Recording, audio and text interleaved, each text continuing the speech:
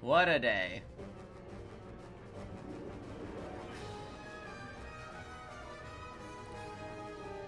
Hello. 99 is awesome. I have had so many people I know tell me for a very, very long time to play these games. And I have owned them forever. And I've planned to stream them. But I didn't know when would be a good time. I'm thinking now is. I'm thinking now is. At least I can get through the first game in a decent amount of time. Out of nowhere? What do you mean?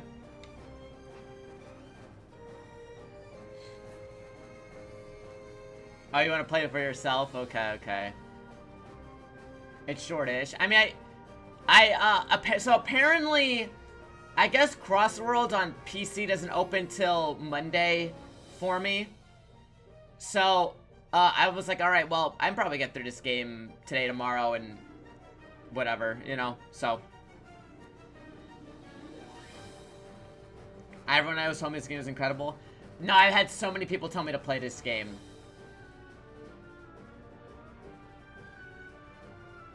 Let's go. Hey, one of my favorite artists of all time did the characters design and the art, so.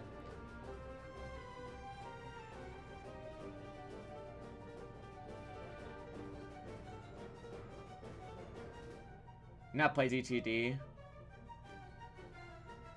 Yeah, like I said, Nishimura, like the greatest Capcom artist ever, is like, did the character designs for this, which is like more than enough for me. This is your favorite franchise ever, seriously?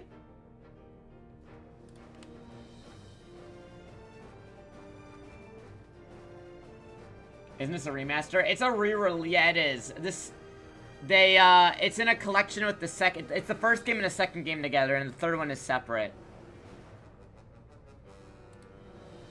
Peak time? I see a lot of people are excited, alright.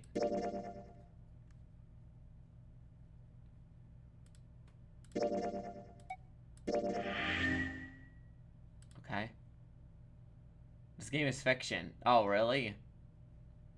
Two modes to play, novel and adventure. You can switch in interchangeably. Oh, what's the difference?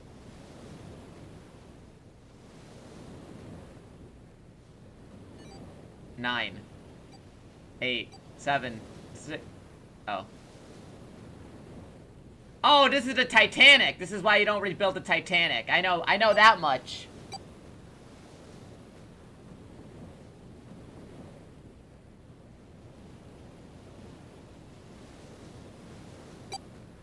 Novel has narration? Okay.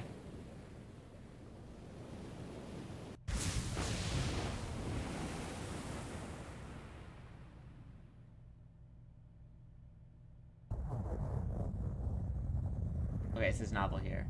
A loud noise startled Junpei awake and his eyes snapped open. What the? As they adjusted the light, he realized that he didn't recognize his surroundings. With a crack, Junpei's head connected with something metal. He rolled over and threw out his hand steady himself, but he found himself groping at empty air. His balance lost, and his still fuzzy mind struggling to understand what was going on. Junpei tumbled down to the cold gray floor. Ouch! God damn it! Ah, what the hell? Am I blocking the... I don't want to block the text. Oops. Let me go over here. Probably be better. There we go. Okay. A bed? I fell pretty far. That really hurt. Damn, my eyesight's kind of blurry. Must have hit my head. No, wait. That's not it. An earthquake! But it's shaking too fast for that. Anyway. Now has more detail. I see. Where am I? Yeah, they added voice acting to this release, apparently, I guess. Stopped? What's that sound? The Titanic!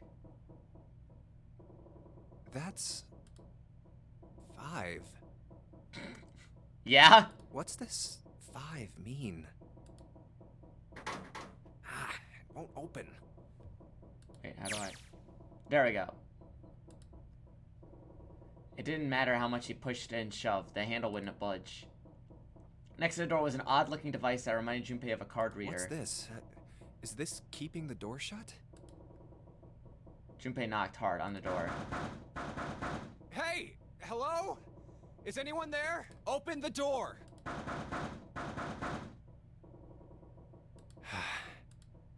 Junpei threw his left fist into the door. Huh? It stopped, huh? What the hell is this? I wasn't really sure what else to say. I was left with was a bracelet of a sort he'd never seen before. In the center was a large LCD display. A watch? It doesn't look like one. 5. That's the same as the door. True, the numbers were the same, but he had no idea what that might mean. All he knew was that it was strange and new, and he wanted it off. Junpei flipped his hand over as if to remove a watch, but... What? How do I take this off? The other side of the bracelet was solid. No buckle, no clasp, no nothing. He sighed and flipped the thing back over. There were a number of rivets around the rim of the face, perhaps. Maybe pushing something on this will work? He pushed them, but nothing happened. On a watch, they might be dials for adjusting date or time. But on this bracelet, they did nothing. Nothing. Damn. Guess I'll have to force it off. It's gonna like fucking kill him if he does it. It's probably like a bomb or something. I don't know. Growing more desperate, he began to tug at it. However... No good. This stupid thing won't come off. A steel ring ran from the face around Junpei's wrist and back to the face. Back into the face. He wouldn't be pulling the bracelet off anytime in the near future. What the hell is the deal with this thing? Frustration and desperation were beginning to mix as the reality of the situation began to dawn fully on Junpei. So much was happening, and none of it made sense. Junpei felt as though he were about to explode. Haha, literally, haha. Where am I? And why the hell am I here? Why? What the hell happened to me? Oh! My head. Yeah, get to 200 and I'll play Danganronpa for once in my life. Pain bloomed, but he did his best to shake his head off. He raised his head. Huh. It was at the moment that he noticed a window. This is... The window was round, rimmed, and riveted brass, like a window from an early 20th century ship. Like the Titanic! Hold on. Am I on a ship? Titanic 2! He could see nothing beyond it but the thick impenetrable darkness. I can't see anything. If only it wasn't so dark outside. Junpei squinted, trying to see something, anything. It was at that moment. Huh? Uh-oh. What the... Oh, you gotta be kidding me. What the hell is going on here? If there's no escape, why is there a door? But the door's locked right now. Oh. Okay.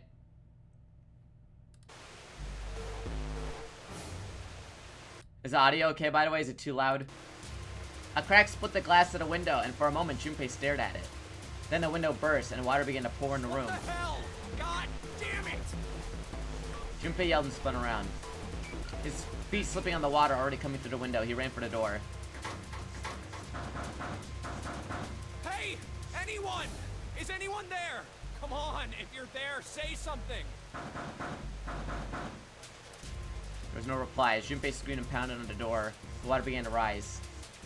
It was now ankle deep by the floor and rising quickly toward his knees. It's not stopping. Not good. Not good at all. I need to find a way out, and fast. Junpei ran his hand across his forehead, brushing the sweat out of his eyes. He looked around the room.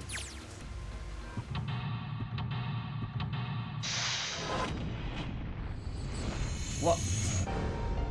Seek a way out. Yeah? What? Third class cabin.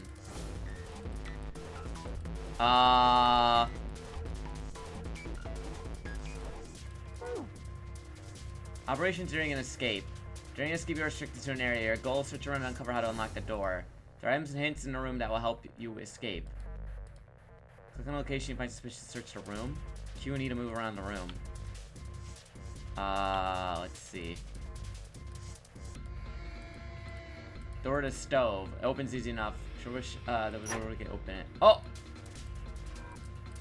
It looks red.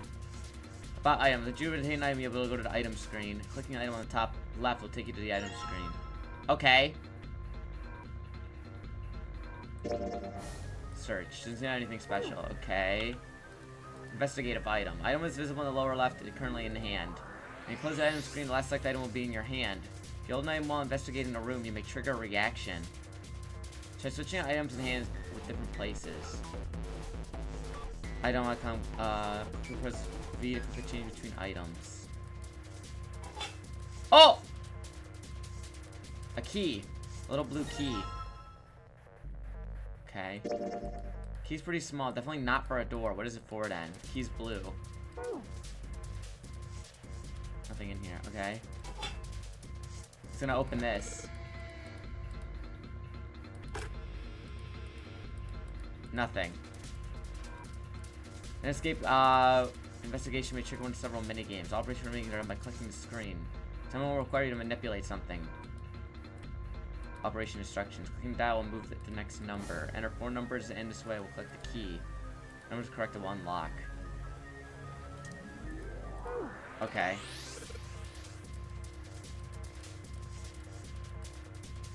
Keep it cool, look around for more clues. Okay.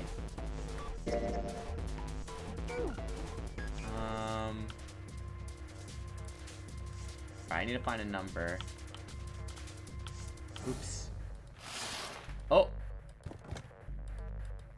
Blue briefcase. Okay. Well, I don't have a key for that one yet.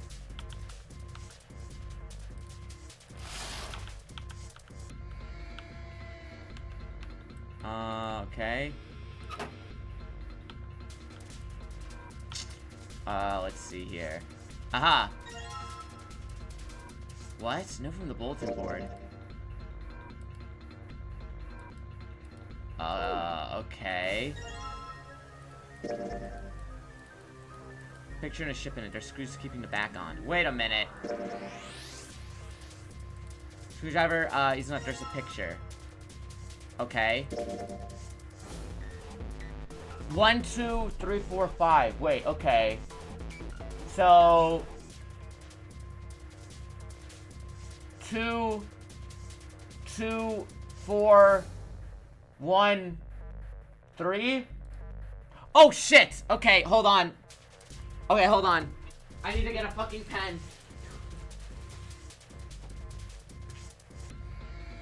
Okay. Let me get my handy dandy notebook. Okay.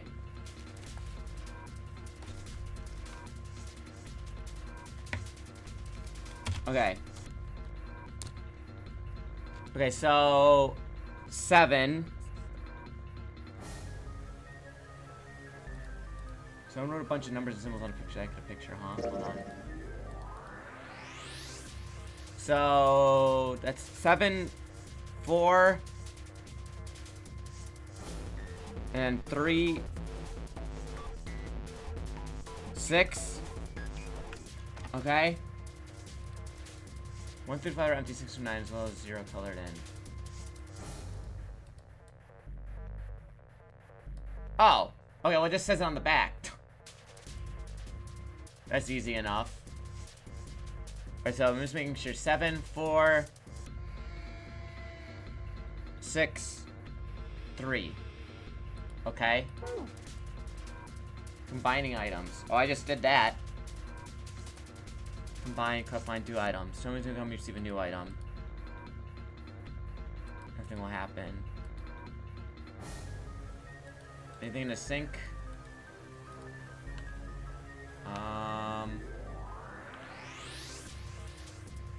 Okay, so 6. It's blue. Okay, wait. So it can't be the same for both.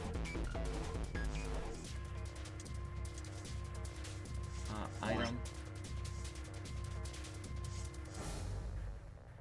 So wait, if it's going that way, it's like reverse. 3, 6, 4, 7.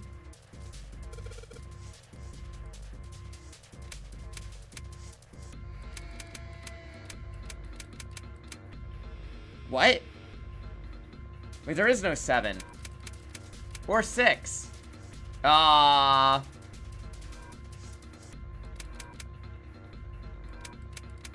this one goes up there. Okay. Maybe it's not, maybe I'm overthinking it.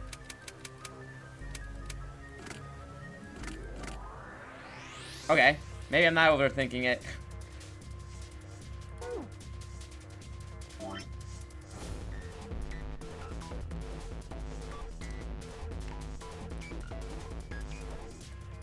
That's definitely 3. Okay, so 3, 6. So maybe it's backwards, but that one doesn't go there.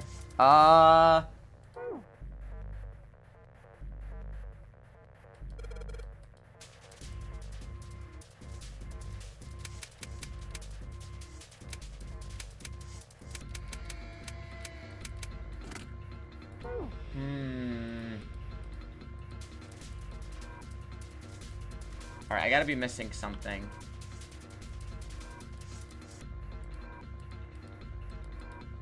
Okay, go check the sink. 5. It's a lever. This makes a noise. Display hasn't changed. Why isn't it opening? Okay. Oh!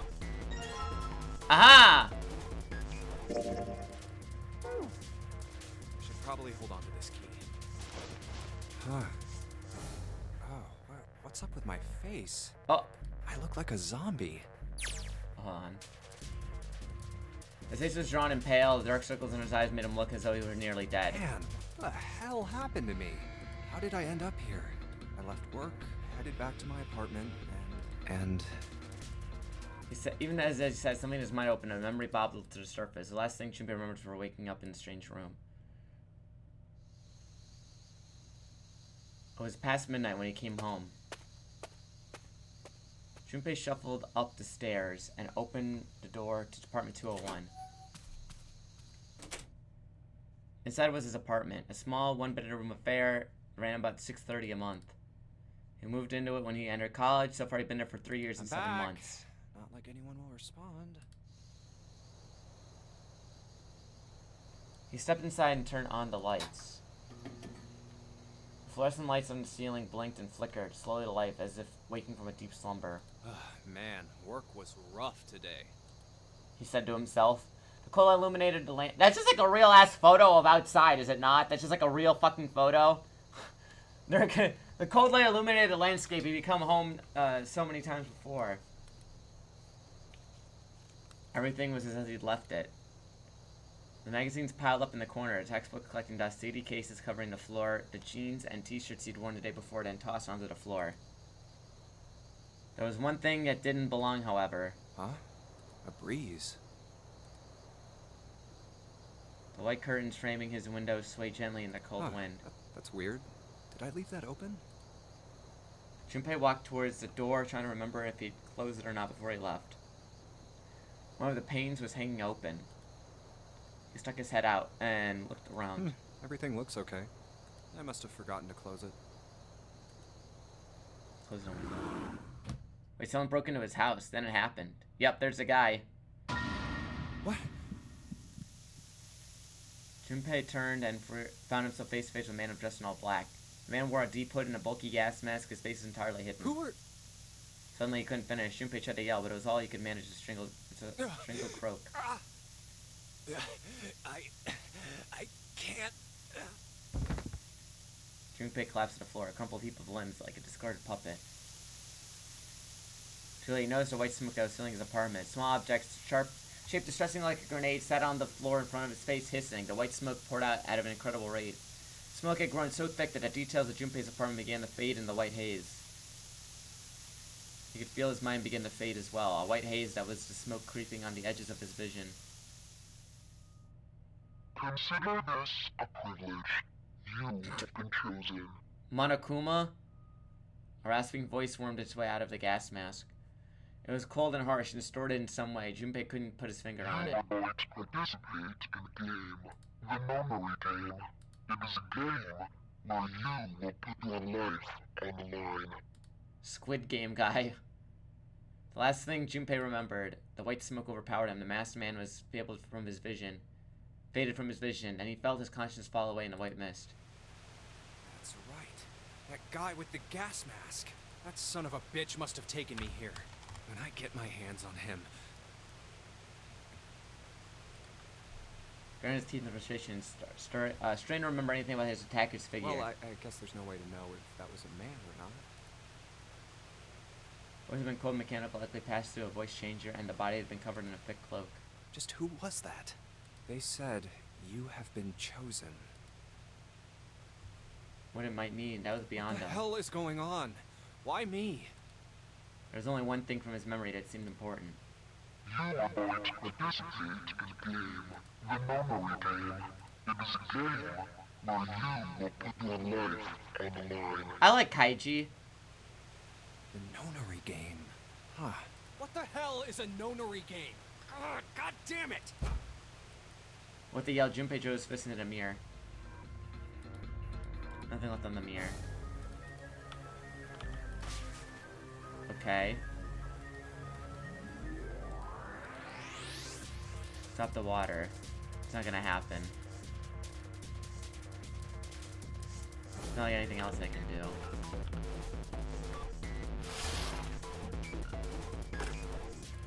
There's the key in there. It's not opening.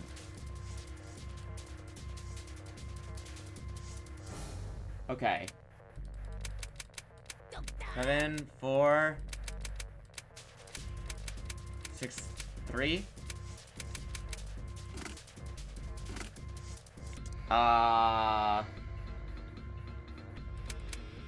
6, 3, 7, 4.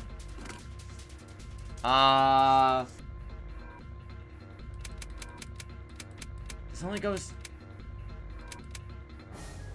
4, 3, 7, 6.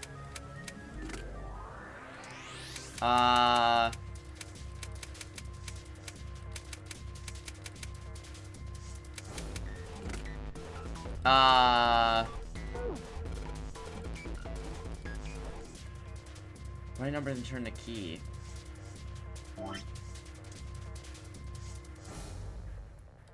I mean, I have the numbers. Oops. 7, 6. That's a 4. That's a 3.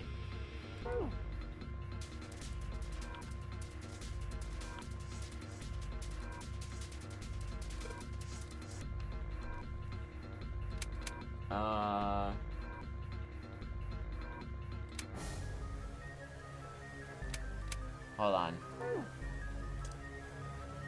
So this is red. Red is 7, 4, so maybe it's like 7, 4, 7, 4.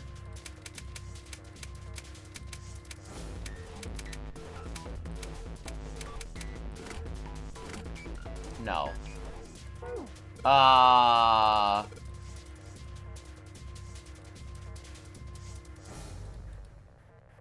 Symbols. I looked at the symbols. Okay, there's gotta be something else I'm missing.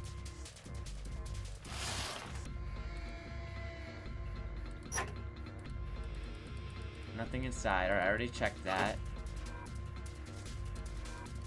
Pipe at the bed. Nothing there. Nothing else.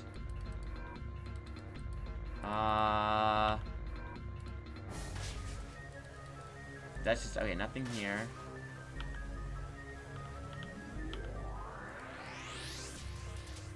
Poor excuse for a bed. I gotta get out of here.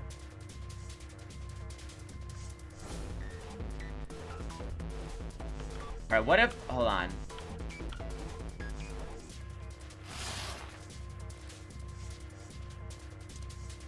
What if I gotta do... What is it? Is it math? Maybe it's... 7, 4, 6, 3. There's an arrow, though. What does the arrow mean?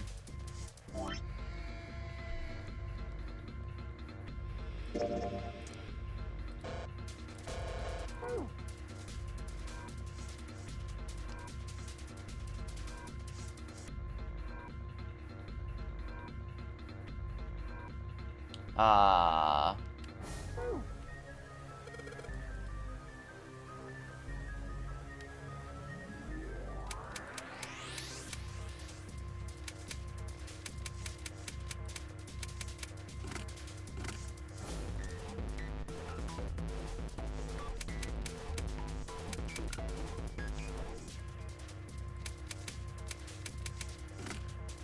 Okay. 6, 3, 6, 3. No.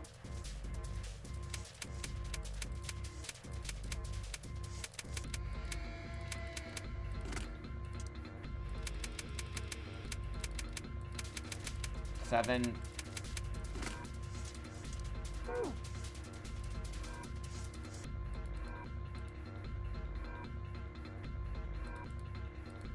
Maybe it's, maybe I got it wrong. Maybe it's the other way around. Like it's backwards. I swear I tried that.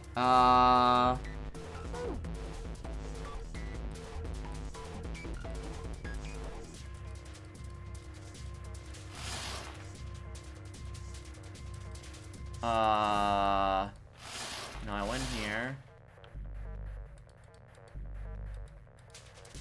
Nothing in the sink. I already grabbed the bulletin board. I got a light. Okay.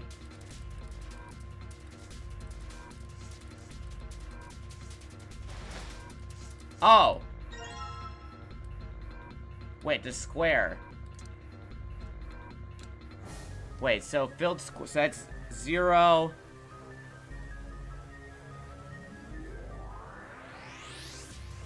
Two. 8. 5.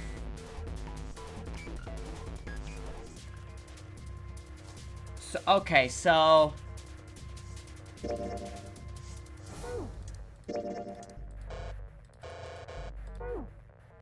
So these are... Okay, so I need to combine... Oh, I gotta combine the red ones. Okay, hold on.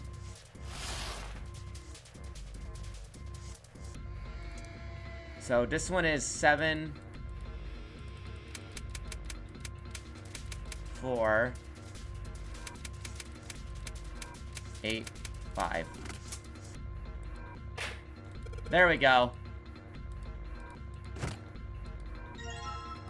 Red cards. Key cards. 1, 2, 3. Okay. And then this one is 6, 3, 0, 2. Wait, I fuck up? Hold on.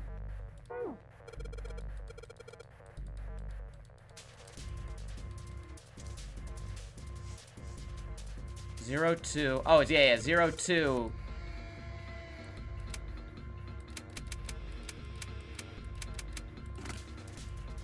Six, 3. Oh, yeah, 6, 3. There we go. Alright, let's open it.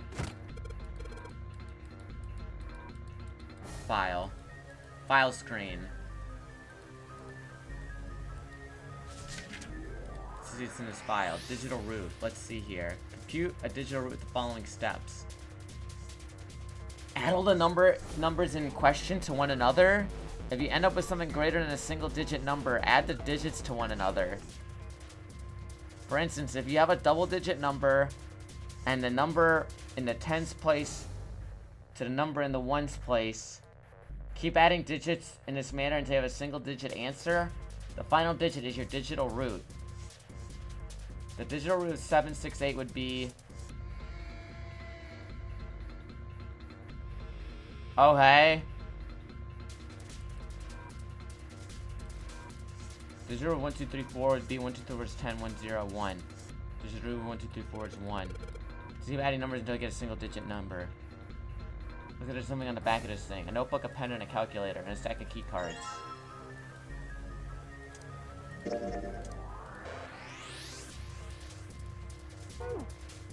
Okay.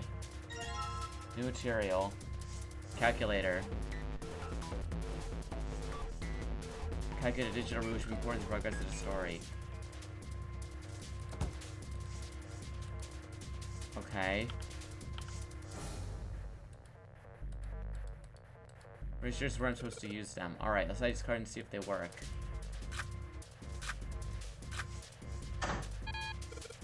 It's not working. Why? Damn it. That's not right. I still have the cards I haven't used. The files. Files tell me about a digital route. A digital route. The digital route. What am I supposed to do with that? There's a 5 on the door. I have to get a digital route of 5. So I have the cards that give me the digital route 5 through the reader. Click 3 cards to select them. Digital selected cards will be displayed.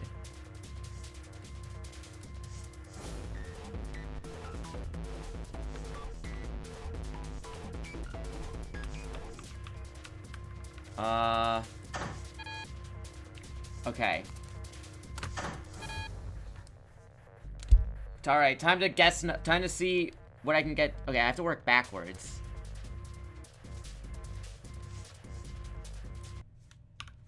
Alright.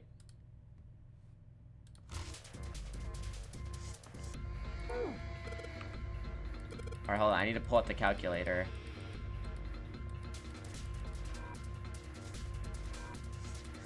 Hold on. If 6, 7, 8 is 3, I need to get 2 higher. 8, 9, 10.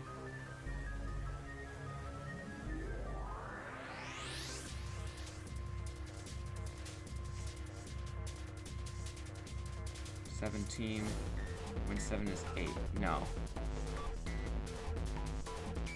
Wait, it's gotta be 3. It's gotta be the numbers I have on the cards then. Okay, hold on. 823 is digital route 4. Wait, okay, hold on.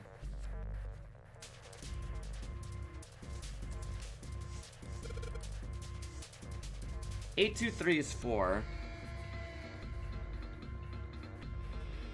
So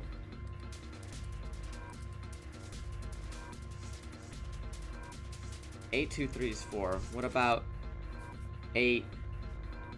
Oh, but I only have 6, 7, 8.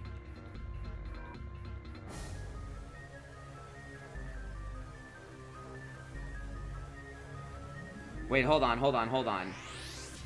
8, 2, 3. 8 plus 2 is 10. Plus 13. 13 equals 4. So I need to get to 14. So what 3 numbers equal 14? Okay. 14.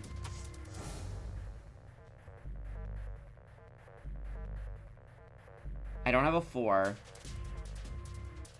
6 and 7. 6, 7, 1. Oh! Easy! Did it just unlock? Now it's blue, no doubt about it. Time to go.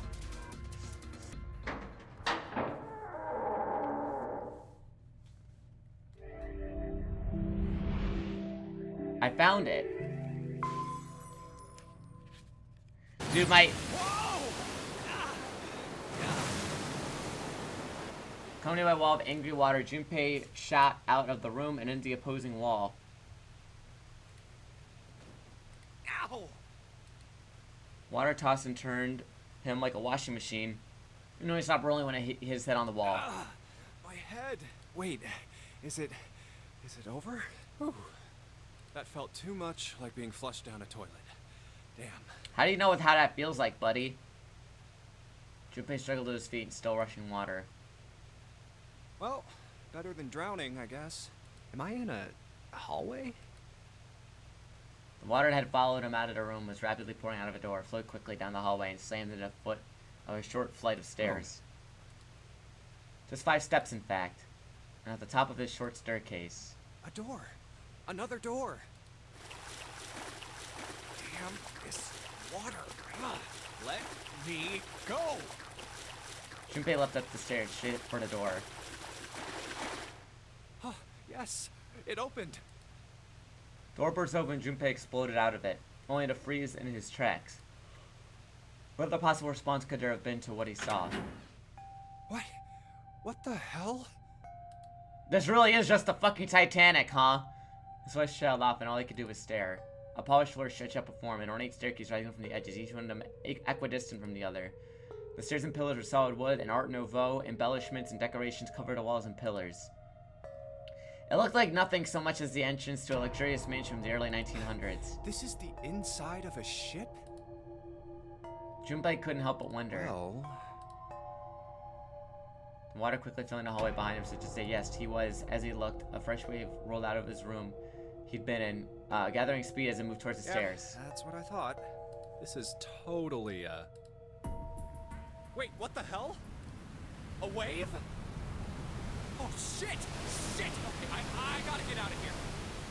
Junpei spun around, his wet shoes squeaking in protest at the polished floor, and ran towards a tremendous staircase in front of him. C deck. Ugh.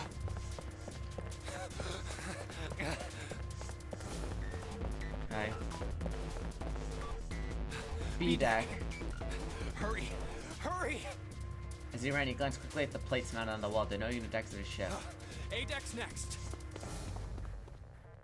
Looked at the stairs He took the stairs two at a time, not entirely sure where he could find himself. He just began to wonder where, in fact, the stairs did lead. What? Hello. Yo, that guy's Santa! Junpei saw another person out of the corner of his eyes. He stopped short, nearly tripping over the next stair, and looked. It wasn't just one person he'd seen. On the line to the left of the stairs, there were 4 people staring at him. And on the right side, 3 more. A lot of people. As he told, there were 7 of them. Wait, but there's 9 persons! Where's the purple oomphy? They stopped short where they saw Junpei and their eyes wide. He'd done the same, of course, and now they stood there staring at one another. Junpei didn't move. One foot he split awkwardly on the next step in the middle of a stride. Who were these people? His entire interaction lasted only a matter of seconds. The woman spoke to Junpei, and time began to move again. I guess it's another one of us now. A dancer? The woman was dressed, Junpei thought, rather like a dancer. Her clothes covered very little of her prodigious jewelry once more. No, I'm not. You better get moving. They move?! No further ceremony, she ran straight past Junpei towards the door behind him. Well, okay then. The sun-bright zombie of a woman in such striking assets left Junpei momentarily stunned, but the others wasted no time and quickly followed the strange woman. Silver hair? They moved on to DS, I see. Huh? First to pass Junpei was a young man with silver hair. He threw a quick glance in Junpei's direction as he ran, muttering. One of us, huh? What? Nothing. I can really tell the fucking Nishimura art. His face calm without fear. Soft wrinkles sprouted from his eyes, and he came close enough as he passed for Junpei to see wisps of gray in his hair.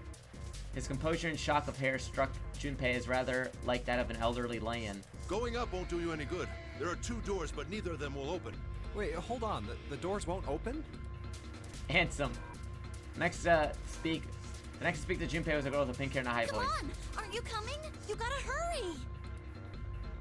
Her small hand was wrapped around the wrist of another man. His eyes were closed and almost thought he was sleeping. His features were graceful, almost serene, and he was dressed rather elegantly for someone his age. Something about his posture seemed very refined, and Junpei couldn't help feeling he was noble and dignified. He'd certainly never seen one, but this man seems like what Junpei had always imagined a prince would be like. 9 of us then. All of the cards are in hand. What does that mean? Junpei opened his mouth to ask what the other man had meant, but the girl with the pink hair rushed past him. Wait! They're gone. Just what is going on? There's an old man like a lion, a girl with pink hair, and a prince, and I have no idea what they're talking about. He turned just and then see two more people running towards him. One of them had hair like a bird's nest and looked as though a stiff breeze might topple him. And the other was a veritable mountain of a man.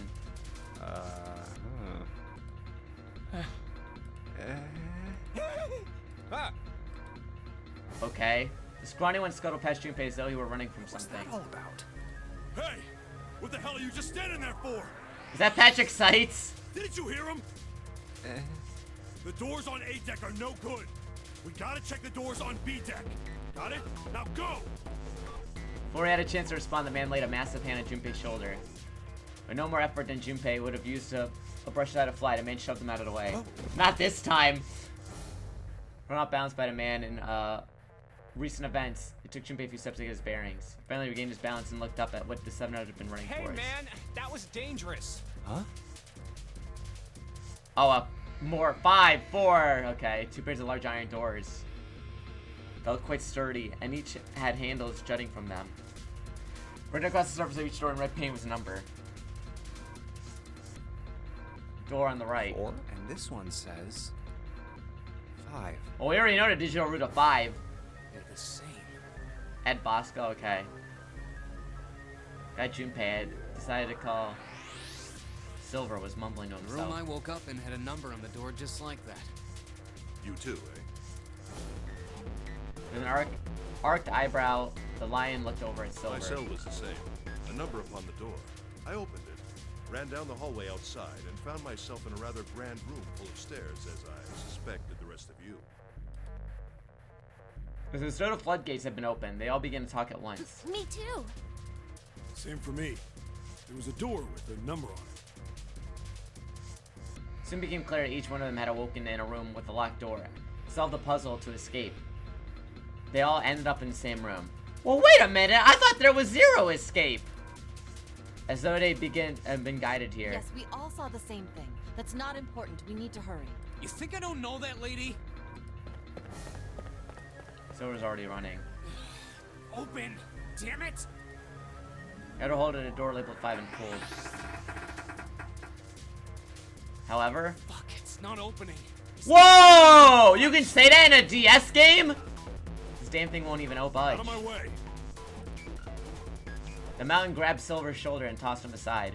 His path cleared, he took a few steps back, then threw himself at the door. Once, twice, 3 times, 4 times.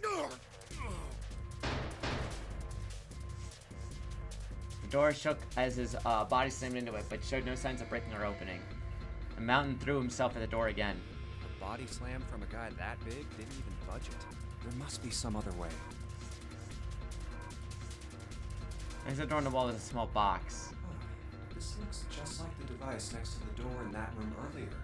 Vacant. What? So that means this door is probably locked too. But still... Junpei grabbed the handle and threw all of his weight onto it. It was locked as tight as the door next to it, as he suspected. Junpei punched the door, it did not respond. Are there any other doors?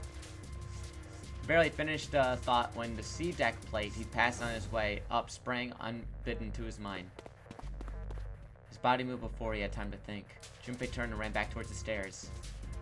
He had scarcely taken a step when, at the top of the stairs next to an ornate clock embedded in the wall, he saw a person. Purple Oomphy! Yeah! It was a girl. She looked to be the same age as Junpei. He froze, unable to look away from her face. He wasn't confounded by her beauty or something equally silly. No, there was another reason he couldn't take his eyes off the girl. Junpei had seen her somewhere before. He couldn't quite remember where, but he knew. He knew he'd met her before. The girl too stared at Junpei, similarly stunned. Her response suggested that she'd seen him before as well. Huh? Without saying a word, Junpei walked slowly towards her. She didn't move. It was almost as though she was held in place by some sort of magic spell. Junpei stepped into her landing, the spell broke. No sooner had he set his foot down than the whole ship shook a second time. Quake got the girl unprepared and she fell. Moving on instinct, Junpei left to catch her. Or so he thought. Oh, Her face was far closer than it should have been, mere inches from his own. It was flat on his back and she had landed squarely on top of him. The girl seemed as confused as he did, and her face suggested that she hadn't fully recovered from seeing him. For a moment, it seemed to stretch a very long time. They stared at one another. The ship stopped shaking. Everything was quiet. Water could be heard from the bottom of the ship, lapping faintly at walls and ceilings, but eventually that faded as well. The silence was complete, a thick, muffling blanket. Is this how people with blue eyes stare at you? Yeah. The silence was complete, thick, muffling blanket. At last, a girl opened her mouth. Oh my gosh! Is that you, Jumpy? Jumpy. Her words echoed through Junpei's head, and suddenly his memory returned. Akane! I need to realize it before. The girl was Akane Kurashiki. She and Junpei had been friends in childhood. They got in elementary school together for 6 years. What was she doing on the ship? Her soft eyes were only inches away from his own. He could feel the warmth of her face. Feelings he thought long forgotten began to work their way to the surface. He could feel his face heating up. At that moment... Oh!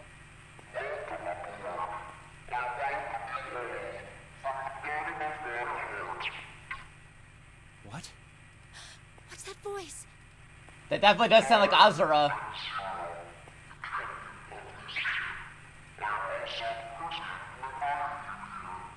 This is... That guy in the gas mask! Hey, asshole! What the hell is this? Come on out here. I want to get a look at you. What do you mean to do to us?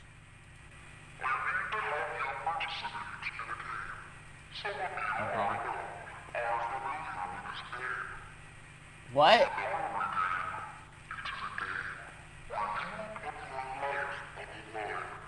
Nonary game.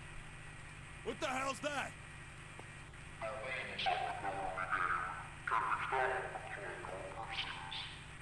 Oh, the file. What is he talking about? Who voices this woman? She sounds familiar. Is that Allegra Clark? Hey, there's something in my pocket. Check this out. Hey, I got one too. We will call them the numbered doors. The doors in front of you are a pair of the same. The key to opening these numbered doors are the numbered bracelets that each of you possess.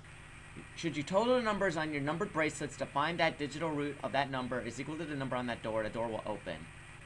Total numbers on your bracelets and find that digital root of that number is equal to the number of that door, the door will pass through. Only those who have opened this door may pass through. There are, however, limits. Only 3 to 5 people can pass through one numbered door. All those who enter must leave, and all those who enter must contribute. The purpose of the game is simple: leave a ship alive. It is hidden, but seek an exit be found. Seek a way out. Seek a door that carries a 9. Okay. Valerie Aram? Oh! Who is she in Fire Emblem Heroes? She was like... She was that one swordswoman. I know, she's definitely in Fire Emblem Heroes.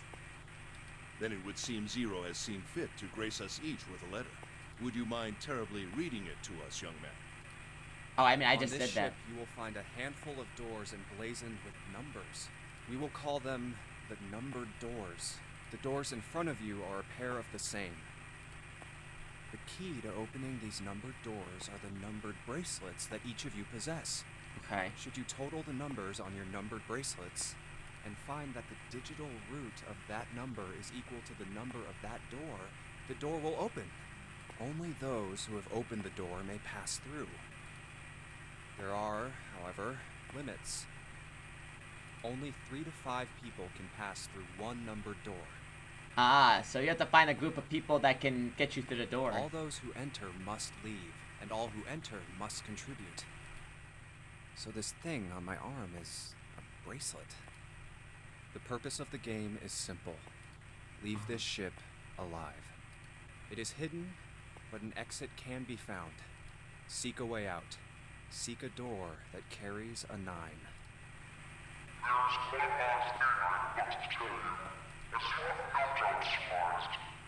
Uh-huh.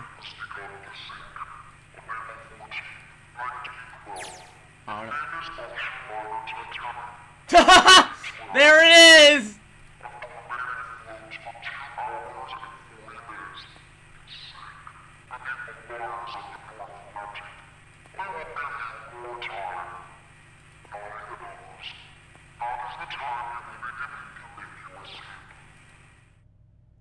The voice finished and the speaker went silent.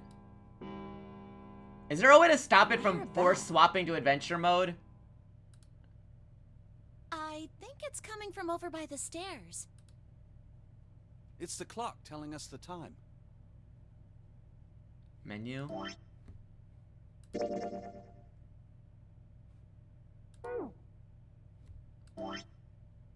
That's the calculator. Everyone had their eyes on the antique clock embedded in the wall. 9. Maybe options?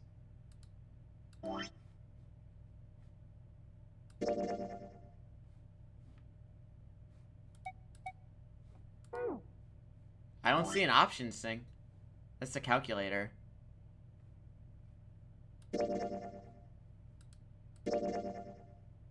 Let's make a save.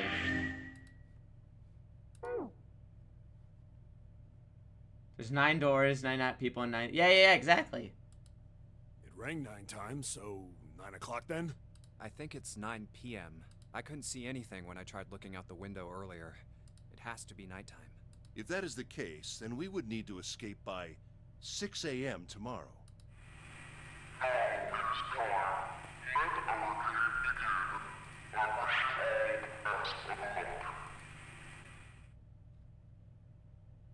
Speaker went silent and did not speak again. Hey!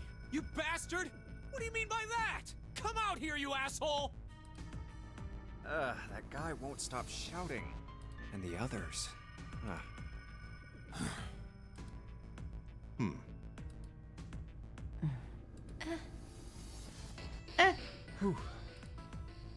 Remember, too consumed by his thoughts.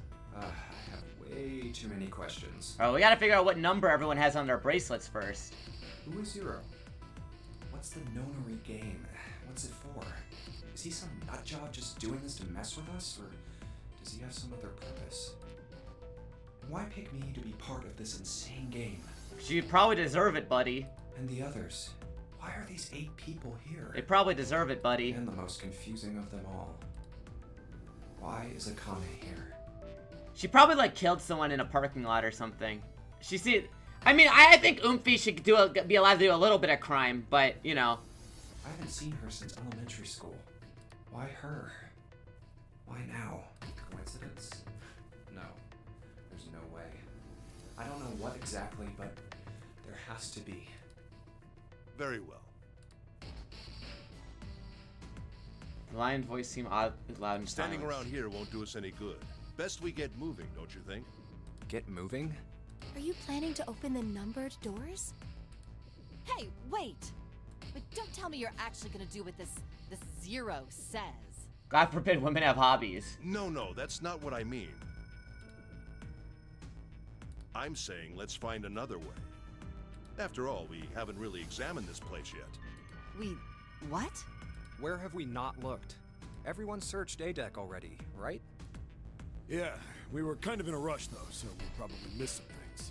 Why don't we check out the lower floors first? We should see how deep this place goes. True. I can work with that. Then let's go.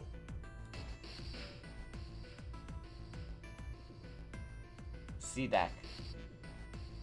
Whoa! What the hell? It's completely submerged. Start swimming. Damn. The water level keeps rising like this, we're all gonna drown. No, I don't believe that's something we have to worry about. Steam deck. True. See? The water's not flowing. That means the origin of the water has been stopped. Who is this guy? That voice sounds way too familiar.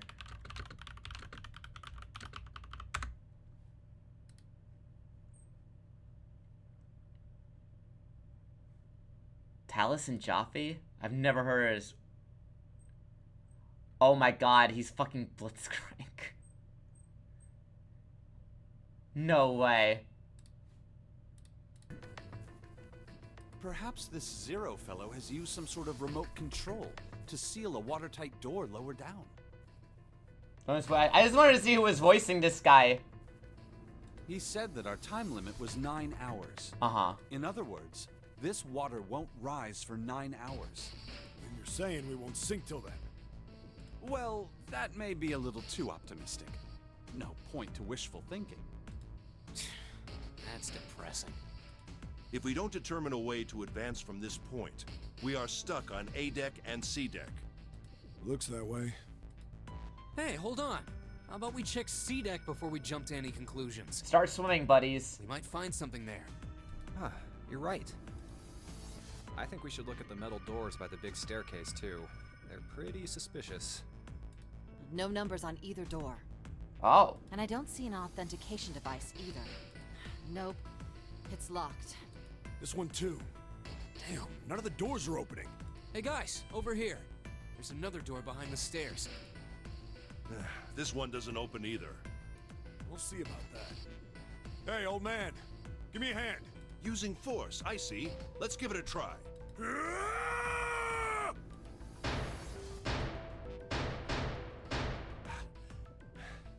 It won't budge. Could you not just start shouting out of nowhere? You almost gave me a heart attack, you know. Oh, Uh-huh. sorry. It doesn't appear to have moved even with two of us trying.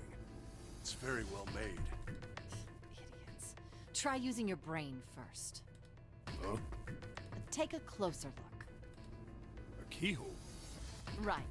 It's obvious what we need to open this door. Alright, so we gotta find the key. A key, huh? You got a problem?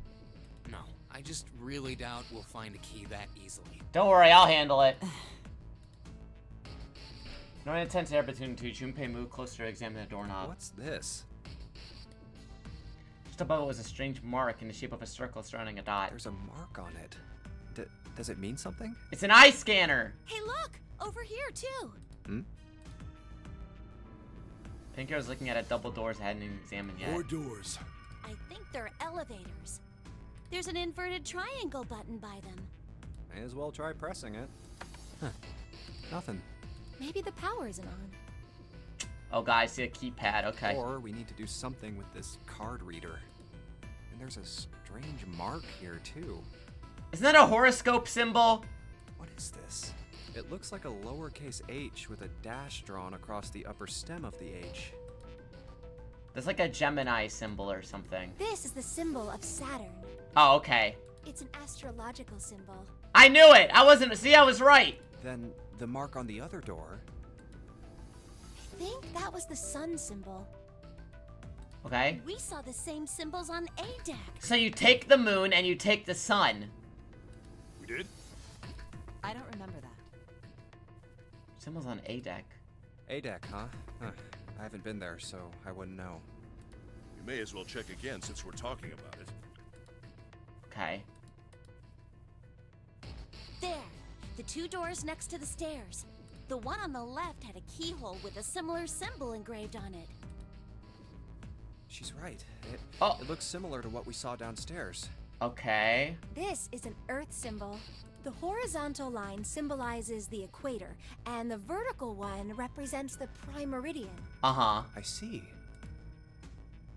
Junpei looked up at the ceiling. The ceiling. Awesome. Metal plates. Huh.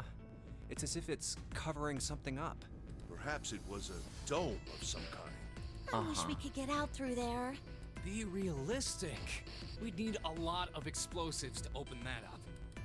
The windows, too. Huh. They're all covered. Damn, they shut this place down! Several windows along both sides of the ship, or at least there had been. They too were covered with metal plates. In other words, There's zero escape. we're trapped. Oh. All the exits. Damn it!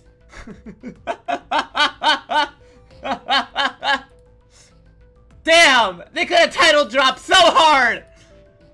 The girl with pink hair spoke up. Well, I'm sure they go somewhere.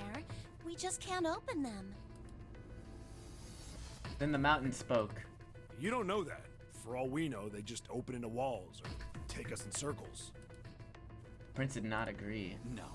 I'm sure they go somewhere. Otherwise, what point would there be? And we can open them. Well, two of them at least. 4 and 5. Oh, you mean the numbered doors. But only 2 other people can come with me. All eyes turned towards the doors with numbers on them. The atmosphere in the room grew Hey, tense. wait a minute. I think I said this earlier, but I don't think we should do that. The guys moved in front of the doors as if to block them. We'd have to be crazy to open these doors. If we do that, we're doing exactly what Zero wants us to do. Suddenly, everyone began to speak at once. May as well give it a shot. We can't stay here forever. Yes, I'm in favor as well. No, I'm totally against this. But shouldn't we at least try? We don't know what'll happen. We should stay here. We don't have time for that. Okay. In 8.5 hours, this ship is going to sink.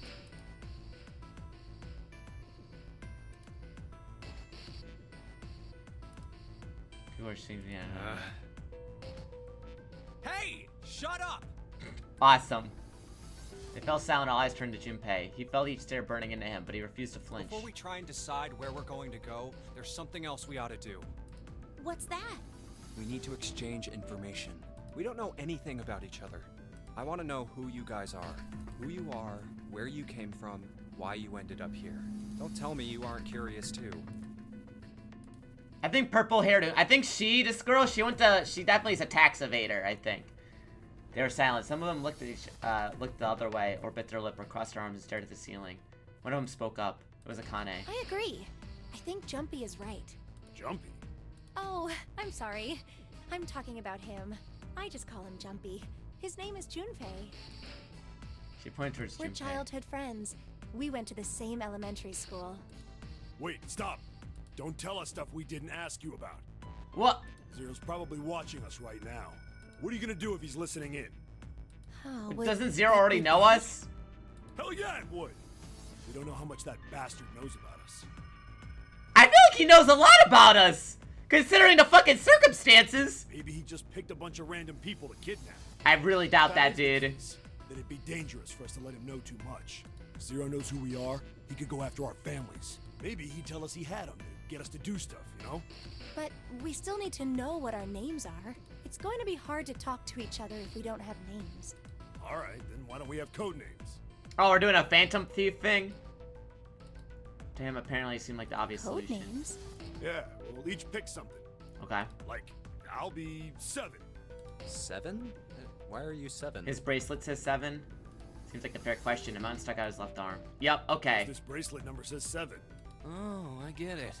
Yeah, that's a good idea. He smirked. All right, I'm gonna be Santa. I knew it!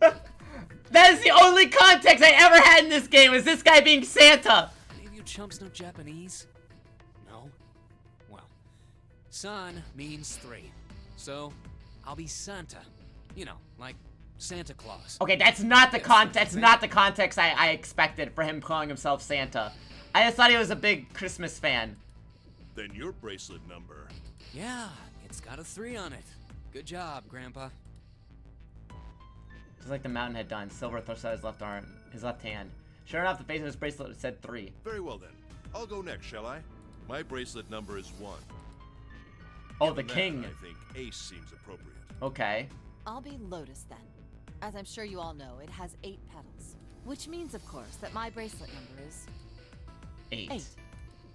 I would appreciate it if you would call me Snake. Snake! Bracelet numbers 2. Since Ace has chosen cards, then I choose dice. Snake eyes, clearly. Which is particularly relevant given that I am blind. Huh? You can't see? I knew it. I knew it. Wait, how did you know that, lady? He kept his eyes closed during the entire enduro, which had suggested something strange, but to hear it said so casually, it was something of a surprise. Everyone seemed a little nervous at the prince's proclamation, but no one seemed to know how to react to it. Me next! There was one person, however, who didn't seem to be surprised in the least. The girl with pink hair. I want to be Clover. You know, like a 4-leaf clover. Good luck, right? Looking almost bored, she held out her left hand. The face of her bracelet showed the number 4. They come around to Junpei. He held out his bracelet. Alright, my number's 5. So my code name is gonna be... Well, this... Why have one? It's not like there's any point to it now. Yeah, fuck you. Yeah, fuck you, Junpei. Cut dancing I off mean, we my all know sins. your name already. You're Junpei. Oh, yeah. They all nodded. Akane stepped forward nervously. Then you should all call me by my name too. Because, I mean, it doesn't seem... It doesn't seem fair to Jumpy. You're thinking it's not cool for you to hide your name after you told us his. Akane fidgeted awkwardly. Junpei decided he had to do What's something. your bracelet number? It's 6. No, it's actually 9! I solved it! Hers is on upside down! She has the 9! And guys, this game is so fucking obvious. It's so fucking obvious! She has the 9! It's just on upside down! Hello? As she claimed the bracelet's face showed a 6. Junpei looked it up for a moment and thought. Alright then, why don't we call you... June. June. June? Yeah, you know, it's the 6th month of the year. No, she has the 9! So you're June. Jumpy? Connie needed her hands and looked up at Junpei uncertain. She smiled back at her reassuringly. Are you good with that? Yeah. She thought about it for a few more minutes, then seemed to come to a decision and gave Junpei a small nod. Okay then. Okay then, names aside, Junpei ran over him quickly in his So head. this is how everyone breaks down. 1 is Ace. 2 is Snake. 3 is Santa. 4 is Clover. 5 is me. 6 is June. 7 is 7. And 8 is Lotus. 7 is 7. That means 8 of us have revealed our bracelet numbers. The only one left is... That glasses guy with hair like a bird's nest. Man, where did he go? I forgot about this guy. You haven't said a thing so far, have you? His skin was pale, his breathing was heavy, and he was soaked with nervous sweat. His behavior seemed very suspicious or perhaps simply emotionally unstable. It was difficult to tell. Whether the case seemed clear that he had only a fingertip's worth of grip on his sanity. The girl with pink hair, Clover, walked up to him slowly. She put her hand on her hips and eyed him suspiciously. What number are you? He didn't answer. His bloodshot eyes twitched from person to person, and his breath came in hot pants. Hey, I'm talking to you. The man licked his dry lips with a shaking tongue and spoke with a voice like old paper. Isn't it obvious? There are 9 people here, and you know who numbers 1 through 8 are. I'm the only one left. So you're 9? No, he's 6, and Akane is 9. Yeah. He extended a trembling arm. The bracelet didn't say 9. Clover looked at it consumption. That's a 6. What's your code name? Code name? What do you want us to call you? We all made up names. You should too. I don't need one. Why not? Because I am not gonna stay here with you. Liquid Snake? That's so funny. He took a shuddering breath and exhaled. Clover looked at him with something very, like, disgust. You've got some sort of plan? I do. Yeah? What's that? You sure you want to know? He's just gonna kill himself. Yeah? All right, let me show you. I'm gonna do this! By the time he realized what he was doing, it was too late to stop him. The man's body moved like a snake's. In the blink of an eye, he had slid around behind her and wrapped his arm around his waist. What the hell do you think you're doing? Leapt forward Clover to knife the man. He was halfway there when... Stay back! Ah! What? Oh, why her? He held at Clover's pale, quivering neck. If you get any closer, I'll cut her open! Yeah, that's right. The man's smile was neither friendly nor reassuring. Sweat poured down his neck, soaking the collar of his shirt. Clover, are you all right? The prince's voice sounded oddly concerned. Yeah, I'm fine. Her voice shook, making her words even less convincing. What the hell are you trying to do? I told you, this is my plan. What are you gonna do to her, you sick son of a bitch? Don't worry, I'm not gonna do anything to her. If she just does what I tell her to, I'll let her go. Okay. He started to move backward, slowly keeping his grip on Clover. Slowly, that's right. Just follow me. Keeping our distance, Junpei and the others followed. Eventually, the man reached the wall. He gave a start as his back touched it, and then glanced around quickly and spoke. Here, verify. The left. Look on your left. Do you see the device on the wall? Place your hand on the scanner panel, the round part. What if I don't? The man's nostrils flared, and he looked like he was about to choke. Are you an idiot? What do you think? I could slit your throat right now. I'll kill you if I have to. All I need is your bracelet. Just do it. Do it now. Press the knife against Clover's neck hard. Okay, I'll do it. Slowly, she stretched her left hand out towards the device. Like- Her back was to it, and she had to feel around for a moment before she found a circular panel. It made a cold electronic noise, and the display above her hand and asterisk appeared. So that's how it works. Okay, so it is the digital root shit. Yeah, we knew that. Device, the scanner panel. If we put our left hand on it, our bracelet number gets entered into the device. Then, Should you total the numbers on your numbered bracelets and find that the digital root of that number is equal to the number of that door, the door will open. She misrepresented the door itself. Number out was 5. Oh shit, okay. door 5. Why does this guy know so much about how this thing works? It's like he knows exactly what to do. I mean, he had to get through the same door I assume we did. Good. Good. You're done. Next. His bloodshot eyes crept from person to person until finally they stopped on the lion. You, right? You're the one with the #1 bracelet, right? Yes, I am. And he's 9, so 9, 1, 4, 14 equals 5, yup. Then you're next. Just verify your number like this little brat did. What are you doing? Do it! Don't you care what happens to her? Not Okay, really. Okay, just calm down. Ace held up his hand and palmed out. The ninth man jerked his chin around toward the device. I'm coming over. Slowly, cautiously, Ace moved towards the device. Oh, it seemed like an agonizing yearning. He reached Now, it. verify. I mean, this guy could probably just punch the shit out of this dude right now. All right, this is what you wanted, right? Ace and I had placed his hand on the scanner panel. The device beeped again and a second asterisk appeared. Now the device has both Clover and Ace's numbers. 4 plus 1 is 5. It's the same as the number written on the door, but it won't open yet. Only 3 to 5 people can pass through one. Yeah, and he's number 9. One more person.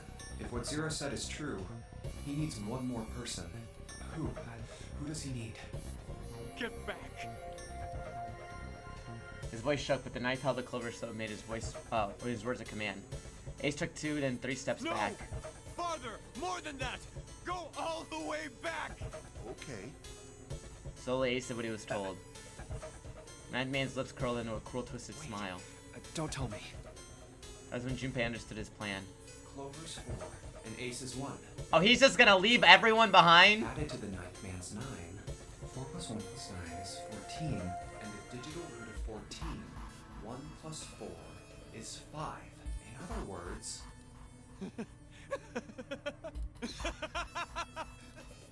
Thank God you were all so cooperative. Now I can get out of this nightmare. I mean, you could take 2 people with you, but I guess he's just in it for himself. He left his hand to the lever inside the device and pulled.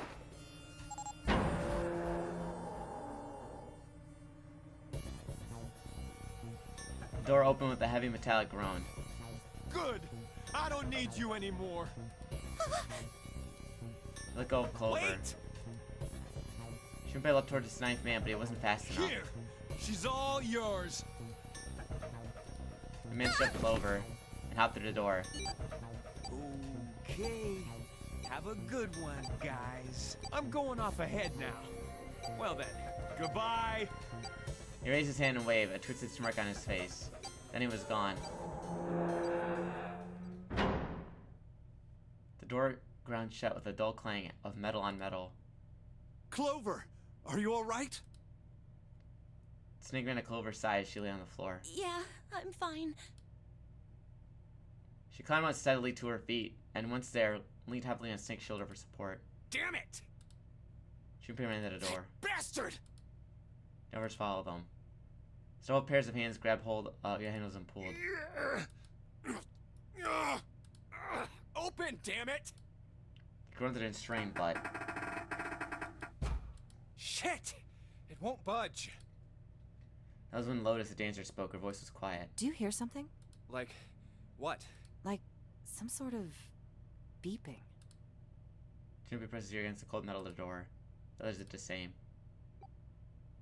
You're right. I can hear it too. There's a bomb in there! What is it? Then they heard something else. It was the ninth man. Why isn't it stopping? God Damn it! You lied! Lied? This wasn't supposed to happen! This is wrong! This is wrong! His voice shook with fear. Safe on the outside, I stepped back from the door and looked at another. What is happening in there? Ah, see? You're right, because he had a 6, and because he didn't enter it properly, he's gonna die. It opens regardless, but he didn't do it right, because Akane has the 9, and he has 6. Open the door, please! I'm begging you! Help me! Please get me out of here! God damn it! Junpei grabbed a hold of the device. He slammed his hand on the scanner panel. Nothing happened. Why? Why won't it work? Engaged? Is it because it's occupied? Fire Emblem? Oh my god, there's no time left! Listen, I was lied to! He lied to me! He put me in here! It was him! He killed me! It was him!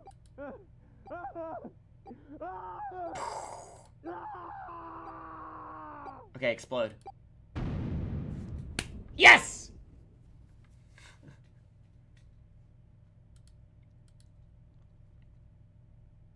The explosion rocked the room. Instinctively, they ducked, then stood up slowly when they realized there was no danger. No one spoke. Sounds filled the room. A beep? All eyes turned towards it. Did that thing just make that sound? The display changed from engaged to vacant. Let's see if we can open it. 7 amount swallowed hard. Okay. Junpei nodded and placed his hand on the scanner panel. Red asterisk appeared on the LCD panel. Well, it registered my bracelet number, but it won't open with one person. We need at least 2 more people. Fire Emblem vacant. Oh.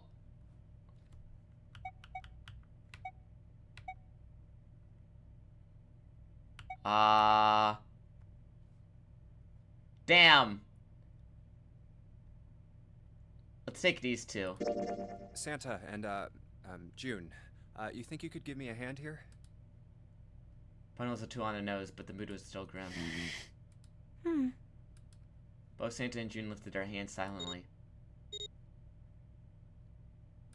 He verified and she followed suit. 5 plus 3 plus 6 is 14. The digital root of 14, 1 plus 4 equals 5. This should do it. I'm gonna get the bad ending, though, because she's 9. Now we just need to pull the lever on the side. You guys ready? I'm gonna open it. Junpei grabbed the lever and looked back over his shoulder. They stiffened and nodded. Junpei nodded back and set his mouth in a grin line. Then he slowly lowered the lever.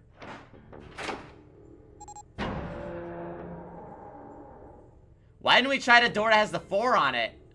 With a metallic groan and the door slid open. A breath of air drifted out of it, carrying a stench that nearly made him gag.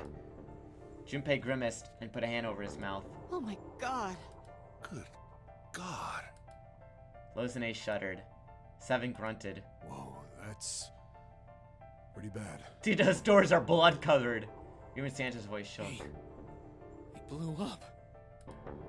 Appeared that Santa was right. The hallway on the other side of the door was splattered with chunks of torn flesh and dark red blood. The shriek echoed across the room. It had come from June. Then her strength left her and she dropped. Junpei turned to catch her, the door grown shut. Oh, we just wanted to look? We just wanted a little peep? Okay. She crumpled to the floor. June, are you okay? Junpei dropped to his knees and put his arm around her shoulders. That was when he noticed. Her whole body was feverish. She was radiating intense heat. What the hell? Where'd this fever come from? June didn't answer. Her face looked like wax and her whole body began to shake. Alright, okay, let's just rest for a minute, okay? You think you can walk? She nodded weakly. Junpei lifted June to her feet and guided her to a nearby chair. Here we go. Gently as he could, he set her down in it. How are you feeling? Are you alright? She nodded and looked as she did a single huge tear rolled down the side of her face. Why did this happen? Her voice cracked, broken by misery and grief and choked by sobs. Why did this happen? Junpei spun Do around. any of you know what the fuck is going on here? Who's Zero? What's this nonary game? Come on! Anybody? Anything? What the hell is going on? What are we doing here? No one spoke. Ace, Snake, Santa, Clover, Seven, and Lotus. They simply stood there, 7 pairs of downcast eyes and 7 grim lines for their mouths.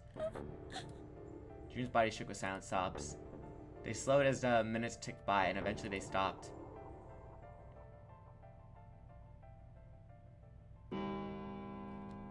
Then suddenly, in the cold, heavy silence that enveloped them like a thick fog, a bell began to ring. The clock in the central hall. 7, 8, 9, 10 times. 10 o'clock. You guys already wasted an hour!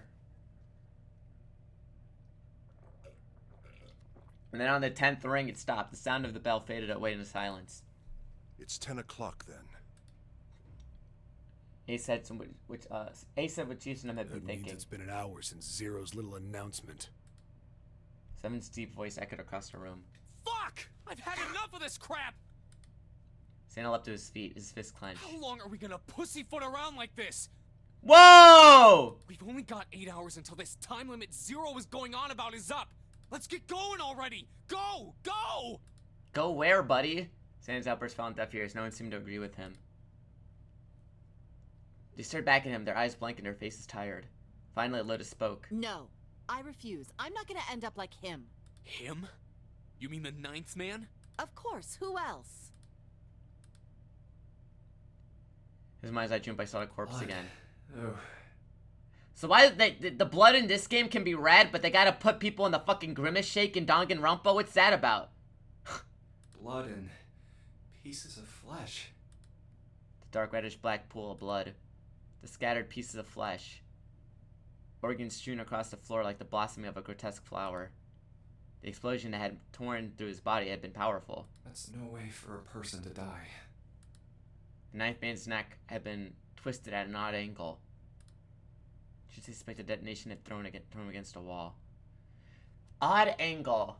Alright, so I'm gonna take note of this.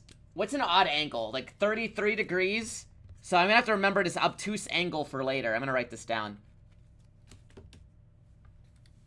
Half of his face was crushed and the other half was covered in blood. Most of his abdomen had been emptied, either by the explosion or by gravity. He had landed on his back with stark white ribs jutted up out of his chest, and the legs of some sort of macabre crab. Junpei felt something flip in his stomach. I think he just screwed up. Yeah, because he got the numbers wrong.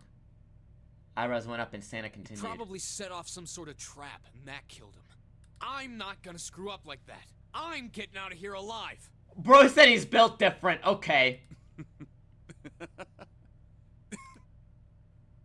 Whoever Snake was laughing at, Santa did not find it humorous. What's so goddamn funny? Yeah, bro said he'd handle it. Oh, my apologies. You were just, so very confident. I couldn't help myself.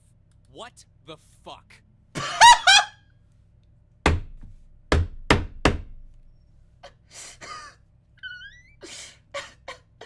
I think you've mistaken the situation. What the fuck? Huh? The 9th man's death. It had nothing to do with the trap.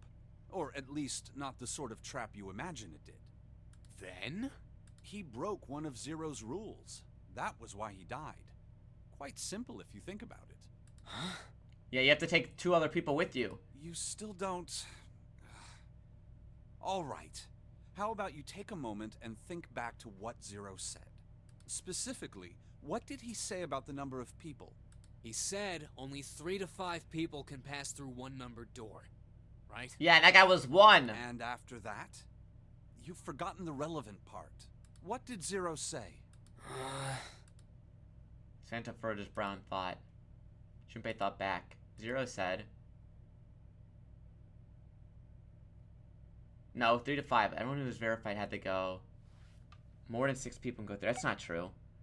All those who enter must leave, and all who enter must contribute, right? Yeah. I think it was something like that. Whatever it was, it means that groups of less than 3 or more than 5 can't go through. Yeah. That is correct. A gold star for you, Junpei. Snake inclined his head towards Junpei. The 9th man, however, broke that rule. He tried to pass through a numbered door by himself. He's also the 6th man, by the way. I don't know why they keep making me believe that Akane doesn't have the 9 watch. That was why he was executed. And Zero's watching us from somewhere, making sure we don't break any rules. Oh, I'm not so sure of that. Why not? Because this execution system is entirely automatic. You didn't notice? You're blind! How does the blind guy know all this? There's no need for him to monitor us. How does he know? You are blind. Is he just pretending? What do you mean? Snake looked at 7 what could only be described as pity inside. Very well. I see it must be me who tells you. Actually, you can't do that. I've waited long enough, I suppose. I had hoped Zero might spare me the trouble, but that seems increasingly unlikely. You couldn't see him, of course, but perhaps Snake sensed a confused eyes upon him. When Ace spoke, he gave words to everyone else's thoughts. Do you know something? Well, I know a great many things, but yes. What is it you know? Here. He removed a card from the pocket of his jacket. Card? What does it say? See for yourself. Flourished presented to Ace, who took a look at it and spoke. Come on now, what's the point of giving me this? This guy's blind and can't read it! Hello? What is going on? Give me that. Santa snatched a card from Ace, whose expression of disgust quickly turned to one of confusion. Huh? The hell is this? 7 tugs it out of Santa's hands. I see. The card went from 7 to Lotus to June, finally to Junpei. He looked at it and understood.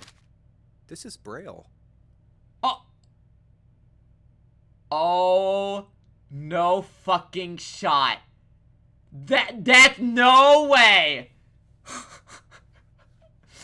Dude, this guy could solve all the Reggie puzzles. Braille, the written range of the blind. The card was covered in small, embossed bumps.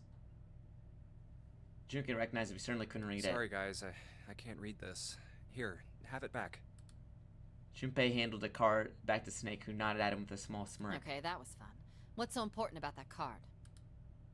I found it in my pocket. I can only assume it is a message from Zero. From Zero? A message? What does it say? Suddenly everyone was crowding around Snake, desperate to hear what the message said. Santa especially looked as if he were about to grab hold of Snake and shake answers from him. Snake raised his hand. Calm down now.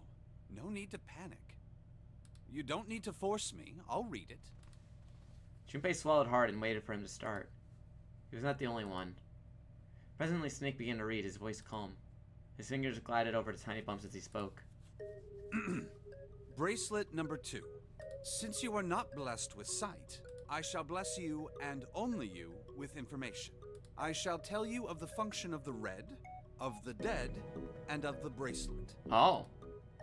The red is the recognition device. It will verify your number. Beside every numbered door, you will find a red. The dead is the deactivation device. It does exactly what it says. Once you have passed through the numbered door, you must use the dead to stop the detonator in your bracelet. But perhaps you are wondering, what does this detonator detonate? I'm afraid this might be something of a surprise. Okay, so I knew those bracelets were fucking bombs, like fucking Suicide Squad. I have placed a small bomb inside of you, and people whom you are about to meet. You swallowed it while you were unconscious. I have no doubt, by the time you read this note, the bomb will have passed your stomach and found its way to your small intestine. We gotta shit immediately, guys!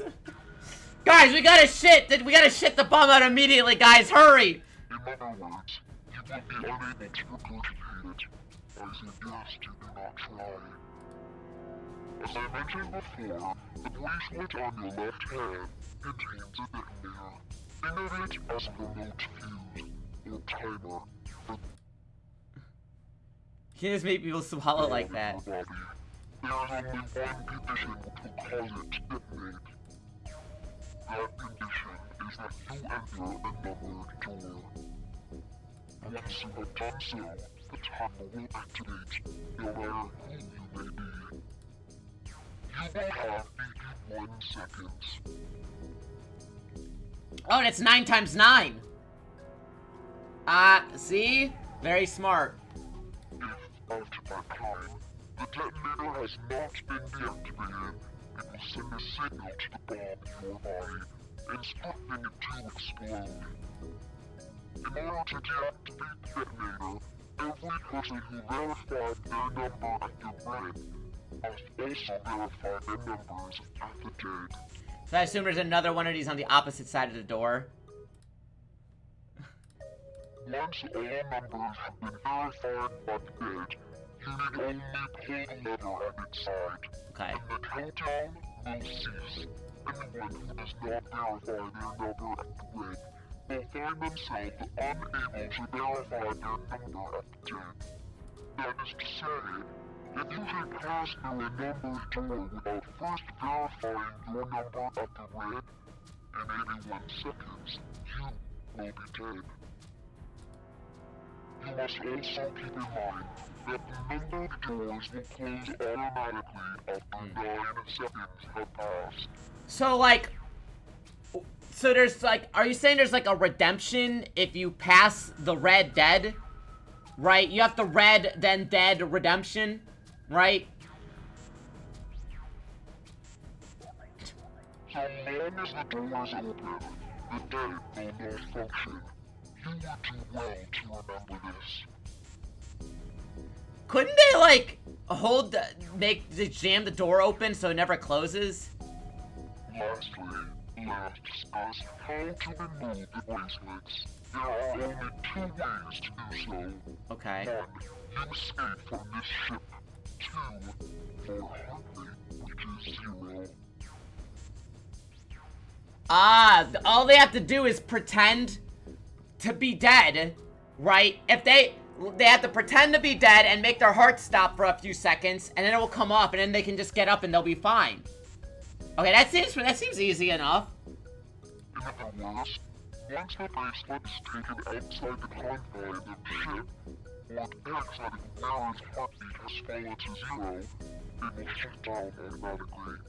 That's easy. You could probably fake like being dead for a bit. There is no other way to remove your bracelet. It worked for Jotaro. Yeah, and old Joseph is in this game, so. If you attempt to force it off, or disable the detonator, the bomb within you will immediately explode. This is all the information which I can impart to you. How you choose to use it is for you to decide. If used wisely, you can eliminate those who might be a danger to you. For a time, you would be able to control your fate. I love that this guy fucking waited until after the guy with the knife killed himself, just to explicitly get rid of that guy. I wish you the best of luck. This guy could have explained this like an hour ago, but he waited. So it's saying only those who verify their numbers at the red can pass through the numbered doors. Teams can't add or subtract people after they're scanned in. The reds, deads, and bracelets enforce the rules. They're judge, jury, and executioner. Shit! A fucking bomb! Come out! Come out, damn it! Okay, you're not gonna vomit it up, buddy. Get the shittin'. In defiance of 0 suggestions, both Santa and Seven put fingers on their throats to begin to gag. It's not gonna work like that! The rest stiffened, some touched their stomachs, and simply stared at their bracelets.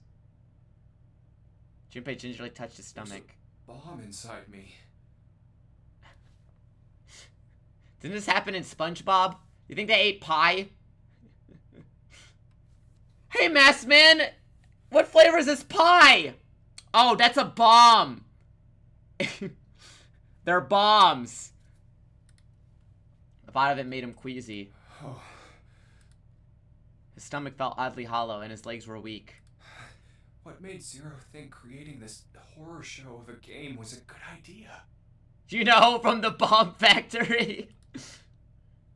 Junpei looked over at the others. Alright, I'm gonna ask one more time. Do any of you know anything about Zero?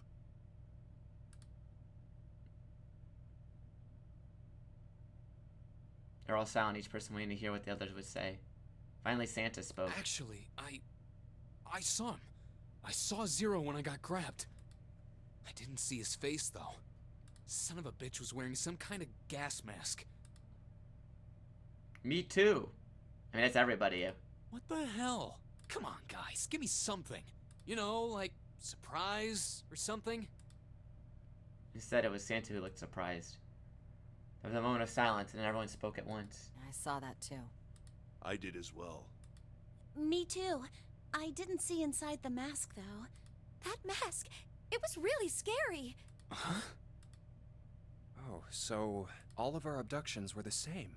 We were taken from home at midnight. Uh-huh. The person claiming to be Zero had a mask on. There was white smoke, and then each of us passed out. What if there's more than one Zero? We woke up to find ourselves on D-Deck, in a room with a 3-level bunk bed. How about you, Seven? Did the same happen to you? My 7 stories seem to lack the details of the others. Oh, me? Yeah, well, mine was just like the rest of yours. I don't think that's true. Heard to Junpei at a time. It sounded like something strange, but it didn't press the issue. Okay, that's good enough for now.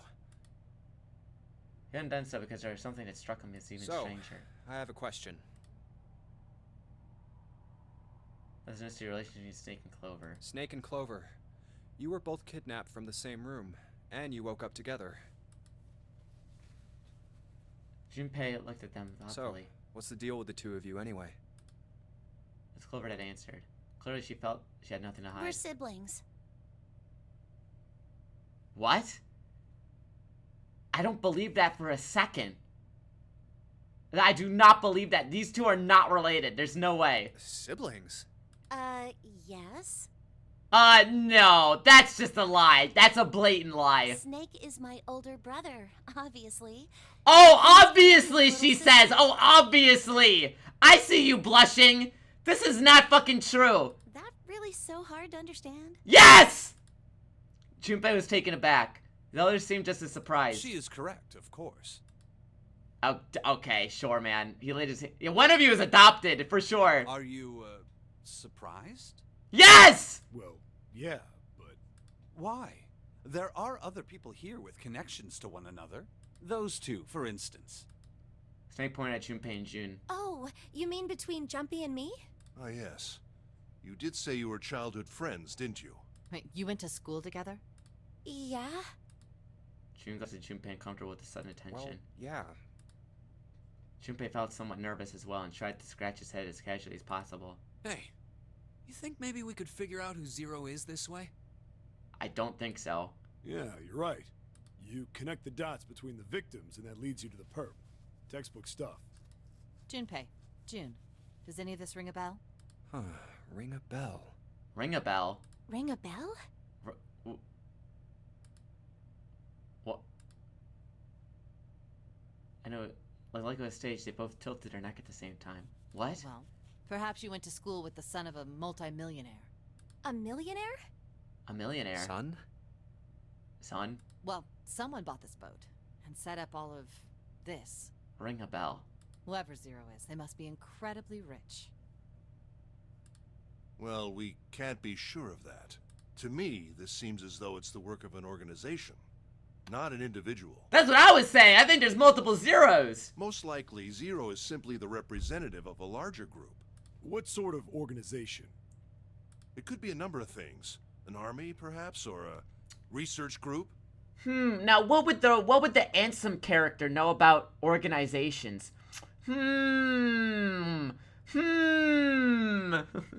Perhaps this is all some sort of psychological experiment. If it is, then it's a pretty fucked up experiment. I mean, come on! A guy's dead! The word dead hung in air heavy and ominous. The room went quiet again. I don't know who the hell this Zero asshole is, but I know for sure he's gotta be pretty fucked up in the head to do all this. If this was all one guy, then he's got some serious issues. Even with the specter of death hanging over them, the discussion continued for some time. Guys, you wasted an hour! It's 11! I thought we were finished with that topic. But then what should we do? We should talk it through. Oh my god, enough! All One we're guide. doing is talking. Someone threw up his hands in a voice filled with irritation. Talking won't solve anything. It can't help us find our way out of here. That's not true. Really sure you want to just sit around? We've only got 7.5 hours left. We already wasted an hour and a half of our 9 hours. Everyone there was already on the edge of panic. What Santa told them only made that feeling more intense. No one was willing to argue this time. You're right. Very well then. There's only one way for us to proceed. Sure not gonna be fun running around knowing we gotta jump when Zero says jump. Well, it's stupid to just sit around here doing nothing. Thanks to Snake's card, at least we have some idea of how this all works. Correct.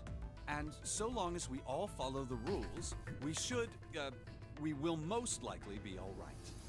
But But what? But what? who's going to go in which door? Shouldn't look towards the numbered doors. Oh yeah, that's right. We can't have any more than 5 people in one door. Well, are we just giving up on the elevators with the symbols? All 8 of us can't go in the same door. Then it would seem we will have to split up. Wait, Well, no, there's 8 of us. You can only do 3 to 5. I actually have to do 4 and 4. Yeah, because it's 3 to 5. Those look terrified. I'm telling you now, there is no way in hell that I'm going into door 5. Come on now, don't be selfish. Call me whatever the hell you want. I'm not going in there. If I'm going to have to walk through all that blood, then I'd rather stay here. And we were doing so well. He shook his head sadly. Sorry, but I ain't going in there either. Someone else can go into door 5.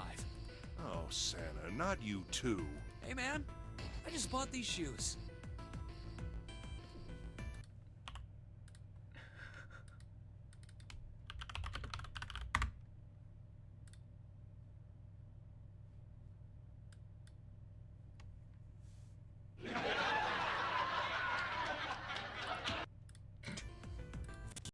Think I'm getting some creepy dude's blood all over him? You got another thing coming.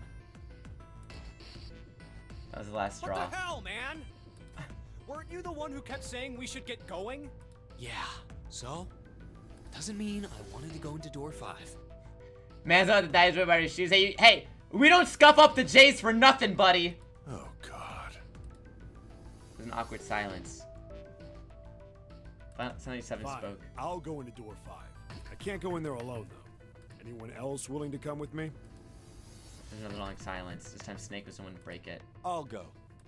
What? I mean, bro can't see anything. It doesn't matter to him. Don't worry. You'll be fine. We may part now, but I'm certain we'll meet again later. How do you know that? Because I do. That's not an answer! If you're going, I'm going too. I'm going into door 5. Does 4, 2, and 7 even make 5? Well, I'm doing a math on this. 4, 2, 7, 11. That's 13. That doesn't work. They have to go in door 4. What am I going to do with you? There's nothing you have to do. If I join you, the problem is solved, correct? Oh, yeah, that's true. +1, that's 5. Yep, okay. So I guess those 4 are going together. 7 is 7, and Snake is 2. And if you add Clover's 4 and my 1, the digital route will be 5. 7 plus 2 plus 4 plus 1 is 14. The digital root of 14. 1 plus 4 is 5. Oh, it works perfectly! The 4 of us can go into door 5. Perfect. Problem solved. Math. Wait. What about the other 4? What's their digital route gonna be? Click maths. Lotus, Santa, June, and me. Our bracelet numbers are 8, 3, 6, and 5. 11, 19, 19 plus 3 is 22. 8, Wait. 3, 6, 5. What would our digital route be? Hold on, doesn't that also equal 4? 3, 6, 5. 19, 3, 22. So that's 4. So we go in 4. 8 plus 3 plus 6 plus 5 is 22. So, the digital root of 22, 2 plus 2 equals 4. So we have to go in 4, they have to go in 5. It's 4. Add up our 4 bracelet numbers and the digital root is 4. Then we can go into door 4. Yeah. Huh. That worked out well. So the team assignments will be like this. 7, Snake, Clover, and Ace. They would go through door 5. Right. Lotus, Santa, June, and me will go through door 4. Are these really the teams I want? Beyond door 5 is what remains of the ninth man. I never want to see that thing again, but something's telling me that it'd be a good idea to examine the corpse, even just a little closer. Of course, if I went through door 5, I wouldn't be going with Lotus and Santa. I could bring June with me through door 5, but that means she'd have to see the body in there. I don't want to put her through that. What's there really to examine about the body? We know that there's a bomb in them. Should I stay silent and go through door 4? Or should I stop them and insist on door 5? There's option to run over to mind if they spoke up. All right then. It seems we've reached a conclusion. Shall we go? Van walks towards I'm door going 5. through door 5. Clover and Snake follow 7 a short distance We're behind. over there too, right, Snake? The door's not going anywhere. Slow down. Which door?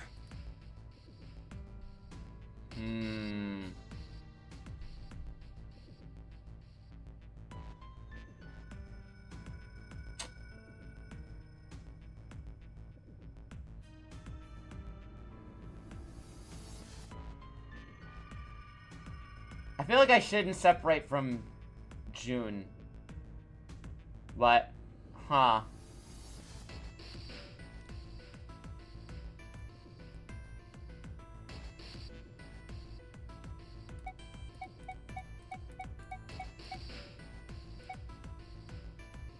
I want to hang out with Booby Lady. I'll go through door 4 with Lotus, Santa, and June. There's nothing to worry about. I just need to stay by her side. This should be fine. It's no problem this way. I should see the other 4 off. You know, shows of affection between Junpei Star is something more than just a friend from his childhood. Looks like Ace and the others are going. I should see other 4 walk through the door. Ace, Snake, Clover, and 7. Junpei said nothing as they left. 4 along they had reached door 5. They walked to one another for a few seconds for saying things Junpei couldn't hear, and then laid their hands one by one on the scanner.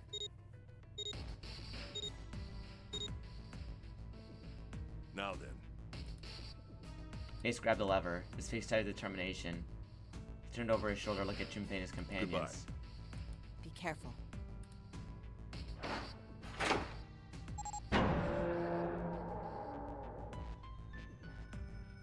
As Ace pulled the lever, the door swung open in the mouth of a great hungry beast.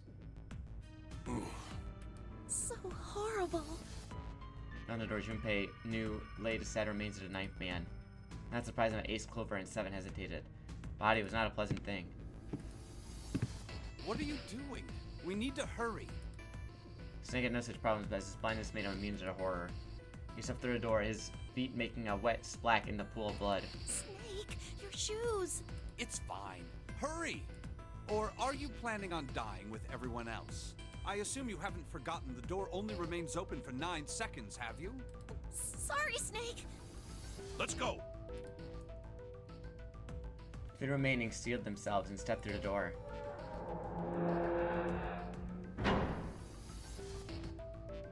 Door 5 swung shut, closing up an alley of metal upon metal. Junpei and his companions scrambled to the door. Hey! How is it over there? You guys gotta scan, quick! Did you find anything? At least say something, will you? Something's beeping. It's just like before. Probably the sound of the detonator on the bracelet. Do you think they're okay? Jun's face showed her concern more plainly than her words ever could. Almost as though in response to her question, a voice rang from the door, other side of the door. It was 7. There it is! That's gotta be that dead thing! Come on, get over here! We gotta authenticate! 4. They're good! Stopped. Signs of relief were audible even through the heavy doors. Looks like it stopped. Junpei and his companions lean away from the door and breathe a collective sigh of relief on their own. Hey, guys! Are you doing alright over there? They heard Seven's voice, but it wouldn't hurt to be sure. Yep, we're fine. Despite the recent danger, Clover's voice is as bubbly as ever. Hey, I'm gonna tell you about this whole dead thing, okay? The dead is just like the red, but the color's different. Is it blue? You know how the red was red? Well, the dead is blue. Whoa! Other than that, it's just like the red. Authenticating is the same too. Okay. Awesome! Thanks. That helps a lot. Well, we should probably move on now. You be careful out there. Roger that. Junpei and the others left door 5 and headed towards door 4. Now it's our turn. I'll go first. We stood in front of the red and placed each of our hands upon it.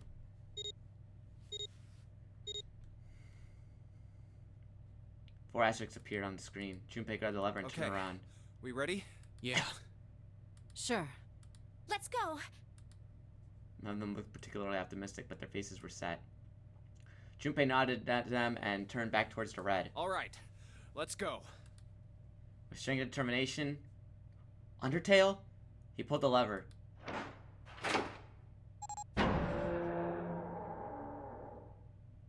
Run! 4 of them left through the door together. And when they had passed through, each heard a cold electronic sound coming from the left wrist. Oh, damn. In the center of each bracelet, a red skull appeared and began to It's flash. coming down. The detonator's countdown had begun. In one moment, each spent staring at their wrist.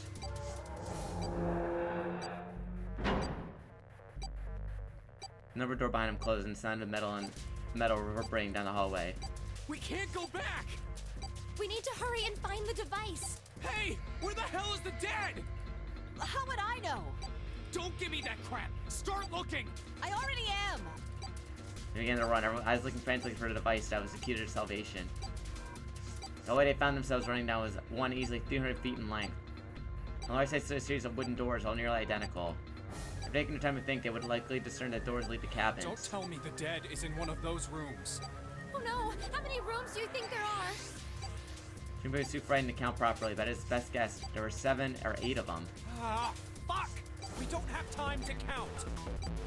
Junpei rounded the nearest We just door. need to open them all. Grabbed the knob and shook it hard. It won't open. I should probably...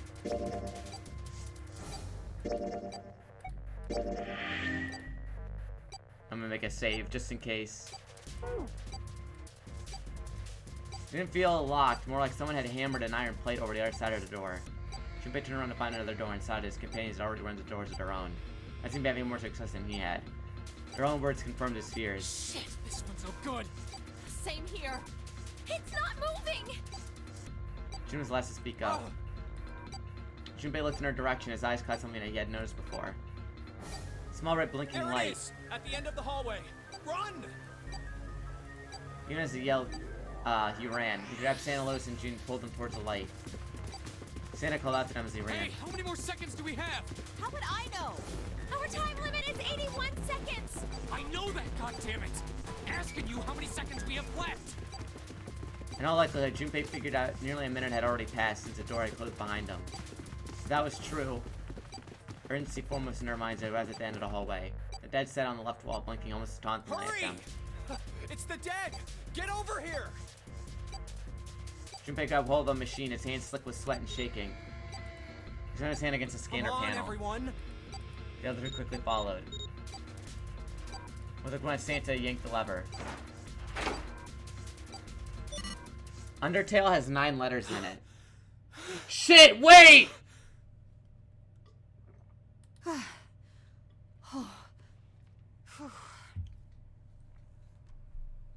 Oh, I mean, isn't 9 times 9 81? I thought that was what it was, but whatever, that works out too, I guess. Looks like it stopped. Santa's beginning to steady. Junpei wiped some of the sweat that had been beaded on his forehead. As they caught their breath, the 4 companions began to look around. There's another door at the end of the hallway. You see a heavy-looking set of double doors. Since the walls of the hallway on either side of the larger door were two smaller ones. Let's try this one first. And of course it won't open. How many times did he come across similar doors with similar results, he wondered. Or perhaps he corrected himself, more a lack of results.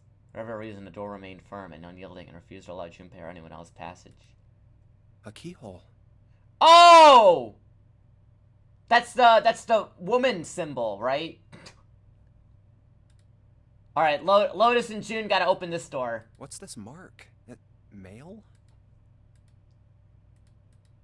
No, not exactly. That's probably the symbol of Mars. Oh, well, okay. Technically, they are the same symbol. But I saw a number of similar symbols near the main stairway. The symbols I got of it the backwards, solar my system. bad. Oh, that's right. The Sun, Saturn, and Earth. And the moon! At least that's what I'm assuming. So this isn't the man symbol.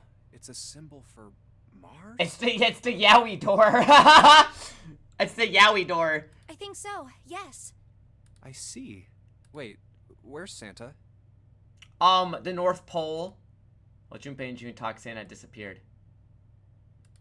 Turned to find some distance down the hallway. He'd gone to check the other doors. Eventually, he reached the last of them and jogged back. It took him a moment to catch his breath. Yeah, so, I looked the place over. Here's the deal. None of the other doors open. Uh-huh. Then that must mean... We only have 2 more doors. Lotus examined the doors on either side of the larger double door. Each one had a metal plate attached to it. Maybe it's the room number.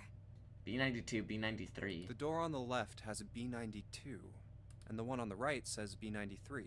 Alright, let's open them. I'll open B92. Okay, I'll get B93 then. June put his hand on the doorknob. Santa moved the other door. It made it through the numbered door alive. There was nothing more to be afraid of. Junpei and Santa looked at each other and nodded. 1, 2, 3! In unison, they pushed against their respective doors. Probably found themselves in a new room. June followed Junpei as he threw open his door. They turned around and saw that the door on the other side was open as well. Though the door was another person, his mouth agape. Hey, it opened. Yeah, it did. Junpei and Santa looked at each other. I didn't expect that. It was so easy. All this calm voice broke into their thoughts. Maybe this is all part of Zero's plan. Can't say I enjoy being treated like someone's puppet. As she headed for room 93, Lotus continued. Now we have these 2 rooms. I'm sure there's something in there that will help us get out of here. Let's find it. Santa and I will search this room. You 2 take the other one. Alright. Okay. Oh, we gotta escape!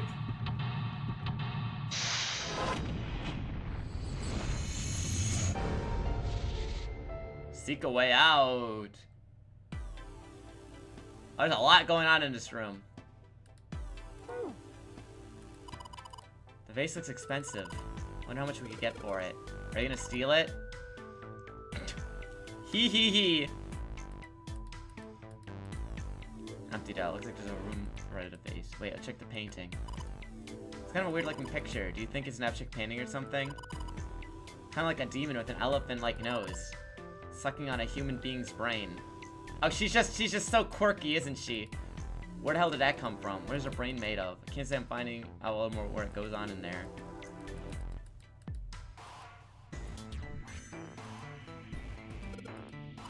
Jumpy, what are you doing? We don't have time to be relaxing on a sofa. Display case. There's nothing being displayed. How sad. Looks like the drawers are empty too. Matches. Box of matches. There are matches inside. Okay. Junpei looked down blankly at what he was holding up. Oh yeah, June. how's your fever? You feeling better now? Yes. I'm Iconic fine. painting? What do you mean? June certainly looked fine. Let me see your forehead. Junpei held his hand on her forehead for a few seconds. Guess it really has gone down. Are you worried about me? I guess I am. I guess I am. June blushed and giggled. By the way, Jumpy? Hmm? How did you end up here? What do you mean? I told you earlier, didn't I? There was a man with a gas mask when you got home at night. You inhaled some white smoke and passed out. When you woke up, you were on D-Deck. Damn straight. Damn straight! But is that really the truth? What? Jumpy, are you hiding something from me? What? No, why would I? Well, if you think about it, this is awfully suspicious. I mean, why would two childhood friends bump into each other in a place like this? Hey, I could ask you the same thing. Are you hiding something? What would I hide? I mean, you wanted to steal a vase earlier. Well, I don't know. Anything. I mean, you're hiding it. How would I know? You mean like the number of men I've dated?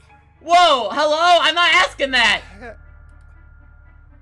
Junpei's heart stumbled over Do you itself. want to know? He had to admit, he was a little curious. Don't worry. What? She smiled Only at him. 18. Time 0. Oh my god. Yeah, I guess I just haven't met Mr. Right yet. Where are you coming from? June looked a little embarrassed and scratched the back of her head in a desperate attempt to seem nonchalant. Yeah, I see. I see. Junpei coughed quietly in much the same way. Anyway, I'm not hiding anything. Just like you, Jumpy. When I woke up, I was on D-Deck. Well, you do have a point. I mean, why did Zero pick us? We haven't seen each other since elementary school. I wonder. June nodded for a few moments. She had the faraway look of someone in deep Look thought. for what connects the victims. That will lead you to the culprit. Do you remember Seven saying something like that? Yeah, I do. So? Well, that's what I'm saying. I think this must all have something to do with a classmate of ours. You got any ideas who it might be? A set. No, nothing. Oh.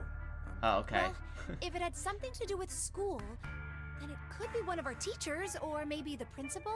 Or the janitor, or the lunch lady. No, I can barely remember any of them. Yeah, I know.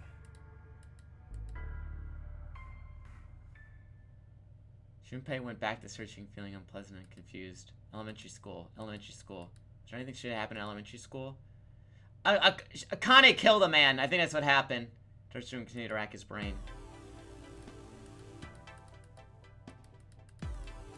Okay. Junpei, where are you going? I was going over to Lotus's room. Do you think maybe you could look around here a little more before you go? There's a lot for me to do here all by myself. Okay, that's the exit.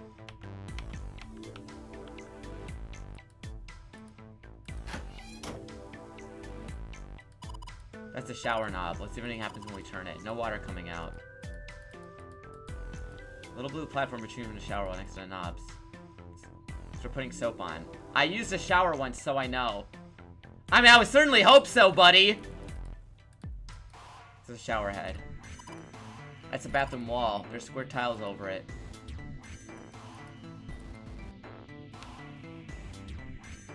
What's in the toilet? Let's check the toilet. There's nothing there. The tank's empty too. There's no water in it. A collection of full and partially depleted rolls of toilet paper. Someone was well prepared. Nothing too suspicious about it. Wait, a toilet! We can shit the bomb out here!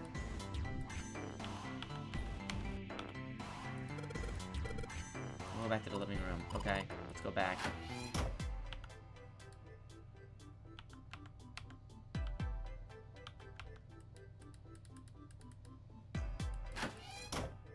Aha.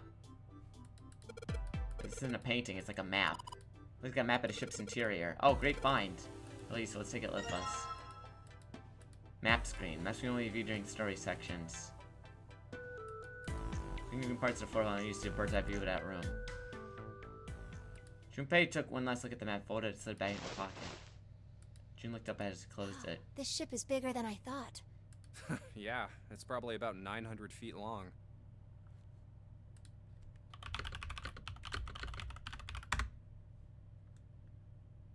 The Titanic was 882 feet long. Wow, good guess, buddy. What the fuck? Must be one of those fancy cruise ships. Of course, it doesn't really look like a cruise ship.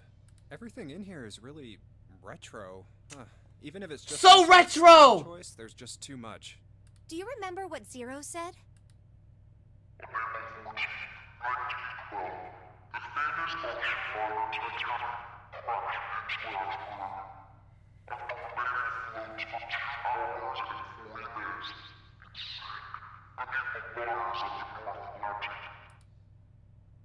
maybe this boat and the Titanic have something to do with each other? This is the Titanic! That's a good point. I doubt he would have mentioned it if there wasn't a reason. Junpei took a moment to look around the room. Do you think this boat is... the actual Titanic? The actual Titanic? You mean it, like, slipped through time and ended up here? Yeah. Before the ship sunk on April 14th, 1912? Yes.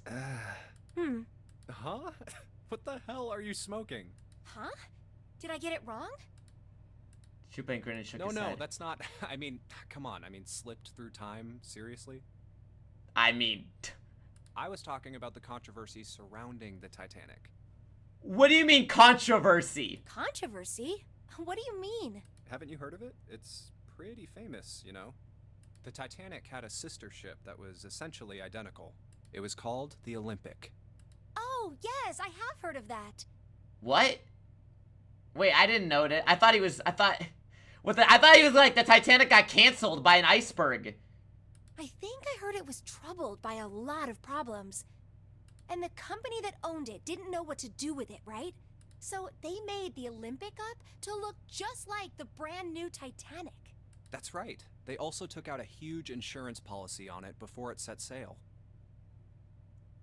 Uh-huh. That would mean that the real Titanic never sank. What? What are you talking about? Yeah, the ships got swapped. What? The real Titanic was renamed the Olympic in secret. Is this true? They used it as a passenger ship for more than 20 years. Hey, wait a minute. Wouldn't that mean it retired in 1935? Huh? Well, yeah, I guess sometime around then, yeah. Well, what happened to it after that? I heard it was dismantled. Dismantled? Then it doesn't matter, does it? Ah, but they rebuilt it! It's the ship of Theseus! Whichever boat the real Titanic was, it doesn't exist anymore. Ah, it's the ship of Theseus, though. If you take a boat apart and you rebuild it with the same parts, is it really the same ship? Ah, I'm a philosopher too, you know. It was either retired and dismantled, or sunk in the Atlantic by the curse. But then that would mean that this ship is... The curse? You mean the iceberg? What do you mean the curse? Wait, what did you just say? Huh? Sank in the Atlantic because of what? The curse. You know, the curse! What do you mean, a curse? A curse is a curse. This one is the curse of the Egyptian mummy.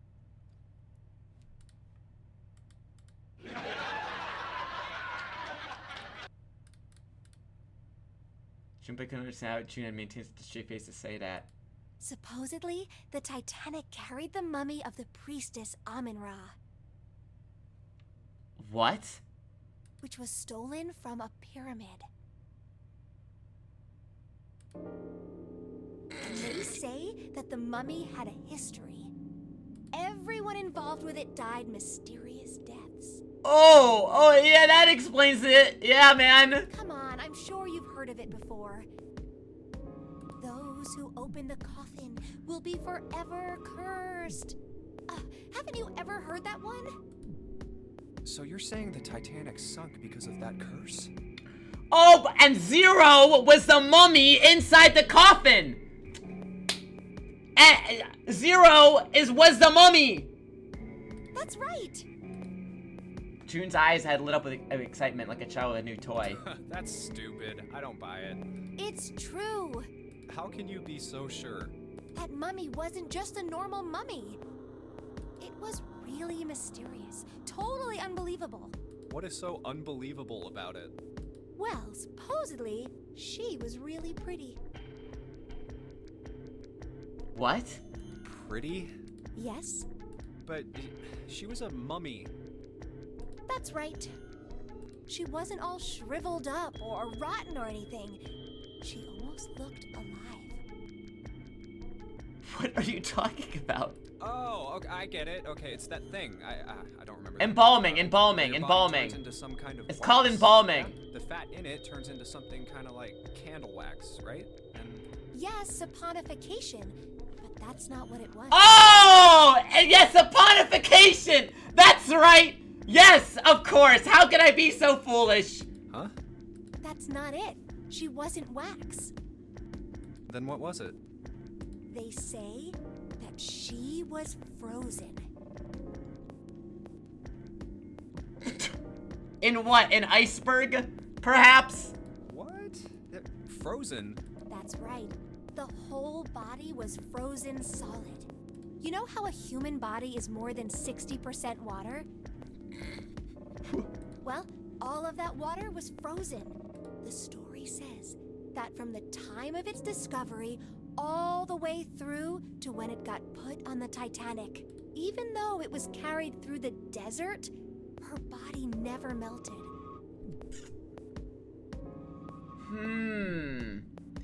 Now, June, what are your thoughts on steel beams and jet fuel?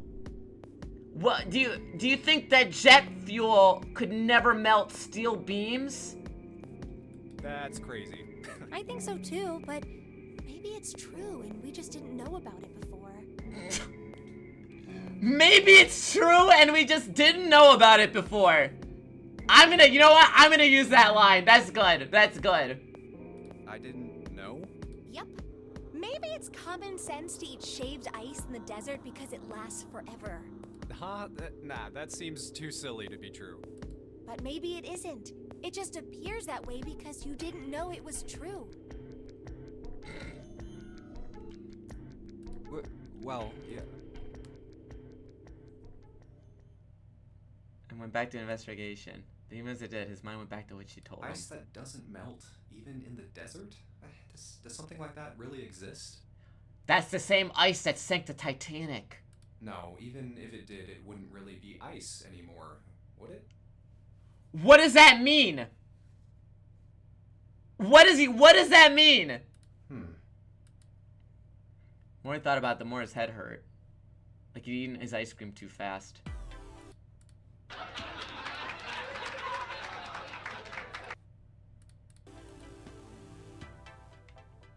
This is how we can stop global warming. It's a bottle of water in it. This is a bedroom. They probably have it here because your throat is dry when you wake up.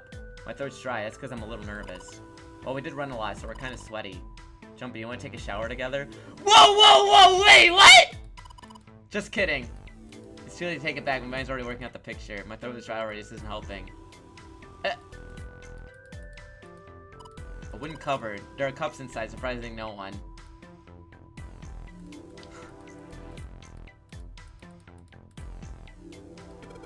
There's 2 pillows. Guess it's a double. Oh, what's up? You're turning red. Oh man, is her fever back? Hey, are you alright? Do you need to lay down for a minute? I'm fine. I think it's a little early for that. Huh? Hey, seriously, are you okay? No, my bed sheets under a blanket, nothing exciting. A bed frame. When I toss and turn when I sleep. What's she thinking about? Okay. Alright, nothing under the bed, I guess.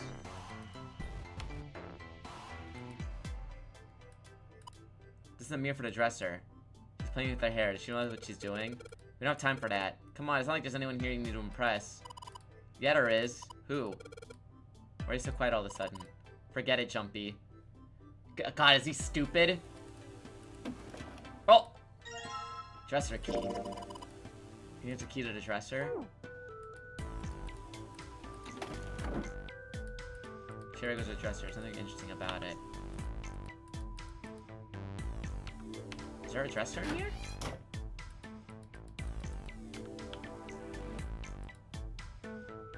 Where's the dresser?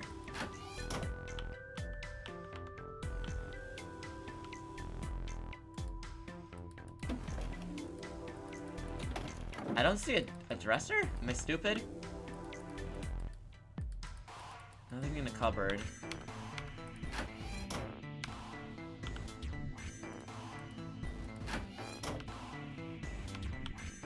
Bathroom.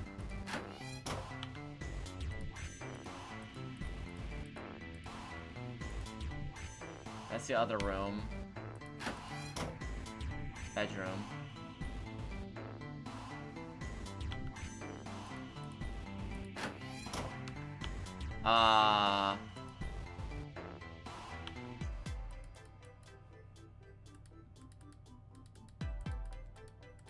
Nothing here.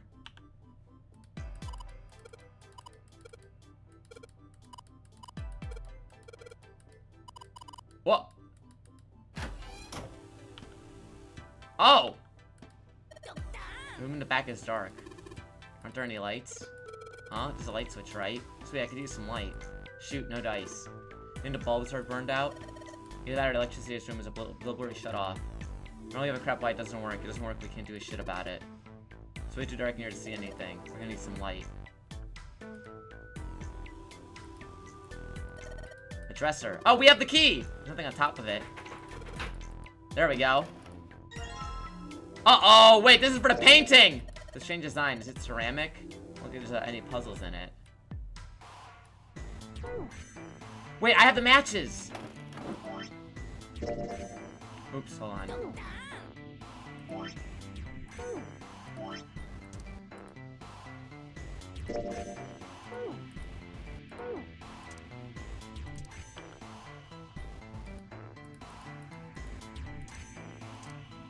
How do I use this? Item. Can I use the matches to make a light?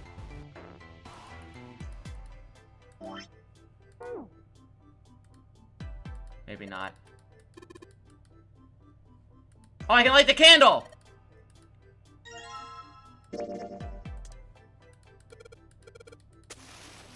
Perfect!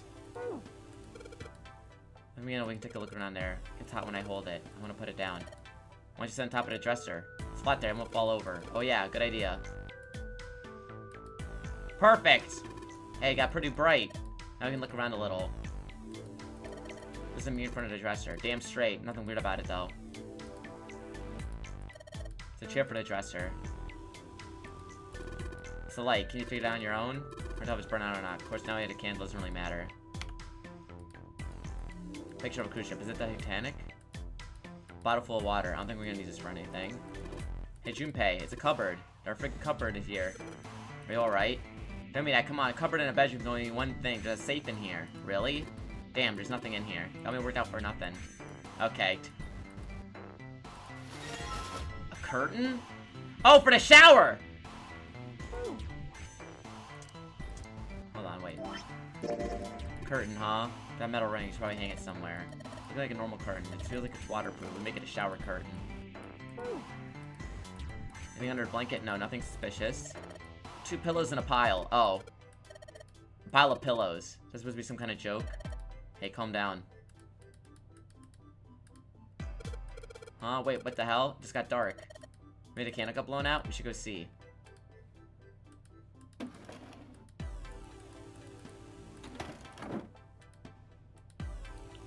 Covered, melted wax. Hey, what's this? Top of the candle looks weird. You're right, it's all bumpy. Candlestick key? Where a candlestick where the candle goes looks like a part of a key. A key, huh? Ran a lock I couldn't open. Okay. This is a display case. Check it out. Plates and shit look expensive. Wanna take a look?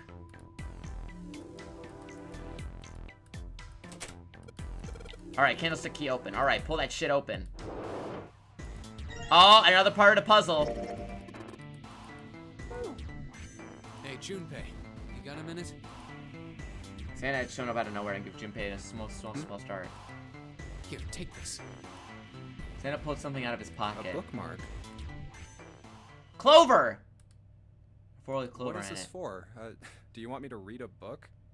I found it in between some of the cushions on the sofa. Pretty sure it ain't gonna be any help to us, but I figured we might as well hang on to it anyway. No, we gotta give that to Clover. Then why don't you hold on to it? Santa gave him a wry smile. You know what I hate most in the world? I got 4 things. Hope, faith, love, and luck. Okay, this guy's just a fucking nihilist. Hope, faith, love, and luck? Damn straight. And you hate these things? Yeah, you got a problem with that? What is this guy's problem? Not really, but Junpei tried to figure out how to best phrase what he wanted to What say. does a bookmark have to do with any of that? Santa scratched the back of his ear and looked awkward. Well, see, each leaf on the four-leaf clover has a meaning to it, okay? I don't think that's true. And that meaning is pretty much those 4 words. What? It's like flower language. Well, I guess it's not a flower, is it? So, leaf language, I guess? Yeah, you could call them leaf words. Leaf words. Can you be normal? Junpei looked at the bookmark. Hope, faith, love, and luck. The meaning of the leaves on a 4-leaf clover. So, yeah, I want you to take it, okay? Just touching it gives me the creeps. Take the damn thing, alright? Okay, man. Santa pretended to share with disgust and shoved the bookmark into his confused hands. What do you want to do? Take it. Why shouldn't you? Alright, sure. I'll take it. I'm gonna need it for later. I can tell. Sure thing in his back pocket gave Santa a last confused look. Oh, man, I feel a lot better now. That thing was a real pain, you know? You really hate those 4 words that much? Yeah, well, they can all betray you, you know?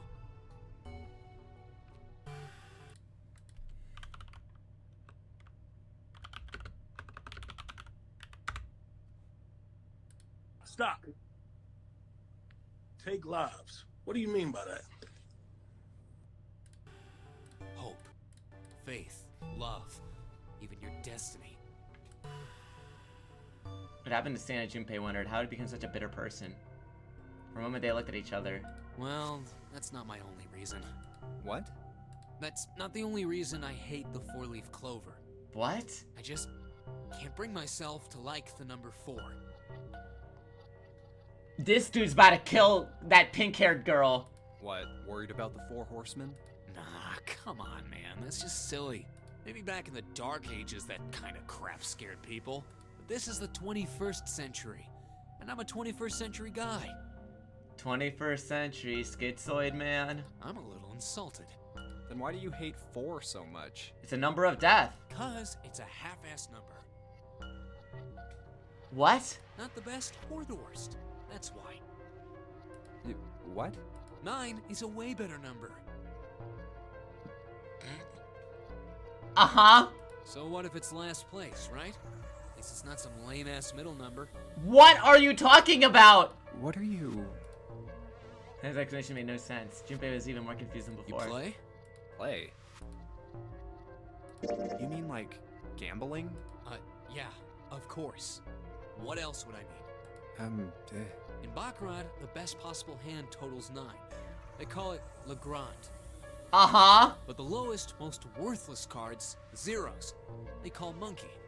So what does 4 have to do with this? Just like the guy in charge of this game, huh?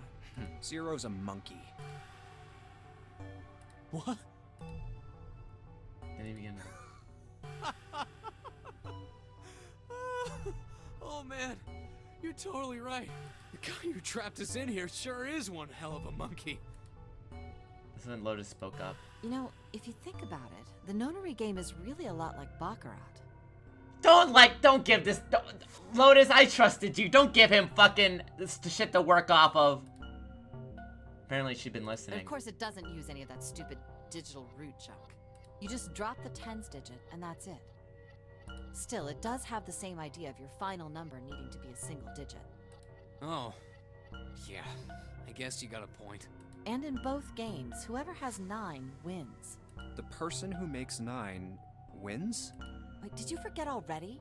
Don't you remember what Zero said? It is hidden, but an exit can be found. Seek a way out. Seek a door that carries a 9. So, if we want to get off this boat, we have to make a team whose numbers have the digital root of 9. Or it's just Akane, because she has the 9. And only the people in that team are going to make it out alive. Of course. That's why it's called the nonary game. What? Huh? You don't know? Nonary means something derived from 9, or base 9. It's derived from the Latin prefix nona, which means 9. While we're at it, the prefix for 1 is uni. You know, like the unicorn, the horse with 1 horn. Uh-huh. 2 is bi, like binary. 2 is bi, like you, Junpei. Binary means composed of 2 parts. 3 is tri. I'm sure you've heard that one plenty. Like trio, triple, and triangle. You get the idea. After that, you have quart, quinty, sext, septum, and so on. And of course, the prefix for 8 is octo, like octopus. It's called that because it has 8 legs. Get it? Okay. I see. So then Nona means 9. So, how many of us are trapped on this ship? That'd be 9. And what are the bracelet numbers we have? 1 through 9. They go from 1 to 9. And our time limit? How many hours did we have? 9. 0 said 9 hours. And finally, to get out of this ship... We need to find the door with a 9 that's hidden somewhere in the ship. By making a team with the digital root of 9. Well, it's not it again. There you have it. The number 9 is everywhere in this game. Yes? He's got a real theme of 9s for this whole thing. No wonder it's called the Nonary game.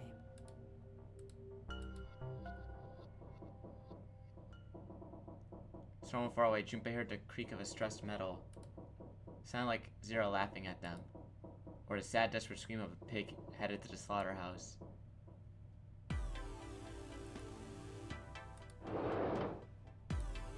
Base looks expensive. Plates, plates. Ceramic and porcelain. Pieces of art. Pieces of art. Piece of art. Okay. Check this out. This one's a pretty nice sofa. I know, it's a shame I can't take it back with me. Table. Okay. Oh! Okay, I need the last piece of that. Empty vase. Junpei is all you got. I have to match the painting on the other side! Pattern does look the same. I think so too. If that's the case, you're gonna need to collect all 3 tiles, right?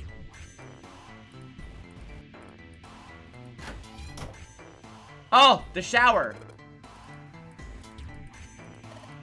That's a shower knob. I should turn it on, no water comes out. Whoa, look, Junpei, there's a mushroom growing out of the wall. That's a shower head. Whoa. There's a bathroom wall. All is covered in square tiles.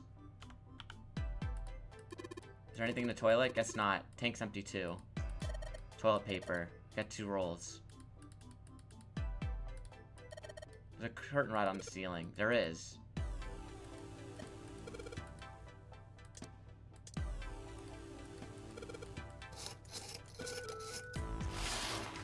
Oh! There's a peephole. Someone's really dedicated. With a hole that big, I wonder if they wanted to be caught. Maybe someone... The one getting Spider-Man was the one into that shit? Maybe they're in, like, there's home invasion fantasies. Home invasion, interesting, I see. You 2 are really idiots, you know that? Wait, why would there be a hole? Oh, I'm thinking that's, I gotta use it in the other room, I think. Wait.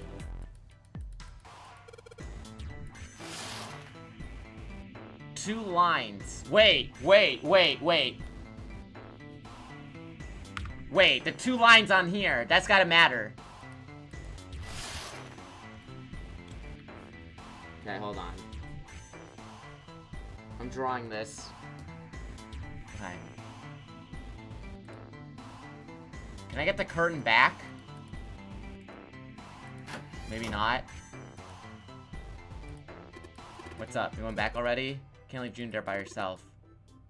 Oh, you think you're knighted in protection or something? You're creeping me out. Whatever, man. I'm going. Wait a moment. Did you figure something out? Oh, nothing. Don't worry about it.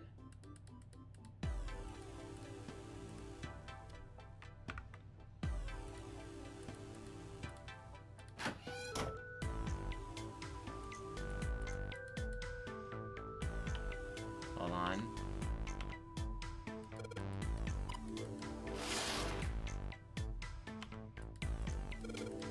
There's nothing suspicious. Just normal shower curtain. Narrower shower, and I'm staying with June. This is awkward. Time to open a curtain. Wait, does the curtain not open from the other side? Wait. I gotta be able to do something with that.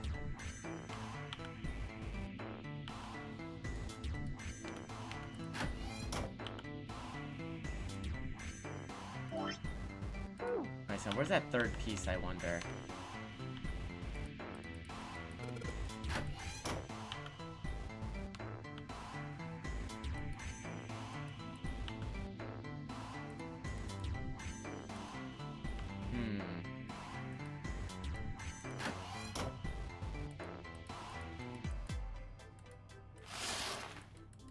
There's a hole in the curtain. Oh, okay, there we go. I can see a single tile. Alright, from here I can see what tile it is. Looks like it's 5th from the top, 3rd row from the right. Okay. I just didn't click on the right thing. Okay, I had the right idea. 5th, top, 3rd, right. Okay.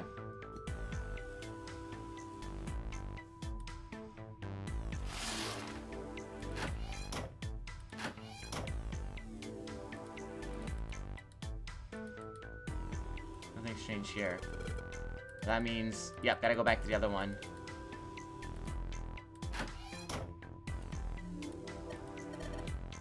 Remember so much, you don't have to keep coming back here. No, that's not what this is. It's being like a bridge between the 2 rooms. Uh-huh. You just keep telling yourself that. Go ahead and help June.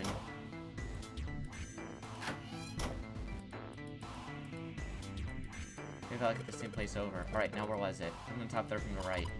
What are you mumbling about, Jumpy? Oh, sorry. Maybe for a minute, I don't want to forget this. 5th from the top, 3rd from the right is... 1, 2, 3, 4, 5. 1, 2, 3. It's this one. This one's loose. I'm gonna mix my nails and yes. There we go! Done the bathroom tiles. The other one was like, wait. I've had before somewhere. Alright, let's remake the painting.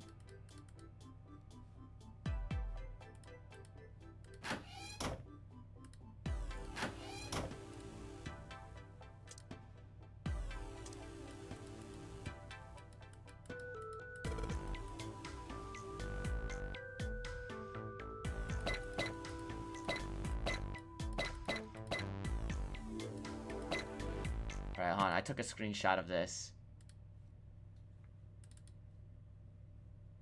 Okay, so that one's down.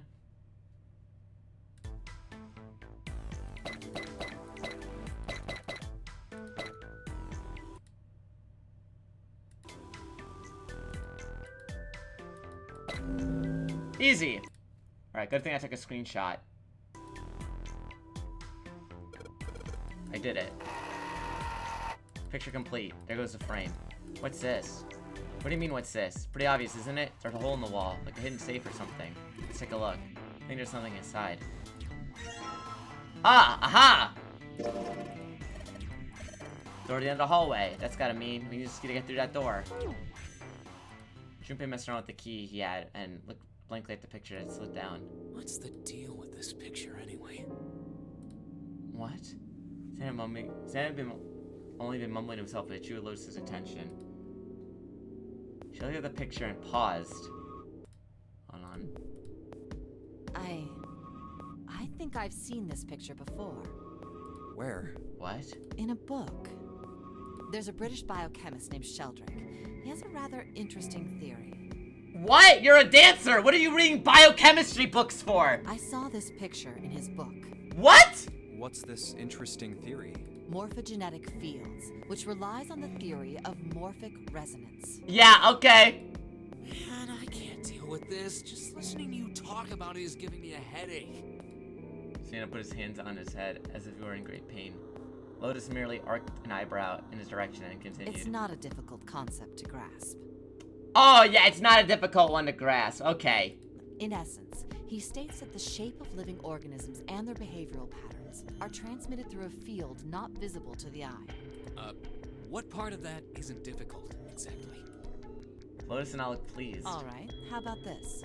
Theory of the telepathic mechanism. Telepathy? Yes, telepathy. Well, perhaps not exactly telepathy, but it's close enough for a simple approximation. Santa burst into laughter.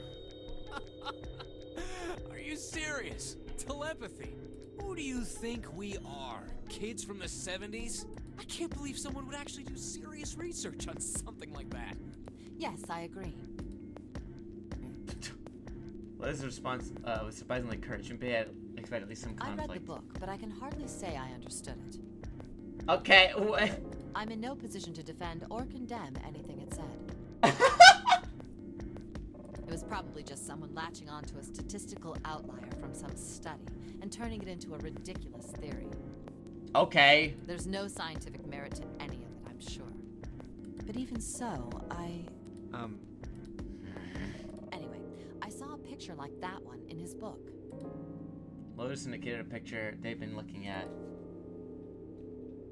I remember when she walked up to change picture, examined it, and spoke. Hey, what do you think this picture looks like? Santa answered first. What do you mean? Isn't it just like abstract or something like that? It's just black and white scribbles. There's no meaning there. No, it's an ink blot test. What about you, Junpei? Does it look like anything to you? I guess it looks like... Funyarinpa? What is that?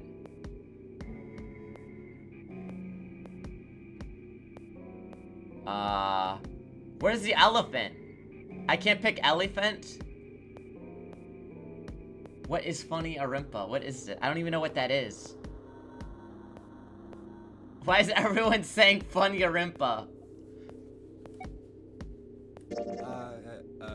Funyarinpa.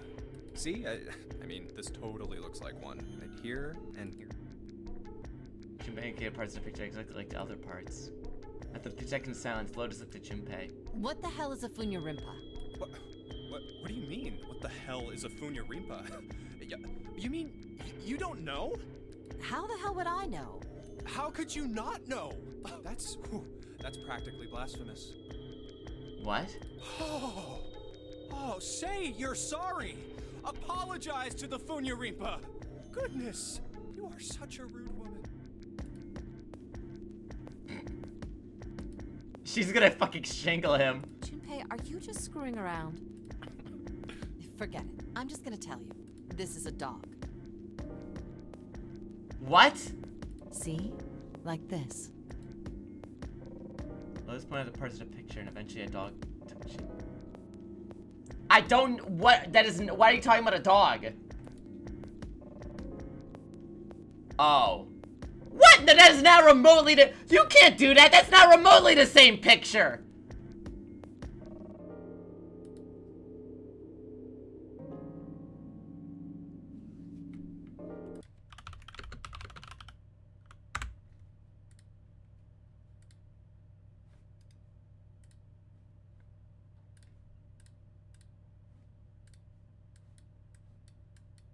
Okay, man. Yeah. Yeah, dude, it's a dog. Right? Yeah, it's a dog. Can't you see the dog? Can't you see the dog? I don't know, man. Can you see the owl? I don't know. Can't you see the owl? I don't know, man.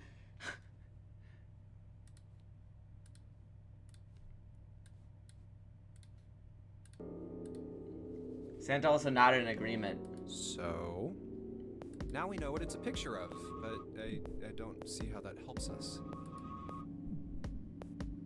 Well, it's not. I mean, A TV show from Great Britain did an experiment once. What are you talking about? They took two similar pictures. Uh-huh. Both of them were difficult to identify, initially. But once you figured out the answer, you couldn't see it as anything else. I guess. These two pictures. The first was a woman wearing a hat. The other one, well, to make it easier, let's just say it was this picture of a dog. So, their experiment. First, they sent the picture to other parts of the world, outside the reach of British airwaves. To Ireland, the US, Africa, Europe, etc. How does she know this? By no means should someone like you know all this. Then, in each country, they gathered a number of test subjects, roughly 1,000 people. Uh-huh. They were shown the two pictures and asked, what does this picture look like to you? The results weren't really interesting on their own. Very educated dancer, I suppose, yeah. 9.2% of the people saw the lady in the lady picture. I definitely did not see the lady at all in that picture. 3.9% saw the dog in the dog picture. Then, 2 days later, they aired a new program on their show. Can't women have hobbies? That's true. God forbid women have hobbies. During the 30-minute show, they broadcast the dog picture and its solution. The audience was estimated to be 200,000 people.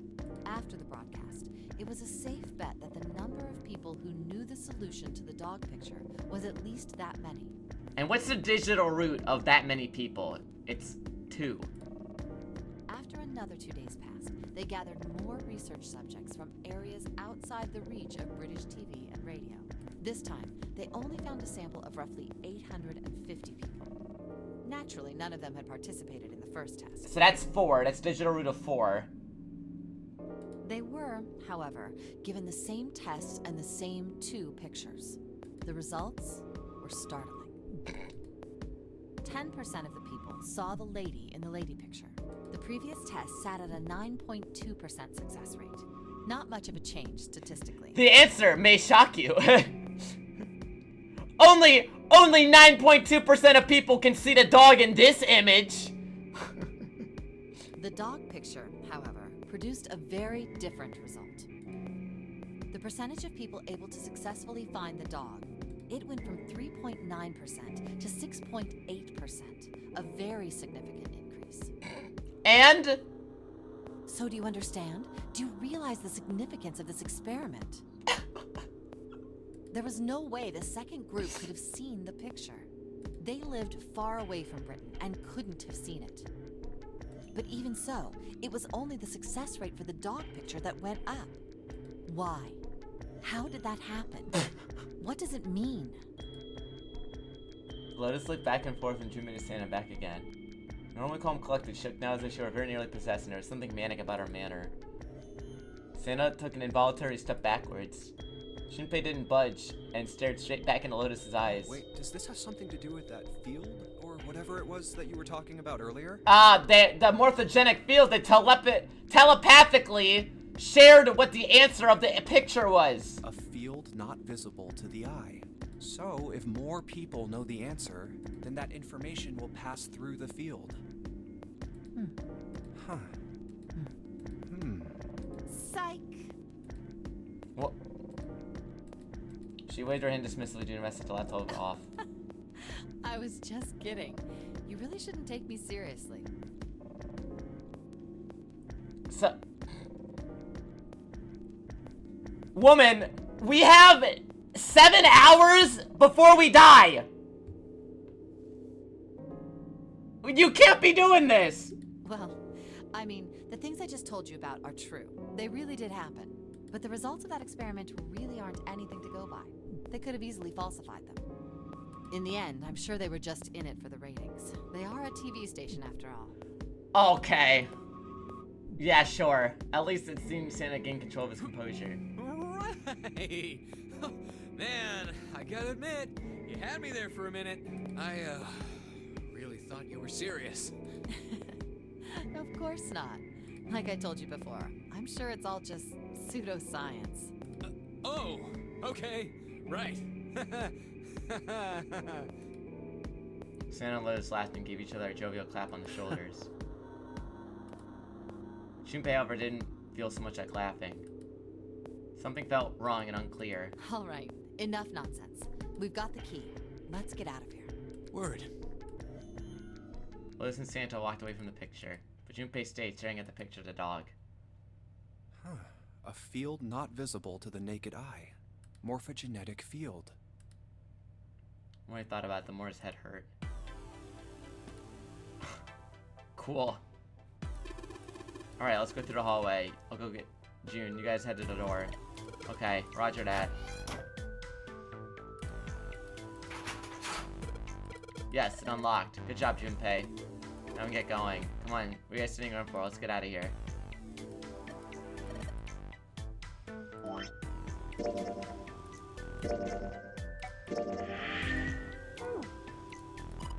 Come on, Jumpy, let's go. Kinda like you weren't ranting about numbers earlier, Santa. True. I heard oblivious. Listen, I played Ida Somnium Files, the first one. I know distinctly the part of the game where Aset explains like fucking 7 conspiracy theories in 30 minutes. So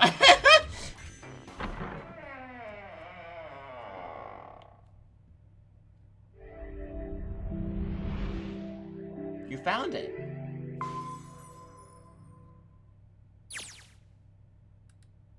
Oh, it's the elevators. Step through the door, find themselves in a wide hallway. Oh, another hallway. Junpei, June, Lotus, and Santa stopped for a moment and looked at their surroundings. Short distance away, a metal grate extended across the width of the hallway. Come on, open! It's not going to open because you rattled it, you know. I think June could fit through those bars. Damn it! They took hand and shook, but refused to move. Look over here! Nearby was a pair of elevators. And the buttons. Of course they don't work. The power must be out here too, just like by the staircase. That leaves this door. Well, looks like we don't have any choice. Yeah. Sure does. Well then, let's open it. All right, here I go. June picked out a hold a knob and quietly pushed the door open. Oh, we're in the kitchen. All right, let him cook. He entered slowly, trying to take in as much of surrounding as he could. The others followed shortly. Oh, so it's a kitchen. Sin did not look pleased. What were you expecting? He's gonna be like, I hate kitchens because they provide hope and food, and I hate those things. Isn't it obvious? The exit? I was hoping this would be the way out of here. You really think it'd be that easy? Yeah, I know. Still. As they talked, Lotus headed deeper into the room. Oh, there's a key card. All right, key card task. If we can just get through this door, we should come out on the other side of that grate we saw earlier. Don't we need a key for that? No good. Sorry, I guess that wasn't very constructive. Neither Junpei nor Lotus looked terribly happy. Oh, we gotta find the key card, I guess. Anyway, let's take a look. Junpei dug the ship map from his pocket and spread it out in front of him. As he did. Hey! What's that? Huh? Oh yeah, I guess I forgot to tell you. I found this a little while ago. It's a map of the B deck. Before Junpei could finish, Lotus snatched the map away from him. Let me see that. She ran her fingers across it, muttering to herself. I knew it. See? Look. Yes, hold your horses. Junpei did as he was told. What did you figure out? Santa and June moved over to look at the map as well. This is handy. See? We came in here. Now if we go out there, then we'll be on the other side of the grate. With her finger, Lotus traced a path on the map. How about that? She's right. We can get out through there. There we go. Here, you can have it back. Satisfied that she had been correct, Lotus folded the map and handed it back to Junpei. Thanks. He took it and slid the valuable piece of paper back into his pocket. There's a card reader on the right side of the door. And that means the key card is somewhere in here, right? Find a way out! That seems the most likely. All right, we know what we need to do then. Let's get moving. First off, I say we split up and look for clues. Zoink, Scoob! Okay.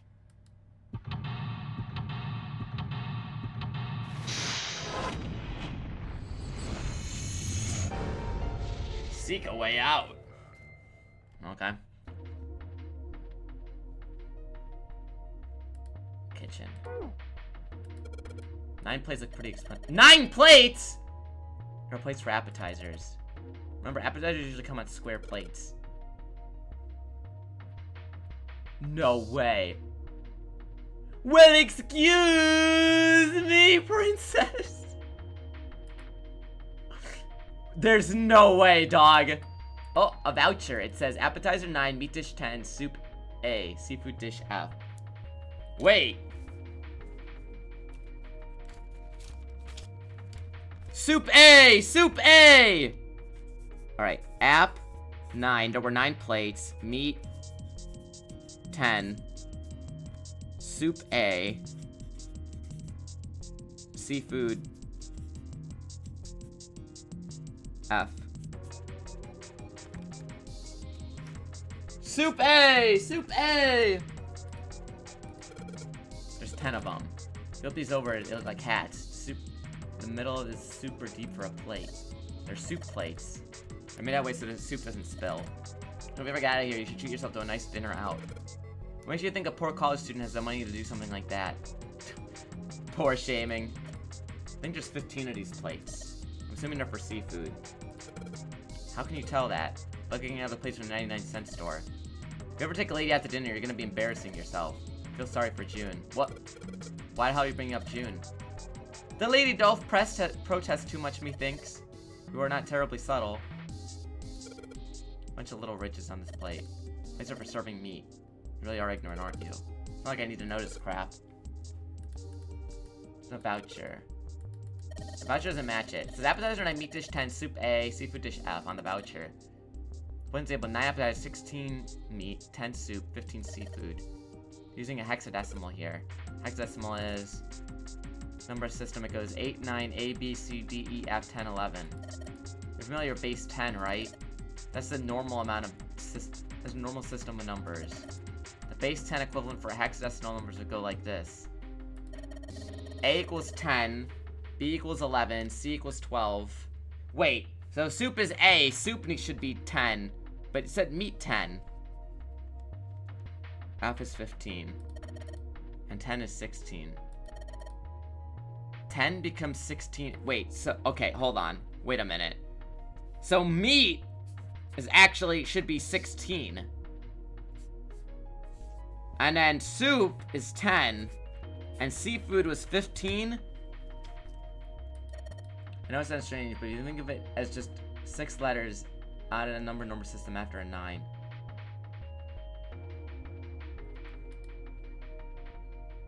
A is 10. So then what's 9? 9 is 9? Okay, hold on. A equals 10. B equals 11. C equals 12. D equals 13.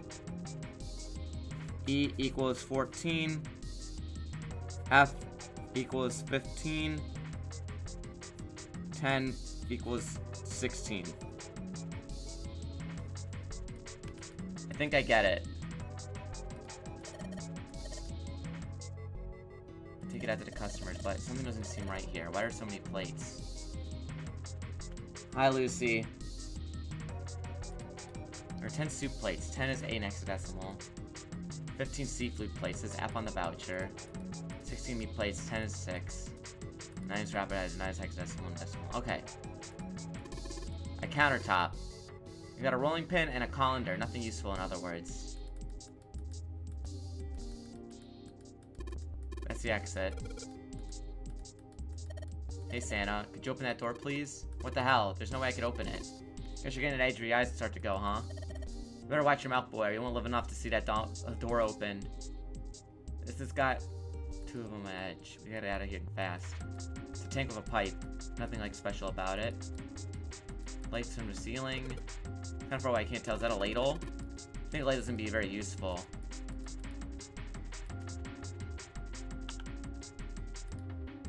Oh!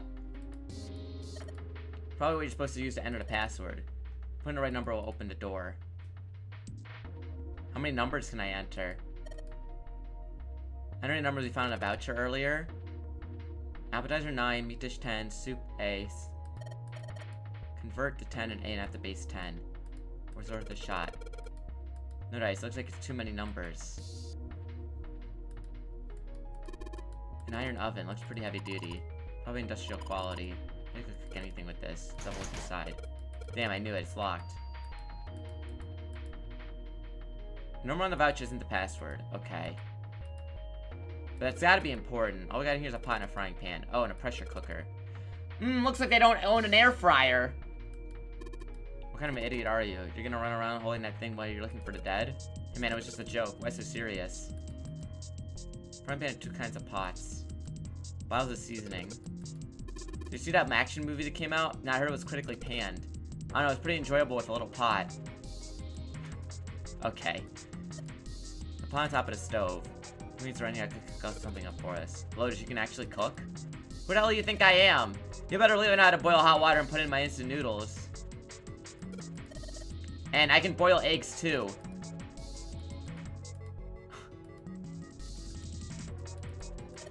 Oh, lights. It's nice to have something to finally go our way for once. It's a card reader. As soon as I probably still locked.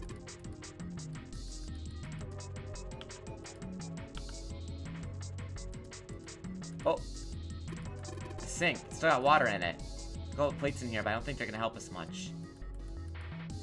Wait, maybe we got it. Oh! A whetstone. What are you planning to do with that? Trying to smash open a card here. Are you an idiot? If you do that, you'll never get out of here. Oh. Yeah, I guess that'd be bad. The whetstone's only useful if you need to sharpen something. Like a knife.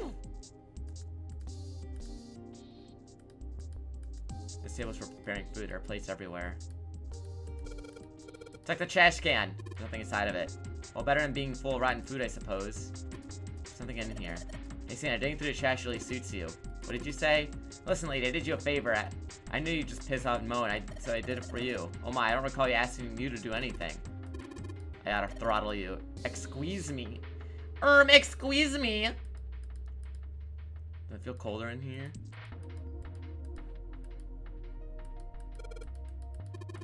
Rolling pin a colony or nothing useful. Alright, it's going. Do you think that was all part of Zero's plan? Probably. Kinda hard to believe there's a chef on board somewhere. Looks like the area under the plate opens up. No, you can't. I already checked. It's sealed shut. That's where the coal goes. See the metal grid on top of the grill? They make it like that so the fat and juice can drip off the meat while it cooks. Door stuck. Red coals. Sealed shut. What a nice dish rack. I'd love to have that in my kitchen. Why don't you take it back with you? Are you offering to carry it for me? Why don't you ask 7? You're kidding. You don't honestly think I'll let a beast like that in my home, do you? Wow.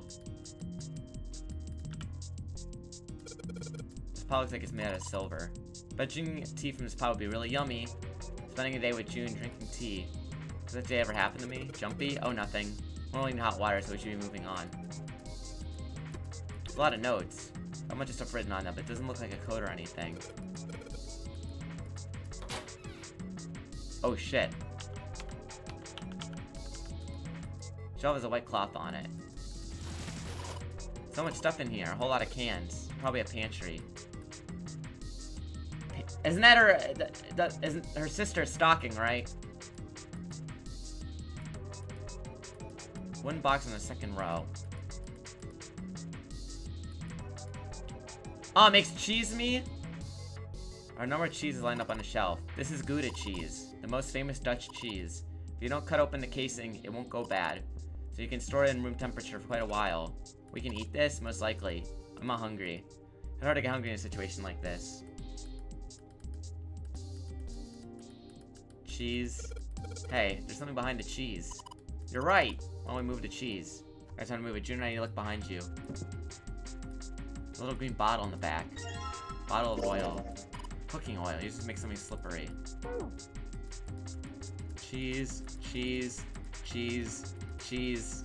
Cheese. Okay, what do I do about the wooden box? There's milk in here. Milk in an iron barrel. Judging by the rust, it's really old. But we shouldn't open it up. I don't think it'd be a pretty sight.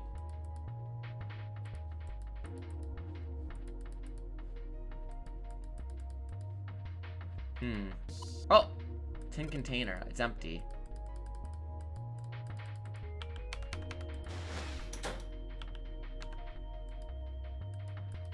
Nice Borson buzz, it won't budge. Of course, maybe I put some oil on it. Hey, just a bit of oil, and come on, you little son of a bitch. No, oh, you got it. You did it, Jumpy. You're so smart. Yeah, I know. Oh, the freezer. Blasted cold air washed over him. Almost instinctively, he folded his arms across his chest, doing what he could to conserve his body heat. Oh, it's cold in here. What is this place? A freezer? Are you blind? It's a freezer. Santa's teeth had already begun to chatter. Hardly surprising. The freezer was far too cold for someone dressed as he was. Lotus, however, it was an even worse situation. Oh, no way. That's way too cold for me. Yeah, poor woman. Don't you go in there with that on. I'll freeze solid in seconds. Sorry, but I'm afraid I'll have to pass on this one. I'm going to leave the rest to you. With that, she ran out of the room. Lotus left, June came in. Oh, whoa. It's really cold in here. White puffs of steam hovered in front of their faces as they talked. June had already started to shiver. Hey, you don't need to be in here. You had a fever just a little bit ago. You should stay outside. We got this. No, I'm fine. My fever's gone now. But I feel like being in a freezer would be better if you had a fever. Huh? Oh. If there's sound of metal upon metal running from behind them. Oh, we're trapped in a freezer.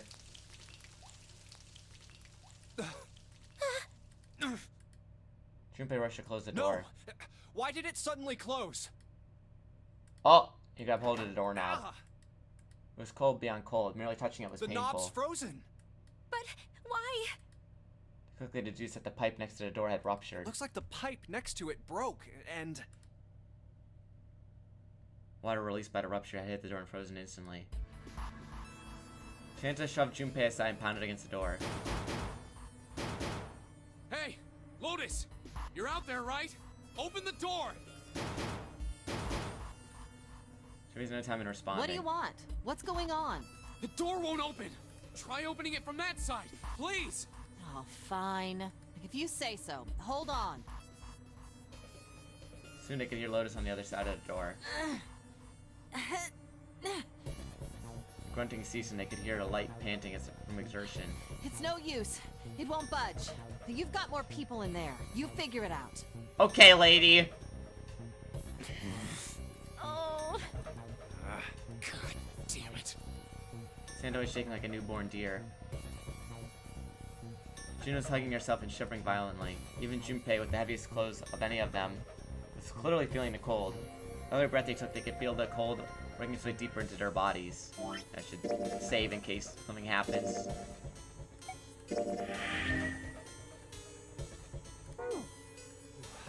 Anyway, let's find a way out.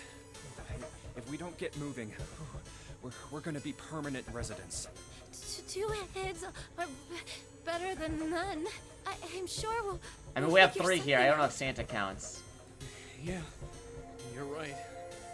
Let's just take a good look around this room. Okay. Right. Pushing close enough, they begin to search. Think Trojan solved this pork? Yeah, seems like it. Like a tag or something. Look at paper net meat. I think there's something written here, but I can't read it like this.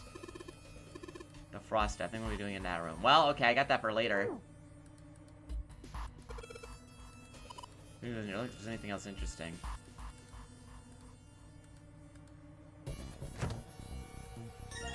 Dry ice.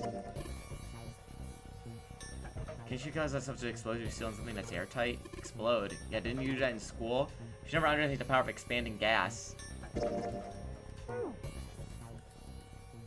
Dry ice sleeves as if to avoid burning himself. Dry ice is just frozen carbon dioxide, right? Yeah, it is. I wonder how warm it has to get for it to turn back into gas again. Hell if I know. How is that gonna help us anyway? Blow up the ice on the door. Well, I figured we might be able to use it to get out of here. About the move when June spoke up. Carbon dioxide sublimation point is negative 109 degrees. Did you know? And negative 109 degrees is the temperature of the fucking aliens. Any warmer than that, and it'll turn into gas. Any lower, and it becomes a solid. Oh, how do you know that? Despite my looks, I'm the the queen of random knowledge. She's so quirky. Looks bad to mess up when you're showing off. Oh, you're so cold your mouth's going numb? Yes, that's right. You're just doing that on purpose, aren't you? June giggled and did her best to hide her guilt. At least she was feeling good enough to joke around. She's so quirky. Come on, guys. Don't you think that's kind of weird? I wonder why it doesn't turn into a liquid first. He was now shivering at an astounding rate, but his curiosity seemed unaffected.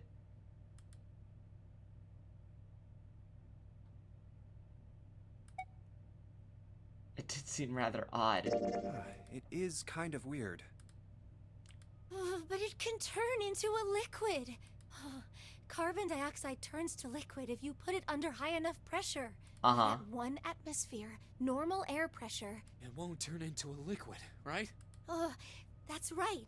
Instead of melting, it'll do what's called sublimating and change immediately from a solid state to a gaseous one. Yes. See, that is weird. Water's a liquid between 32 degrees and 212 degrees. Right. So why isn't that the case for carbon dioxide?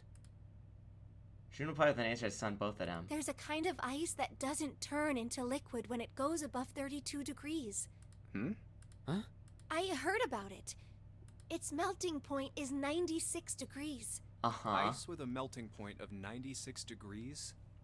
It's the ice that they use to keep the mummy! The mummy! The mummy! That's not a mummy! Then the ice didn't melt in the mummy! You mean there's water that freezes at 96 degrees? The mummy! Yeah, well, you could also look at it as ice that won't melt until it's 96 degrees. Water that freezes at 96 degrees. Ice that won't melt until it's 96 degrees. Junpei was cold as hell. This is too interesting to ignore. He did his best to warm up by rubbing his hands and stamping his feet. Then he put the question to June. So what's this ice with a melting point of 96 degrees called? I heard it's called Ice 9. 999! Ice 9? Originally, Ice 9 was a made-up substance invented by a science fiction author. Why? But recently, scientists have discovered that such a substance actually exists. Wait, hold up. So is this thing called Ice 9, or is it water? Like I said, if the ice is over 96 degrees, it'll be liquid.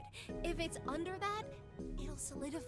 So you could think of it as a polymorph of H2O.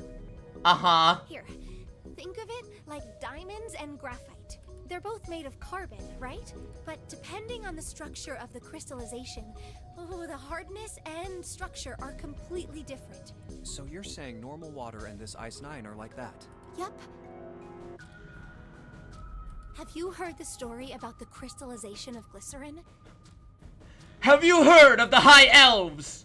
For 150 years after the discovery of glycerin, people cooled it, warmed it. They did all sorts of things to it, but whatever they did, it never crystallized. However, one day in 1920... Oh, one day in 1920! Some glycerin on its way to England by ship was discovered to have crystallized during the trip. The Titanic! The Olympic! Scientists around the world wanted to research this new, crystallized form of glycerin and asked for seeds. Oh, a seed is a sample of the original crystallized substance. With a seed crystal, further crystallization of glycerin would be easy. However, something very strange happened. Not only did the glycerin encouraged by seed crystals begin to crystallize, even the samples nearby did, even though they were tightly sealed. And it didn't end there. After that day, it doesn't matter where in the world it is. All glycerin crystallizes naturally when cooled to less than 64 degrees. Before that day, no matter how glycerin was cooled, it refused to crystallize. But once the crystallization had begun, it was almost like... how do I put it? It was almost like all the glycerin in the world was communicating. Through a morphogenic field! Right? Communicating in some way that we can't say. Ah, like a morphogenic field! Now it's happening everywhere. I was honestly impressed. In fact, it was a pretty interesting story. Wow, that's pretty interesting. But, what does that have to do with Ice 9? To a surprise, it was Santa, not June, who answered. What she's saying is that it's a lot like Ice 9. What happened, I mean. A lot like? If water everywhere started freezing at 96 degrees? Man. It'd be the end of the world. Junpei felt that Santa might not be treating the idea of the end of the world with the proper concern. At any rate, we're not gonna have to worry about the end of the world unless we can get out of here pretty damn quick. He was right. Junpei shivered. Alright guys, I think that's enough of that. I didn't think we'd get quite this far off topic. I mean, I know I'm kinda at fault here, but we can't be screwing around anymore. So seriously, I might go by the name Santa right now, but I didn't grow up in Iceland. Okay, well, first off, it's the North Pole. I freaking hate the cold. So let's get cracking, alright? We gotta find a way out of here. Santa stomped off, clearing his best to pretend the cold isn't affecting him. Selfish, isn't he? Still, Santa was right, and it was high time to get back to Ice research. 9 is interesting and all, but we can discuss it more once we get out of this freezer. Junpei looked at June, nodded, and resumed his search. Roger opened a pipe. Pipe burst, hit the doorknob and froze in place. Seems kind of warm.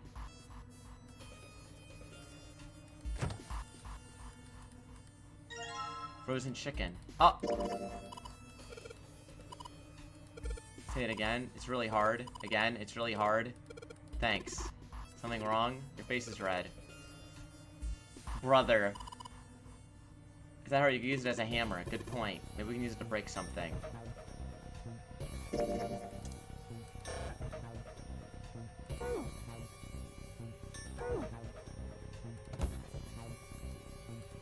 Anything else in here?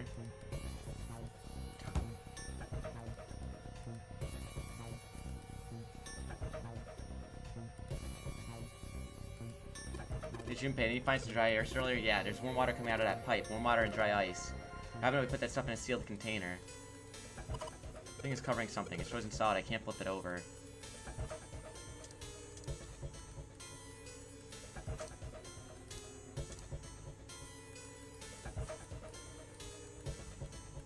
Alright.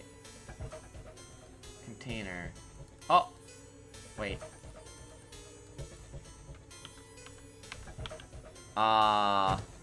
Oh, wait, what if we put the dry ice in here?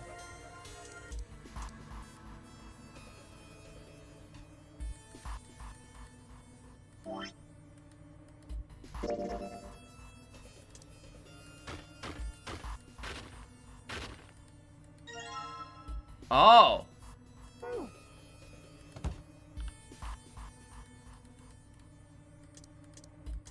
Dry ice crumbled.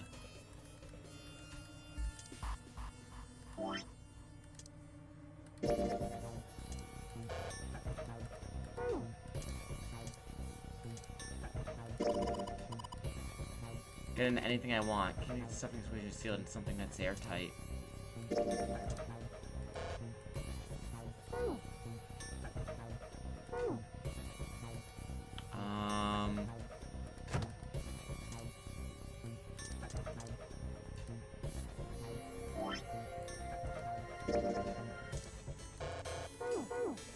Oh, okay, I need a container.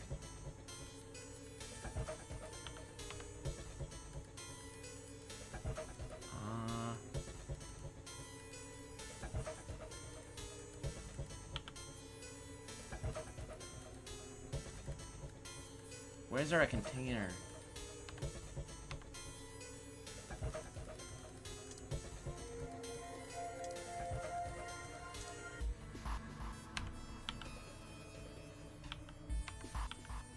Oh! Rope. Water bottle!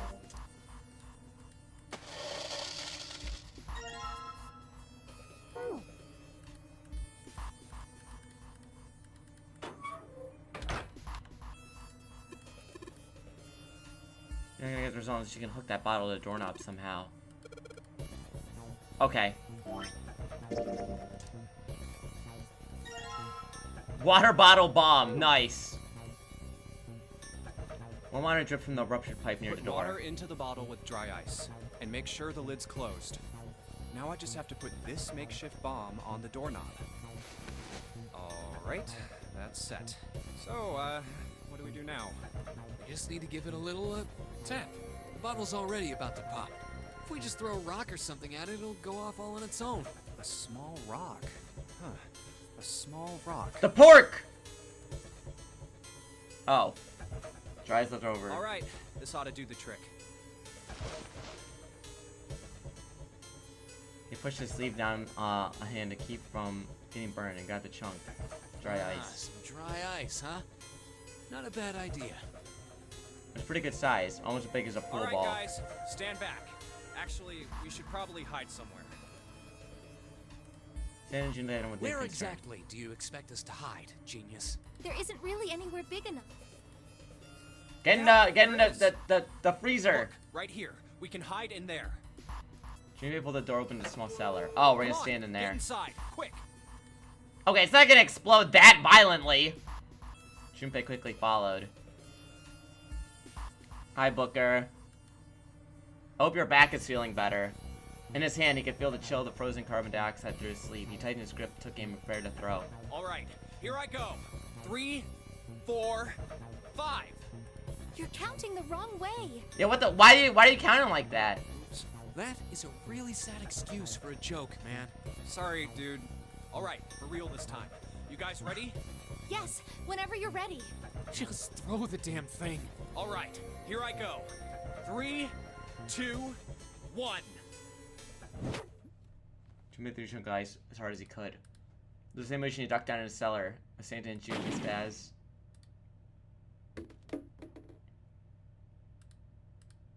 Junpei hopped out of the cellar and ran to the door. Jumpy! The ice on the door! Is it gone? Yeah, it's gone. The blast must have shattered it. Yes. All right, let's see if it opens. What the fuck has Lotus been up to this whole time? Hooray! We're out! The door gave way. He threw him tumbled out of the freezer at once. June relief collapsed onto the floor. Move! Damn! What the fuck? Santa shoved past Junpei and ran straight to the grill, which he immediately grabbed. Oh, god damn it! Hot, hot, hot, hot, hot, hot, hot! Fuck! He proceeded to kick the grill in futile but amusing fit of Well, rage. you did just grab the grill. What did you think would happen? He loves touching stoves! Hey, where's Lotus? It took Junpei a moment to find her. She was sitting on the counter, idly scratching her chest. Welcome back. I was starting to get tired of waiting for you guys. Bro!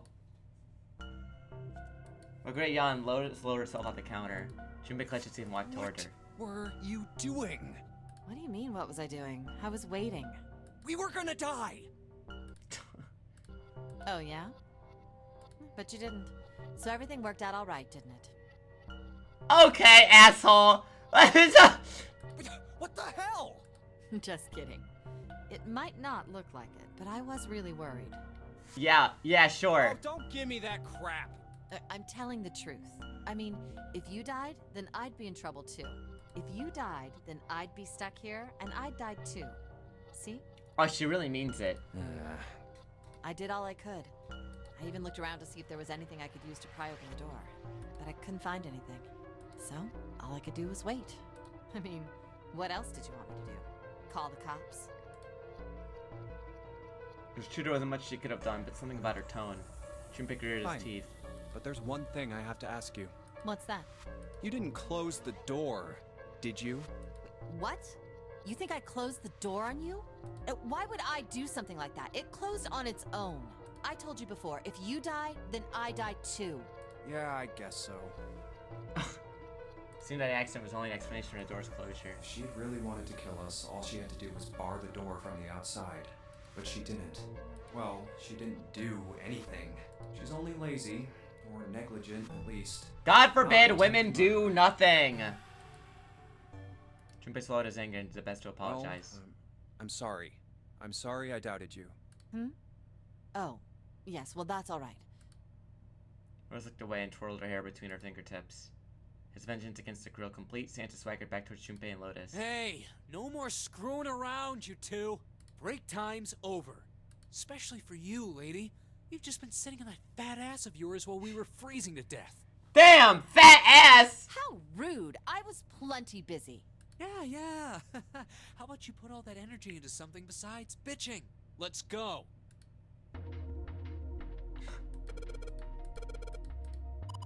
One of those swing doors. You see them a lot cooking, between kitchens and dining areas and restaurants. I have the store door all the way around the partition to get to the other side. A real pain in the ass, huh? Well, I guess it's not important, but still.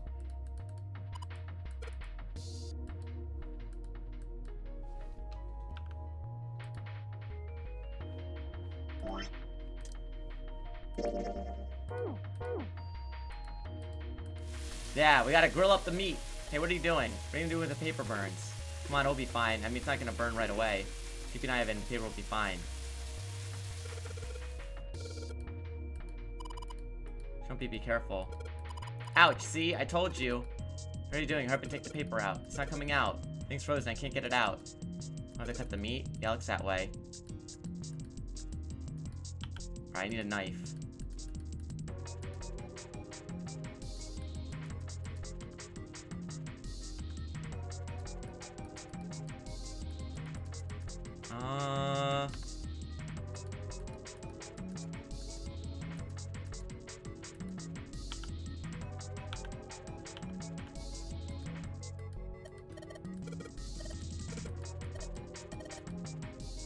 What would 9 plus F be in base 10? It would be 24, right? That's right. Good job. You're a fast learner.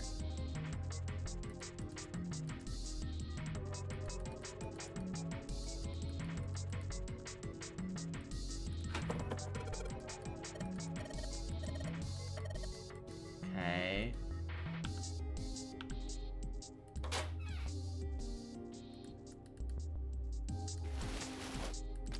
Aha! A rusty knife? I don't think we'll be able to use it while it's like this. They seem important, Junpei thought, but it wasn't gonna be much to It's futile.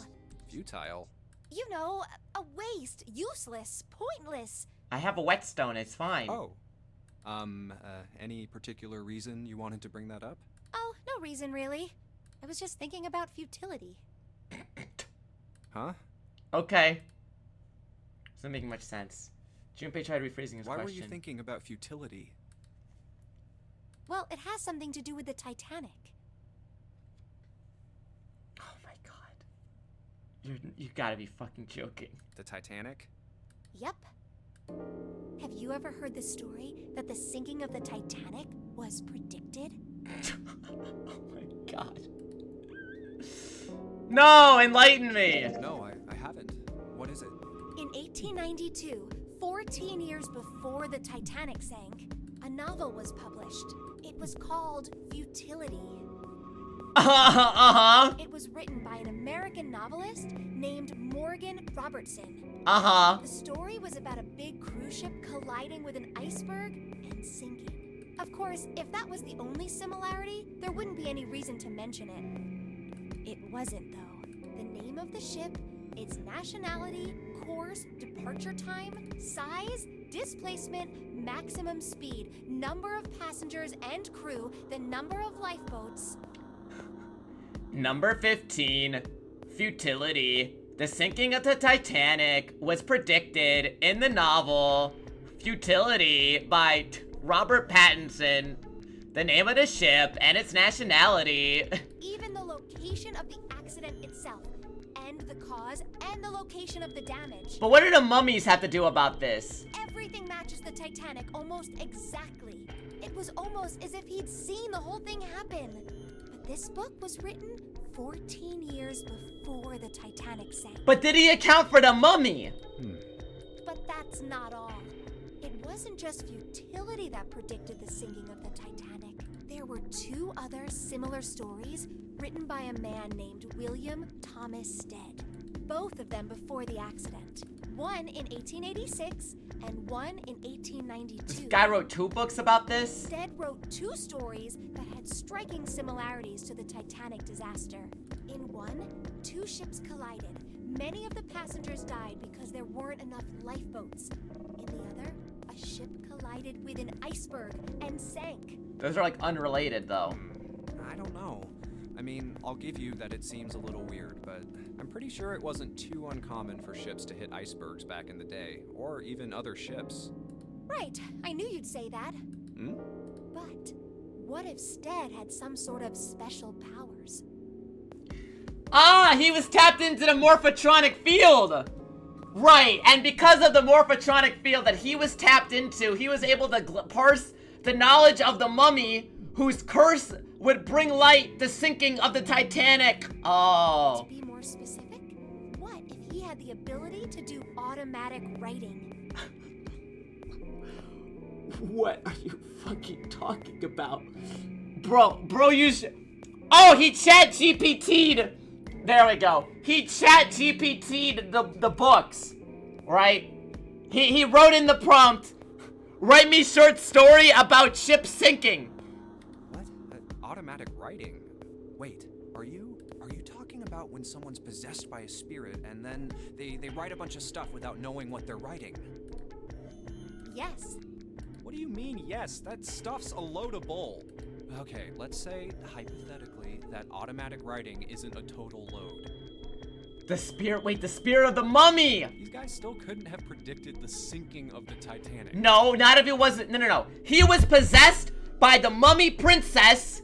The spirit of the mummy princess possessed Stead to write those stories. When this Stead dude wrote his thing, nobody had died on the Titanic yet. So if automatic writing is about being possessed by dead people, who the hell possessed him so he could write that stuff? The mummy that was frozen in Ice 9! That's not it. What's not it? Stead wasn't possessed by a spirit. He was doing the possessing. What the fuck are you talking about? What are you smoking? William Thomas Stead was a passenger on the Titanic.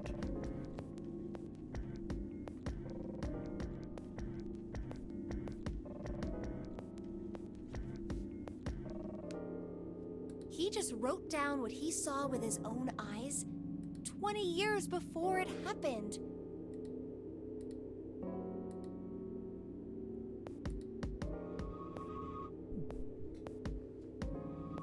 Uh-huh. Well, Junpei smiled uncomfortably. Well, why don't we talk about this some other time, okay? Huh? But I didn't even get to the morphogenetic field yet! Come on, let's get back to it. Junpei tapped him gently on his shoulder and awkwardly reached around her to pick up the knife.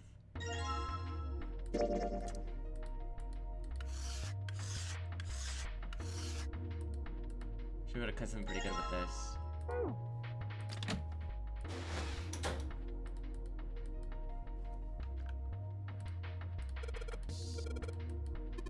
Awesome, Junpei. Now we can cut out the paper. C plus 10 plus F. Ah! 10! Wait, C is 12, 10 is 16, and F is 15. Got it.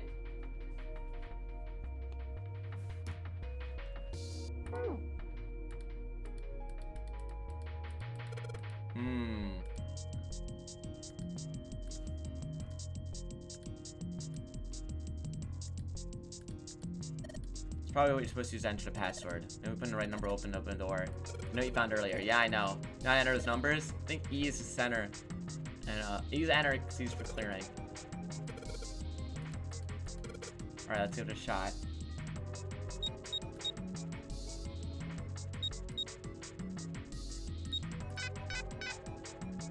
Wait, what?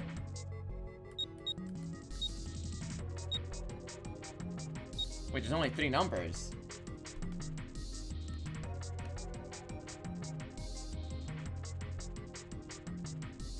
C is 12, 10 is 16. Just putting in randomizers, aren't you? Maybe you just enter it like I said in a hint. C plus 10 plus F. Wait! It's math. Okay, hold on. C plus 10 plus F. 28 plus 15.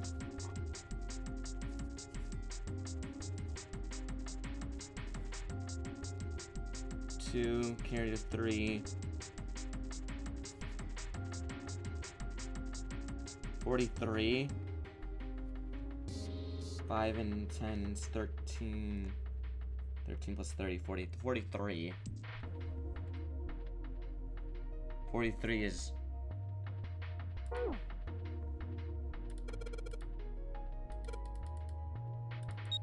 Oops.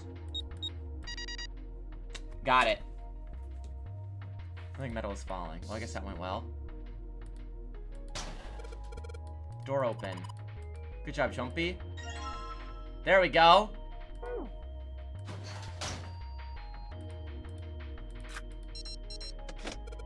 Yes, I think it's unlocked now. You did it, Jumpy. Let's get out of here. Let's go. Resident Evil door transition. You found it. I think we've been here before.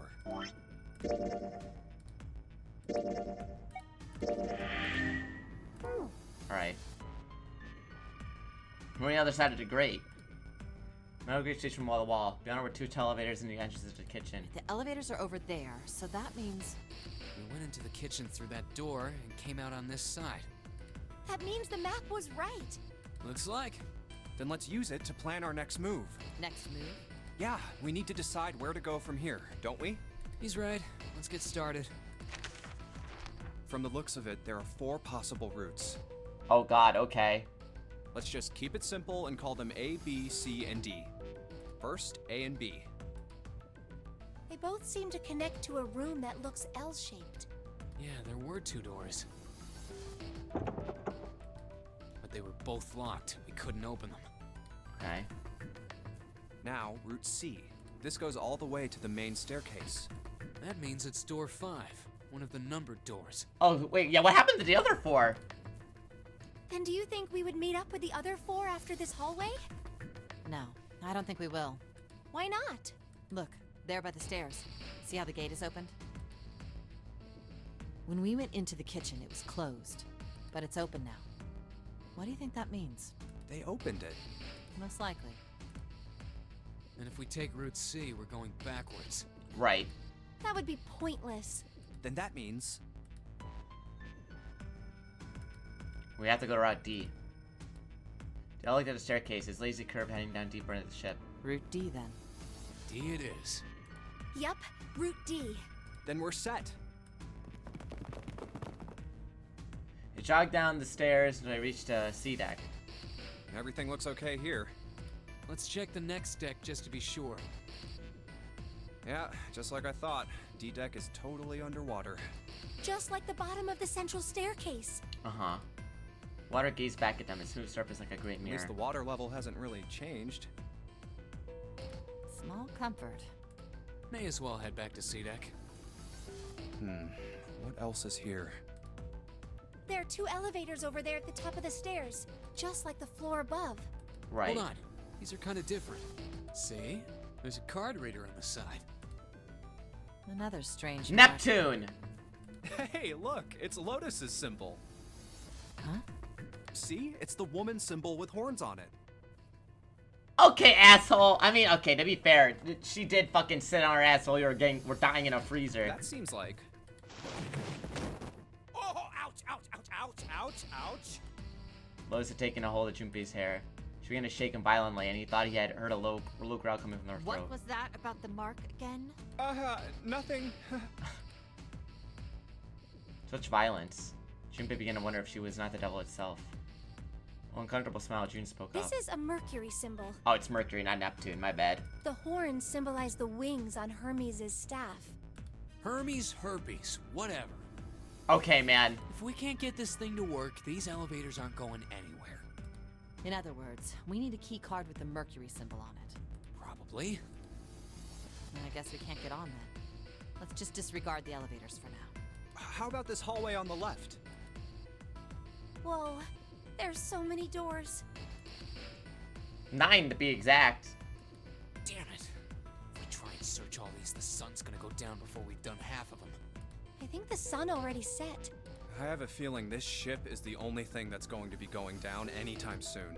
That's even worse. Well, we can come back to this hallway later. Let's check the hallway on the other side, shall we? Time to head back to the stairs. I mean, you could just... It would really take that much time for 4 of you to knock on every door. It's fine. That was a small And now hallway. the right hallway. Quickly they headed up into it. It's approximately the same size as the alcove in front of the stairs.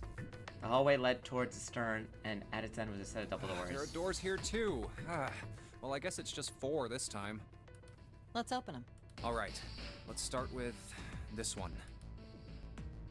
Junpei nodded and grabbed the one closest to him. He gave it a small tug and felt it move. It isn't locked. I'm going to open it. Through the found an unlocked door, he threw it open. Find a way out. Junpei didn't know what to make of what he saw. What? 7 and 8! This is where the poor people slept on the Titanic. He simply stood unable to speak.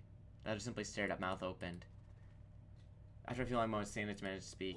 What the hell is this? This place is huge. Massive room stretched out in front of them, more of a cavern than a room. Its vastness was oppressive, and it bore down the 4 companions. It was not empty, however. The entire room was filled with lines of bed. Oh, there are beds everywhere. There were simple things, little more than pipes and thin mattresses. Is this a hospital? Yeah, less been able to put a name on the harsh scent that pervaded the room. Oh, it's a sick bay? It definitely has the smell. Could be. I see medicine cabinets and surgical tools. Here's where Lotus is gonna be like, see, I studied medicine for 10 years, and I can tell you. Hey, look there. The 4 doors at the end. 3, 7, and 8, and one of them's not marked. 2 of them were emblazoned with large single-digit numbers, made with thick red paint. The left door says 3. The second door is blank, but the third has a 7. And the rightmost door is 8. There's no doubt. They're numbered doors. But the one unmarked is 9! Why is the second door blank? That seems kind of strange, don't you think? No point worrying about it right now. Let's see if these will open first.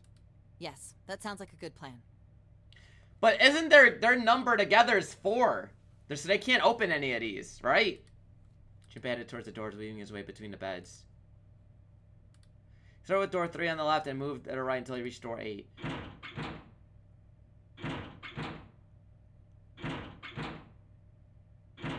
Alright, you guys have to wait for the other people to show up. Well, of course. If it was that easy to open these doors, what would be the point of the notary game? We have to activate the red, or the numbered doors won't... Wait a minute. What's wrong?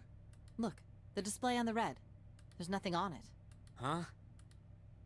Don't you remember? The red at the central staircase? Right. If no one was inside. Oh, it doesn't say vacant. Oh yeah, you're right. But this one. There's nothing on it. Right?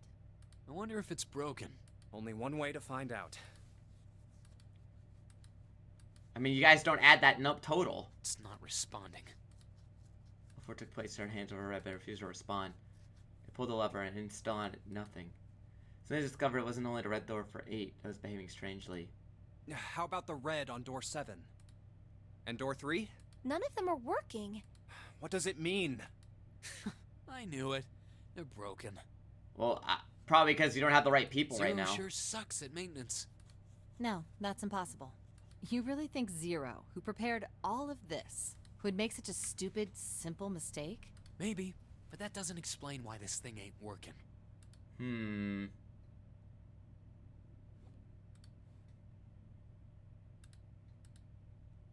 At that moment, that they heard a voice from behind them. I believe the bottom of the device has been removed. Oh, hey, it's the other group, finally! Wait, how do you know that, Snake? You're blind.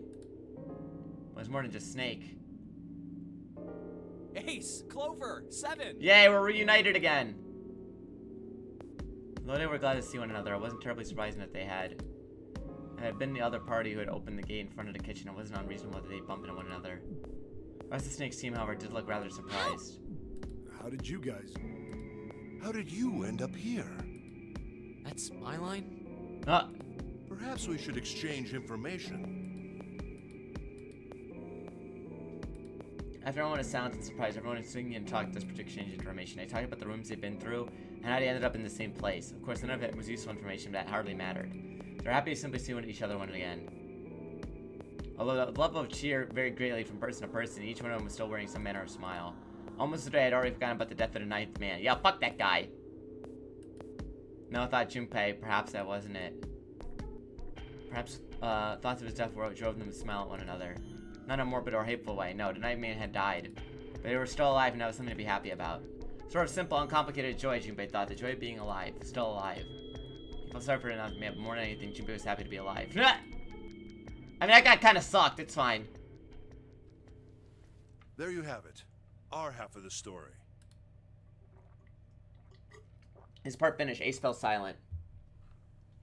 For a moment, Junpei was silent in the thought, and then he spoke. Okay, let me see if I got all this straight. When you guys got here, the bases for the Reds were already gone. And you looked all over this room, but you couldn't find anything. So you figured that there might be something in the hallway with all the doors. So you went and had a look? Yeah. And while you were looking around, you heard voices. What? So you followed the voices and came back here. Oh, okay, they heard us. Indeed. And that was how we found you. Why don't we check those 3 Reds again, just in case? You're right. Huh. There's a long, thin gap on the bottom. I think it's a slot for something. Probably electronic. Well, this isn't good. If the red is inactive, we can't keep going. Well, what about that hallway over there? Isn't there anywhere else we can go? No, there isn't. There are plenty more hospital rooms, but nothing else. Hospital rooms. That's what's behind all those doors? Yes. There are a number of individual rooms in addition to this large one. There was a door at the end of the hallway, but it was locked. There was an astrological symbol engraved near the keyhole, however. Ah, we gotta find the... was it the Mercury? I was able to get a good feel of it. I believe it was the symbol of Jupiter. Okay, how did you get a good feel for it, dude? Not again. Those goddamn things are everywhere. I wonder what they all mean. Remember when everyone was silent, deep in thought. While we're asking what things mean, what's the deal with this room? I mean, I thought this was a cruise ship, but I can't imagine a cruise ship would have a hospital like this. I mean, there's poor sick people. All the people with 7 he answered. Well, I figure it's probably a hospital ship. I do not believe that. Chances are it's the Gigantic. The Gigantic? What is this gigantic? 7 and his brother might begin to explain. The Gigantic. She was a sister ship to the Titanic, built in the early 20th century. What are you talking about? We've been through this! There was the Olympic! What was the Olympic? What do you mean it's that gigantic? Actually, the Titanic had 2 sister ships, and they looked exactly the same. Oh my fucking god. The Gigantic was said to be one of them. Oh, They hey. intended to make her a passenger liner like the Titanic, but World War I began soon after the ship launched. Uh-huh. The British Navy took her over and made her a hospital ship. And how do you know this? At some point during the war, the Gigantic was damaged by a German mine in the Aegean Sea. She ran aground afterwards, so she didn't end up sunk. What happened to her after that? One theory going around is that a man named Lord Gourdane bought her. What? Seemed like he'd been one of the few to survive the Titanic sinking. That trauma turned him into some kind of obsessive collector of all things related to the Titanic. Uh-huh. Soon enough, the guy wanted the Titanic itself. Which was impossible, of course. It's stuck at the bottom of the Atlantic Ocean. But the Gigantic wasn't. And seeing as she was identical... So you're saying this Lord Gourdane bought this ship? You think James Cameron's played this game? Yeah, at least I think I am. So Zero is Lord Gourdane. That's impossible. No way we're in some boat that's almost 100 years old. Pipe down, just pay attention. What, that's it? Well, have you got any proof? Proof? Proof that this ship is really the Gigantic. Well, this ship's got stuff that's like the Titanic and a hospital ship. So, I just figured. Oh, for goodness. Don't tell me that's your only reason. They're missing the point. So, what they don't understand is that the Titanic, the Gigantic, and the Olympic are all connected on the morphogenetic field. So basically this ship is a combined amalgam of all 3 of those ships because they kind of merged on the morphogenetic field. No, I've got more. Like? Well, I mean... 7 looked around desperately, doing anything to avoid meeting Lucis's piercing stare. He scratched his head for a moment and gave up. Finally he opened his mouth. I don't know. Lotus sighed and shook her head. I guess your memory isn't back yet, is it? Yeah, sorry about that. Hey, whoa, wait a minute. Memory isn't back? Junpei was, he felt, legitimately shocked, but seemed to be new and very important information. Oh yeah, because this guy couldn't tell us what happened when he got kidnapped. Everyone else, however, seemed unimpressed. In fact, they all looked at Junpei as though he had said something very strange. Yeah? Your point being? He said a revised attitude for next question. Wait, was I the only one that didn't know? Everyone nodded. Oh, yeah, I guess I didn't tell you, huh? I told the rest of them before we ran into you on the stairs. I told them I couldn't remember a damn thing from before I woke up. What? I almost have Junpei's from embarrassment. Oh. A bell began to ring from far away. A bell? It sounds like the clock in the main stairway. Oh boy, it's 11. 10, 11, Oh, 12. never mind. You guys got 12. 6 hours. It's midnight. Then we've still got 6 hours left, right? We don't have any time to screw around. Let's get going. We gotta find the missing parts for the Reds. What do you mean, find? How on earth do you propose we do that? We've looked everywhere in this room. That only leaves one place to look. One? Well, not just one. Wait. Don't tell me you mean we need to search all of the other rooms. Don't freak out. We've already searched 4 of them. 4 rooms? We just have to split up the rest between the 8 of us. That's easy. Each of us can do 6 rooms apiece. We'll have the other 48 rooms cleared in no time. There are 48 other rooms? Her early experiences had apparently not encouraged Lotus to trust Seven. Seven scratched his head awkwardly. Maybe? Alright, so everyone knows which area they're searching? Yeah. Yes! Junpei was chosen to search the rooms on the starboard side, moving from fore to aft. We'll all meet up when the clock goes off again. How about in that room with all the beds? Yeah. Sounds straightforward enough. I'll shout if I find any of the components we need. I hope we can find them within the time limit. If we can't, then we'll just have to come up with another plan. Right. Then let's do this. Alright. The deal decided, they decided to begin searching. Onto the hallway they went, each room had been assigned. However, from far away, Junpei heard the bell ring. It hit only once. It was 1 a.m. It's 1. I better get back to the others. What? What? I didn't do anything.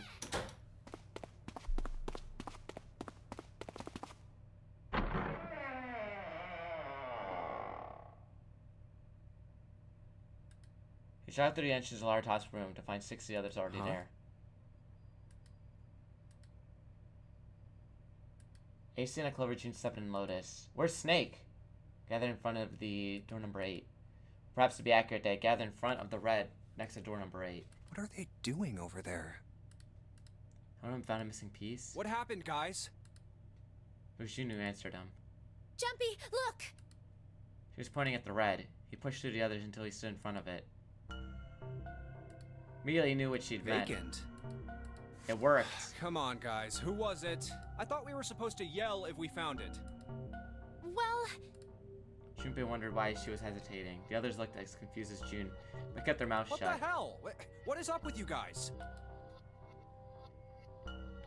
They all knew something he didn't, and Junpei wasn't about to leave things that way. Finally, Lotus frowned and spoke. Well, that's the thing. We don't know. You don't know? When I got back, it was already like this. There was no one else here. That means I was the first one back, but the missing parts were already back in the red. What? Let me see. Where's Snake? Junpei looked at the bottom of the red again just to make sure. The side had been open on the bottom was now covered in metal. You're right. It's in there. What about the other 2? They're the same. Let me take a look. Junpei quickly examined the other 2 boxes. It's just as you said. What? Besides that they were also repaired, still very confused, he turned to the others. Alright, I just want to be sure here. Nobody has any idea what the hell happened here, right? Correct. None. Ace and June nodded silently. Seven raised his hand as to say not me, and Santa just shrugged. Only Clover lowered her head and did nothing. Wait a minute. This is when he noticed. Yo, where the fuck is Snake? Where's Snake? Junpei slapped his eyes across the room a second time, but Snake was nowhere to be seen. Does that mean that he found them? I've no idea. There's nothing to suggest it. But nothing to suggest he didn't either. But where is he? I don't suppose we'll know until we can ask him in person. Well, whatever he did or didn't do, he's pretty damn late. What the hell is he up to? Maybe he's lost. Yeah, well, that seems likely. Dude can't see. I don't know how he gets around in the first place. Chloe raised her head. No! That's impossible! What? Suddenly she was shouting. Yeah, my brother's blind, but he's got really great hearing. He can get around as well as anyone who can see. He's not Daredevil! What are you talking? So he couldn't get lost. That's impossible.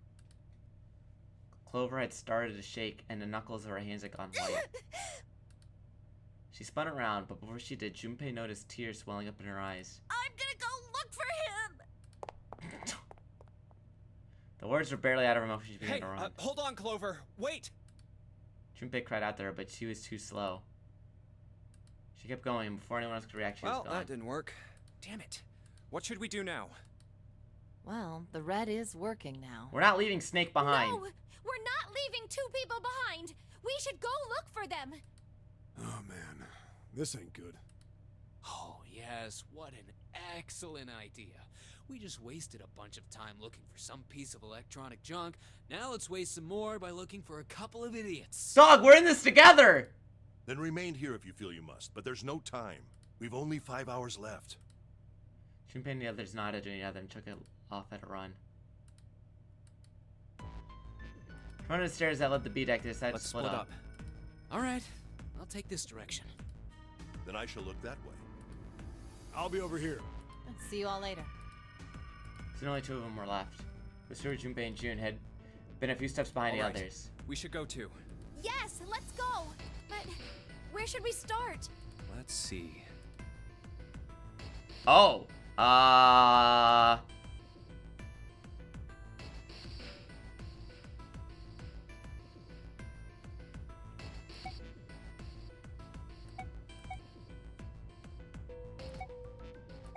Oh, what about the first class cabin on B deck?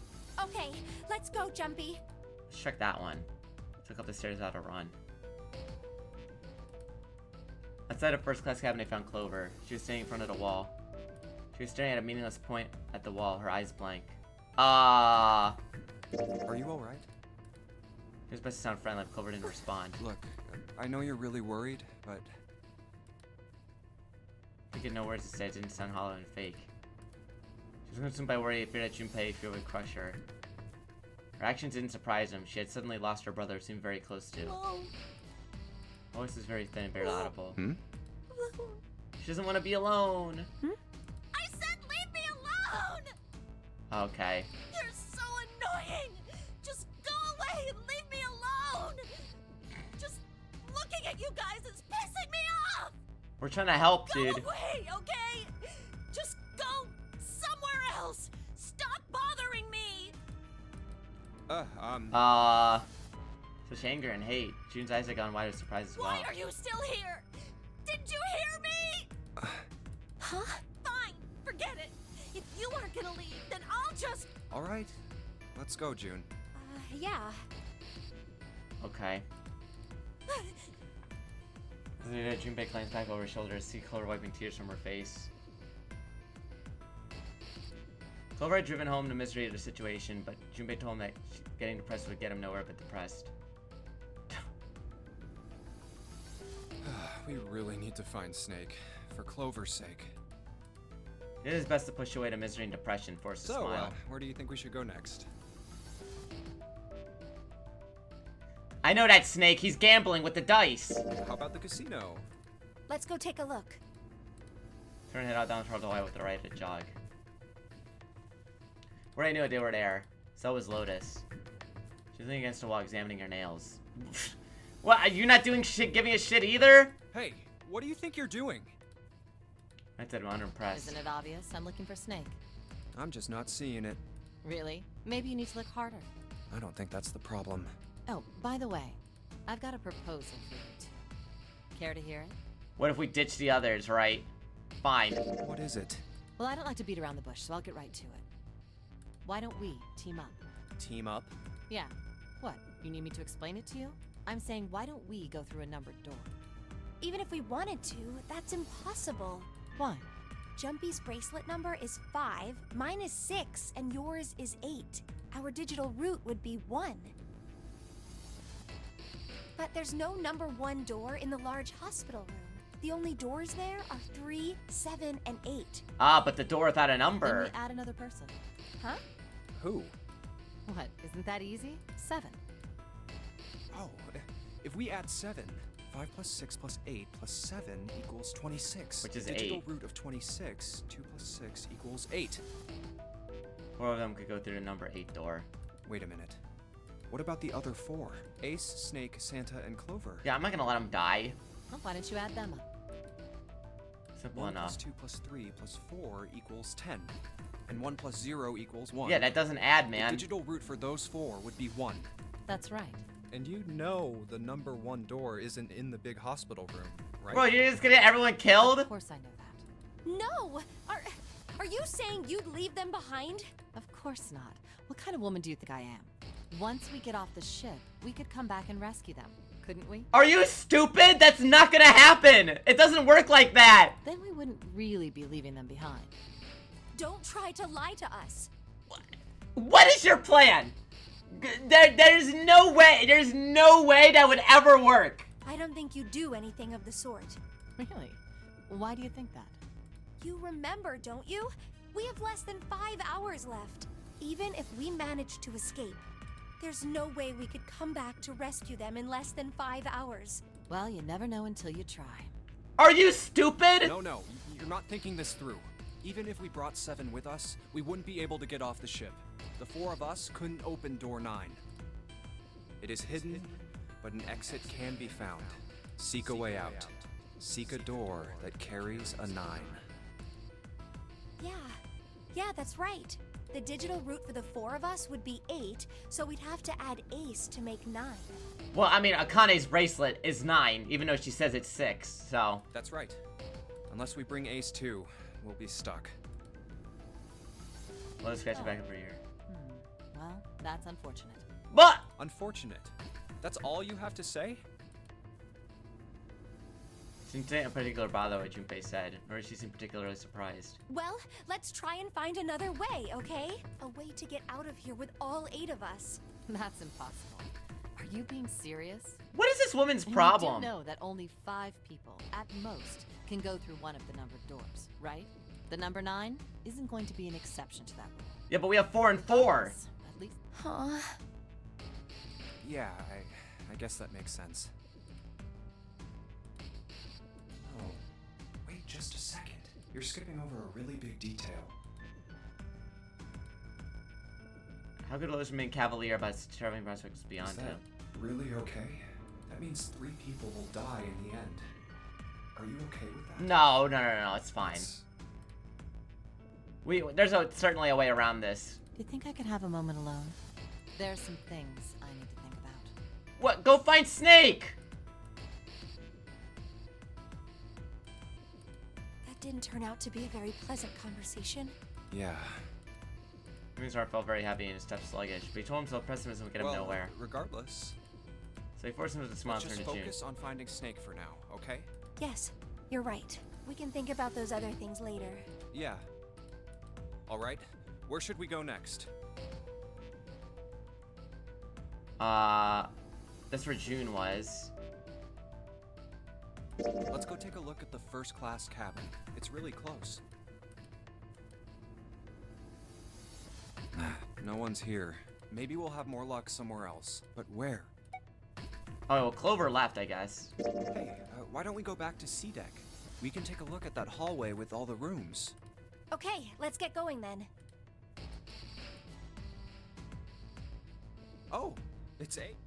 Hi, Ace. Spotted Hey, Ace. Snake! Where are you? Answer me if you're there! Let's go. Let's talk to Ace. Hearing her footsteps, she turned to greet them. Ah, hello there. Snake is... Well, that's obvious, isn't it? I assume you haven't found him yet? Yeah, doesn't seem like you're having any luck either. I really wonder where he could have gone. Well, wherever he's disappeared to, we must find him as quickly as we can. For Clover's sake. Right. His face looking kind of By enraptured. the way, do you think Clover and Snake are really siblings? Why would you say There's that? no way to... yeah, they're not really... Like, one of them was adopted. Why would you say that? Question seemed odd to Junpei. Well, it's obvious, isn't it? They don't look alike at all. Ace looked at him for a moment and spoke. Yes, you know, now that you mention it, they don't. Now that you mention it! Still, there are a great many siblings who do not look like one another. It certainly isn't rare. Okay. Aces is tight as At any rate, we really must find Snake as soon as possible. The clock is ticking. We really can't afford to waste any time. Very well. Let's get back to the search, shall we? You can leave this area to me. All right, let's go, Jumpy. He really is just back in the broom, huh? Something about that was... I'll think on it later. Like Ace said, finding Snake is our top priority.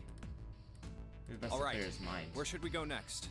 Well, only one place to look. Why don't we go back to the big hospital room? Okay, let's go then. Hey, wait. That's... Why is he just chilling in here?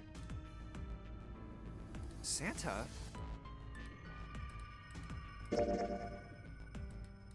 What are you doing? Why are you doing nothing, Can't dog? tell? Checking out the red. Why? Is there something bothering you? What? It's not bothering you? Huh? The guts of this red. Why wouldn't you wonder who the hell put it back in here? Yeah, that's true.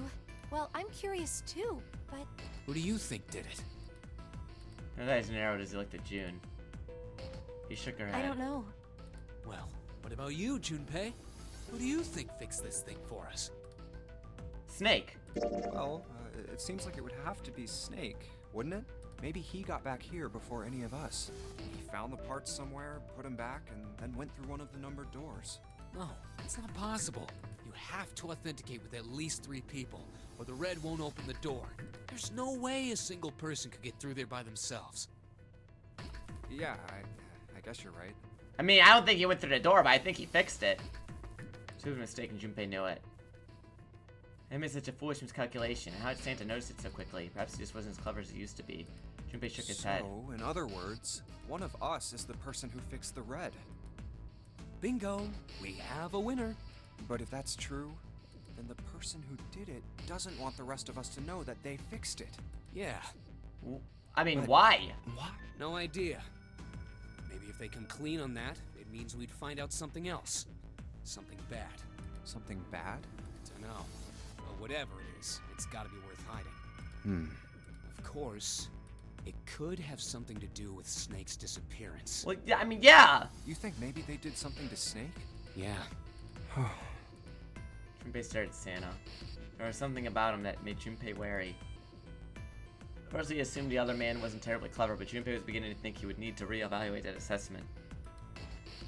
When Santa spoke again, his voice was quiet. If you trust anybody in this game, you're gonna lose. You've gotta be careful. The person you trust the most could turn out to be the one who stabs you in the back. That depressing suggestion turned quietly and walked away. That's that, I guess. Junpei and June looked at one another and smiled awkwardly. Ha ha ha! You wouldn't do that, June, haha.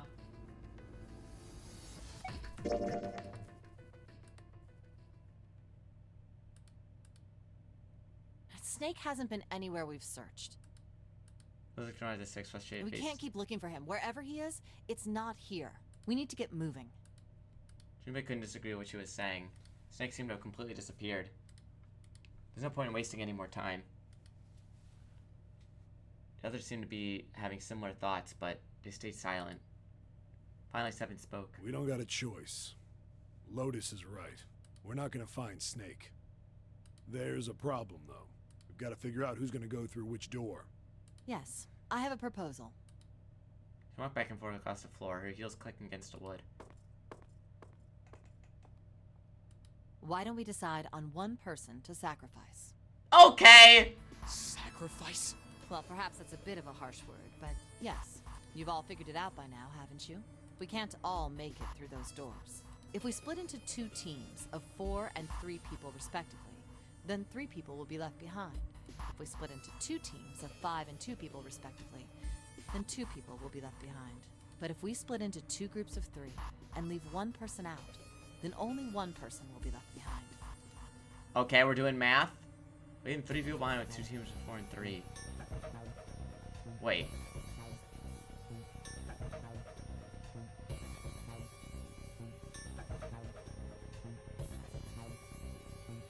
No. Wait a minute. 2 people get left behind if we split into 5 and 2, and 1 person is left behind if we split into 3, 3, and 1. I got that part. You can't go through the numbered doors with any less than 3 people. But if we split into 4 and 3, then why do 3 people have to be left behind? Just run the numbers. Let's say we go through door 7 with 1, 4, 5, 6. Who's left over? That would be 3, 7, 8. What's the digital root for that? 3 plus 7 plus 8 is 18, so add 1 and 8, 9. Exactly.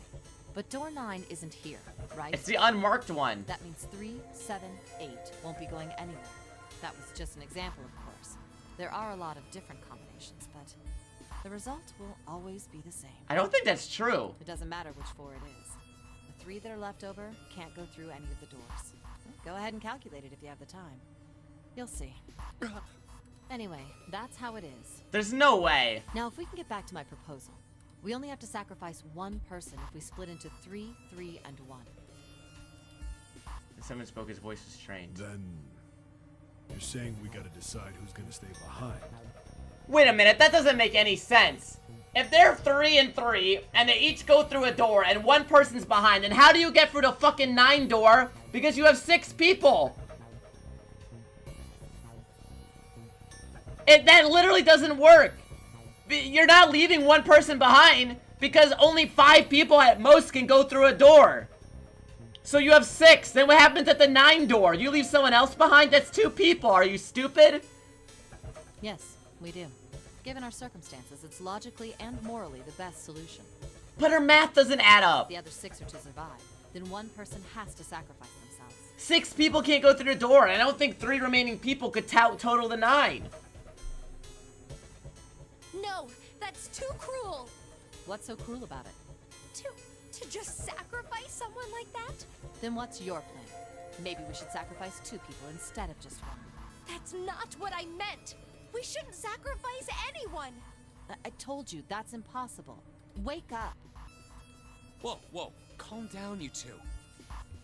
Santa stepped in between Lotus and June. Look, what Lotus is trying to say is, you should aim to bring the greatest amount of happiness to the greatest amount of people, right? Exactly. That's how democracy works.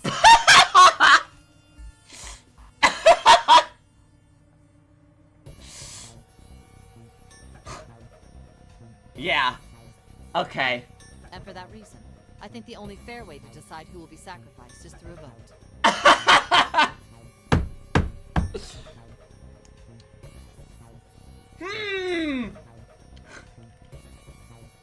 See, if this was if this was America, we'd be sacrificing the minority here. What do you think? No, that's terrible. I'm not asking you. Shut up. What about you, Santa? Me? Well, I agree, I guess. All right, that's 1 vote for. Counting mine, that's 2. 7. I can't say I agree with you. We don't exactly have a choice. If we don't do something, we're all gonna die. No, there is a. Are you guys not seeing the problem with her solution? If I can get 1 more vote, then it's decided. What about you, Clover? Clover moved away from the group and was sitting on one of the beds. Her whole body was drooped. Junpei didn't know she'd even heard Lotus' proposal. Clover. Lotus looked over at Chloe and gently laid a hand on her shoulder. Your brother has to be behind one of the numbered doors. Why do we assume no? That's not true! We've searched everywhere, but we didn't find him. Doesn't that mean he has to have gone through one of them somehow? Dude, you are lying! He would have... Clover slowly looked at her face. Let's go look for him together, okay? Oh my god, this fucking bitch, dude. If we sacrifice 1 person, then we can go look for him. You agree with me, right? Okay. What? The motion carries. Lotus spun around and walked towards Junpei. Now, let's start a vote too. She's gaslighting her. That's literally not possible for him to be behind the door. That won't be necessary. Ace had barely spoken for Lotus' entire speech, and everyone jumped a little.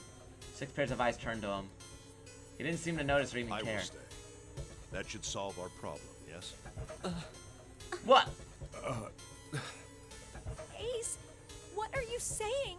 No, You can't do that. That won't solve anything. True, we need your number, too. June's voice shook. Yeah, wait, what the fuck? Lotus earlier was saying we needed Ace to begin with. Ace simply looked at her. I'm afraid you may have misunderstood me. I said I would stay, but I never said I would sacrifice myself. Huh? I trust you. Each and every one of you. I believe you'll come back for me. Whoa, whoa, whoa. There's optimistic, and then there's just nuts. Those doors only go one way. You go in, you don't come out. If we go through them... You won't be able to return, correct? Yeah. True. But that will not be the case once you've escaped from the ship. Okay, we're not gonna have enough time to save you, dude. What? Please, I beg you.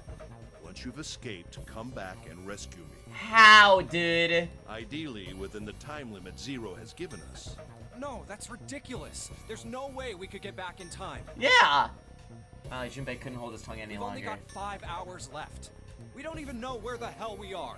How on earth are we gonna find someone to come and rescue you? Then, perhaps you would prefer to stay instead of me? Or perhaps you would be willing to leave June behind? Why her specifically? His voice was dignified and without a hint of cruelty or malice. Junpei had no rebuttal. There's no other choice. Then I see we've come to our conclusion. Go on.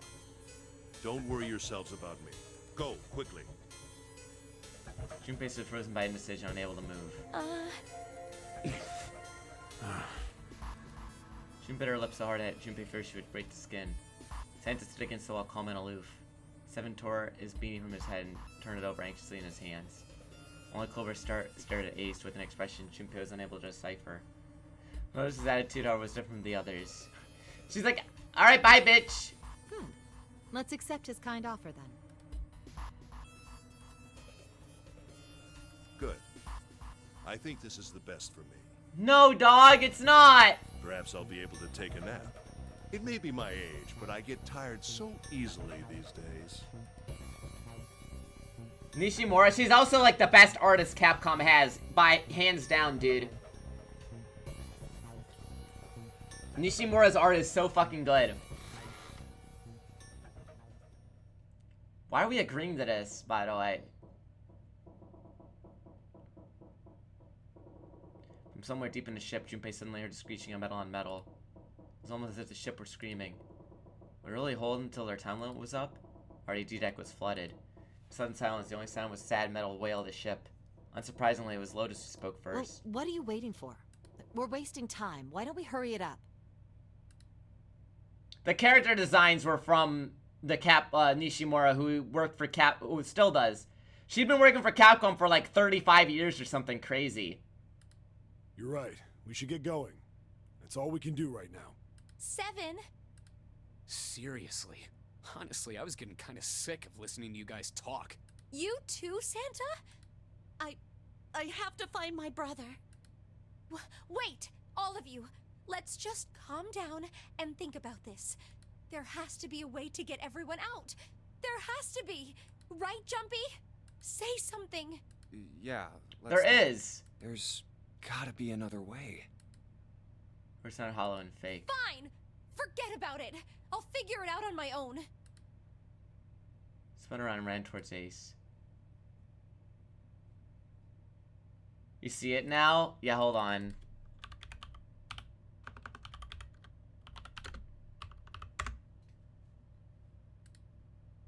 Yeah, like, dude, if you look at this art. I can get a good example.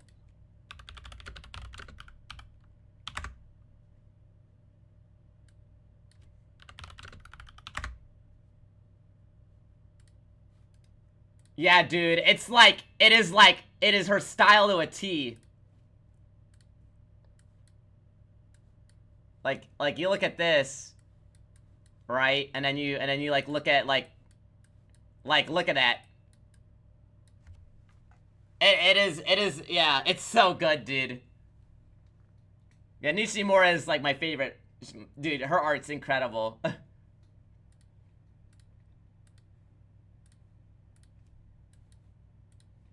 That's really cool. Yeah, no, I'm a huge fan of her art. All her Capcom art.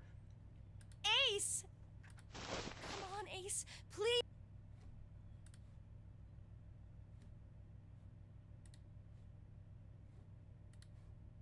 Please stand up. You can't give up yet. We just have to sit down together and think about this. We'll figure out a way that we can all get out of here. Uh-huh. Well, he slumped over onto the wooden floor, his body folded in half like a boxer out cold. Ace! June cried and dropped to her knees beside him. She put her arm around his neck and did her best to lift him up. What happened? Ace, say something! She shook him frantically. His eyes fluttered open. I'm alright. Wait! What if his heart hit 0? He could take the wrist off, the bomb off, the detonator. His voice is weak and slightly slurred. How are you all right? This. He held his left arm and slowly opened his hand. A syringe? To make his heart rate 0! So he could get the detonator off! It wasn't a syringe in a small vial. The vial was empty. The only reason being emptied, a few drops clung to the sides. There was a label taped to the side of the container. It read Soporil Beta. Soporil Beta. Soporil Beta. Soporil. What does this do? It makes my heart rate 0. Did you use this? Yes. It's just anesthetic. See? I'll be fine. Now his heart hits 0. Anesthetic. I found it earlier while we were searching the hospital rooms. I thought it might be useful. Late, I didn't think I'd be using it on myself. Why did you do this? Didn't I tell you? I'd like to take a nap. I really am. Very tired. You still have a heartbeat under an anesthetic? That's what the writer wants you to think, but conveniently, you have a 0 heart rate while you're under an anesthetic for a few seconds before you come back to life. Junpei knew that wasn't why he'd done it. He's injecting himself with anesthetic to forestall Junpei in June's attempt to bring him along. If he couldn't move, there was nothing he could do. He injected himself so that he would be forced to leave him behind. Ace. Is there something you want to say? I just like to sleep a little. Could you keep it down? No, don't, Ace. Don't fall asleep. You feel warm. So comfortable. I think I'll have a nice dream. Ace's eyelid drooped under through and through her. Almost he thought he were dying. See? Dying! Dying! See? Dying! His heart hit 0! He shook his shoulder again and again. But this time he didn't respond. Only gentle rising and falling of his chest until he told him he was alive. Junpei was relieved to see he was in fact still breathing. Let's get him up on a bed. He lifted Ace off the floor and laid him on the bed he'd been leaning against. Junpei turned around and looked at pity. We really don't have a choice now. Oh my god! We can't let his sacrifice go to waste, right? Like you even mean that. You say something? No, nothing. Felt wrong, but he had to agree. Suddenly Santa spoke. Yeah, but we're not done choosing yet, are we? Huh? What do you mean? Well, we haven't decided who's going in what door. Ah, yes. Yes, that's true. Enough of this screwing around. Let's decide. You first, Lotus. Which door do you want? I want door number 8. Any reason for It's that? the same number as my bracelet number. Got it. You're 8. Okay. You're next, 7. Which one do you want? I'll take 7. I can't get along with that old lady. What? What did you just say? This fucking hag! He threw up his hands and made a face like a child caught with his hand in a cookie jar. Me? I didn't say nothing. Oh, you're gonna get it next time. She shot him a glare that would have melted steel. Jet fuel? Then turned and stalked off. Alright, who's next? Santa's gaze moved across the 3 people left. Finally, he stopped on Junpei. Hey, which door do you want? At last, Junpei's mind was already made up. Well, wait a minute.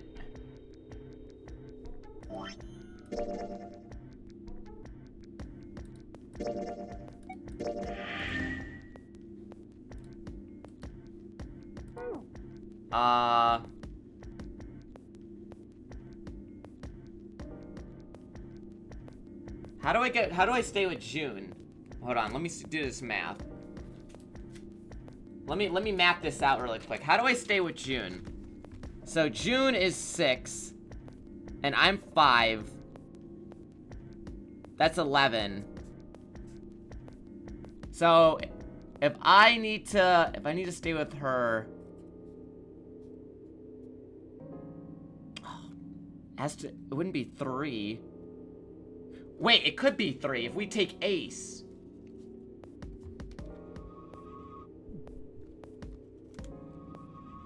I want to go through door number 3. Nope, you can't. Huh? Because it's impossible. Not if I take Ace. If we split ourselves into 3 and 3, then we give up on going through door 3. Why? The bracelet numbers for the 6 of us are 3, 4, 5, 6, 7, 8. There are 2 combinations that can go through door 3 with 3 people. That's it. Of course, 2 teams can't go through the same door. I see. That means one team would get left behind. That's right. That doesn't happen if we go through door 7 or 8? No, they're fine. We've got 3 options. I'm begin to explain. Option A, have 3, 5, and 8 go through door 7, and 4, 6, 7 go through door 8. Option B, 4, 5, and 7 go through 7, and 3, 6, and 8 go through 8. But if I take Ace with me, then we're fine. C, 3, 6, and 7 go through 7, and 4, 5, and 8 get 8. Those are the only 3 options. That's it. At least if we want to get all 6 of us out of here. Wait. Plan A divides into 2 teams. Plan B divides into 2 teams. Plan C divides into 2 teams. But that means 5 and 6 can never be on the same team. Exactly, and we cannot leave June behind. If we want all 6 of us to go through a door, then June and I can't go into the same one. June and Junpei had been friends when they were kids. He trusted her more than anyone else on the ship. If he chose 7 or 8, he'd be taken away from her. Nothing he was prepared to do. Have you mulled it over enough, or do you need more time? Anyway, that's the deal, so think it over. You've got 2 choices, 7 or 8. You can't choose 3. If you choose 3, you're gonna be leaving 3 people behind to die. I just take Ace with What are me. you gonna do? 7 or 8? Time to choose. Junpei thought hard. Everything over, his conclusion was... Sorry, Santa, but I still want to go through door 3. What? That's nuts! You've got to be crazy! Why the hell are you so obsessed with that door? I'm just... Junpei paused. He swallowed the words he was about to say. I'm just curious about door 3.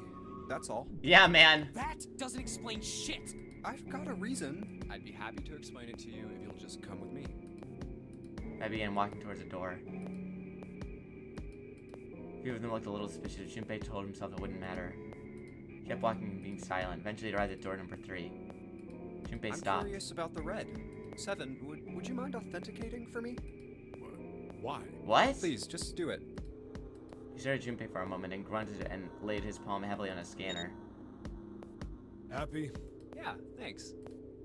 The number 7 has been entered into the red. Next is June.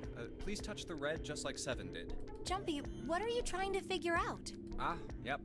I think Junpei thought about his answer for a moment. I think I might have found another way out. What? What? Really? That got them excited, just as Junpei intended. Now please, June. Oh, okay. 13, which is 4. Casually placed his own hand on the scanner, and the 3 asterisks blinked on. All right. The only people who haven't authenticated now are Santa, Clover, and Lotus. So, what's your point? You don't get it. Think about it. Huh? What's the sum of your number and Clover's? 12.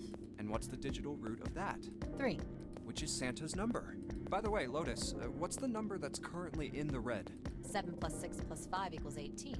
It would be 9, right? Yes. Yes. And what will the digital root be if you add 3 to that? 3. The door's number. There you go. Hey, wait a minute. What the hell are you up to? I'm not up to anything. I'm just waiting. Waiting for what? I'm waiting for the balance to shift. Santa, or Lotus and Clover. Once one of you moves, the others won't have a choice. So I'm waiting. Oh. Junpei laid his hands casually on the lever. You son of a bitch! You tricked us! And all that stuff you were were going on about is all bullshit! Bullshit? Huh. I don't think so. Didn't I tell you I figured out another way to get out of here? This is it. Yeah! Why the hell would you do something like this? Junpei glanced at June. Jumpy. You did this just so you could go through the same door as June. That's it? Santa was furious. His face was red and flexed spit through his lips as he spoke. Junpei closed his eyes calmly and then opened them again. So, who's it going to be? Santa? Or Lotus and Clover? Shit! Let's go, Clover. Huh? Lotus leapt forward. She grabbed Clover by the sleeve and ran for Junpei in the door. Fuck! Caught by surprise, Santa froze for a moment, then shot forward like a bullet from a gun. Lotus had a head start, but Santa had the advantage in size and speed. Fuck!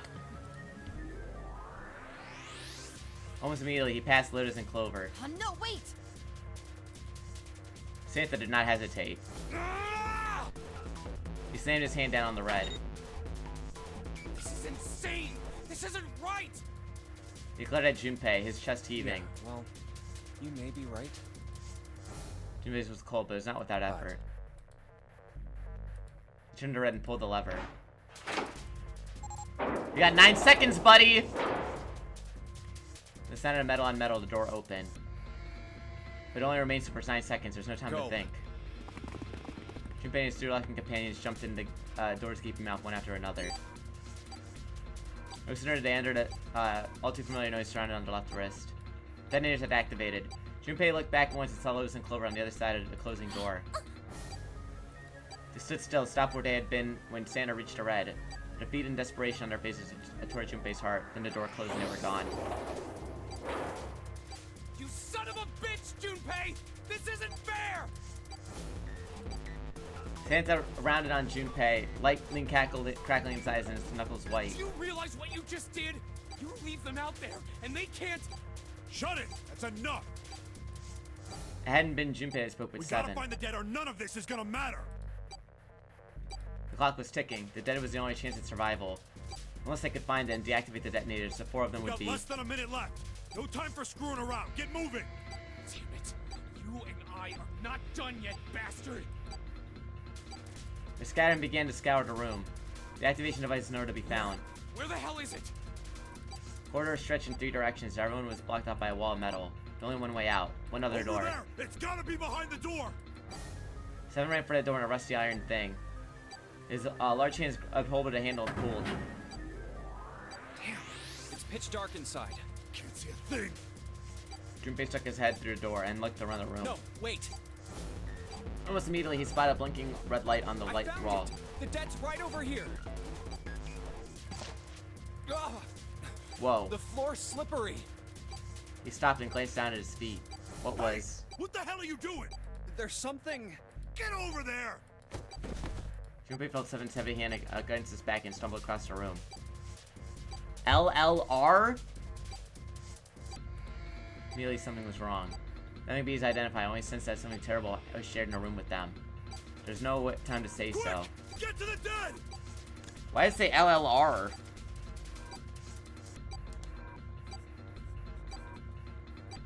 Why am I a devious asshole? Those guys will be fine. They all started running. In the dark, it was hard to tell where the wall was. All they could see was a tiny red light blinking at them over and over. There it is. Quick succession, they all slammed their hands against the panel.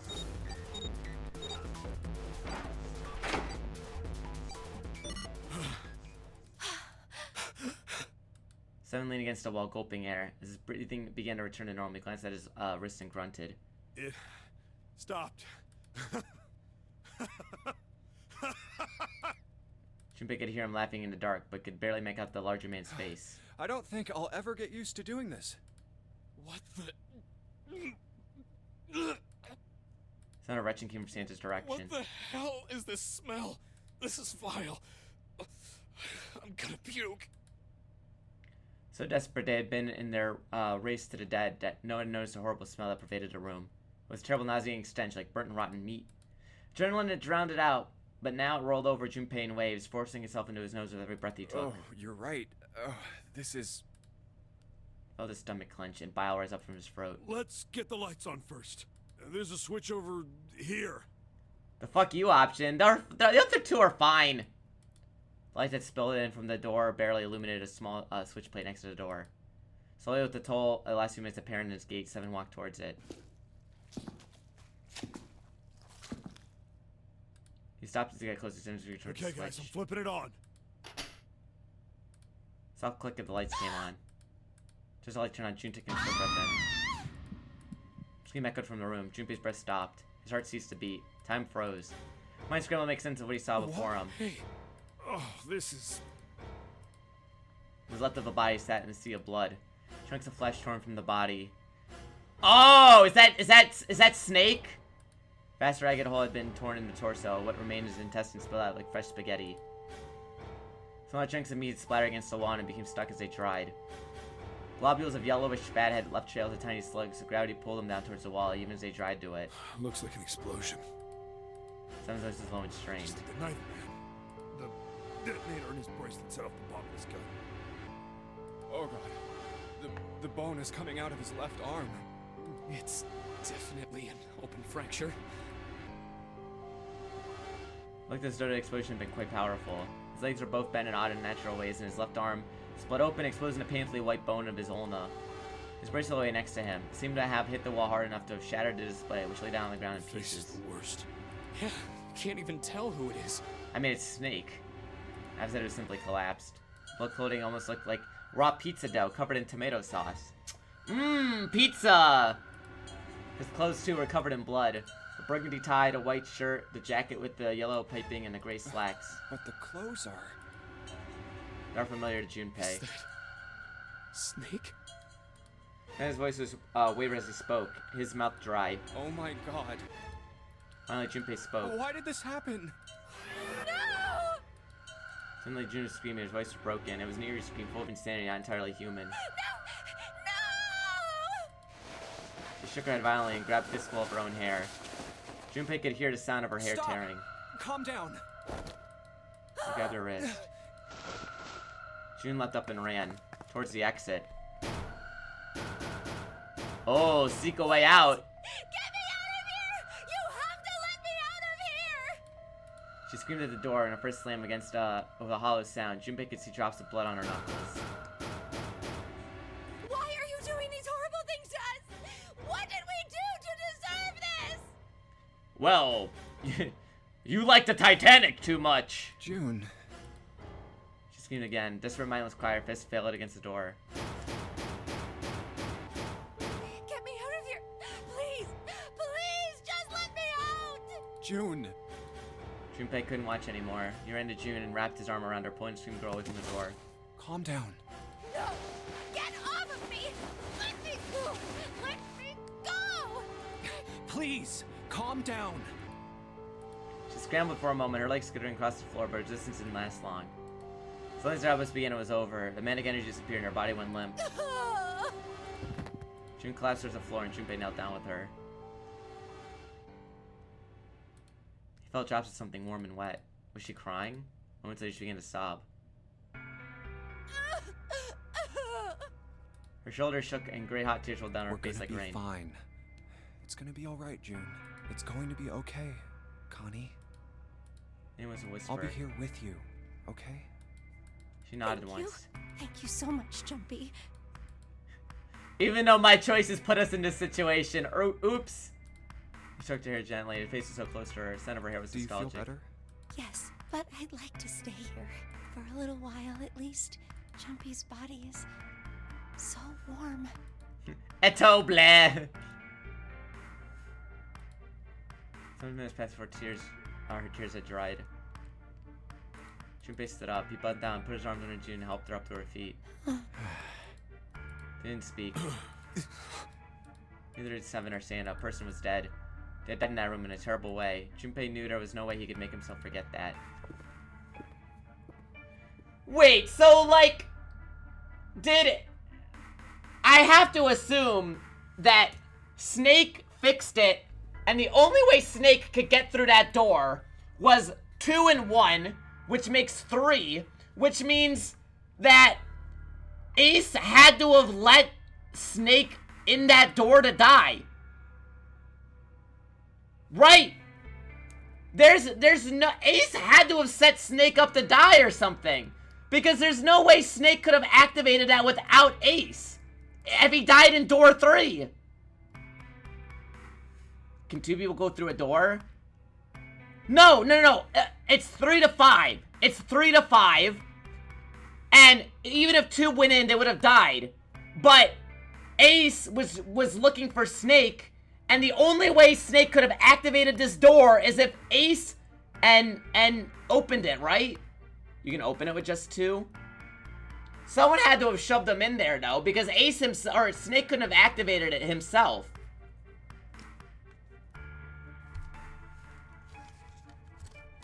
Okay, hold on.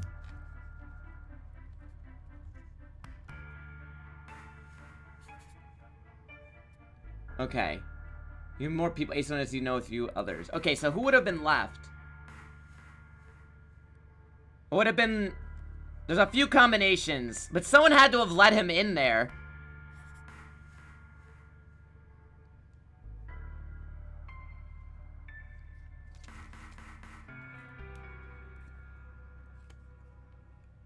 It wouldn't... it doesn't have to just be Ace. 2 people set Snake up to go in that door.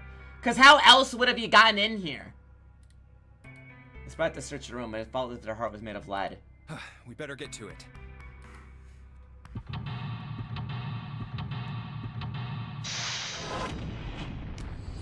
Digital root of 3 is 14, which means -2 is we need 2 people who could lead to 12.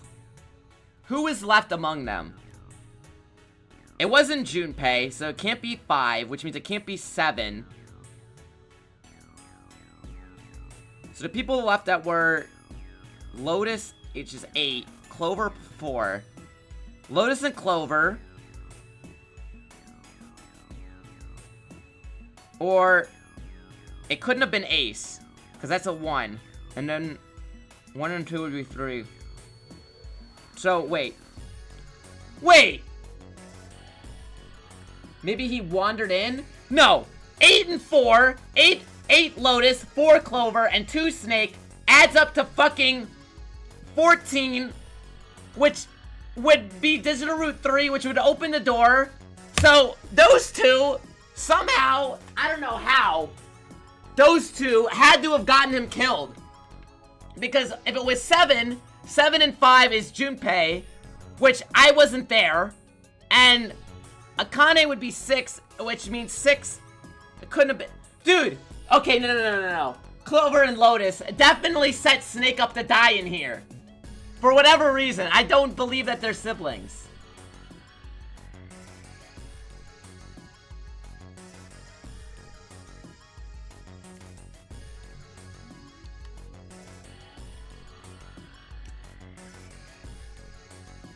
Oh, I subtracted. It has to add to 12, so it's 10.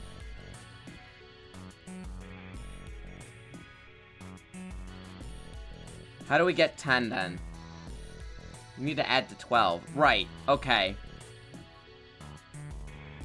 Well, I know I need to add to 10. Which 2 people would that be?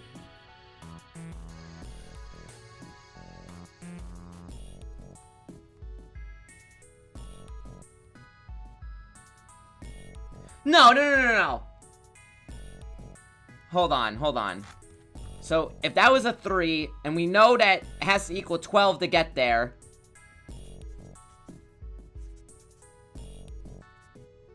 So that means 10. It couldn't be Lotus, because then there'd be another 2 missing. 4 plus 6. Wait.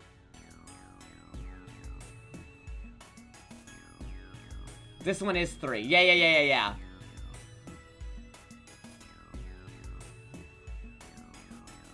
I need to get to 10 because 12... You see what I'm saying? 12... Digital root of 12 is 3. Right?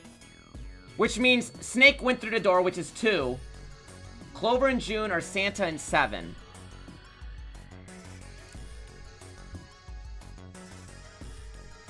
And June was with us.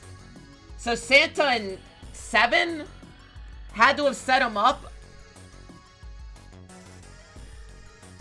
We weren't with Santa and 7 either. And I don't... I don't think Clover would do that. So Santa and Seven had to have put him in here? Those are the only combinations of people that would let them 3 pass through the door.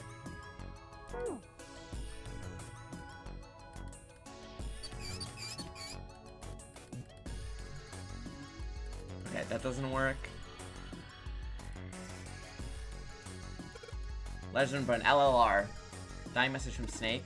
That's impossible. You're out of body, you aren't gonna do anything like that happens to you.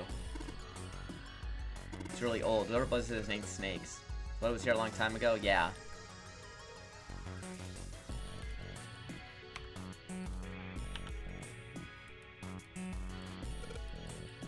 It's really hot. Water's boiling.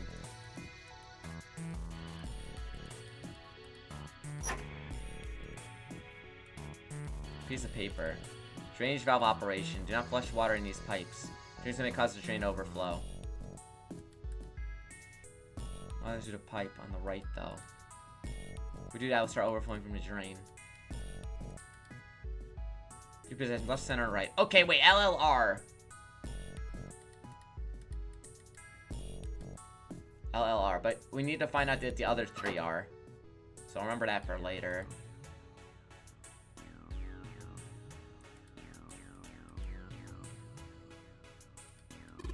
Looks like the red light is off.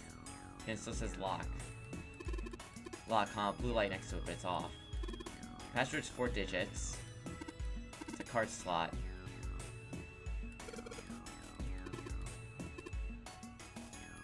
Okay, so we need to find 2 cards.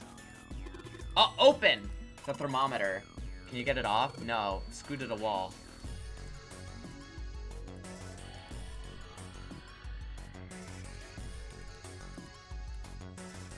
Oh! Looks like a card, a key card. I wonder if we can get to it somehow. I think that's too deep, I can't reach it. Nothing unusual there.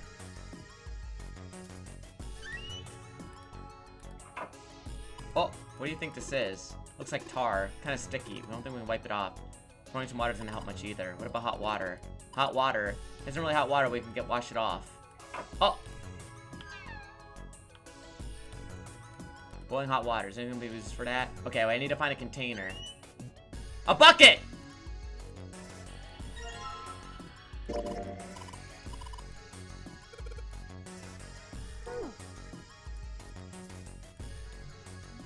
She reached for the broom. As he grabbed it, I heard a soft voice from behind them. It was June. The rabbit hutch. Huh? Turn around. June looked a little pale, but there was a smile on her face. You just reminded me of it. The rabbit hutch, I mean. Was there a rabbit hutch in the Titanic? How did I remind you of something like that? Jumpy and the broom. You're always playing around with the broom in front of the rabbit hutch. I was. Don't you remember? Jumpy stared at the broom in his hand. You mean, you don't remember that summer either? She looked very sad. Shook his head. Of course I remember. How could I forget something like that? Bro is lying. It was terrible. What? They were in 6th grade. Junpei and June had been assigned to take care of the classroom pets, the rabbits. Their chief duty was to clean the hutches every morning. On the final day of school before summer vacation began, Junpei overslept. He rushed to school and found June standing in front of the hutches. As soon as Junpei arrived, and June began to cry. He had no idea why until he looked behind her in the hutch. The first thing he saw was blood. The hutch was filled with dead bodies of the rabbits. Even after their teachers and friends came to see what happened, the commotion was June couldn't stop crying. I just kept crying and crying until you came over. You held my hand, and you looked very serious, and you said, "Don't cry. I'm gonna catch the person who did this." After you told me that, I finally stopped crying. Well, the real fun started after you quit crying. You told me we were gonna catch the killer together. June's Sonic and flush of life returned to Then her we cheeks. decided that we'd ambush them. Yeah, I remember.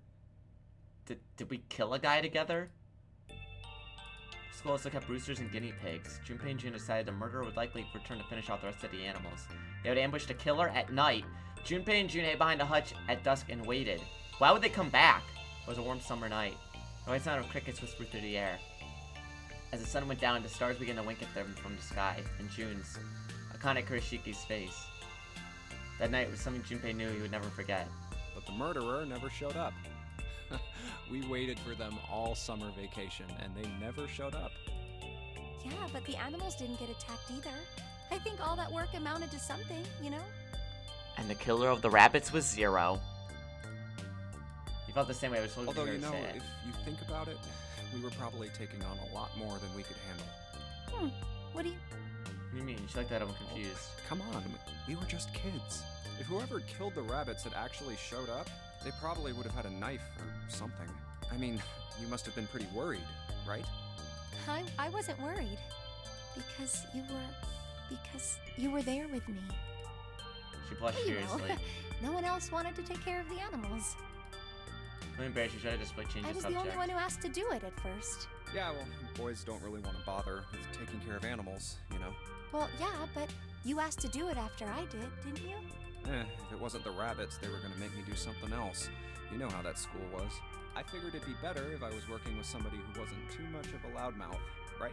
Somebody who wasn't gonna tell on me if I felt like blowing it off. Really? That's why you volunteered? Okay. Yeah, it is. Not quickly, and much too earnestly, and then clicked away something very important. Really? The Fumbler! The Fumbler! Of course. And it hadn't been a reason, of course. He asked to take care of the rabbit so he could be near June, but it had been so long ago he couldn't bring himself to tell her how he felt back then. It'd be embarrassing. Okay, man. Do you really have to worry about being embarrassing when there's a dead body in front of you? He took a clip at the clear and tossed the broom up and snatched it out of the air. We don't really have time to be walking down memory lane like this, you know? We've got to figure out a way out of this room. Otherwise... Yes. I'm gonna look over there. She nodded curtly and I should knocked get away. back to it myself. Ah, that's right. The pool of blood. She turned around and looked at the room. Snake's body. Chunks of flesh and organs lay on the floor. Going on and on about old times right next to a corpse? What were we doing? Yeah? Well, maybe it was because we're in this mess. Despite the situation, or perhaps because of it, the mind turned to the farthest thing that from death that it could find. Still, Junpei couldn't help but feel a twinge of guilt at wanting to desperately live when Snake lay dead I have to before him. survive, no matter the cost. I need to make sure she gets out too. He started at the clumps of blackened flesh, all Junpei fingers how much he wanted to live. What are you doing with the broom?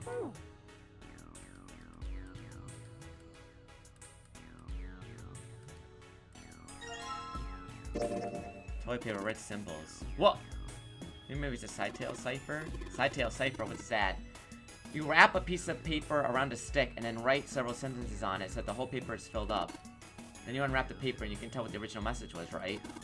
That's how it works, more or less. In a cipher, we got a stick that's the same... The broomstick!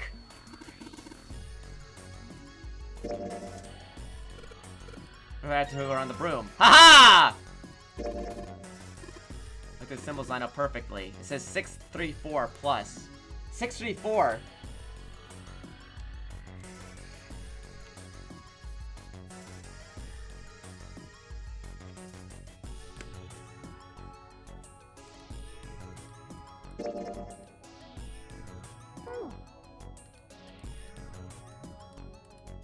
Wooden box, there's something in here. Luminol, something's written on it. It's lumen, can't read anything else. The label's all faded. Let me see that. Oh, this is luminol. You know, forensics I use it at crime scenes. Yeah, stuff that glows blue when you spray it on blood. Oh! Even though blood's been wiped off, it still glows. We gotta spray it on the wall!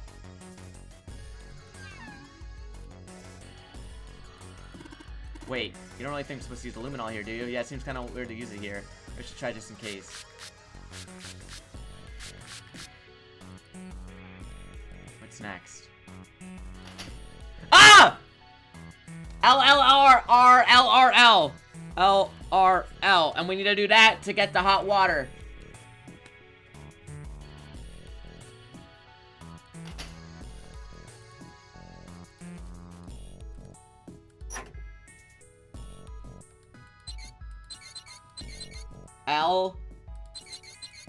L R L R L.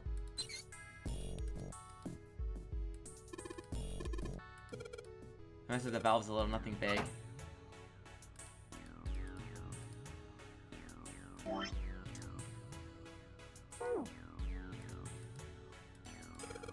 Somebody turn on the shower and put the bucket under the head. Ah, sure thing.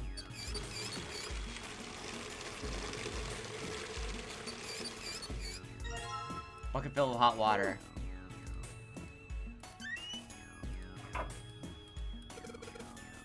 Flush the hot water might should clean it up.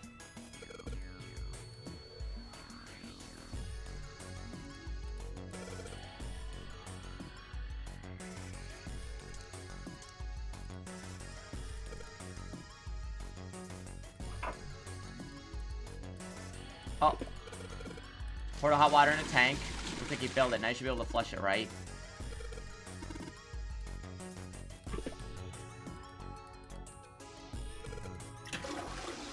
There it goes. 185 equals, wait. 634 plus 185 equals, oh, math. Okay.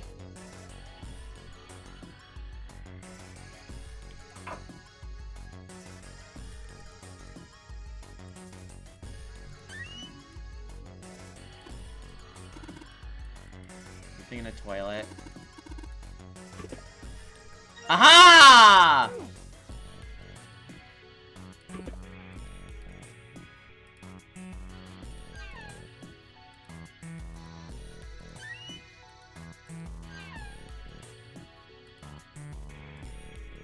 Now how do we get to this?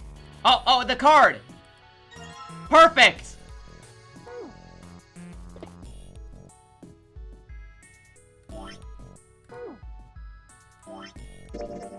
Okay, what was it? 634 plus 185 equals 819.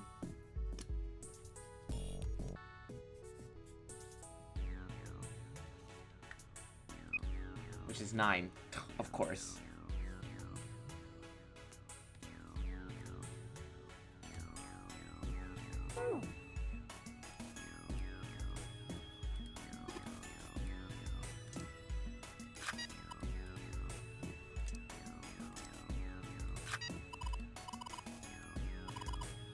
The password. E and C cards. Yeah, enter and clear. Okay.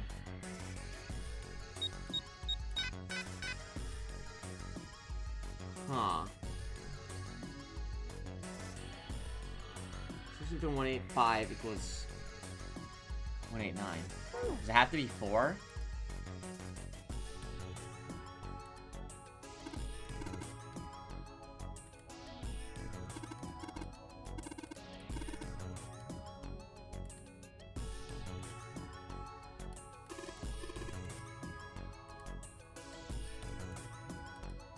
Screws. 15 and 30? 20?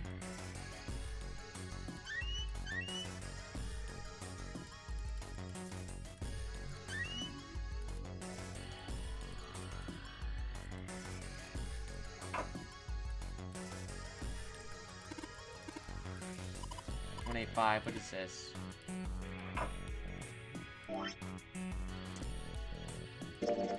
$634. Right, $634 plus 185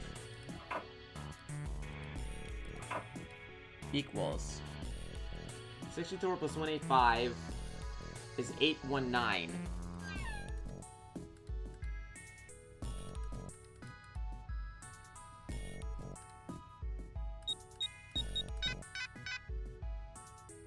Huh. Oh!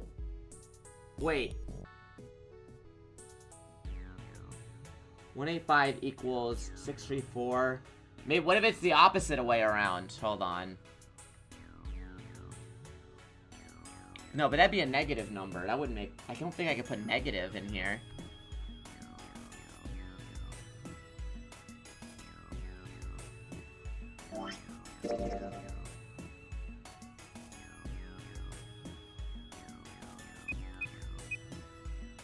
It's 634 plus. 449. 0. No. I'm missing something else.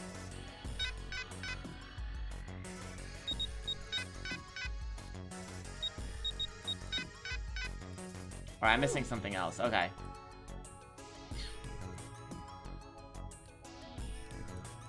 There's gotta be something with this thermometer.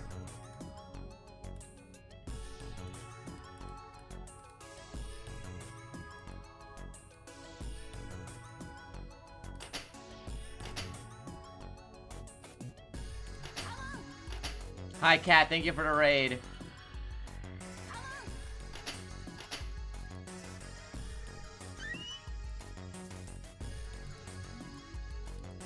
Second toilet paper. I went through here. I went through here.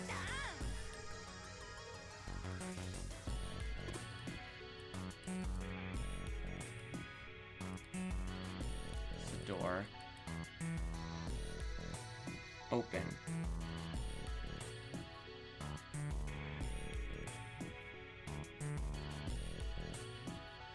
Wait, maybe I gotta add the thermometer temperature? Which would be 20.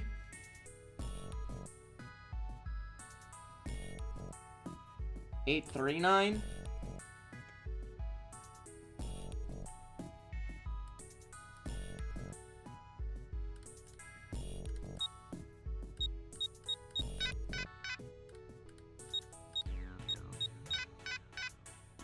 Okay.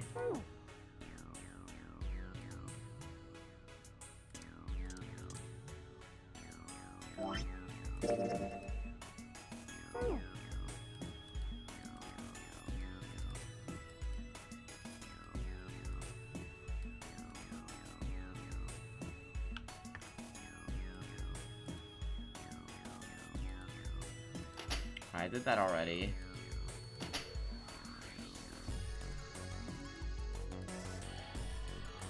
I want to think about that.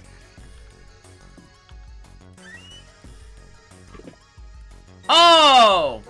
I missed a screwdriver.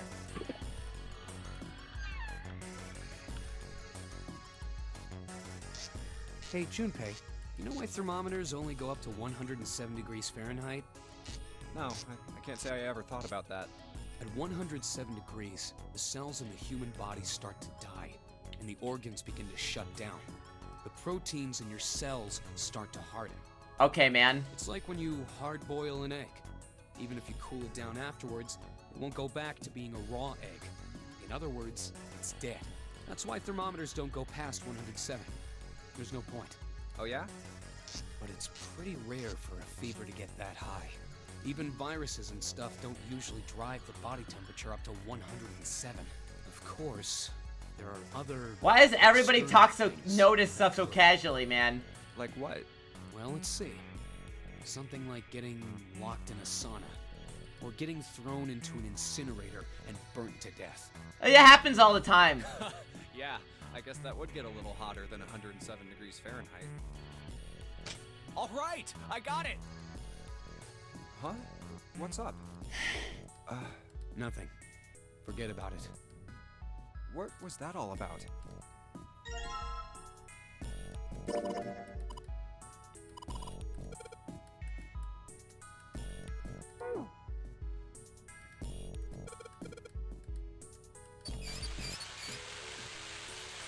Put the water on the thermometer.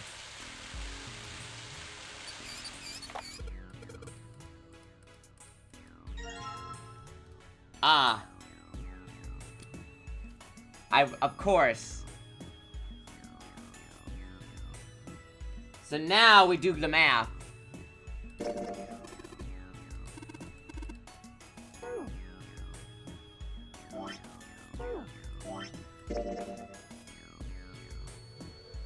$957 plus 634 plus 1.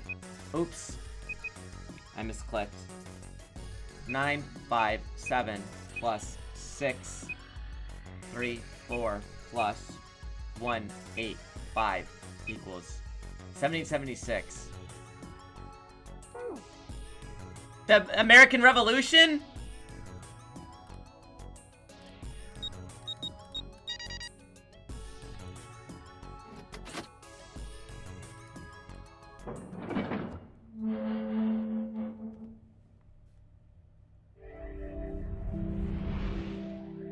You found it. There's a large iron door at the end.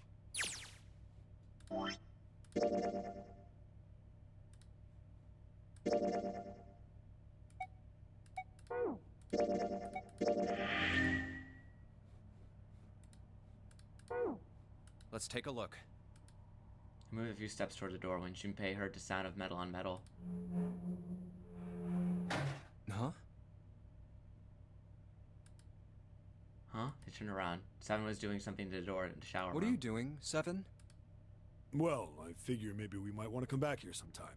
So, I stuck the broom in there to keep the door from shutting. Alright. Let's go. Then he stopped me and walking down the hallway. He brushed past Junpei and kept going.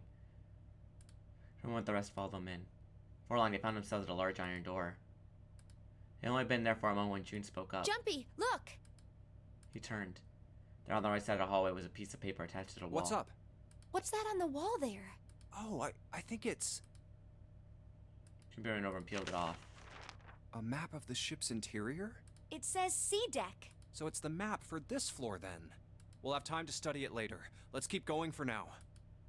Junpei folded the map and stuffed it into his pocket. Back at the door, 4 of them lined up in front of it. Santa stepped forward. He grabbed the hold of the door and then turned it to look back at the rest of them. Ready? I'm gonna open it. They nodded. Santa nodded back and they threw the door open.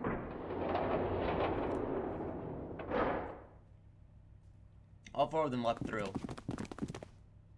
What the? You're shitting me. It only took a moment for them to realize where they were. We're back. They've only been there a short time ago. Another hospital room? The doors are different, though. I mean, we're looking at the other side, I guess. Lotus and Clover looked up as they entered. Ace was there as well, though he'd only just woken up. Clover! Lotus! And Ace! I'm glad you're all okay. See, now we can take Ace with us! Lotus? What are you... The moment they spotted Junpei, Lotus and Clover headed straight for him. As she neared him, Lotus drew back her hand and slapped him open palm across the face. How could you do this to us? Her face was furious. She grabbed Junpei by the collar and shook him violently. Clover didn't touch him, but the hate in her eyes was no less potent. It was Seven who stopped them. Knock it off! We got bigger shit to worry about right now. His deep voice echoed across the massive room. Lotus glared at Seven, but Junpei got after one last vicious shake. Go have a look. I stuck the screwdriver in the door. That door over there, the one without a number. As long as the screwdriver's there, it can't shut, so you can get in there. See, we saved everybody! There's a shower room past there. I stuck a broom at the door there too. Anyway, go take a look. Then you're saying we can go in there without passing through the numbered door? Yeah, it's about the size of it. Wait, what the hell is in there? You'll know when you see it. Oh no, Clover's gonna see Snake! Fine, let's go. By then, Ace had made his way to them, moving with just a stiff shuffling step as somebody who'd only just awoken from a lengthy slumber. My goodness. I know I said I was sure you'd come back for me. I didn't think it would happen so soon, though. So wait, okay, so there's no way Clover did it, which means Santa and Seven got Snake killed! Should I go as well? Yeah. Very well. Ace followed Lotus and Clover with a stiff, tired gulp.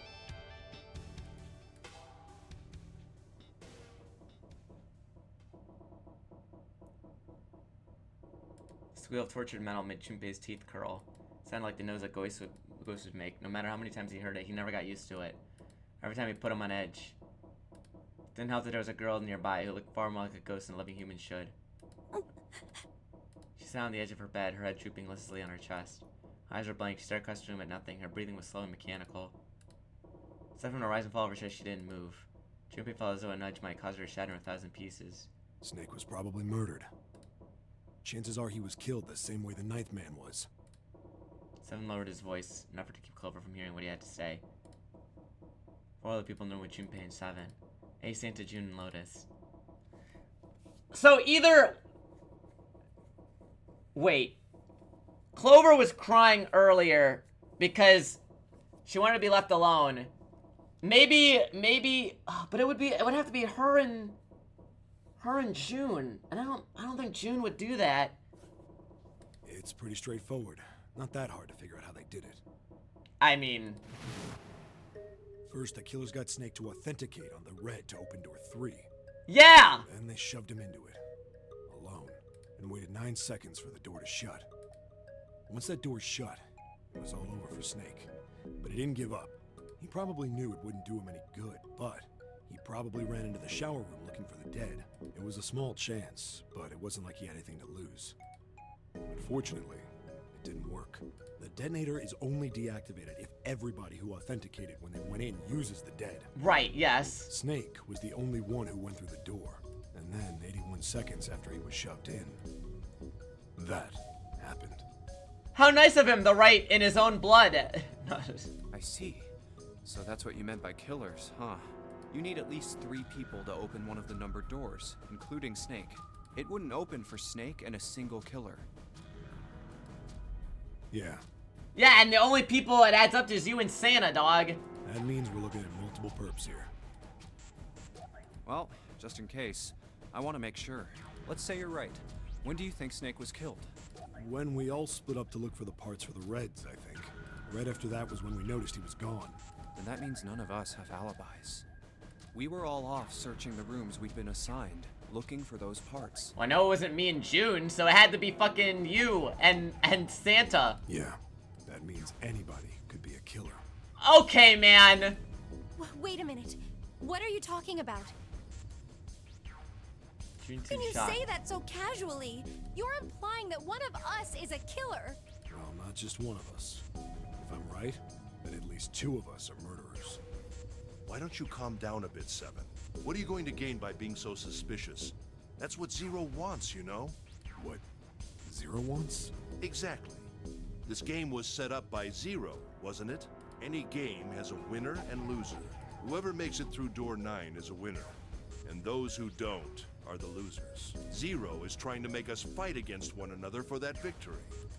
Then you're saying that Zero is trying to split us up by making us fight each other? That would waste our time. Yes. That is why we can't let ourselves fall prey to suspicion. We have to trust one another and form a strong bond of friendship. Otherwise, we'll end up ensnared by Zero's manipulations. Then does that mean that the person who killed Snake... Yes. Almost certainly Zero himself. If there's anyone we should doubt, it should be Zero. He masterminded this game and kidnapped all of us. Doesn't it seem reasonable that he would have killed Snake as well? Good question. Can we really If consider Zero that? killed Snake, then Zero is on the ship with us. I mean, yeah, I kind of figured. Is Zero still on the ship with them? Of course he was. But I don't... No, he's definitely here. He may have moved himself lost in thought. Where could Zero be hiding? Then everyone went very quiet. Silence is cold and clammy, and Junpei could feel it crawling across his back and around his throat. Again, he heard the ghost moaning noise. Oh wait, Zero's in the walls! Moments later, a person who looked more ghost than human appeared. It was Clover. She looked at the floor as she spoke, and her voice was monotone. I think Zero is one of us. Okay.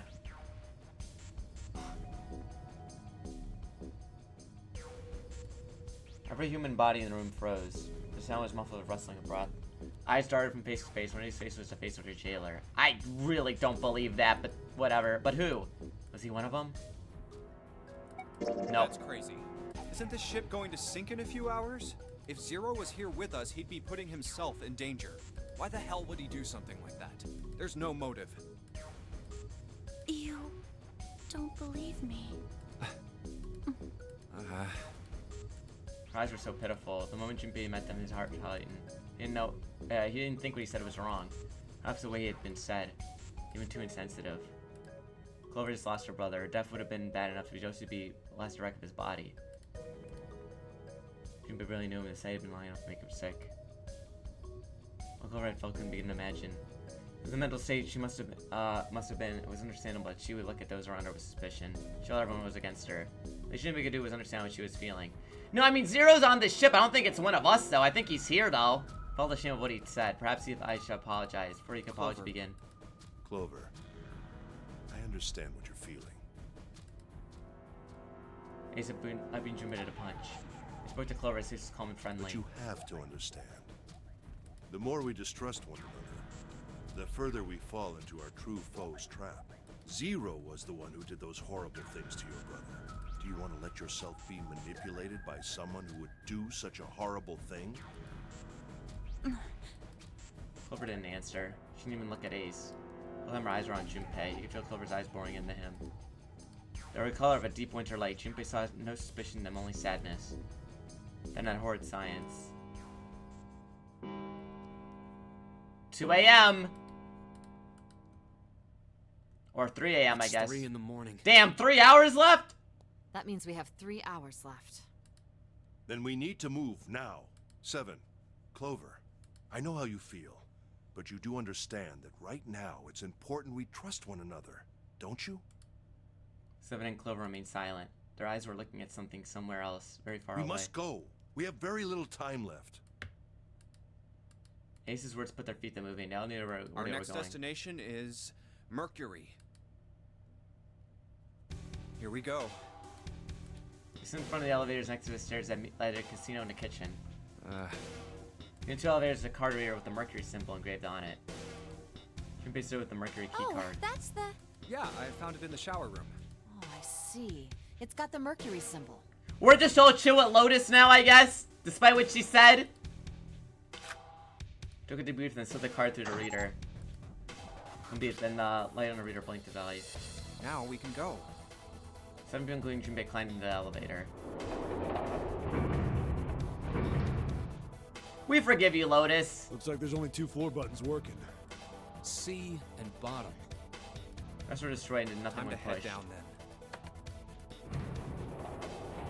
The door was closed. So they began to move downward. Isn't it flooded? Suddenly later, all 7 of them stepped out the elevator into the bottom deck. Stepped out and saw the highway to the right end of somewhere. Hallway in front of them was a dead end, but not a regular dead end.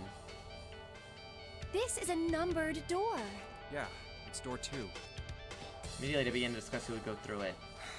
So who should go through the door this time? We don't need to be discussing who we're leaving behind this time, right? Right. It's set up so we'll be able to meet up again once we get through the numbered doors. Then there's no need for arguments at this point. We should figure out who's going in first. Very well. Would anyone like to volunteer? I'll do it. Or speak up with I'll 7. go too. And I suppose I need to go too then. Junpei followed suit. She was Lotus by default was a 3rd member. Damn! Goodbye, Right. Akane. We're taking off. Okay, please be careful. No! Jesus. You 2 are acting like you're married, you know that? Oh, Jun blushed, stood at Junpei. Don't be silly. Cut it out. As in her attempt to hide his emotion, C quickly turned away to pull his lever in the red.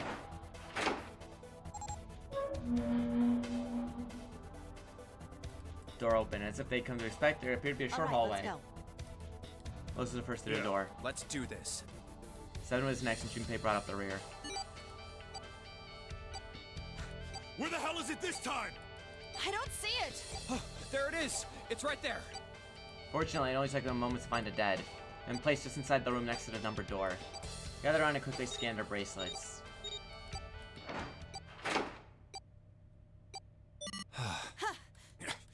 It stopped. Yeah, it stopped. Junpei could feel his heart pounding against the inside of his ribs. 7 and Lotus were breathing hard and fast. Man, I'll never get used to that. I'm not sure it's something I'd want to get used to. We should finish this game before imminent death becomes a normal thing. Damn right. All right. Junpei looked around again. This hallway's pretty short, but it's got 5 doors. 3 on the left, and only 1 on the right. Don't forget the last one at the end of the hall. But it's got a metal plate over it, so I doubt we're gonna get anywhere that way. Something like around the room himself, Seven spoke. Alright, let's get started. I think we'd probably better split up. You two okay with that? Yes, no problem. Sure thing. Then I'll take this first one. Seven nodded to them and stepped into the room closest to him. I'll try the one next to it. At least Junpei was left Well, alone. I guess I'd better get started too. He looked intently at the remaining 3 doors. Emergence. We gotta find the seed.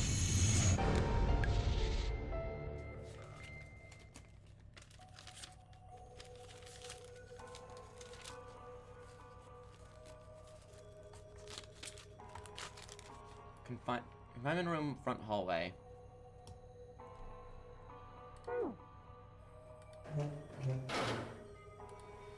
What? What is this supposed to be? Looks like it's drawing a whirlpool or something. I would guess it's trying to look like water. What? Use our heads on this one. Alright, let's figure this thing out. Alright, we gotta get a tile out of there. Water doesn't work.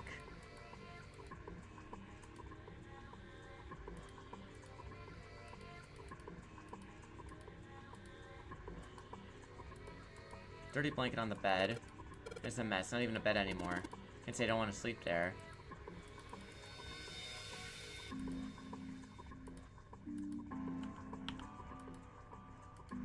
Can I look behind this wall?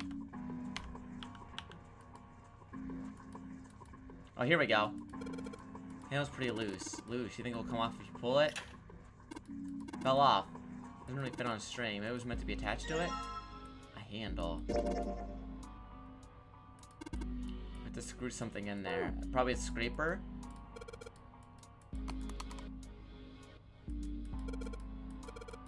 Oh!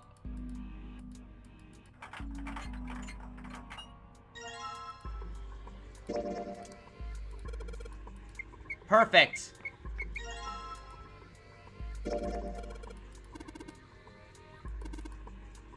I'm taking Phillips screws we get into. Thank you, Gold Lighton.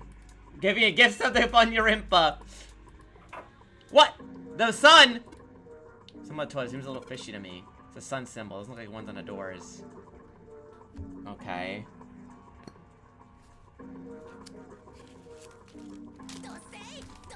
Oh my god! Gold Lighton, thank you. You're too kind. That's so kind of you. Thank you so much. Oh my goodness. I appreciate it. Alright, let's get the drawing. I'm gonna draw this symbol because I figure it's gonna be important.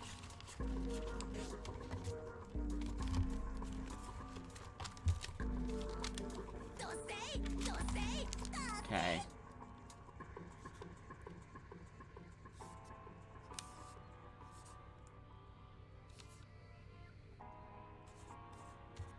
Sun.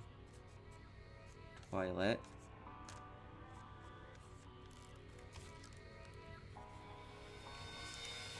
Sun toilet.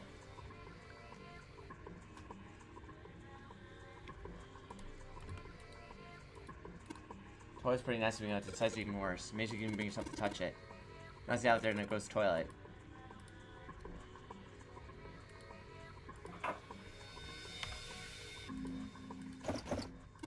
What the hell? It's not opening. Someone opened this drawer. I don't trust it. Ah! Got the screws off. Now we can open the drawer. There's nothing in here. Maybe the drawer's not what we need. A drawer? Sink the thing out. There's a bump on the back. Wonder what it's for. Maybe there's a hole somewhere and these bumps line up and trigger a hidden switch. Oh.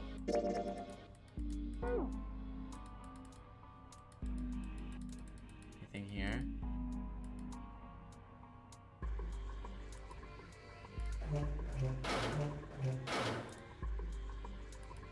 Whirlpool mirror.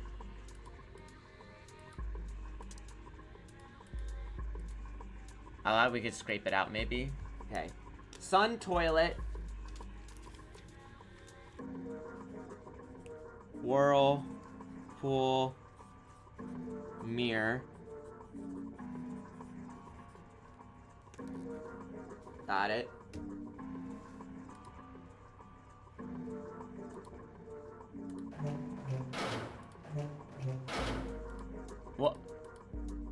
wavy blue line. Blue scarf? No. Okay, so it's a river. It's like a river mirror. Mirror 2, river. Okay.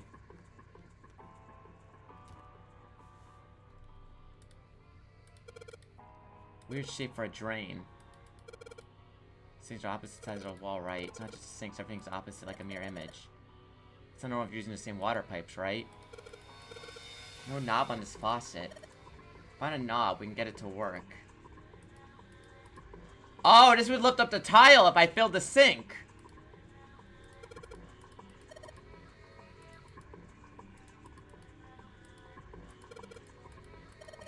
How can you touch that? It's horrible. Not like I've got a choice. The moon toilet! A moon? What a filthy, disgusting moon. It's pretty filthy, but it's a precious hint. Let's remember it. I refuse to touch this. What's wrong with you? I don't want to touch it. Okay, so there's a moon toilet. Moon toilet 2. Moon toilet 2. Okay. Sun toilet, sun whirlpool, river, moon. Oh!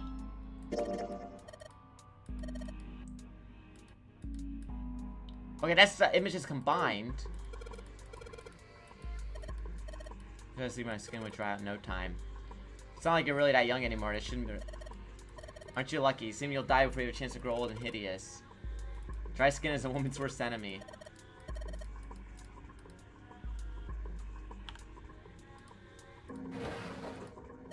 Nothing in the drawer. Yeah, something's not right though. Oh, that's a sink faucet.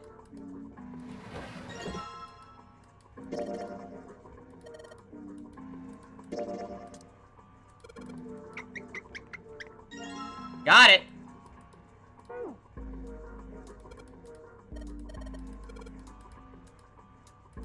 Oh!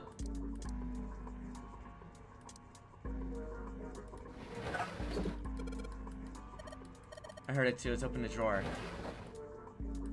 The matching tile!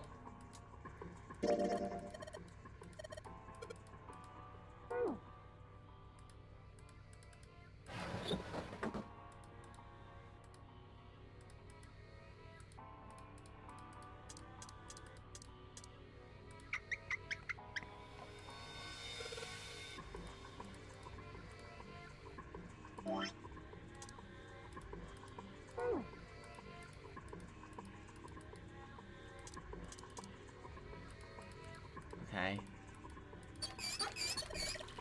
What are you doing? Put it out. I'm running the water. I can see that. I'm asking why you're doing it. Think about it, Lotus. This faucet didn't have a knob when we found it. What do you mean? Just watch. Anytime now. Water's filling up. Doesn't that mean the pipes are clogged? Water stopped flowing. Thank you, Mr. Obvious. Junpei, I'm leaving this one to you, alright?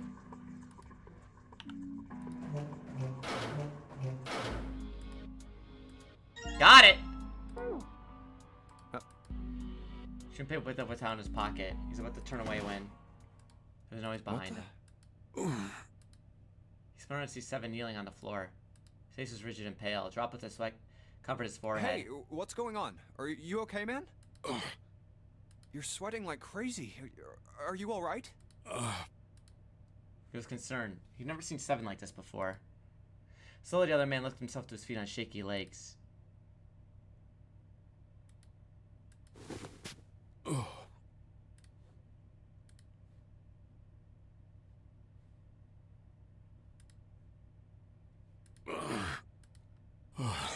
Yeah, I'm fine. Just got a little dizzy, that's all. His face was pale and his breathing was heavy. Sweat was pouring off his face and staining his shirt. That's definitely more than just a little dizzy. Are you sure? You don't look so good. Seven didn't answer. Half his face was twisted as if disturbed by extreme pain and his eyes were glazed. Finally, he spoke. What am I doing here?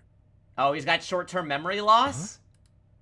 His words made no sense. What are you talking about? We opened the number 2 door and walked in here. Don't tell me you No, that's not what I mean.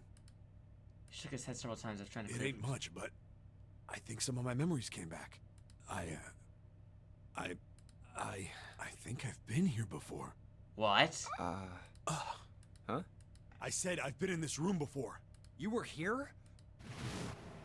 Aoi. Like Nona. What? No, Seven was mumbling himself. There were words he didn't understand.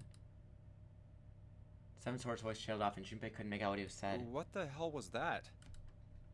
Seven's brow furrowed for and he grounded his teeth back and forth. It's right there. I feel like I'm this close to remembering everything, but I just can't. Seven stopped, frustrated. He pulled his hat off and ran his hand through his hair. And suddenly he looked up, his eyes wide. That's right, an experiment. What? There was some kind of experiment going on this ship. Were they making morphogenetic fields in here? An experiment? What sort of experiment? They were trying to control people. Through morphogenetic fields! Or something like that. What the hell are you talking about? Junpei didn't know what to make of Seven's story, and so he simply started as Seven continued. Aoi, Light, and Nona. Those were their names. Well, some of them. The kids that were in the experiment, I mean. Okay, well, Nona is 0. I think there were 4 or 5 more, but I don't remember all their names. Yeah, that's right. That's why I'm here. Seven began to mumble himself and wander aimlessly about the room. He looked confused. As far as Junpei could tell, the man was simply rambling. There were odd twitches to his movements. Experiment. Cradle. Pharmaceuticals. Those kidnapped kids. Was I working that case? He was a detective. Or a cop or something. Huh? Junpei didn't have any answers for him, of course. He couldn't understand what was happening to Seven. All he could do was wait. For 3 minutes, Seven finally stopped. Under this bed. He crouched down and looked under the bed. His face registered mild surprise and began to mumble himself again. The home's gone? No, maybe it was a different room. What? There's gotta be a ton of rooms on this bug that look just like this one. He escaped through a hole? Hey, what exactly do you remember? Maybe you could stop talking like a crazy person and tell me what's going on here. Seven stood up slowly. Well, it's not like I really remember everything. I've only got bits and pieces, and they're scattered and don't make much sense. I don't care. Tell me the bits and pieces then. Junpei could feel it. Whatever Seven had remembered, it was very, very important. Okay. Seven drew a large muscled hand down across his face. He wiped the sweat from his brow. He spoke. From what I can remember, I think I was a cop. Okay. A cop? Yeah. I was looking for that group of kids that got kidnapped 9 years ago. I'm actually Samuel L. Jackson in Pulp Fiction. You remember that, right? It was all over the news. 9 years ago? Yeah, I was still in school. I don't remember all the details, but I do remember some of it. I think it was a bunch of kids right around my age. They all Yo, just Robin, thank you for the raid. Nobody knew why. It was all over TV and the newspapers every day. So you're saying you were investigating it? Yeah, that's what it looks like. I guess I found something. There was this medical company called Cradle Pharmaceuticals that had something to do with those kids. After I figured that out, I managed to get some information out of somebody who worked for them. I think it was... Tonight, a ship is set to take the children to a large passenger liner docked offshore. Well, yeah, that had to be it. That's why I went to the wharf. In the shadows, I searched the harbor until I found the ship he was talking about. There was a bunch of movement. okay. Men in black suits, many of them carrying large bags. Bags. There was something about the way they moved as they were carried. Okay. No doubt about it. There were human beings in those bags. I Right. moved before I realized it. I came out of hiding with my gun already in my hand. Don't move. I felt metal touch the back of my head. Drop the gun. Oh! He kept digging the cold metal thing into my skull. There was nothing I could do. Did what he said and laid my gun on the ground. Then suddenly, there was a sharp pain in my neck. A needle. A drug. Oh, he knew too much. They bagged him on here. That was my last thought. My face hit cold concrete. I was out like a light after that.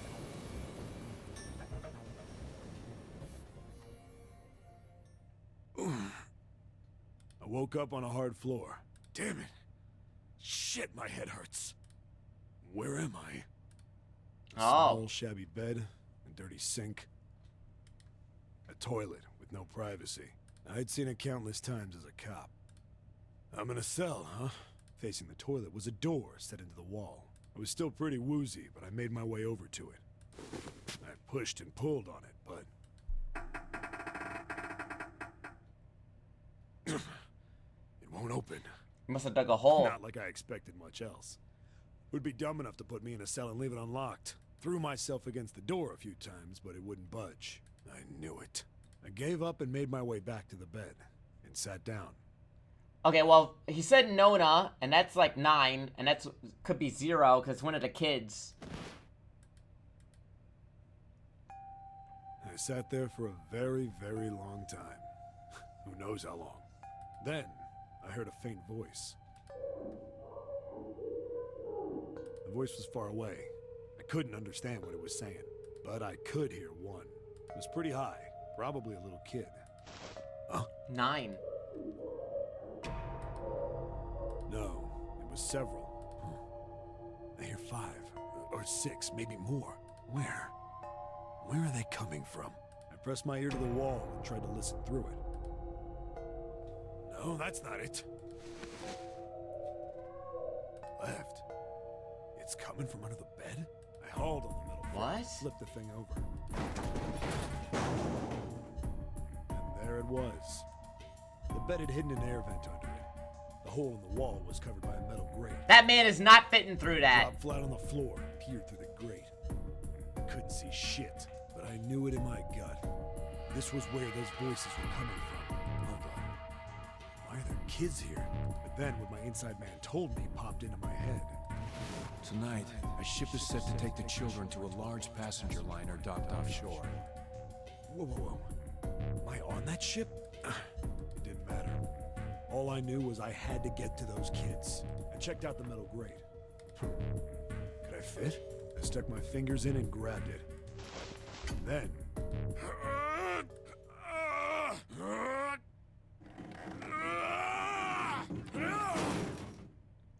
Okay. Yeah!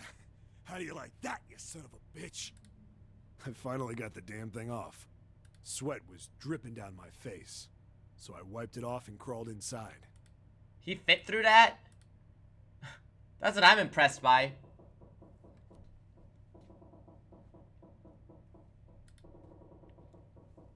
Junpei waited for 7 to resume the story. The longer he waited, however, clearly there was never no intention of doing so. He got sent some picture up in the air, his eyes blank. Hey, what happened after that? I don't remember. Waited long enough. 7 shook his head. Yep. I don't remember what happens after that. I think I found some kind of door out of the duct. And I think I found some kids, too. Not good. Why can't I remember what happened next? Ah, man, what happened to the kids, 7? So I think 0 is either one of those kids or he's the guy running the company. And these people know too much. Maybe one of the kids killed the rabbits because they were doing the psycho experiments or something. Did you save them? I don't know. I don't know if it was me. I've got this feeling. I think one of the kids died. A girl, I think. Huh? 7's heart dropped and Junpei saw a look on sadness he'd never seen on the man before. Large man's eyes blinked rapidly as if we were fighting back tears. What if 0 was the rabbit? What if 0 was the mummy in the ice that freezes at 96 degrees? And then he sank the Titanic. His sigh was like the melancholy setting of an old abandoned building. He shook his head and spoke. Anyway, just please don't ask me anymore. I really don't remember anything else. Alright, Junpei could hardly try to force any answers out of that man. It's fine. Don't push yourself. Going by what he said? Junpei left 7 to pull himself together and said, thinking everything over. The children who had been kidnapped 9 years before? Apparently a company called Cradle Pharmaceuticals had been behind it all. But isn't that the character design for this later? Oh no, I mean Nishimura, she's worked for Capcom for 35 years. She's done a ton of art for Capcom. They'd taken the children to the same ship we're on now. They'd been brought here for an experiment. 7 said it had something to do with controlling human beings. Well, the digital root of 16 is 7. Wait. The The 16 children who had been kidnapped were the subjects. 7 had said 3 of their names were Aoi, Light, and Nona. I think that's all I got. Oh, and 7 is, or was at some point, a cop. I can't really use any of this information anyway. I didn't learn anything about the Nonary game or Zero. Nona's right there! Why were we brought to the same ship where they'd done those experiments 9 years ago? And just what the heck is this about controlling human beings? That's nuts. Did they really conduct an experiment like that? The morphogenetic field. I'm telling you. For long, Junpei realized they had spent quite some time deep in thought. I don't have time to just stand here thinking. I need to get moving. Junpei shook his head quickly to clear it and returned to his investigation through thoughts swirling in his mind.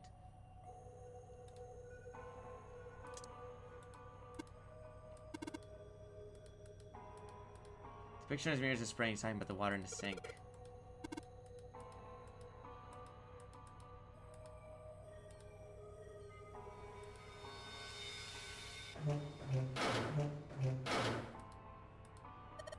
Remember, it's like part of the image of a towel. Towels are over in spring, isn't it?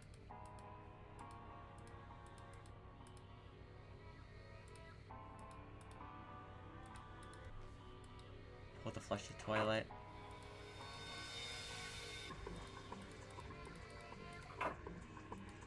Okay. Some sort of nonary game?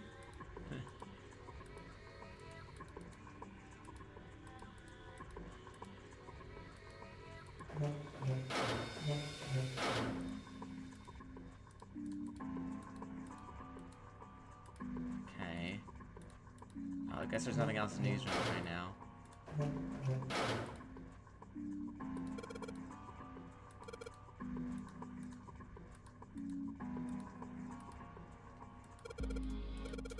It's one beam of light. Let's see if I can see anything. 14 equals E. Oh, shit. It's hexadecimal again? Let me go through my notes. Right, it is hexadecimal again. E equals 14. Okay. Happens now that I can see I can't touch it.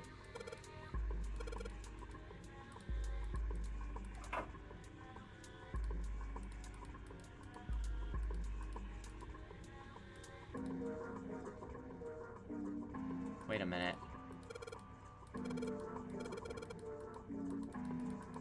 Here's the left, the same height as the one on the right. Alright, I need to get another mirror then.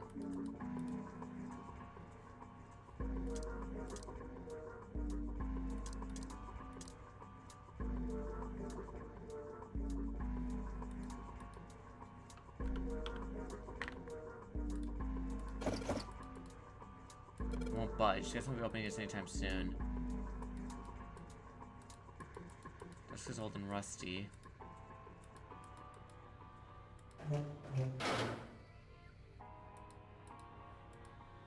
Emergency. Can you emerge from here? No, it's emergency.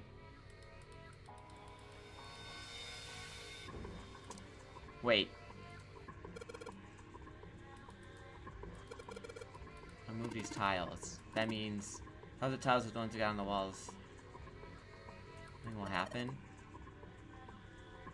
Suppose I need to figure out what the strange signs on the tiles mean. Just look for the tiles that are the same size. You're right. See back here when we've done a thorough search. Wait, if E is 14, so we gotta get the number. Because it's hexadecimal. So we have E14 R G E. Wait. 1, 2, 3, 4. 4 14s. C is 12.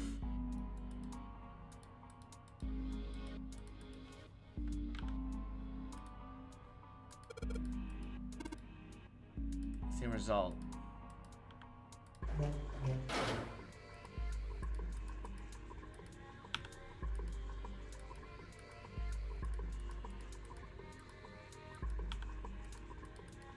Really dirty. She's pretty old. Say something, nothing at all.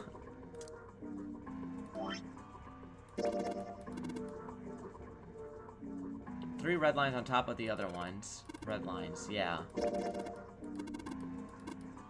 Red line is a top. Doesn't look like a 14. Oh! There's 14 tiles.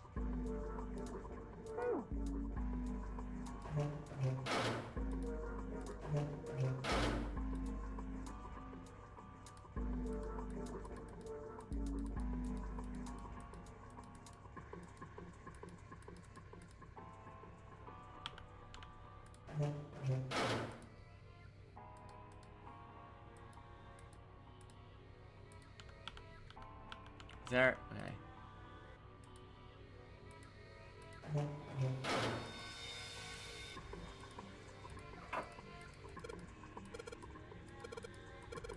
It's the E, right? Yeah.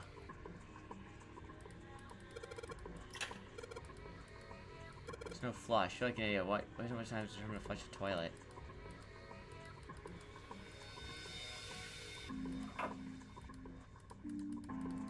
Nothing on the blanket.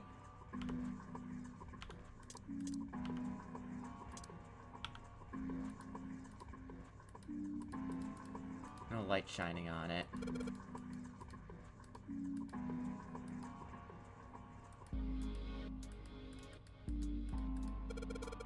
Ah! 47?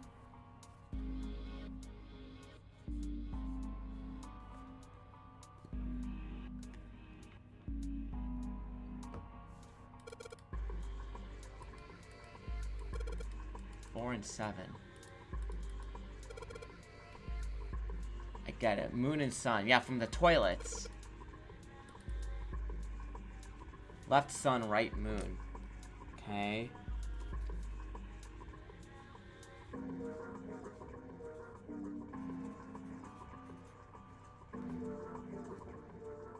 Left sun, right moon.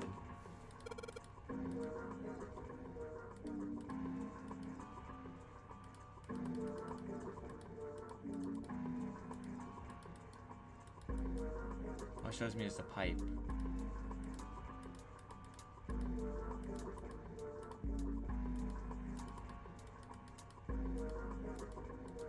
I can't shine a light on the sink?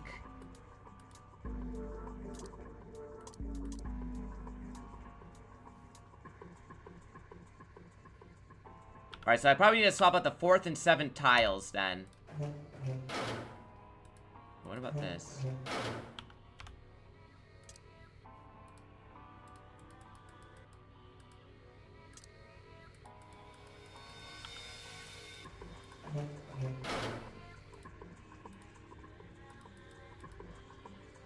Two, three, 1, 2, 3, 4, 5, 6, 7. Huh?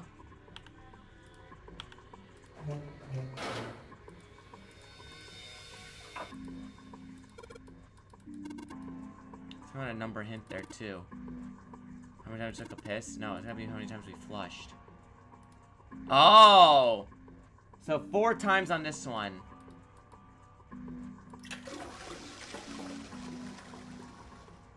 Second pull. Third. 4.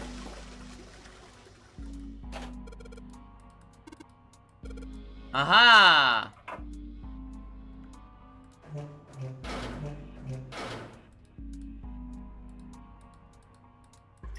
One, 2, 3, 4, 5, 6, 7.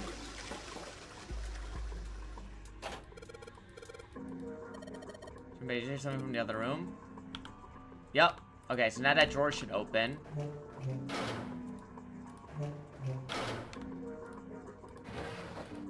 The last 2 tiles. And now we put replace all the E's with the 14s.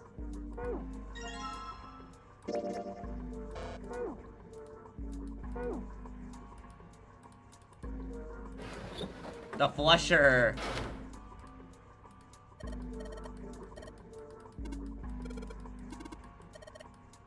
tiles on the wall. Yep.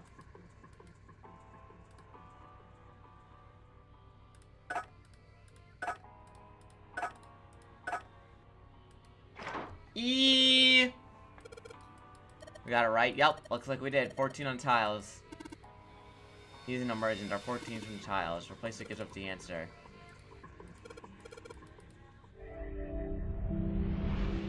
You found it! Yippee! Chat, I'm gonna be honest. I'm awful at puzzle games, and I really thought this game would kick my ass. But I think it's been pretty fair so far. I was kind of scared to play this game because I'm like, I'm fucking terrible at puzzles. But this game seems pretty fair so far. Fingers crossed. They passed through the open door and headed to the next room. Junpei jogged down a short staircase and looked around.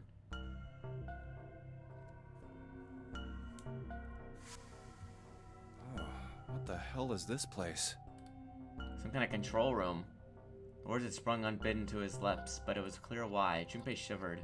Lotus and Seven reached the bottom of the stairs and stopped short, terrified. Ugh, this room is really creepy. I think we ought to get the hell out of here now. She jogged up the stairs on the opposite side of the room and shook on the door wall next to the catwalk. Didn't open and he muttered to himself. Figures. It's locked, isn't it? Yep. Don't know why I thought this wouldn't be any different. So, what is this room for, anyway? Junpei looked around the room again. Well, there's a chair in the center of the room. Oh, looks uncomfortable to say the least. I'd rather not sit in it if I can avoid it. Oh, it's an electric chair, of course. The ivory was covered with electrodes, covered with a nest of wires. Looks like it's placed over some kind of glass panel. Too dark to look through it, though. Junpei looked at the right side of the room. There's a table covered with pieces of cloth. This isn't dried blood on the tablecloth. The experiments! They did the experiments here! On top of the table were a number of metal instruments. Junpei didn't know what they were for, and he had a feeling he didn't want to find out. Oh, what the hell is this? What are these tools for? That's not something I even want to think about. Junpei shook his head in an attempt to clear it and tried to focus on something else. No doubt about it. This room's dangerous. Let's make our search quick so we can solve the puzzle and get the hell out of here. Come on.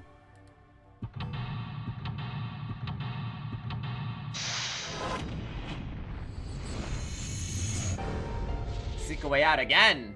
The classic Titanic electric chair. Yeah, James Cameron didn't put this in the movie.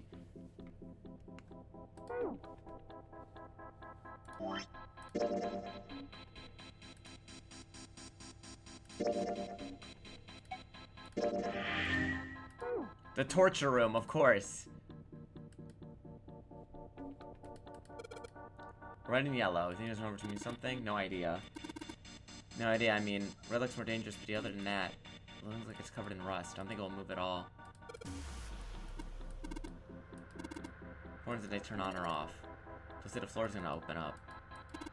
All these eyes are pointing different directions. Maybe something will happen when we turn them. Shoot, they're all rusted. Needle engage is 0. Looks like it's gonna move. A bunch of buttons there with A through F. Wonder if they do for anything. Alright, well, it's probably hexadecimal shit again. There's a lot of knobs here. It doesn't feel like any of them do anything. I think it's broken.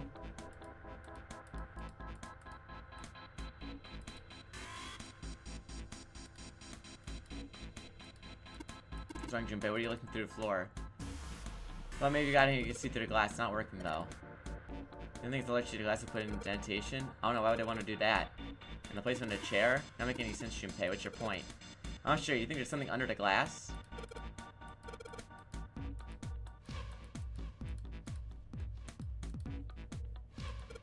Shackles or lever straps. I don't think they're actually lock. Really creepy chair. Manacles make me think it was used to torture people. Can't open these manacles without a key. Some weird symbol on them. What kind of symbol? It's a sun symbol. Sun symbol engraved on them. Something on the screen. Device will conduct the experiment. Once the experiment has been completed, the door will unlock. First, adjust the switches and to match the blocks in the symbol above. Okay, so there's sun symbols on the chair.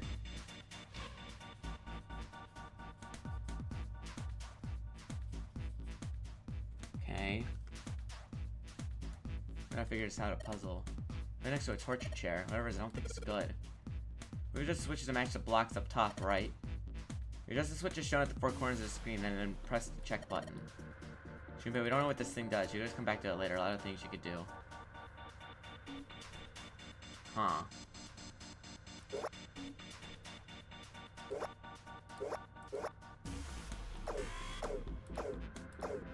Okay, so we're probably gonna match the squares. In order to run these switches, more blocks show up on the screen. You gotta figure out which buttons you have to press in order to get the screen to match the diagram. You want to see how many blocks each switch adds, just turn on one switch. Then when all of them are off, there aren't any blocks, right? You can see how much each switch adds.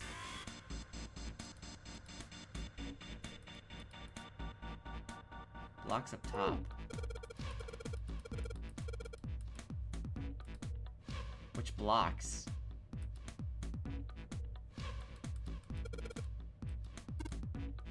You can get around without standing on the floor. I do the experiment. Dusty lights. There's your brain on squares.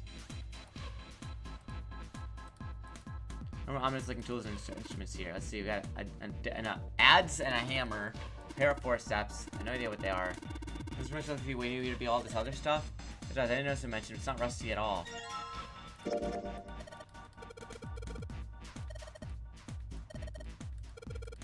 talk about stuff that doesn't matter, okay? Let's find stuff when we use this thing.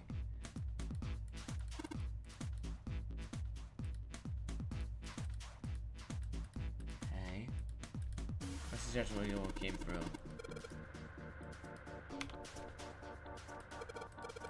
Pipe connected this thing in the corner. Imagine electrical wires run through the pipe that is device.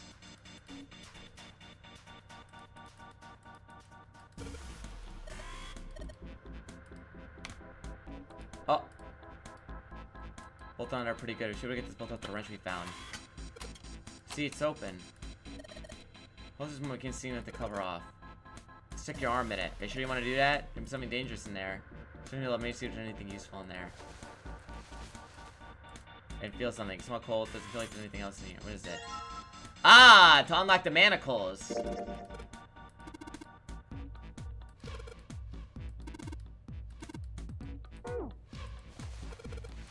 Nothing in there anymore.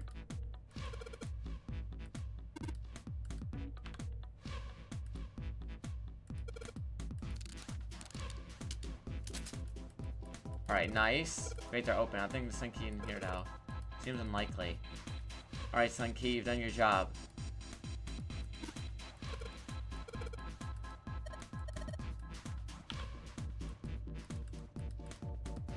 Oh, okay.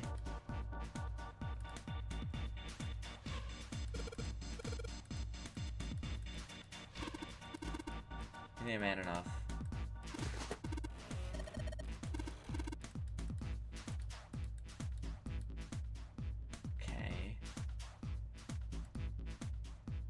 When I start playing this today? Okay.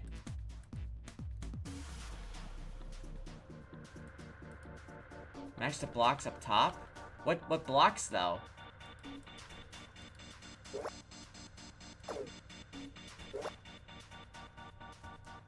Okay. So top left 1, 2, 3, 4, 5, 6, 7, 8, 9, 10, 11 has 11 blocks.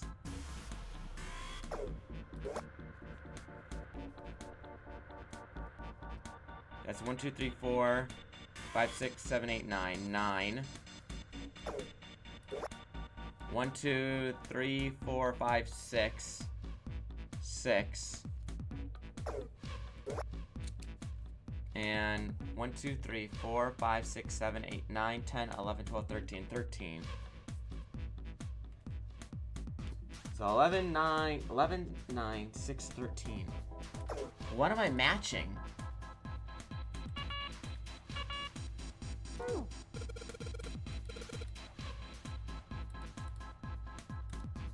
Blocks up top? Oh.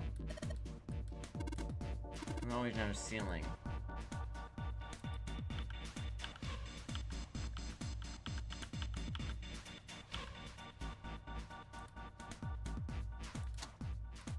Wait.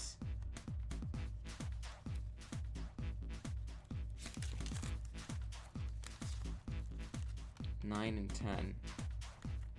A. 13. So wait, so 13 D, 11 B.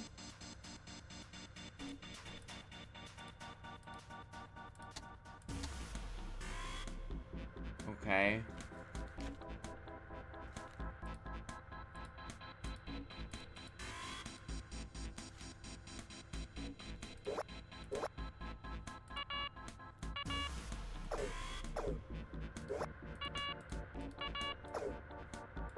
What? What am I not... What blocks am I matching?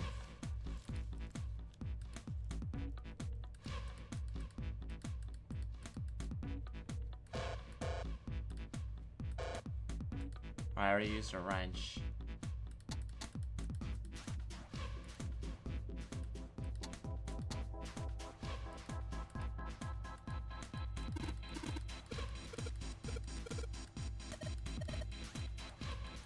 Near water.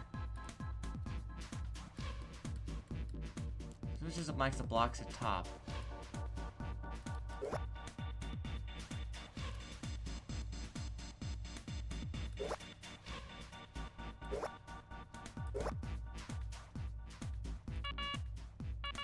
Which blocks up top are they referring to?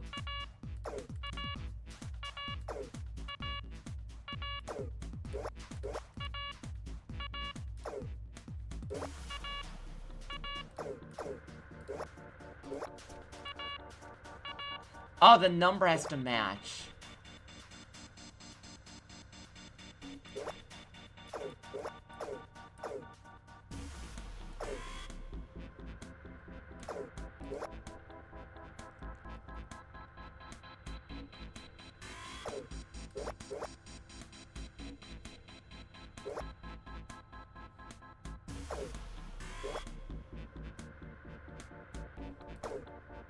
Oh, okay, hold on. I think it's the what it's trying to tell me now.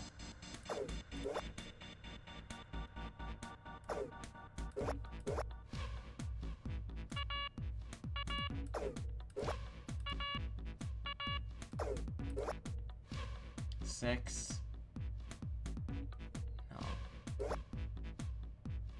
There's one too many here. I'm like one off regardless. One, two, three, four.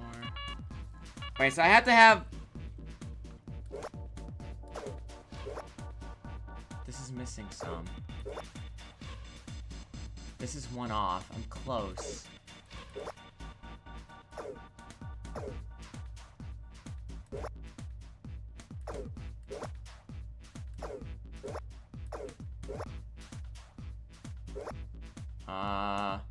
Dude, I'm still one off.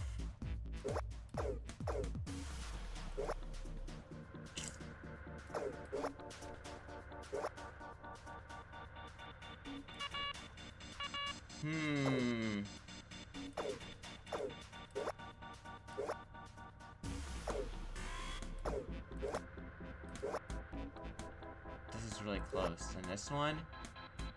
No, one off again. There's only so many combinations it could be.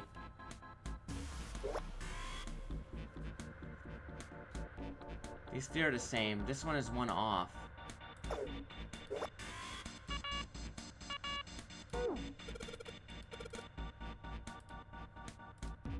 Huh. I feel like there's something I haven't clicked on yet.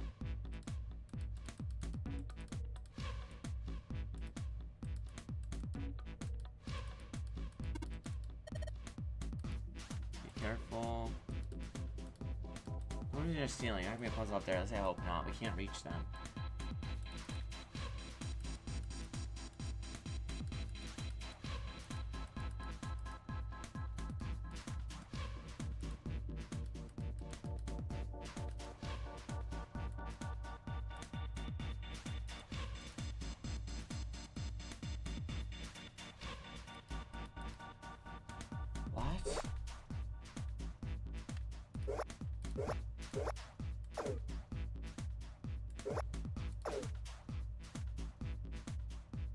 one too many.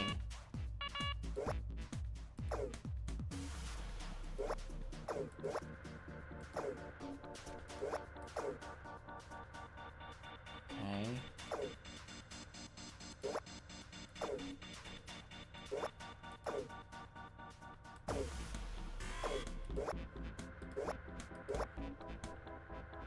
This is... oh, I'm so close.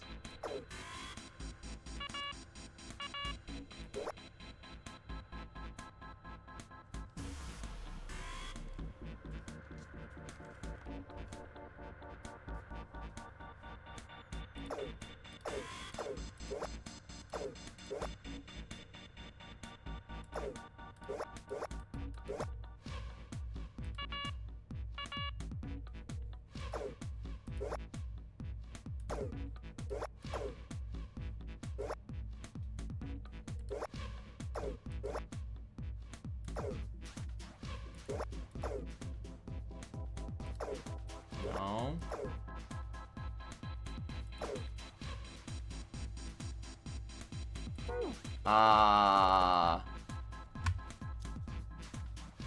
What's with the numbers on there?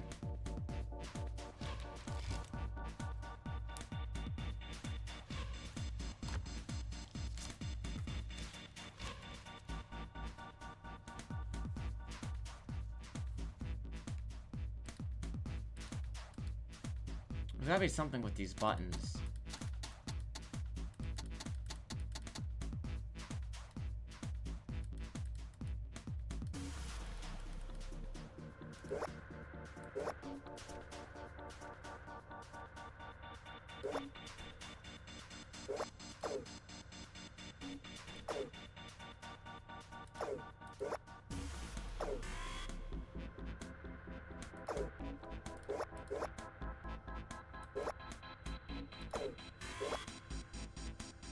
There's always fucking one extra.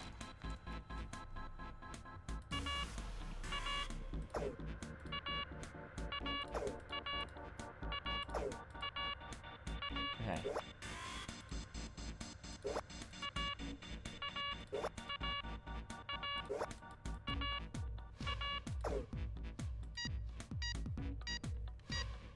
What?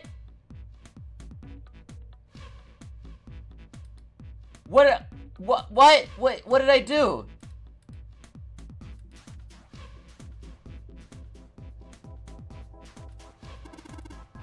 Sure. I mean, whatever. I don't... Puzzle already. What do you mean by preparation? I don't know. Got a bad feeling about this.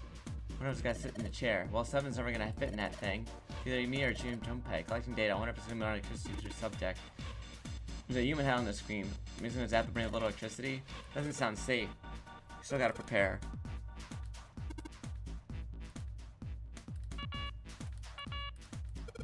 Fill tank with water.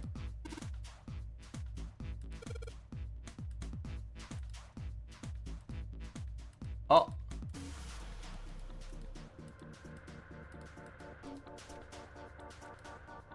See some oil or something down at the base of the lever. We'll be able to pull this one. Pull the lever. What's going on? Can we calm down? It's just the water going somewhere. It's not like it's underneath us. That means the floor is. Junpei, look.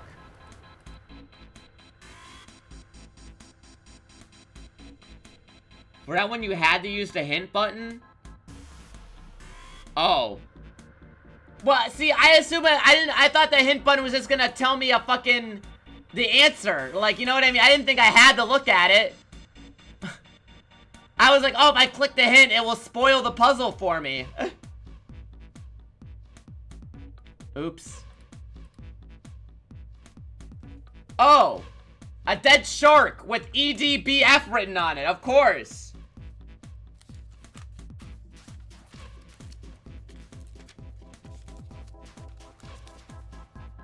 EDBF. Hints give you the rules, not the answer. Okay, well. EDBF. Strange noise coming from the chair. Looks like it's been turned on. But the power be sent in a specific way.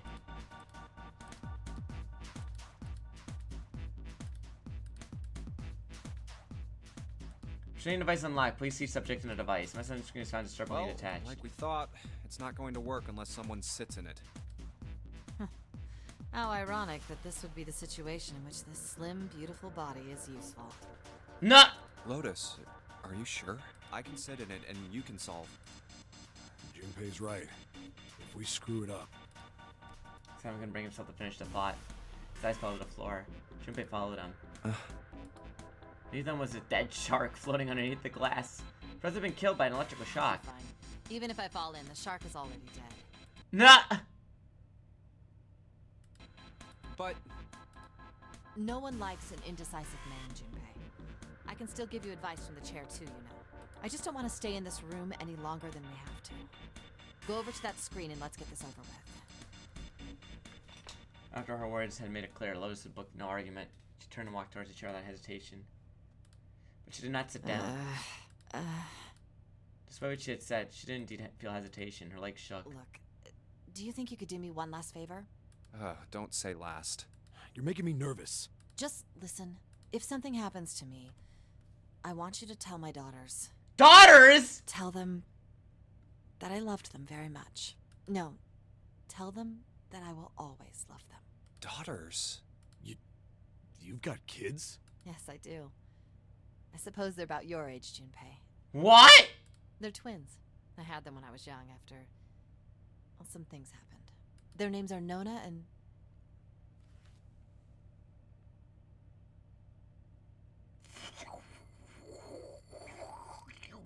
You can't, dude. There's no way.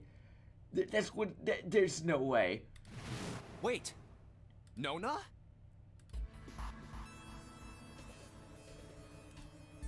He remembers the story Seven told him.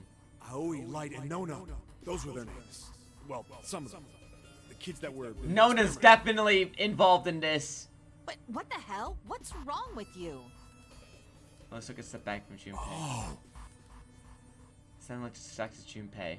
He blinked his eyes rapidly as if he weren't sure if he was completely No, awake. it couldn't. Lotus, is your last name Kashiwabara? How do you know that? Are you serious? What the hell is this? It's because we know too much! There's no way you're that kid's mom. That kid? Wait, what do you mean that kid? Why are you acting like you've met her? Seven's brow furrowed. I have. What? Yeah, I met one of your kids. When? 9 years ago. Where? On this ship. Why were you... It's not a short story. Look, I don't care how long it is. Tell me, please, what happened here? Fine, I'll tell you. Seven glanced at Junpei, turned back to Lotus, and began to speak. It's the same story Junpei heard only minutes before. But... And then, that was when. From there, it looked like... just as if, finally... And then he forgot. That's all I remember from 9 years ago. The last Seven finished, Lotus shook her head. Oh my god. Everything I've been looking for the last 9 years. The person who had all the answers was right here. Looking for? Yes, that's right. 9 years ago, my daughters disappeared. All of your daughters disappeared?! And 9 days later, they came back. They never told me what happened to them over those 9 days. I took them to the doctor, but I was told they hadn't been hurt in any way. Still, I was sure that they had been through something terrible. So I couldn't bring myself to force them to talk about it. If I did, then I'd force them to relive whatever horrors they'd been through. I didn't have any choice. I had to try and ignore it and move on. So she's single, right? That's really interesting. Oh. A few months passed. Gradually, they started to act like they always had, before they disappeared. They smiled and made jokes and did all the silly things kids do. It got harder and harder for me to ask them about what happened. How could I ask them to remember that? Eventually, I knew there was no way I could do it. But I'm still a mother. I couldn't simply forget that something terrible had happened to my children. So I decided I would investigate what happened on my own. I would find out what happened during those 9 missing days. Okay, so she knew too much. That's 100% what's going on here. What did you find out? Nothing. The police pretended to be concerned, but they didn't do anything. Or what else is new? Once the 16 children who'd gone missing came back, things were just... Even the media didn't talk about what had happened. I figured someone was probably paying or threatening them to keep their mouths shut. Cradle Pharmaceuticals. No, probably something even bigger than that. Cradle Pharmaceuticals. Have you heard of them before? No. It's the first time I've ever heard that name. 7. How did you find out that Cradle Pharmaceuticals was connected to the kidnappings in the first place? Someone told me. I figured finding out whatever the victims had in common would lead me to the culprit. That's what any good cop does. What did they have in common? Every single one of the kids who disappeared had gone to this one hospital at some point. What? The hospital was one of a bunch that were under the control of Cradle Pharmaceuticals. After that, it was just about connecting the dots. Ah. The hospital. The hospital. For a while, I was trying to get some kind of information out of the kids at the hospital. One of them told a weird story. What was it? Have you heard about the Gansfeld experiment?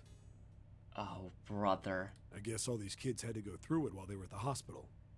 The morphogenetic field. I think it was passed off as some sort of counseling. What did you call it again? Oh, the Gansfeld experiment. This is how it's set up. First, subjects Q and A are put into separate rooms, far away from So they can telepathically communicate! Then a series of video images are shown to With the dog! Who is told to send the images to subject A by thinking about them. With the dog and the woman in the painting! Subject A, on the other hand, is put in a large reclining chair and given a blindfold. With their senses cut off, A is asked to guess what images Q is looking at. The morphogenetic field! Oh, yes, I've heard of that. It's a famous telepathy experiment, isn't it? You were the one who told us about it! Telepathy. That's how the experiment on this ship was supposed to work. The experiment to control people, right? Yeah. I don't know if any of the telepathy stuff really exists, but maybe someone from Cradle Pharmaceuticals bought into it. Lotus, you were the one telling us about that shit earlier. What are you talking about? Even if that is the case, I still don't get how that has anything to do with any of this. The notary game, Zero, why we were kidnapped. What does any of that have to do with telepathy? I know I brought all this up, but I have no idea. Maybe none of this stuff is connected after all. What are you talking about? In a moment's silence, Chloe second down from the ceiling. No subject has been detected. Unless a subject is detected within 60 seconds, all power will be shut down. System recovery is estimated to take 1 hour. Oh shit, get in the chair. The experiment. Please seat subject in the restraint. We can't afford to lose an hour. Whoa, that doesn't sound good. Yeah. Okay, I'm going. Oh, no, that's not what we... Just hurry up and get it over with. Junpei, I'm counting on you. Right. Let's sit down on a chair. Junpei looked at her one last time, mazed with a monitor. Lotus, please, tell me right away if you feel anything weird. You worry too much. Now get on with it and be a man, or June's gonna leave you. Damn! Lotus was putting on the best act she could manage, but her legs were shaking so much that she hadn't been sitting, she would have fallen Lotus. down. Failure's not acceptable. Let's do this. Junpei took one last deep breath and stared at the monitor.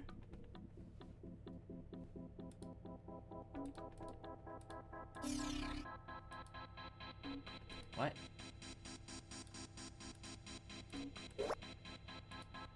Oh.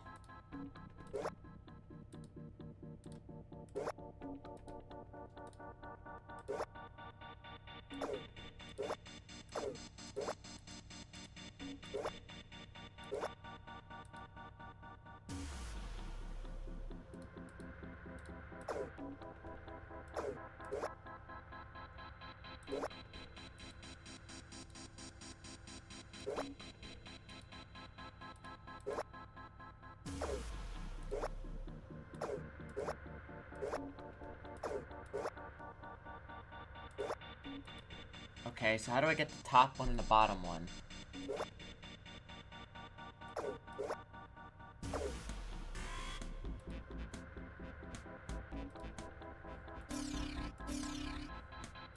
Oh!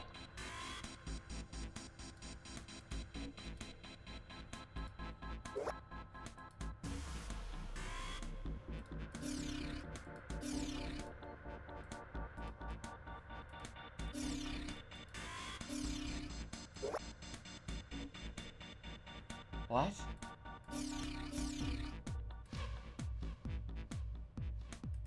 Oh.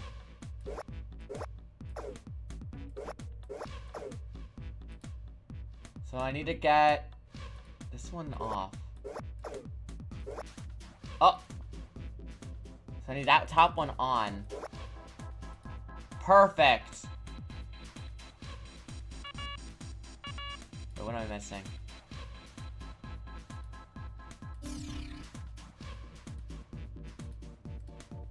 Oh, the one on this side has to match now. So...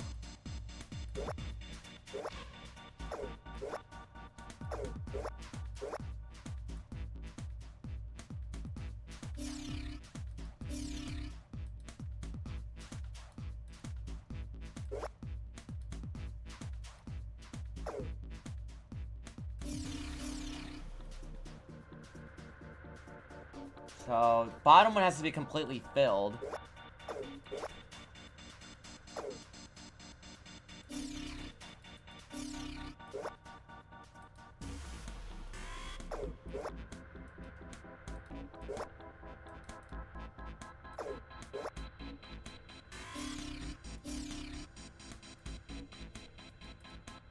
Okay.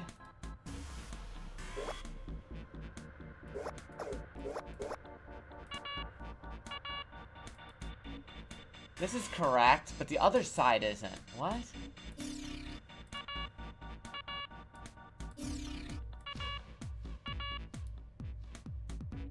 What?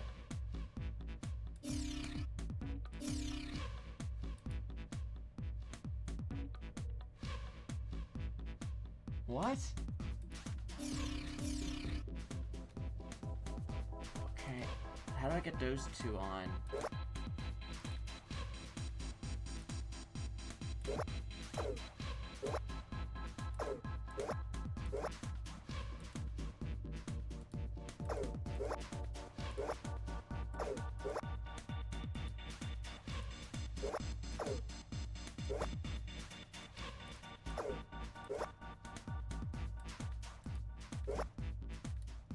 This is right.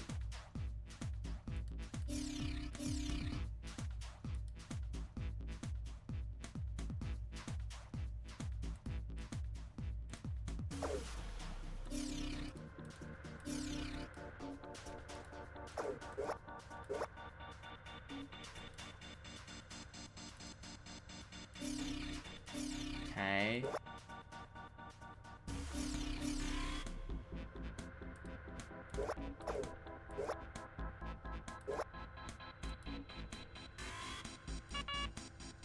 Why error?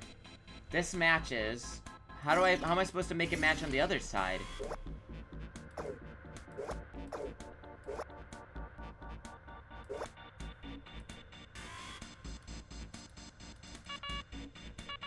What?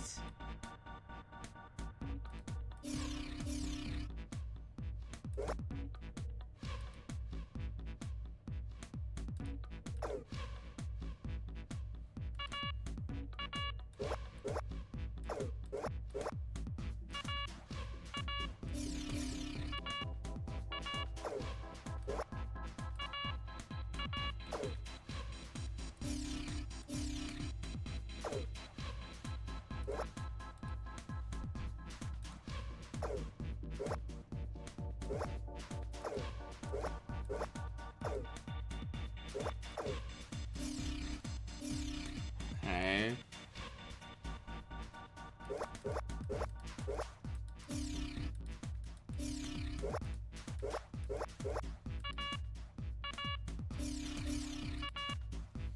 Okay.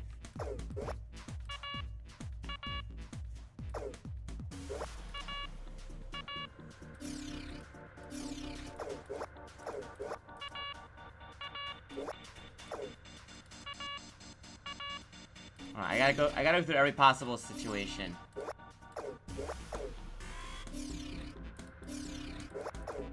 Okay, so 1, 1, 1, 1. Not right. This one of 2 and everything on 1. No. This one off and everything on 1. No.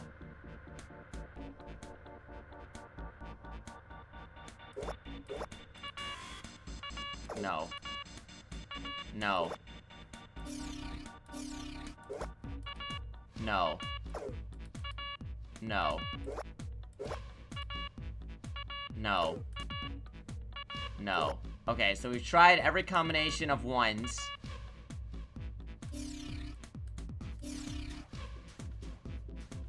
Let's try 2. Start with everything on 2. No.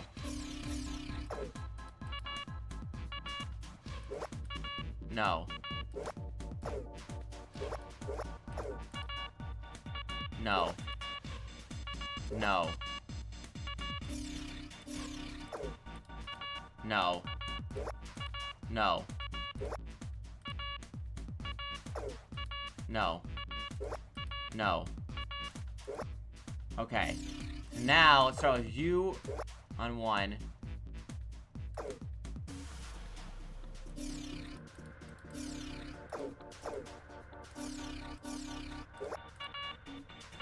No. No. Try these 2 on 1. You on 2. No. No.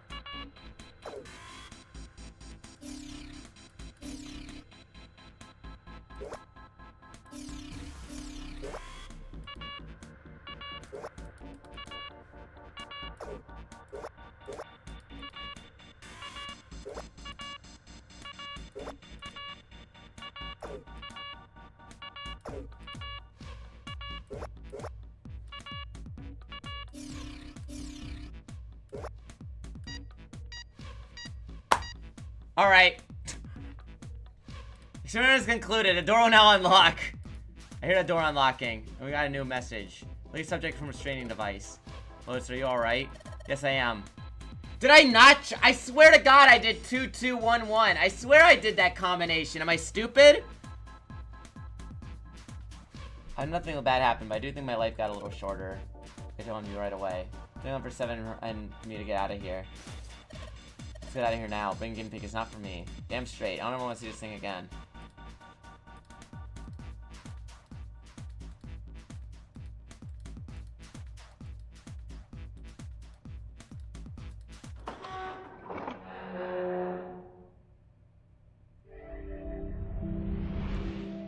I found it. Oh, to be fair, I didn't think that I didn't use the hint button on the first time around, okay? Yeah, but I don't see any doors. Guess we just need to keep going. Right. Let's go. Turn left twice before I saw the elevator.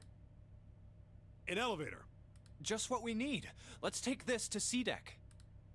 Sounds like they jogged up to it. Junpei pushed the C button. The elevator motor ground away, and crawling, they found themselves once again on C deck. Door opened and they stepped off. Huh? What? No one's here. Where did they go? I have no idea. Lotus shrugged. Something in a pit of Junpei's stomach stirred. Tried to forget the feeling and took down the long hallway Hey, before him. Junpei! We should follow him. 7 Lotus followed at a run. They ran and ran and ran. The hallway seemed endless. I know where we need to go. The door behind the central staircase. There was a sun symbol on the keyhole of that door. Right. I happen to have the sun key in my pocket right now. This should open that door. That's why they ran for the central staircase. They ran for a time when they arrived at the door that ended the hallway. Junpei stopped. Alright, time to open this. He laid his hand on the doorknob, breathing heavy. 7 laid a hand on his arm. Hold on a sec there. Huh? We don't have the key for this one yet. Jupiter symbol, that's right. Oh, it's the Jupiter symbol. 7 was right. There was no Jupiter key. Then we can't open this door. Unfortunately, no, we can't. Jeez, the sun door's gotta be just on the other side of this, you know? We can't just stop. He twisted the doorknob. Door open. Hey, it opened. Oh, are the other 4 in here? What? And the others must have found the Jupiter key. Well, what are we waiting for? As he spoke, he shoved the door the rest of the way open. They rushed through. Stopped cold. Terrible scene before I made their blood run cold. Oh, who died?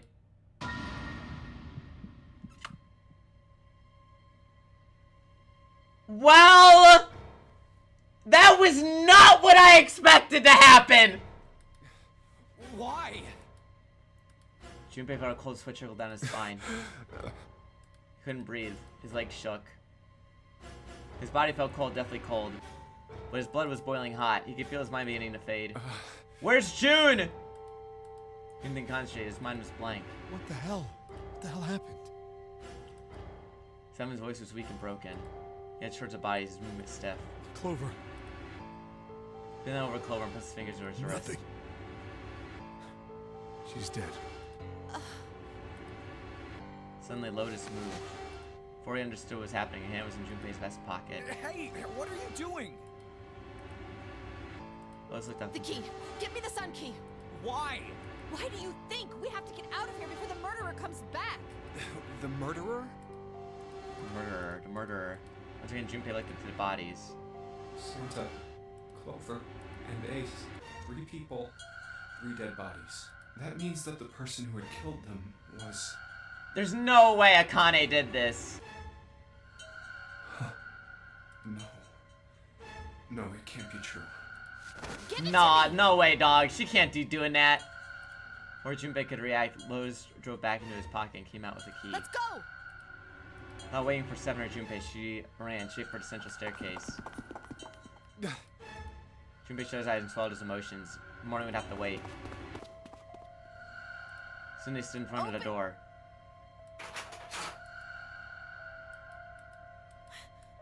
What happened? Nothing. Nothing happened. I didn't... Oh no. Is it the wrong key? I don't know. Maybe. Lotus sighed in defeat and leaned against the doorknob. She felt it twist. A small gap appeared between the door and the frame. It's open. What the hell is this? Wait, you mean the door was already unlocked? Why? How would I know that? Whatever, let's just go. Is there another sun key? Took a breath and opens the door, rested away. They stepped inside. In front of them was another hallway. Stretched out towards the bowl of the ship. Began to run, faster and faster, and that's trying to reach the end of the hallway. Seconds later, they were there. Stood a massive metal door.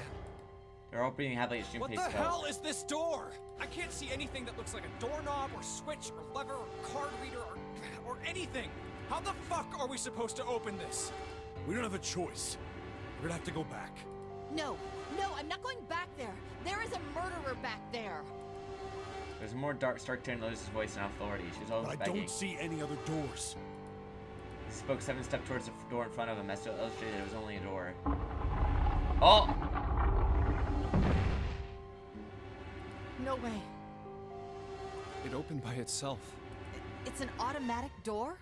Look, guys, I've got a really bad feeling about all this. The other doors were already unlocked, and this one's automatic. We haven't seen anything like this before. Bad feeling.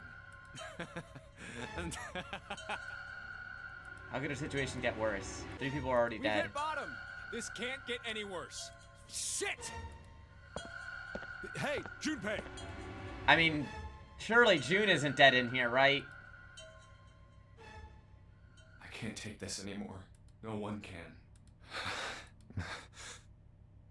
Whatever hope Junpei had managed to summon disappeared. No. It's a lie. It's gotta be. This can't be real. No.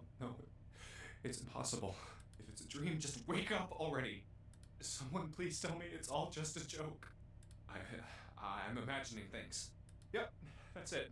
This is all obviously a lie. It's a big, elaborate trick. An illusion or something. Or a dream. It's made up. It wasn't real, right? June? No. The codenames meant something now.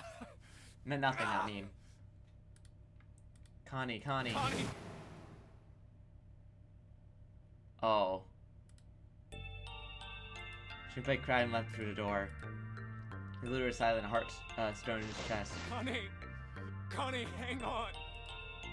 Junpei swept her up and shook her by the shoulder. Okay, well, I mean, so obviously Zero is just killing people on the boat then. I slid her open only barely. Connie! Jumpy? Her voice is pale and her lips were dry and cracked. He searched at Junpei but saw nothing. He put his hand against a small back to hold her up. Lifted his hand up, was covered in blood. Oh man. Connie, there's so much blood. What the hell happened to you? How did this happen? It was all he could do not to break into tears. I'm sorry. Her voice was a thin, minuscule thread. It was the only thing keeping her within. I might not make it. No way. No way I am going to let you die. I am gonna save you. I promise. Man, I did all that shit to make sure everyone could live and they all died anyways? Come on, man! Thank you, Jumpy. Thank you so much for everything.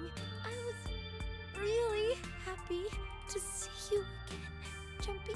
Really happy. Don't give me that I was crap.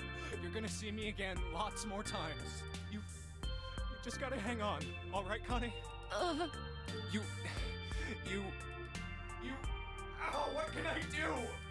Damn it! I gambled out the team on that damn 3-door. But that was to keep everyone alive! That was so I didn't have to sacrifice anybody! The submarine out of here! Small submarine. Submarine? What on earth is a submarine doing here? Nothing mattered except saving Connie. That was the only thing he wanted. That's it! Oh, I'm gonna take her with the submarine? Okay. Hang on, alright? There's a submarine over there. I'm gonna go see if it works. There's no way you know how to pilot that shit, dog. No, don't go. Please, don't go. Please, just stay with me, okay? I want to be close to you, Jumpy. When Just carry her with you, dog. Connie. Jumpy, did you know? Oh, what facts are you gonna hit us with now? You meant a lot Oh, to okay. me when we were kids. I liked you for a long time, Junpei. A really long time. Junpei's vision had gone blurry. It took a moment to realize his eyes were filled with tears. Did he feel a piercing point of heat deep in his heart, like a white-hot flame? Do you remember? We hung out a lot when we were kids. We went to the pool and to the fair. Do you remember playing snowball at the school? They're all memories I'll never forget. All of those moments are treasures to me. But I also wanted to go to a lot of other places with you. A lot more. But that won't happen now. Okay, I think I could have saved your life by the time that this is happening. No. I mean, yes. Yes, it will happen. We'll go all sorts of places, Connie. You hear me? I promise. We'll go wherever you want. Really? Yeah, really. I swear. That makes me happy. Really happy. She just jumped over and over in a weak smile, seizing her tired face. I feel sleepy. No, Connie, don't fall asleep. Thank you, Jumpy. Thank you so much. Eyes were slowly closing. Junpei screamed even as he felt his foot go Connie! worse. Connie! Connie!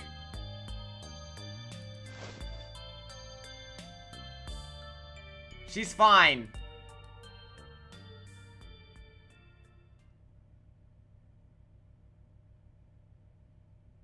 Time passed. Junpei wept and curled around the body. He cried until he had no tears left.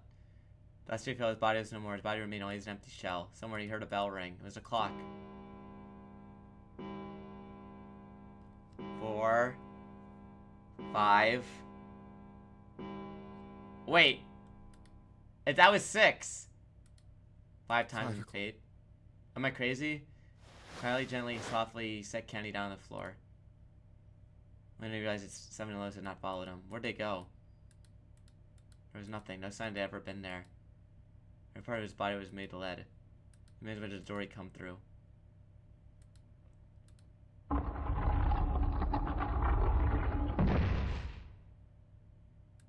Junpei went through the gate into the hallway. What?!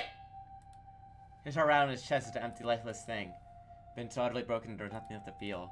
His other bodies simply stared. It was a lake, a sea of blood, and 2 bodies lay in it. There was no need to check. There was no breath left in them. His eyes lit on Lotus's wrist. Her bracelet, it was gone. It meant nothing to him. He didn't care. He couldn't care. Junpei's body felt numb. Part of him knew the lump of lead in his chest had once been his heart. He couldn't quite remember what it had been for. He wasn't sure why. He gave up on trying to make them stop. Turned on the door again, slowly mumbling, and walked through. Well, simple inertia carried him forward. He found something in front of a submarine. His arm reached for the hatch.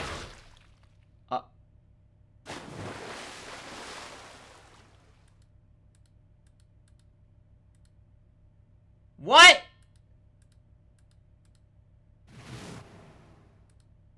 One dead body lay behind door number 5. The body of the 9th man. Another way in a shower room, body of snake. Central staircase, there were 3 more. There were 2. And the body room had been Connie. So it had to be 0.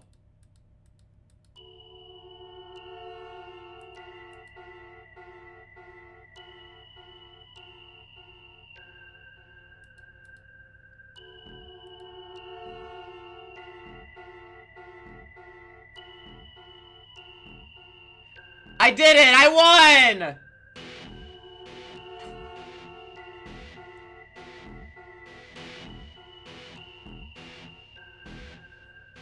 Was it truly 0?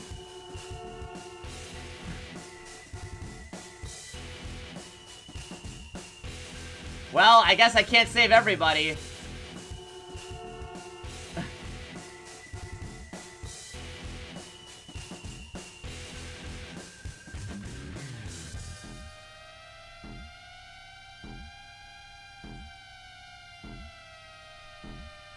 It seems like a lot of people got this as their first ending, huh? I mean, it makes the most sense that I wouldn't want to go with the plan where I have to sacrifice anybody. But I guess that someone's gonna have to die, I guess.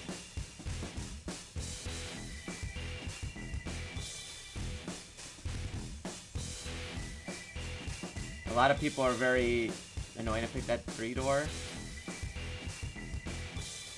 Well, I mean, because I don't want to... I know there's probably a way to to make sure everyone lives. So, that was why I picked it.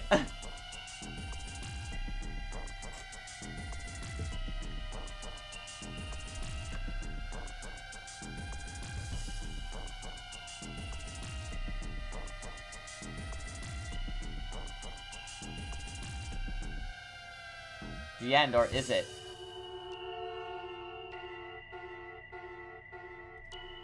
Well, I mean, if everybody was dead.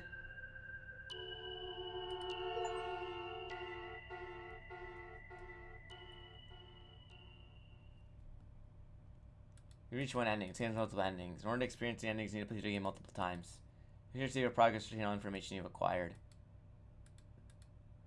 Replay escape rooms you've completed.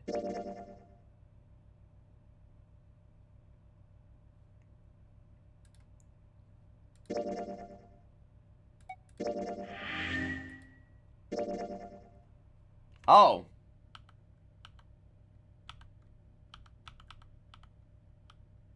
Okay. So basically don't pick door 3 in any circumstance. 1 out of 30? No, there's 1, 2, 3, 4. 4 other endings.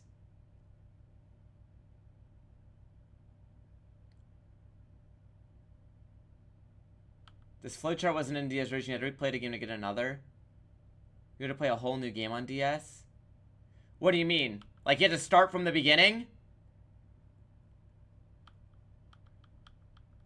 Oh, no, 1 of 30 I think is your save slots, right?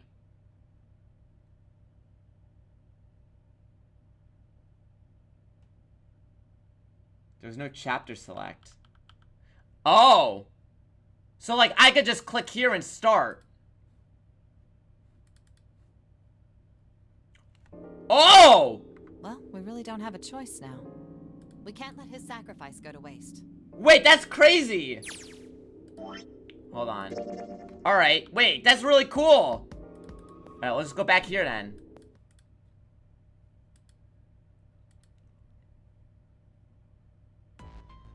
I thought we were finished with that topic.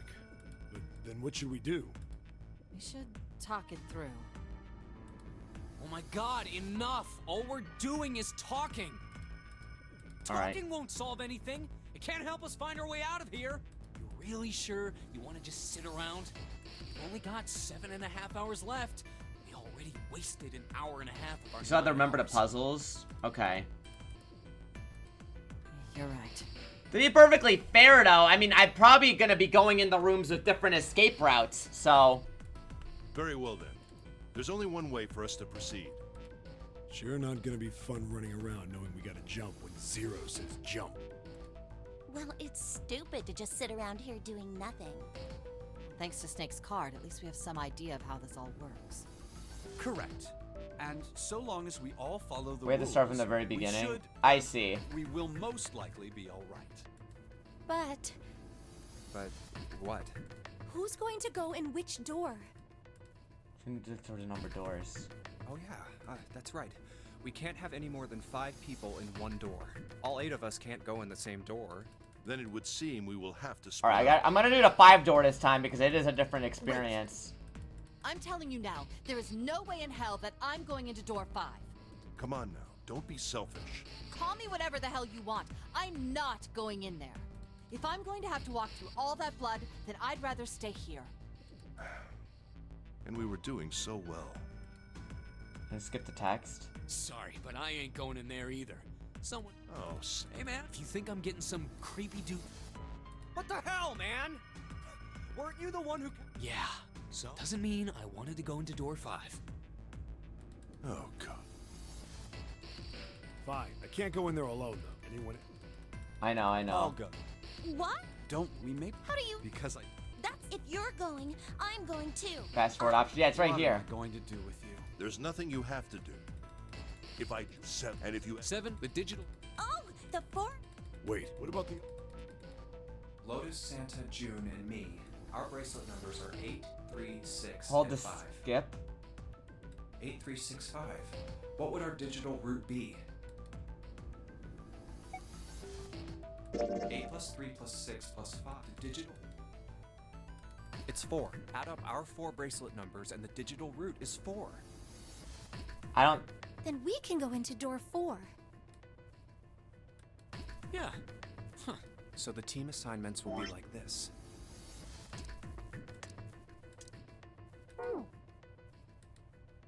Seven, Snake, Clover, and Ace. Lotus, Santa, June, and me will go through door 4. Are these really the beyond door? Of course. Or should I stop? All right then. Oh. Okay, I misunderstood how this worked. My bad. You changed it to that, and then it plays. Okay, my bad. Hey, wait. 4 people walking towards the room stopped and turned back I towards want to them. go through door 5 too. What? What are you saying, Jumpy? If you're going through that door, then I'm going with you. No, you can't. I can't take you with me. Why? Well, you know what's in there, don't you? Well, She opened her mouth as to say something. Instead, closed it again, looking at the floor. She felt an ache in her chest. Choice is not hers to make. There's nothing else he could do. Junpei turned away from June, doing his best to silence his turbulent emotions. Please, let me go into door 5. Someone scratched his head and looked at the young man. Now we're right back where we started, you know that? Junpei's bracelet is number 5, right? If we are going to add Junpei, then we must subtract 5 from the rest of us. Snake turned to Ace. Please, take good care of Clover. Oh, all right. That's fine. 1 + 4 = 5. Yup. don't go away! You need to listen to me, Clover. Go to door 4 with the others. No! Don't be so selfish. Snake's tone was harsh. Why? His Tears well up in her eyes. She bit her lip and did her best to fight them off. He held her close and whispered You'll her be ear. fine. Just relax. Huh. What did he tell her? Nick pulled back from his sister. His eyes are kind of glaring. I understand. Wait, is Danganronpa 3 not the same with V3? I thought they were the same.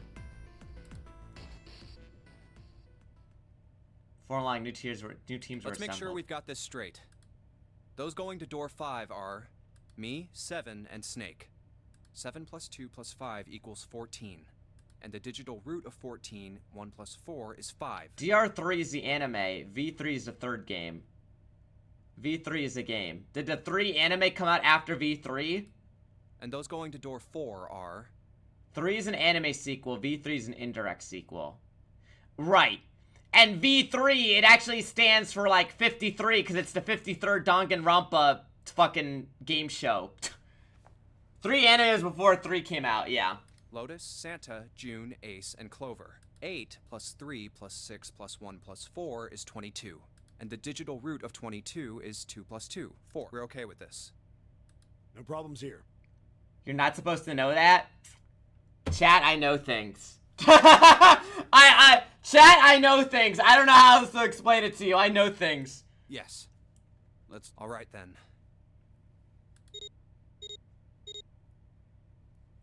I assume everyone here is a Danganronpa fan, so... Screen in a red showed 3 Lever's asterisks. all that's left.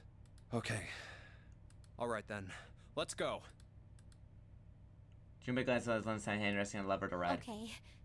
Please be careful. But the digital root of 53 is 8, so actually it's Danganronpa 8. We will.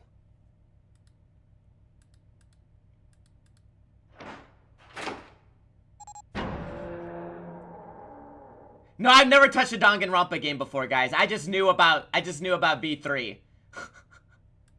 And it's open. I know some of the characters. I know some of the, I've seen like maybe 1 or 2 of the executions, and then I know about V3, and that's it. Out of them is a man in the hallway. The pitiful remains of the 9th man. That's messed up. That was the 9th man. The moment Junpei throws. Try as he might, his eyes would not leave the corpse, and his feet would not leave the floor. 7 too seemed paralyzed. Snake on the other hand seemed unconcerned. He walked calmly down the bloody hallway and only stopped when he realized his companions were not following. Oh. How can you... Well, do you intend to kill me? I assume you haven't forgotten the door only remains open for 9 seconds, have you? What?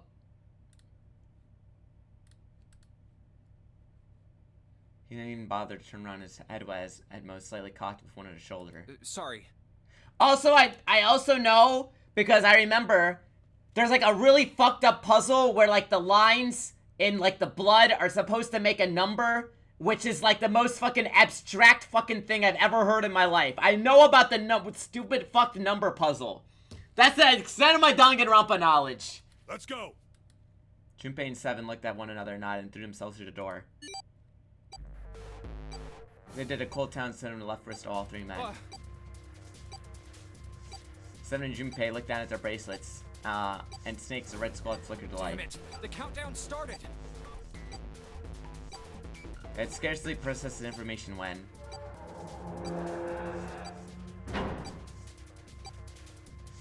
She wrote down the dude's name. Yeah, something like that, right? Shit, the door! There's no turning back now, and if we don't manage to find the deactivation device... Hey, where is the dead? Fear and urgency, 7's face reflected all 3 of them How felt. the hell should I know? Stay calm. Look around you. Okay, I get it. Yeah, it's like you turn it upside down and it's their name, right? Or something, right? Ah! He found it easily enough. It's on the wall next to the closed door labeled 5. Right here!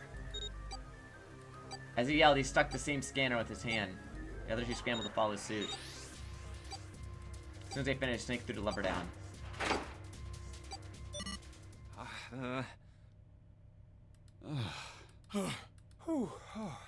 Well, it looks like it stopped. Alright, later, Zen.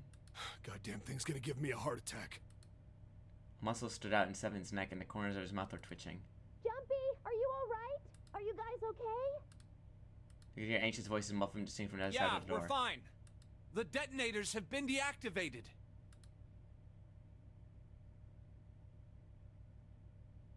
Alright, we're moving on. Be careful, okay? Oh, Guy Montag, why is Snake here? We got an ending, and then we went back, and I went to do the, because you know you can pick 4 and 5 at the start. I went back to do it, see what happens on door 5. Okay. Sure thing.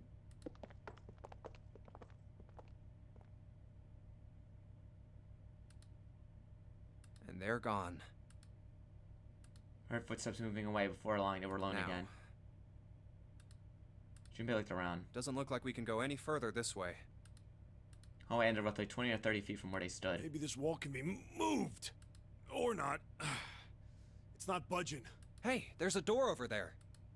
To the left, however, there was a wooden door that looked positively inviting by comparison. B-53, first class. A first-class cabin, huh? Well, it seems like it. Let's have a look then, shall we?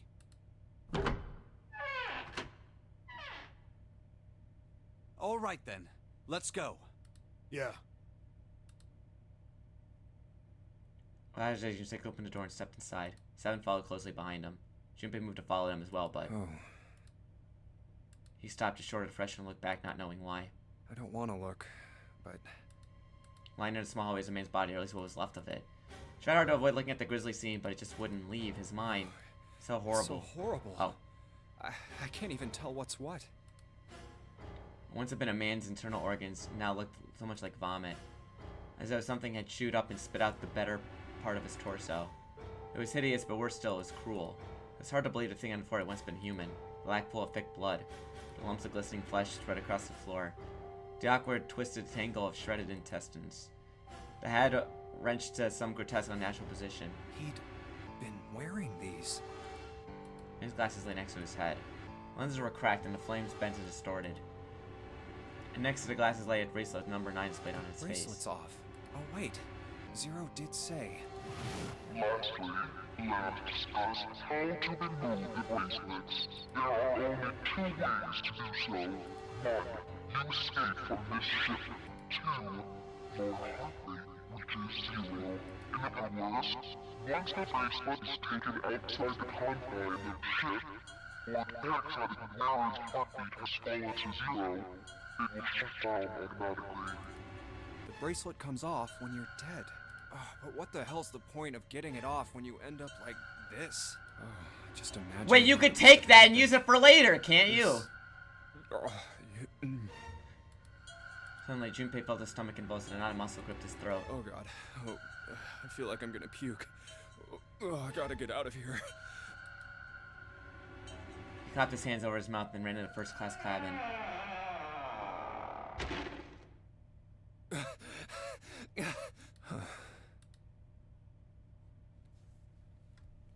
Atmosphere changed immediately. The room was gorgeous. In spite of the apparent age of the ship, none was the worse for wear. Where did they... He looked around. Seven and Snake were nowhere to be seen. There were 2 doors on the right side of the room. He opened one on the right and went through. Through here? Well, there's a lot of doors in this room. What the fuck? There they were, busy examining something. What's up? He stepped through the door and walked towards him. Check this out. We found this thing here on the door. The red light's on. Does that mean it's locked? So I would assume. Is there any other way out? We looked around a little. Other than this door, we didn't find anything. So you're telling me that unless we can open this door? Yes. We won't be going anywhere. Junpei stepped away from the door and looked around the room. This looks like a bedroom. Then the other room is probably a living room. Or the closest you can get to one on a ship. Alright, let's find a way to open this door. Come on, guys. Seek a way out. There are a lot of rooms in here. What the hell?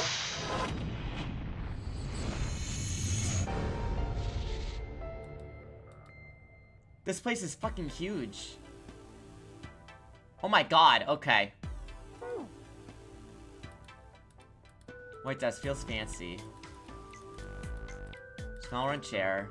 Then it goes to the vanity. Check the bed. Oh no, sheet music? Okay. Score plate A.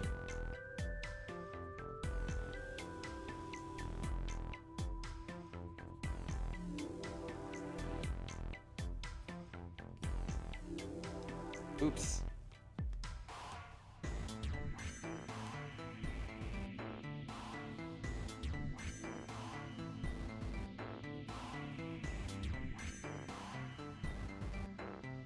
Time to become Mozart. Yup. Deltarune puzzle. Took Junpei by surprise. Snake, you should come collect to me in a move. Stare about the room and almost straight to the, clearly looking for something. Junpei, not staring. After all, he's blind. Blind or not, Snake was clearly tempted to do something. Junpei can no longer contain his curiosity. You got weird all of a sudden. Snake waited a moment for answering. I heard something strange. Something strange? Oh, he's like Daredevil. He's got superhuman hearing. Ah, well. Never mind. It doesn't seem to be anything suspicious. I don't wish to toot my own horn, but my auditory senses are considerably more advanced than those of most humans. All right, Matt. I notice even the slightest of noises. Right. Are you gonna tell me you can hear a needle drop from a mile away? No. Such a thing would be impossible. However, by listening to the sound of footsteps and breathing, as well as sound echoing off the environment. Oh yeah, that's right. When Clover fell on the big staircase a little while ago, you were at her side immediately. He has echolocation. So that was... Yes, I could hear it happening. In fact, I can run quite fast. Certainly as fast as you. And should someone attempt to start a fight with me, I am quite confident that I could defeat them. So he's just Daredevil. He's just Daredevil? Okay. Oh, really? Jim was somewhat taken aback by this revelation. He started Snake skeptical. You don't believe me, do you? Care to give it a try? I must warn you, you'll no doubt regret it. Well, I suppose that's enough playing around. Let's resume our search, shall we? Snake turned and walked away from Junpei.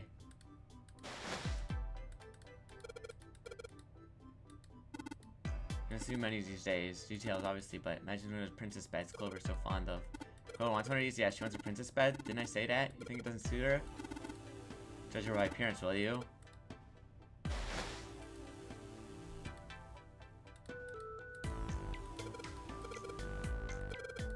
Microphone. Oh, we gotta play the music into it. Okay, so we have to play the song.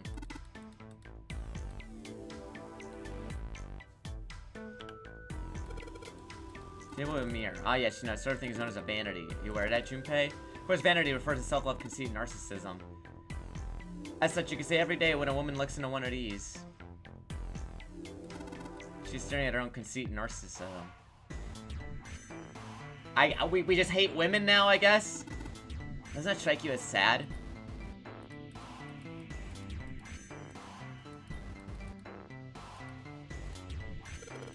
Oh, it's the map!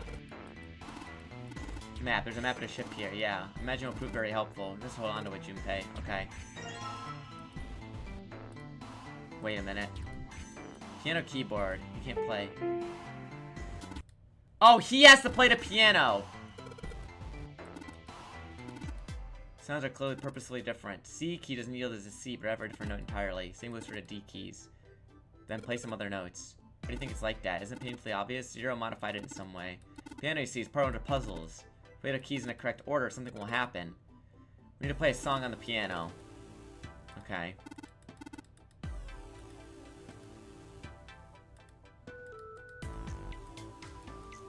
There's a plate nailed to it. Okay, we know that.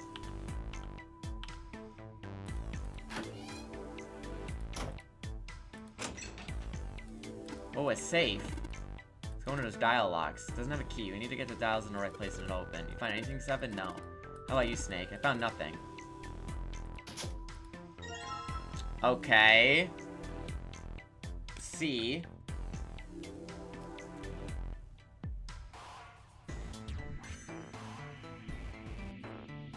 It's like C, like a rest note? 2 rest notes?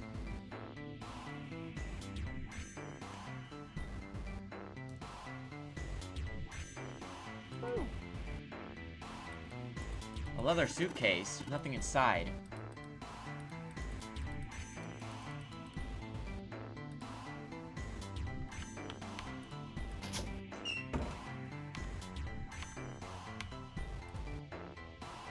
So that's that door.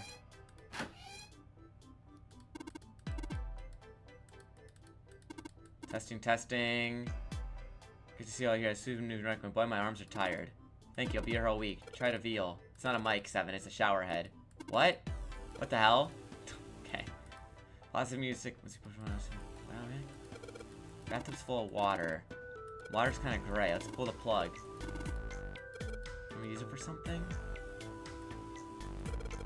Sink's clean. Any water. Nothing's coming out.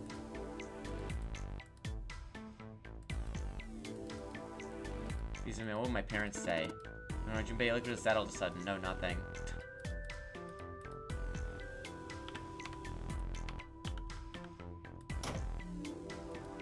It's a light switch. Nothing happens. Score. Shoot, we got, the score we found was probably here, at least at some point. Couple of lights on the wall. Antique desk, makes sense. The whole room's full of antiques. You get a nice full hand of cash, all the stuff in here. Chair. Mind your own business.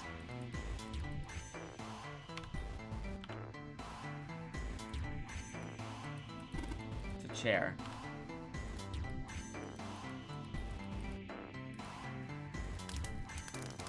What?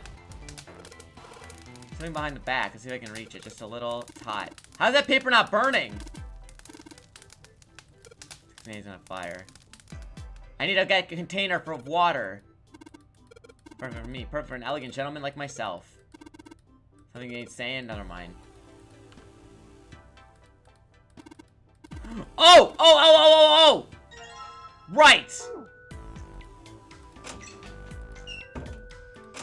Hold on. Let me go back.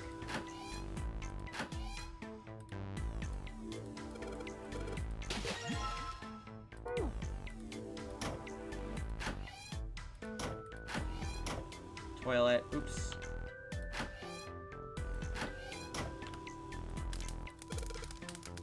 Put the fire out.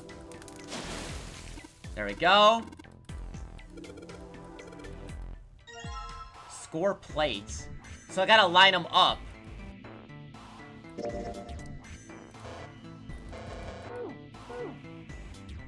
Junpei tucked the plate into his pocket. Seven cried out and stumbled, his balance lost. Thought a hand caught it in a wall just in time and made himself avoid the floor. His face was flushed and he looked startled. Hey, Seven. What the hell was that? Are you alright? Yeah. Yeah, I'm fine. I just felt a little dizzy, that's all. Seven rubbed a couple of fingers against his brow and shook his head as if to clear it. What the hell is wrong with me? First memory loss, now I'm getting dizzy for no reason. Memory loss? Junpei couldn't hide the surprise in his voice. I'm sorry, you seemed a little unconcerned. Oh, yeah, I guess I didn't tell you, huh? I told the rest of them before we ran into you on the stairs. I told them I couldn't remember a damn thing from before I woke up. Didn't realize I hadn't told you.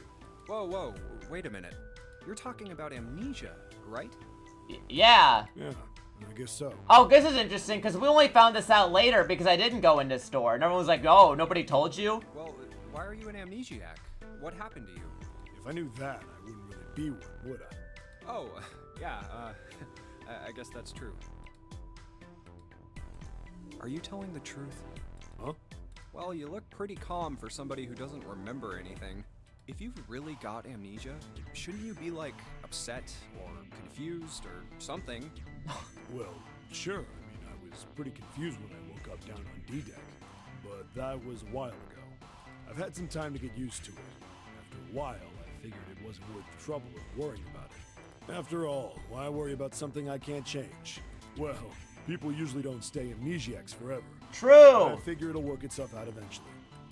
That's it? He's a chill dude. That's it. Alright, that's enough talking for now. Let's get back to work. Junpei gave a look the younger man wasn't sure how to interpret it and How are walked you away. fine with something like that? Invite research stirring.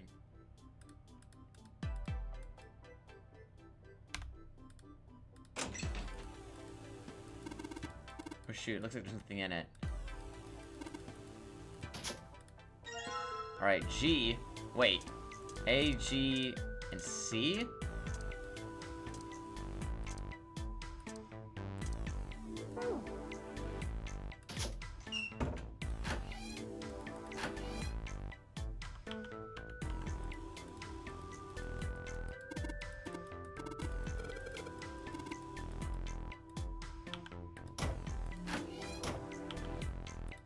What was that toilet?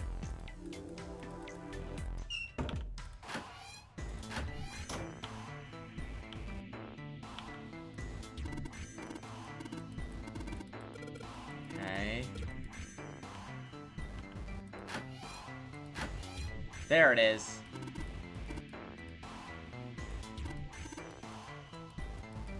Nothing going on here? There's no way that I would just put a toilet in here for no explicit purpose. There's a hand coming out of the toilet. Just a joke. Okay.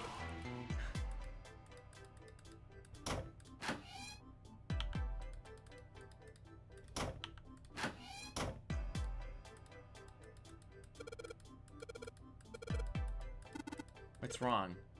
Put them on top of each other, they look odd. Doesn't really look like a song. Look like we haven't found them all. We need more glass plates. Okay.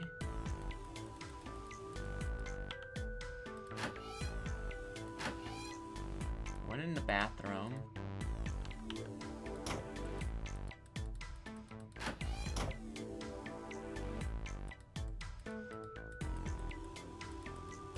Burnt. Okay.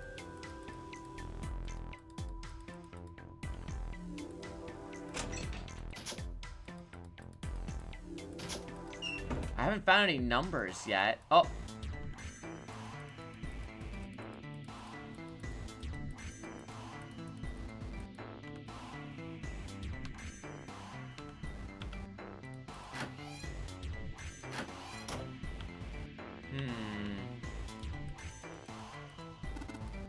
High quality desk.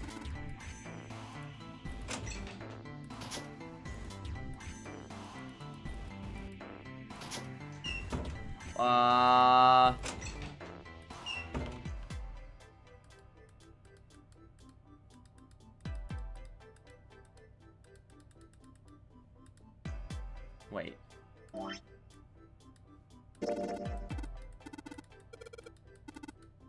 Just A's? Weird.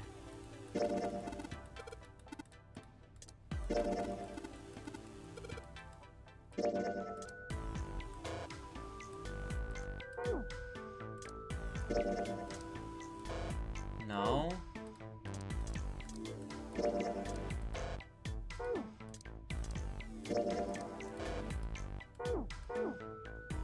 Where could I be missing so many? A, B, C, D, E, F, G, H, I.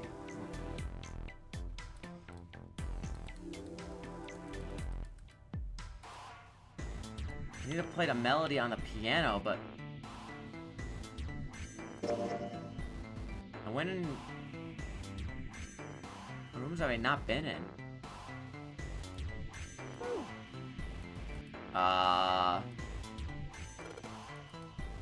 Bed, vanity.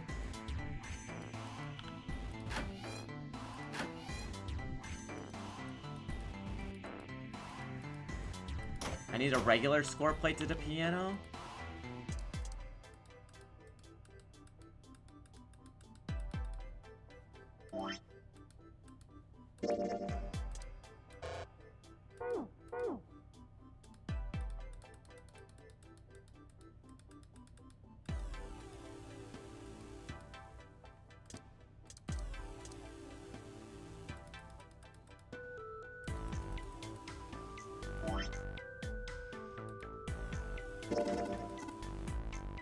Ceramic. What color is it? It's white. Is there anything written on it? Oh no, it's so strange.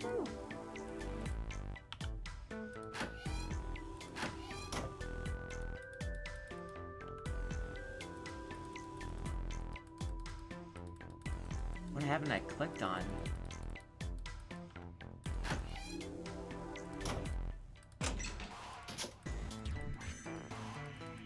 Why is there nothing in these suitcases? Weird. I feel like there should be something in those.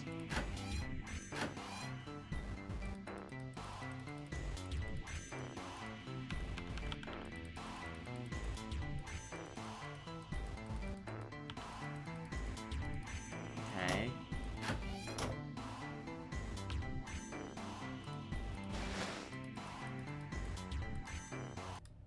Oh, oops.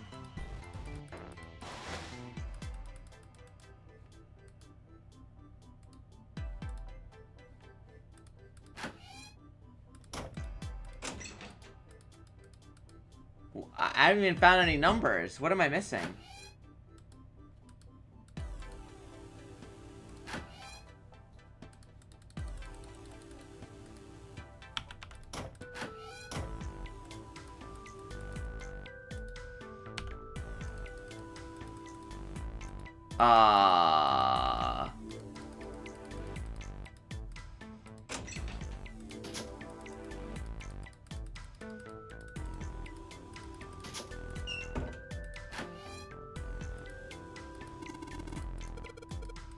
I'm so organized. Most people wouldn't bother to search my stuff.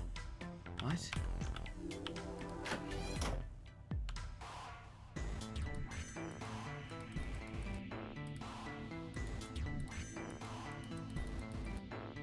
What?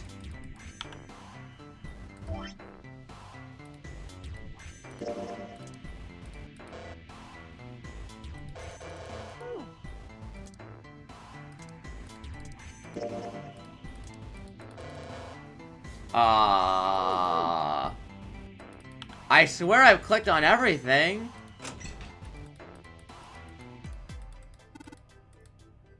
There's nothing inside both of those?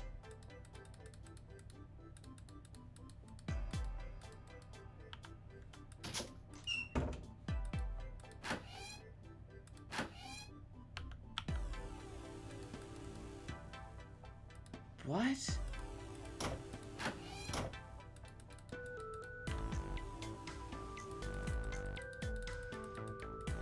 Okay, check the lights.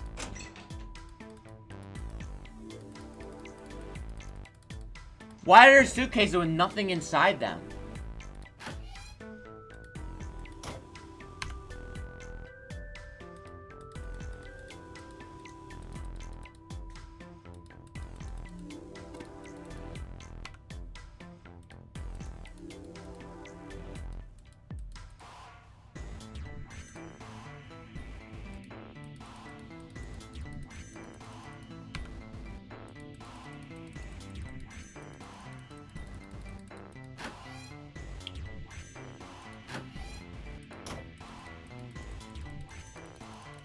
I'm clicking everything.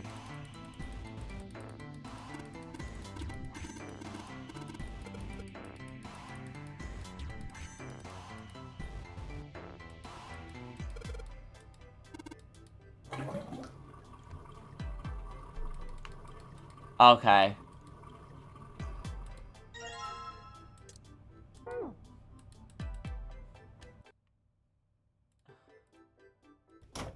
I thought we weren't supposed to drain a tub. Okay, it's fine.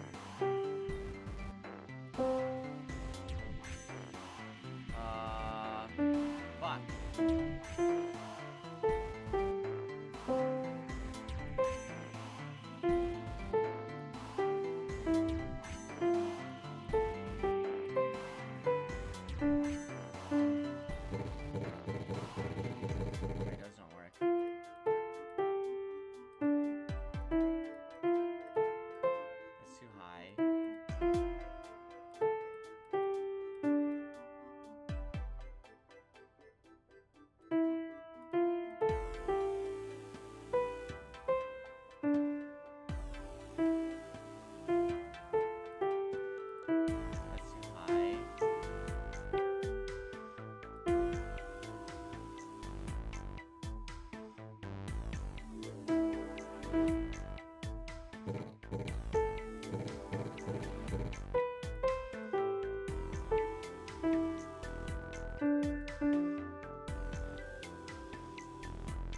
Two whites next to each other?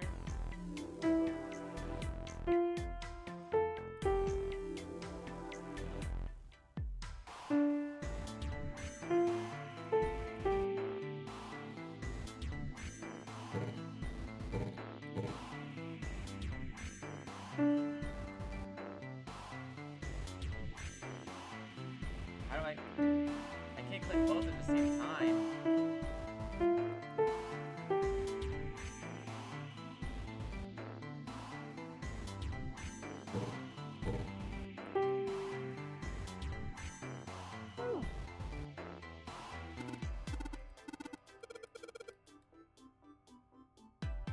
Can I go below that? No.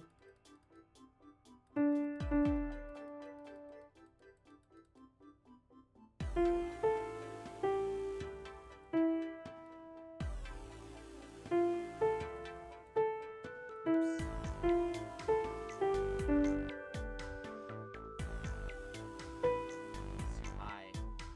I can't do this right now.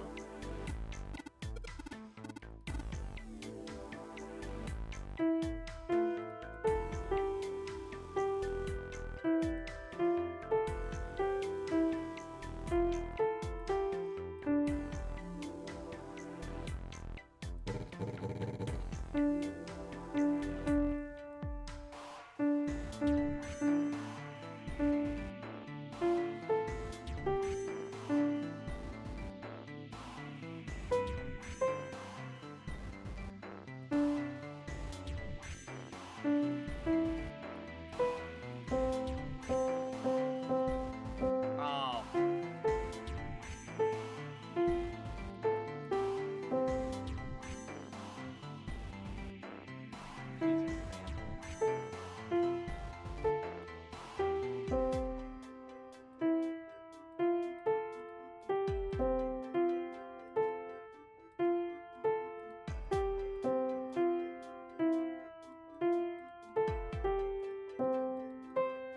Too high.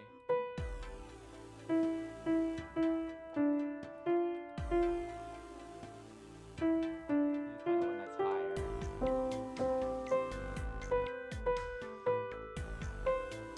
That's gotta go over here.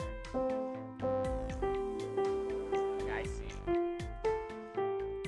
Oh, that's too high. Too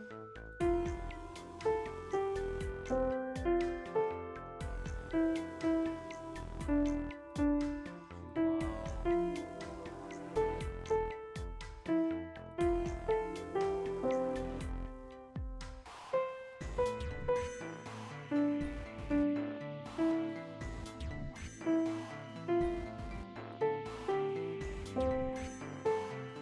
It's not this one. I'm trying to see which one is that one. This one. Oops.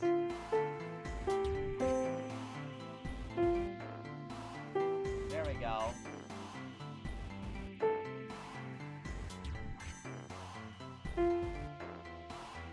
Oh God.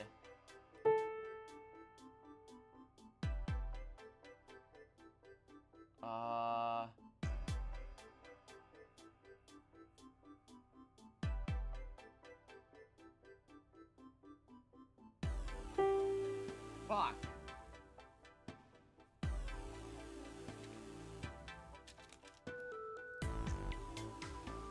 Okay, fine. Hold on.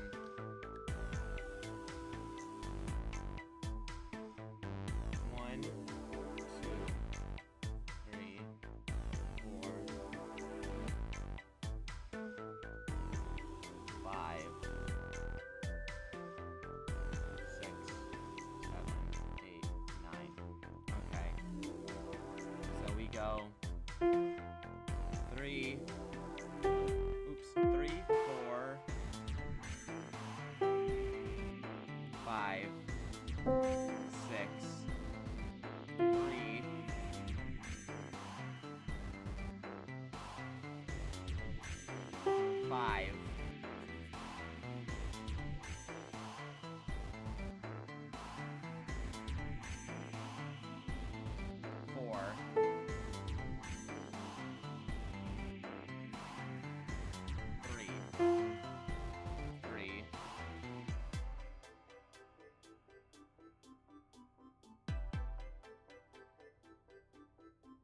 4.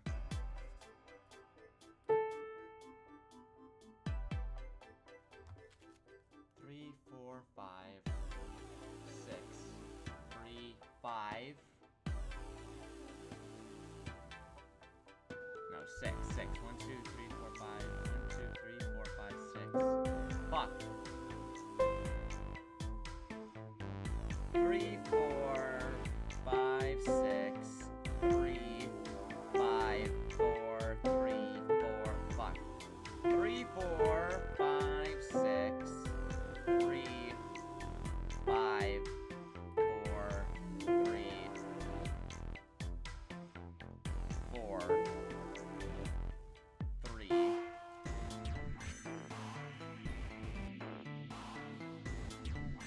5. 1, 2, 3, 4, 5. 5. 6, 6.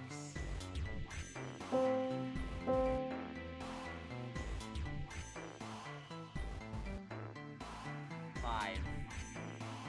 5.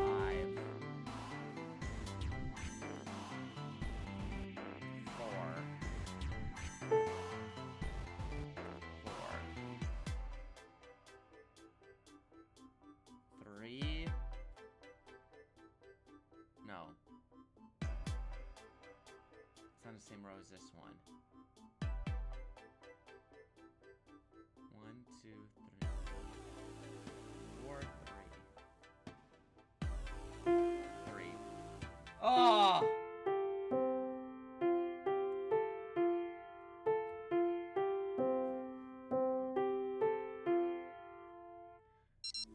Sounds like a fucking doorbell.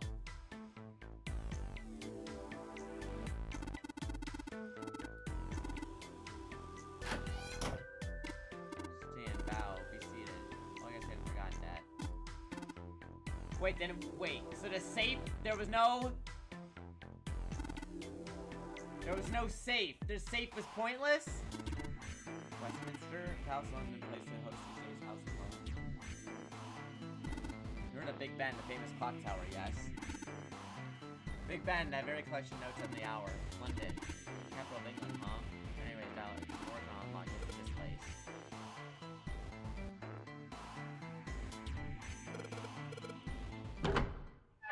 So there was no point to that safe? That's so fucking funny, dude. The safe was just there for no reason. He mounted a door in a long street hallway. Another hallway? Hmm? That should do it. Someone was bent over, apparently doing something at a door. What's he up to? Junpei spoke more or less to himself, but apparently someone heard him anyways. Archie stood up and talked to Junpei. I was just putting one of those plates in there. It ought to keep the door from locking again. Now we can come back here anytime we want, right? Ah, why would you want to come back here? I think it was a reasonable one. Sam thought about it for a moment before he answered. I might like to play a little piano. No! Piano? Come on, let's get moving. We aren't out of this yet. While waiting for an answer, Stefan started off down the hallway. Well then? So he left that shit behind earlier, too. It's so the killer can keep up to them. Can't say I could ever imagine Seven playing the piano. He couldn't use the piano in there anyway. The keyboard's a mess. But why would he want to leave the door unlocked then? I have no clue. Hey, wait for me! Junpei frowned, took on one look at the door and walked away towards his companions. After some in the hallway, they emerged into a larger, more open area. Whoa, a metal grate? Large metal grate like the door to jail divided in half. Why is this thing... Shook for a while, but as expected, it did not move. Are those Oh, so is elevators this over the there? kitchen puzzle with different people? No way to know if they're working or not from here. Oh, there's a door just to the left of this grate. Fortunately, that was locked and refused to open. Sounds like it's locked. Yep. Stairs leading down. They're blocked by the grate, though. But this here seems accessible. So we can open it? Nah, I think it's locked too. Look. Oh, the Venus key. Center door is a small keyhole. Next to the keyhole is a small symbol with the key carved into metal. What's this mark? The female symbol. I'm not sure what to make of it. Snake naturally was somewhat more sure. Ah, The Venus symbol, I imagine. Do you recall the similar symbols near the large central stairway? They reference many of the solar bodies. Oh, that's right.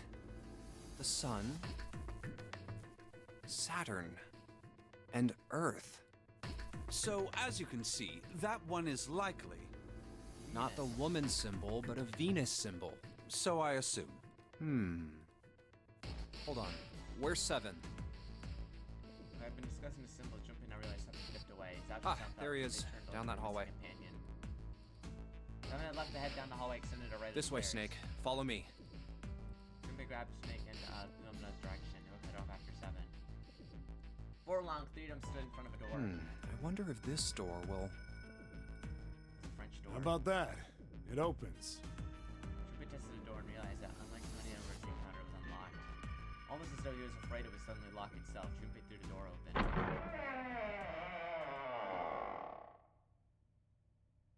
He stepped inside. Oh, it's a different puzzle. Okay, interesting. We're not in the kitchen. Oh, the casino! Let's go gambling! Is this some kind of casino? Sure looks like one. 9!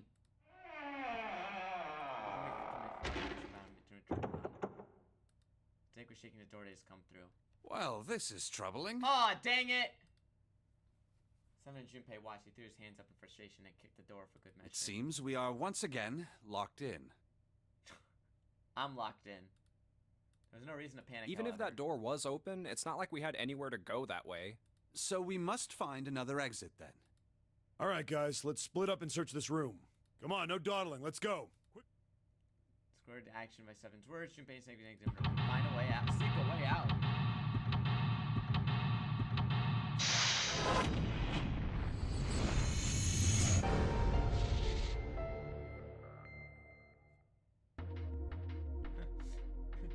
Akane at the poker table? Have you ever heard of Ocean's 11? You see...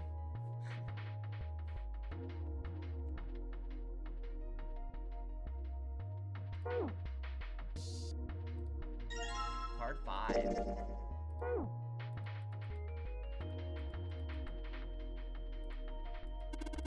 Chair.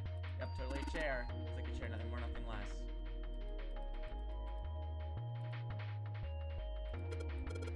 Playing card 4.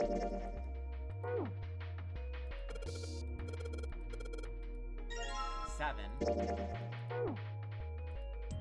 That was pretty well polished. There's a lot of expensive glasses. Even cheap drinks take pretty out of here like these.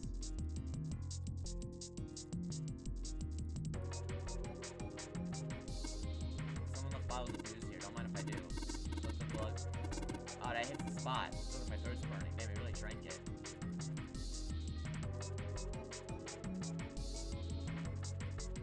Chandelier. Look at that weird face. These are chandeliers. UFOs from that movie, Michelle's Farm Tools. Firewood.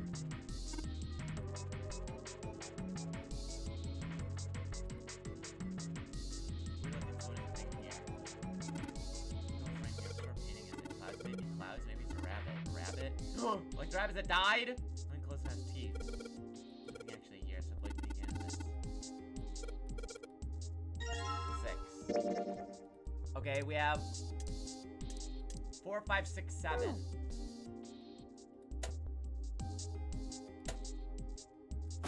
Oh!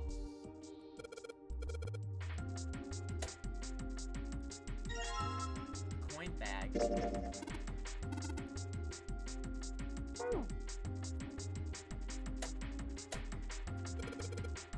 Love, diamond, heart. These lights on your shadows making a canvas. The shadows look at 3 symbols, right? Yeah. Club, diamond, hearts.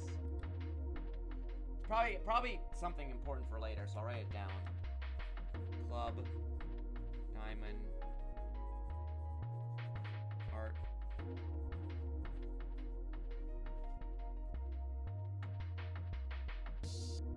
All right.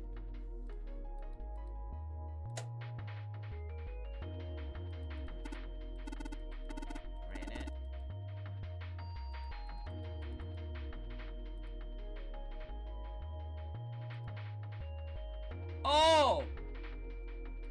This has to be this machine has clubs. The second one is throwing his hearts.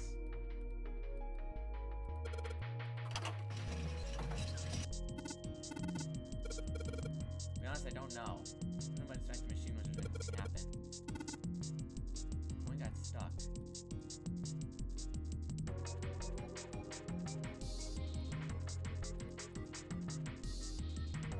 One on the plate.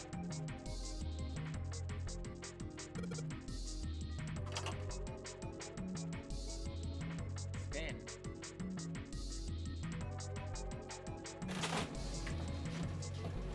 Club. Diamond heart. Ding ding ding ding ding! Somebody came to join the bottom part of the machine, yes.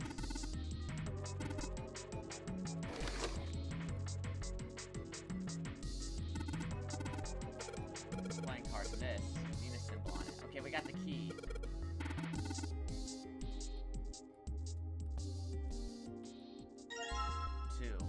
So we have 2, 4, 5, 6, 7. So we need 3. And the ace, I imagine.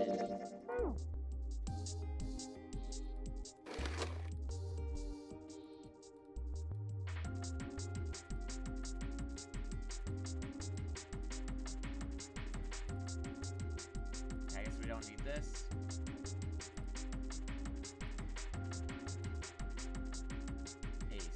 Oh! No. Okay, I need that 3.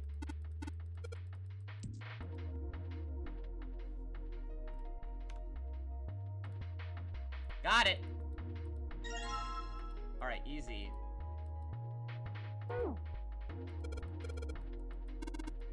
Playing Baccarat. Baccarat! They said that earlier! The 9!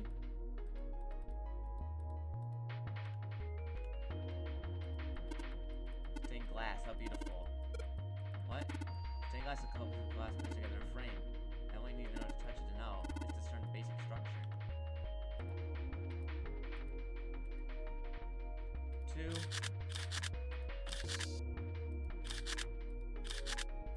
3, 4, 5, 6, 7. What? Alright, I need to find an 8.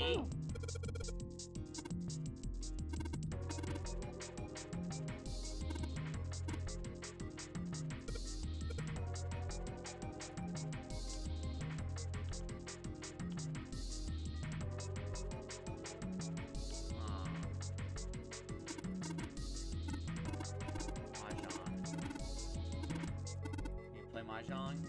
Tell me this is I'm mumming. Yes, I believe I'm supposed to be an amateur. Move the red tiles when we play.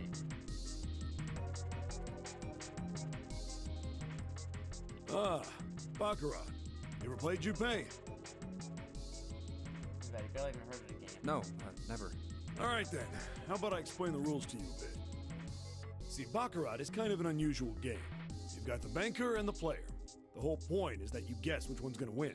And whether the banker or the player wins, it all depends on their hands. The way each hand works is different from other games too. See, you take the number from the ones place after you add up the value of all your cards. Whoever gets the number closest to 9 wins. If your number is smaller than your opponent's, you lose. Check the number from the ones place after you add up the value of all your cards. Okay, so you don't want to go over 9, because then you'll get 10 and that'll be 1. So you're trying to add up to 9 with your hand. And that's it. That's the explanation. Got it? Well, actually, there's a lot more to it. Strategy, details, that sort of stuff. But what I just told you sums up the core of the game pretty well. The single digit of the sum of all the cards you have. The strongest hand is a 9, and the weakest hand is a 0. You just ignore the number in the 10 spot. Do you get it? Yeah. Well, maybe half of it. Enough. I got a chance at winning the game if I played now. However, we have no way of knowing There's if 3 the puzzle slots. in the Baccarat table makes use of those rules. Then I guess we try everything. Aha! So we want... We don't have the ace, so... Okay, hold on. We have 2, 3, 6, and 7. What numbers are gonna get us to 9? 2, 3, 4 would be 2 and 3, 5. Okay, 2, 3, 4. 8,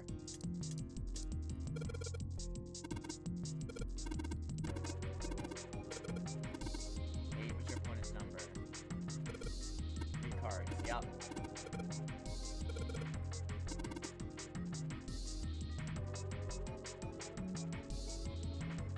3 empty invitations, I gotta pick a card and play it.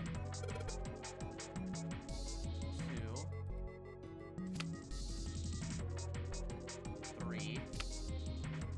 4. Easy.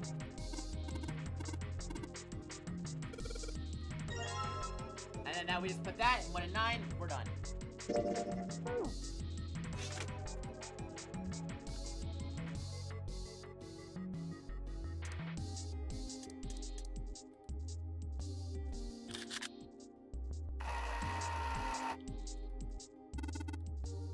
Do not another device container with yes. What? There's 3 slots in this one.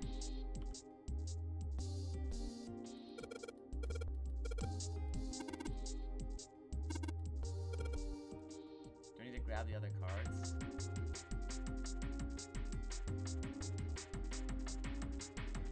Wait. 5 and 6 is 11.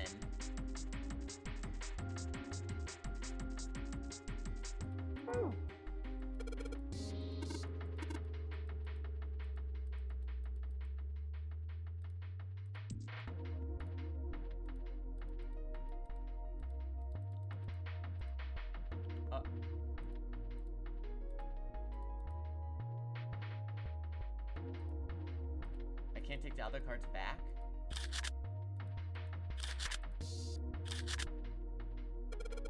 What? What's the... Wait. 5 and 6... 5 and 6 is 11, and then 7 is 18.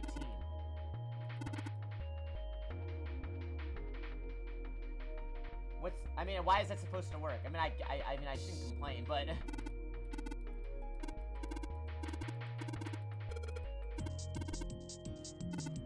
He's gotta leave before he goes insane. Huh. Well, I'm not gonna ask questions.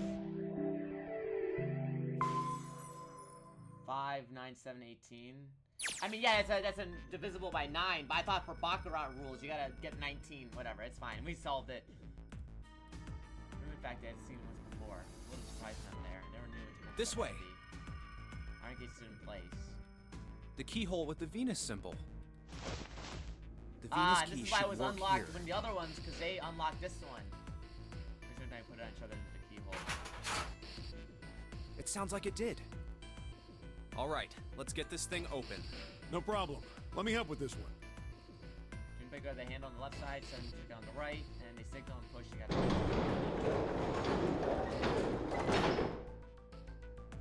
It sounds as though you have opened it. We should be able to reach C deck now, I imagine. Snake, are you gonna be all right? I mean, the stairs. Please, do not do yourself the embarrassment of underestimating me. Good to hear. Oh, it's Let's a move. digital route. Okay.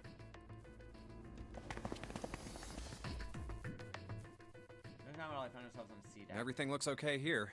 We should check the next deck down, just in case. Reach the water. You can let the snake and stuff. Just what I thought. D-deck is completely underwater. Just like the bottom of the central staircase. In terms of the water below, it almost a flat. I'm just glad the water level hasn't changed much. Back to the C deck then.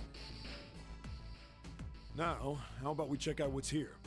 Can't search for anything stock focus on C deck. There are 2 elevators over there, which means it's probably the same upstairs. There's a card reader between them. And another weird mark. Hey, check it out. It's the symbol for Lotus. What? See? It's got the woman symbol, and then it's got the devil horns, right? All right, man. Yeah, I see it. No 2 ways about it. Only 7 thinks it's funny, I guess. That was a pretty good one, kid. 7 tells the Junpei's hair what he thought to be a friendly manner. Junpei feared his neck might break, even though it was clear 7 had kept the string. Oh, whoa, would you watch it, man? Whew, that hurts. You're gonna break my neck. What are you talking about? The human body ain't that weak. Maybe this'll toughen you up, huh? If we were looking for a devil, we've got one right here. Maybe Snake interrupted. After Junpei's observation, he got over to examine. This is a Mercury symbol. The marks you mistook for horns are a stylized version of the wings and staff of Hermes. Wings and a staff. So then, she beats you with the staff until you die and go to heaven. Sounds like Lotus, all right. Seven shook Junpei's head even more vigorously, and doing her man began to feel as though his brain was being jostled by the side. Seven! Oh, that's too much! Oh, my head! Junpei's stomach began to turn uncomfortable. Oh, I think I'm gonna puke. Unless we can activate this device, I doubt the elevator will function. In other words, we gotta find a key card with a Mercury symbol on it. So I would assume. Let's forget the elevators for right now. How about that hallway to the left? Whoa, there's a bunch of doors. There's a lot of doors. Many doors lining this hallway. Seemed stretched forever. All three men suddenly felt. Ah, shit. We're not gonna have enough time to check all these, are we? Maybe we can come back here later. We should check out the other side. Let's head back. To the right this time. Down the hallway. Emergent area roughly the same size and shape as the one at the top of the stairs. On the left side of the room there were 4 French doors. There are doors here too. Well, I guess it's just 4 this time. Let's open them up, starting with the closest one there. Okay, I'm on it. Junpei nodded and grabbed the one closest to him. He heard a small tug and felt it. It isn't locked. I'm going to open it. So it's not about locked door. He threw it.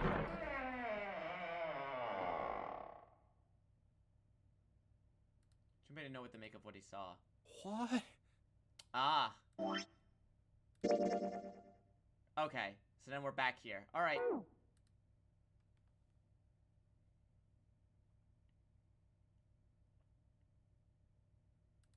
Junpei stood unable to speak. Seven eyes opened wide and his mouth agaped. After a few long moments, Seven at last managed to speak. Hey, what is this place? It's so huge and empty. Massive room stretched out in front of them, more a cavern than a room.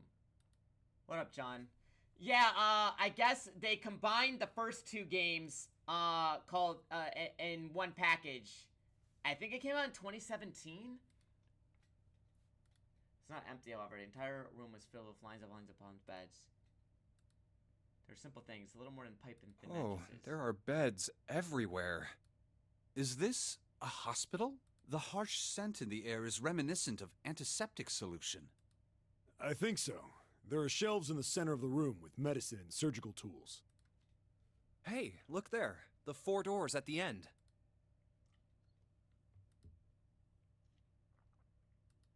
The left door says 3. The second door is blank, but the third has a 7. And the rightmost door is 8. There's no doubt. They're numbered doors. Hey, why's that door between 3 and 7 blank? Does that mean anything? No point worrying about it right now. Let's see if these will open first. Yeah, good idea. Okay. The room threaded their way back through the beds towards the back of the room. Upon reaching them, they proceeded to investigate each door in turn, but to no avail.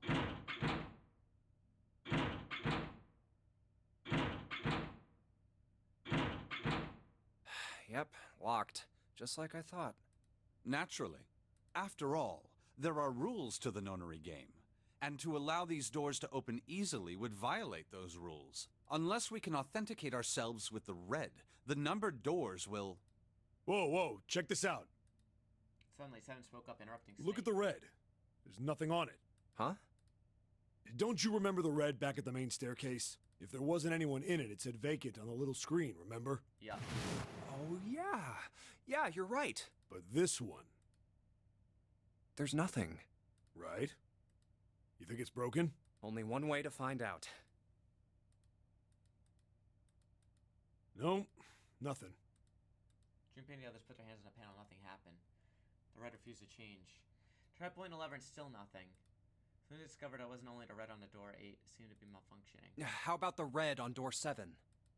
And door 3? I didn't think all of them would be malfunctioning. What does it mean? I didn't think all of them would be. I didn't think. What? They've got to be broken. Man, that bastard. I didn't think Zero was the kind of guy who'd screw around with something like this. Why do you say I? Whoa, whoa. Zero's been prepared for everything so far, and you're saying he's gonna make a mistake now? Well, that's the only thing I can think of. This thing ain't working at all. Junpei 7 talks. Snake busied himself with examining the red. After a time, he lowered his hands and spoke.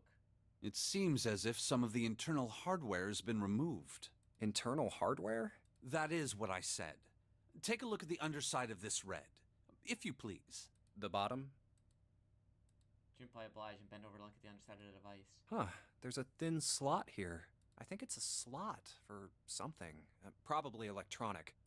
The other two reds are the same. Something's been removed from all three of them. I get it.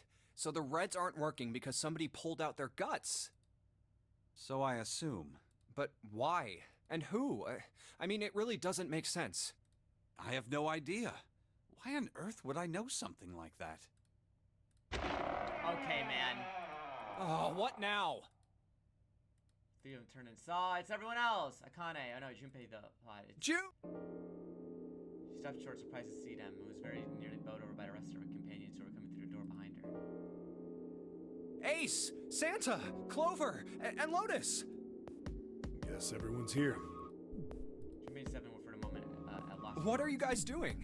Why are you... That's my line? Perhaps we should exchange information. Everyone was sounded surprised. Everyone intended to talk to exchange information. I put the rooms they'd been through and had ended up in the same place. Very useful information, none of that mattered. Happy to see each other again. Although love our cheer very greatly. Okay, as no one said, forgotten about the death of the ninth man. That wasn't it. Perhaps, there's a drum smile one another. Alright, I remember reading this. I'm gonna see if the dialogue is different. And that's what we know. Well, this isn't good. If the red is inactive, we can't keep going. What about that big hallway? Maybe there's somewhere in there we might be able to go. No, there's nothing there. The 5 of us had a quick look. There are plenty more hospital rooms, but nothing else. You mean all those doors are for hospital rooms? Yes. There are a number of individual rooms in addition to this large one. Right. There was a door at the end of the hallway, but it was locked. It had one of those solar system mark things on it. It was the Jupiter symbol. We saw that too. I wonder what it means. Fusion seemed to be While we're asking what things mean, what's the deal with this room? I mean, I thought this was a cruise ship, but I can't imagine a cruise ship would have a hospital like this. Alright, he's gonna talk about the gigantic. Well, I figure it's probably a hospital ship. Chances are it's the gigantic. Right, okay. So now, we're back where... Oh,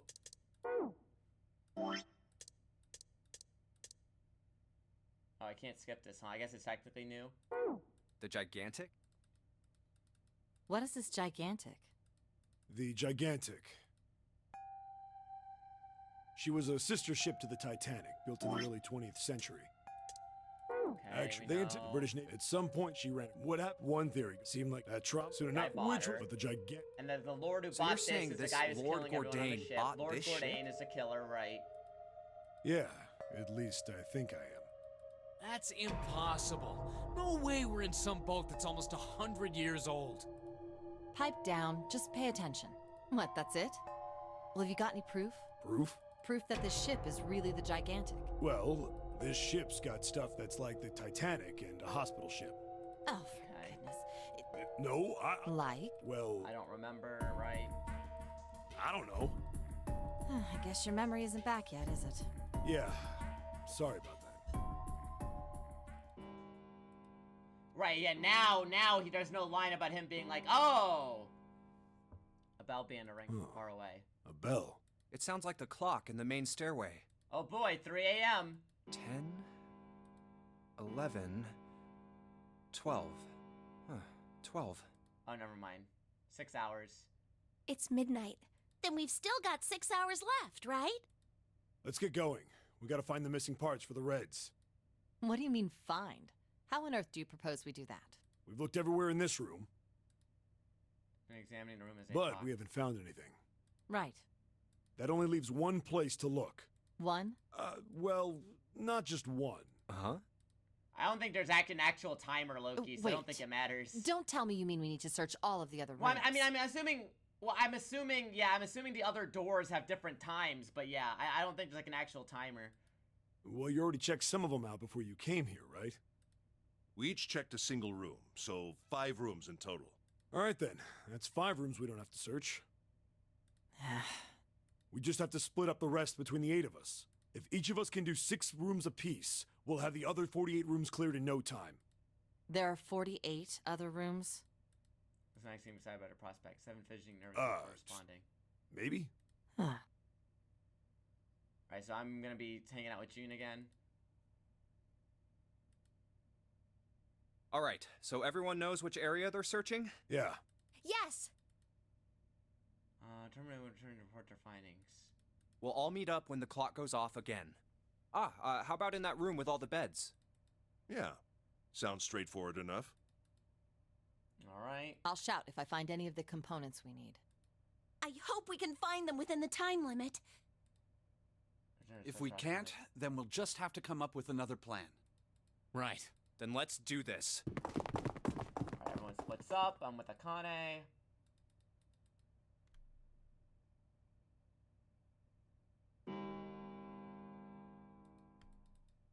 It's a 1. I better get back to the others.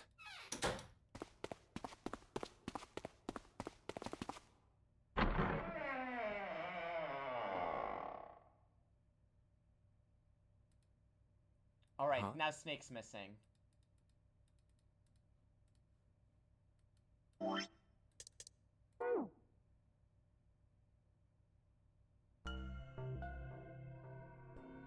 Right, okay.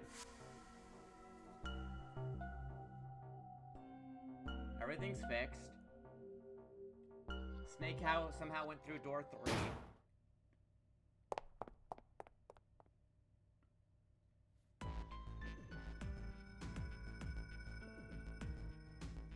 How about the casino on B deck?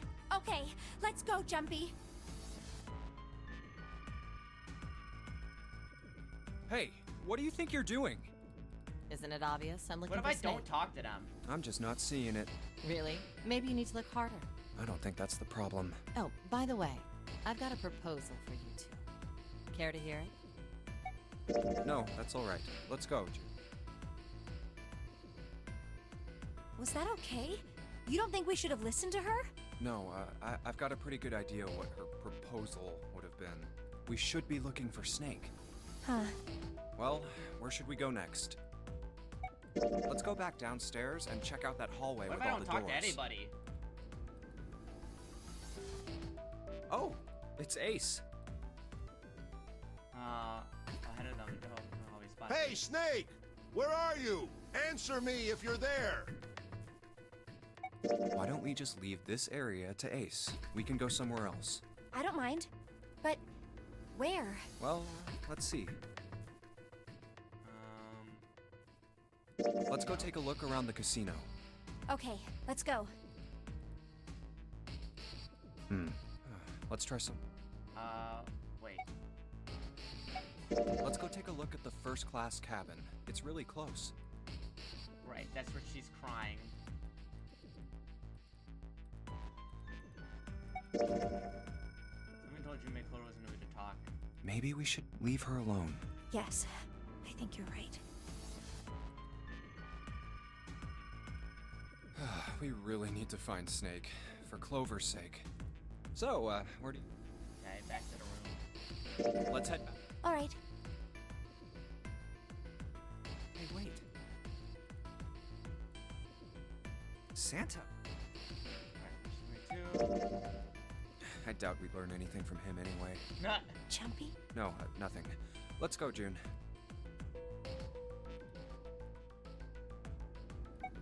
Let's go have a look. I'll go wherever you... Oh, nobody's... Let's look. But where? Why don't we go... Okay. Do I have to talk to him? I don't think any... Let's go take a look. Okay. Let's try some... Uh-huh. Hey, why don't we go back to the big hospital room? Sure.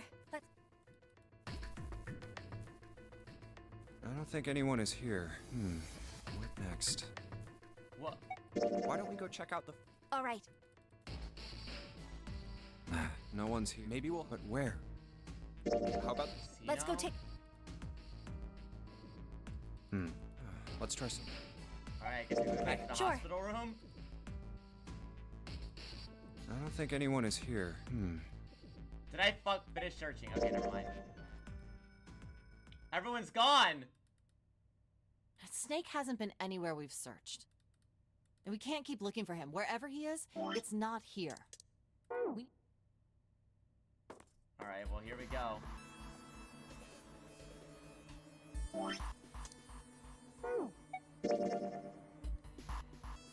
Any way the numbers worked out. One group of forwards, the other group would have to match a door. Someone spoke, his voice was strained. Then you're saying we gotta decide who's gonna stay behind. Yes, we do. Given our circumstances, it's logically and morally the best solution. If the other 6 are to survive, then one person has to sacrifice themselves. No, that's too cruel. What's so cruel about it? To just sacrifice someone like that? Then what's your plan? Maybe we should sacrifice 2 people instead of just 1. That's not what I meant. We shouldn't sacrifice anyone. I told you, that's impossible. Wake up. Whoa, whoa, calm down, you two. Okay. Look, what Lotus is trying to say is you should aim to bring the greatest... Exactly. That's how democracy works. Blah, blah, blah. Stupid democracy.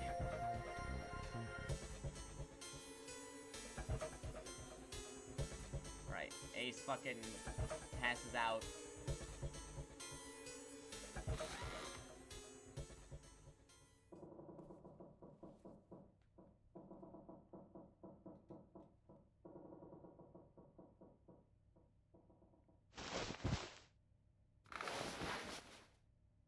Right, okay.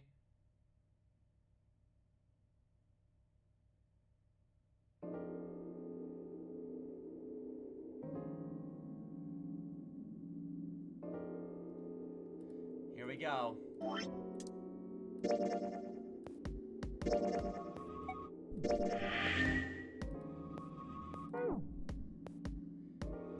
All right, chat.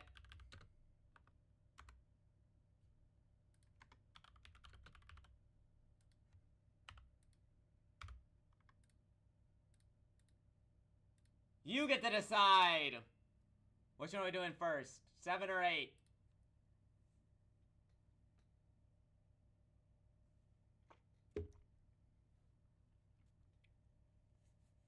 Letting chat decide. I mean, I don't know what's good.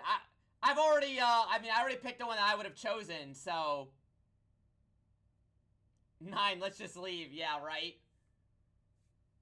All right. I'm gonna get some more water while you guys vote real quick.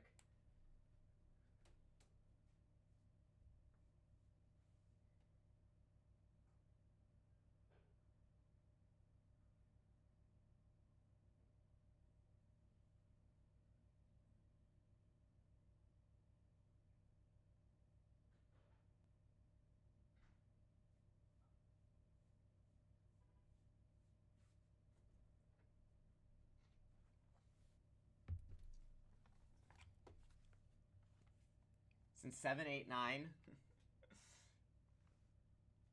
It's dead ass 50-50. Are you guys serious?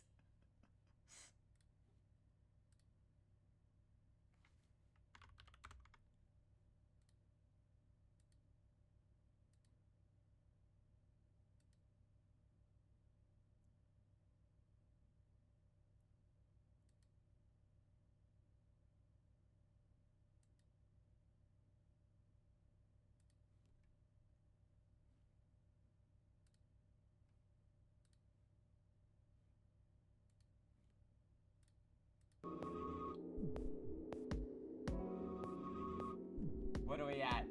Not what?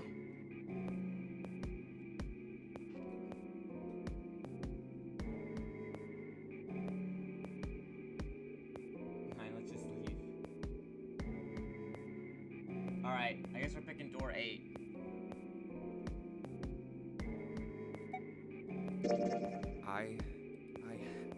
I think I'm gonna go with door 8. Okay, 8 it is. Yeah. All right then. That means June's got to go through 7. What? Why? What? Santa grimaced and muttered angrily to himself, but began to explain. If the 6 of us are gonna keep going without leaving anyone behind, there are only 3 ways we can do it. Have 3, 5, and 8 go through 7, and 4, 6, and 7 go through 8. 4, 5, and 7 go through 7, and 3, 6, and 8 go through 8. Okay. Or 3, 6, and 7 go through 7, and 4, 5, and 8 get 8. There are no other combinations. In other words, 3 and 4 and 7 and 8 can never go through the same doors. You get it now? Santa finished. June looked over at Junpei, tears welling up in the corner of her eyes. Oh no! You're saying we aren't gonna see each other again for a long time. Junpei followed as June did. He wanted to be at her side through whatever trials they were preparing to face. But he knew if they were to survive, he had to swallow his feelings. In order for the 6 of them to move forward, he and June had to be separated. He looked at June. He was scared to lose her, but he swallowed steeled his resolve and did his best to smile. Hey, come on. You're making it sound like we're never gonna see each other again. We gotta split up, but only for a while. This is just like when we went into the 4 and 5 doors, remember? Oh! I wonder what the dialogue would be here if I went with her through the 4 door. We got split up then too, but we all met back up. Whoa, wait, this would have been different if I went through the 4 door and then did this, right? I'll bet 7 and 8 are just like that. You mean they're connected somewhere? Yeah, probably. Probably. She didn't sound very hopeful. The 7 had interjected. I'm sure they're gonna connect somewhere. Why? What makes you think so? If they don't, then neither team can get through door 9. In other words, the game would end right here. Zero's been on top of his shit so far. I don't think he'd blow it now. I'm damn sure that son of a bitch wants to have his fun as long as possible. He's not gonna end this game until we get through the 9 door. June said nothing. Tears were gone, but her eyes were still sad as they looked at Junpei. He met them and, with what restraint she could manage, laid his hand gently on her shoulder. Everything's gonna be fine. We're gonna see each other again. I promise. She bit her lip and gave him an almost imperceptible nod. Yes. Promise? Her voice was barely above a whisper. Xander's voice shattered at the moment. You guys are done, right? Stretching pixie. Anyway, that's pretty much it. Clover and I will both go into separate groups. I figure I'll take 7 and Clover can take 8. Does anyone know what the dialogue is? If I went with June through door 4? Any problems with that, Clover? Clover looked away as he was silent for a moment. Whatever. It's more of a dismissal than an agreement. Santa didn't seem to care. All right, we're ready to go then. Let's move. Santa's commanded group split and headed for their respective doors. Santa, 7, and June walked towards 7, while Clover, Lotus, and Junpei headed for door 8. Homie stood in front of the door. Then Lotus laid her hand against her chest and turned to Junpei and Clover. Are you ready? Yeah. Okay. Then shall we go?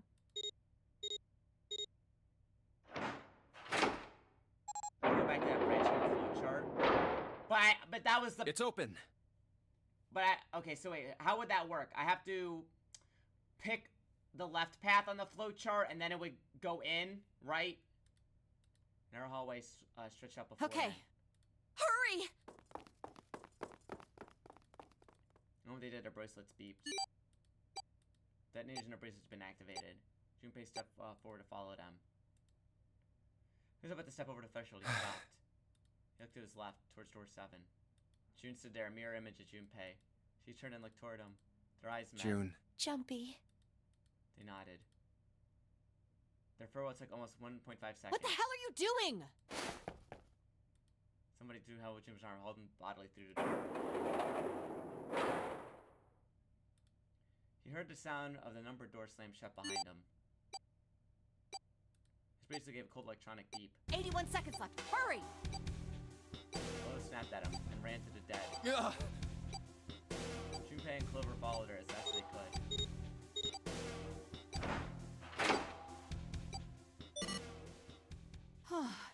It stopped. Shaking hands, she wiped a few beads of sweat from her forehead. Clover, however, was calm aloof, perhaps. Pointless.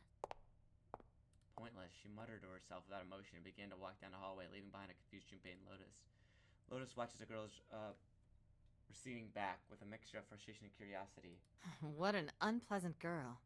I bet she's not very popular with the boys. Okay. Her sarcasm seemed a little more biting than was perhaps necessary, but she sighed and started after another girl. Maybe pairing these two together was a mistake. Too late now. I better catch up to them. Taking a moment to catch his breath, Junpei followed. Ah, it's a dead end. Hallway made a number of turns before at last coming to a dead end. There's a door on the left, though. A few minutes, he stood in front of the door examining it. Laboratory. This is my lab, and this is my laboratory. A laboratory? Huh. Oh, that doesn't sound very pleasant. I don't like the look of this place. Me either. But there aren't any other doors. It's not like we have a lot of choices. Junpei. Huh? Please, you first. Junpei suspects are probably just motivated by something other than herself. Fine. Junpei muttered himself and pushed open an iron.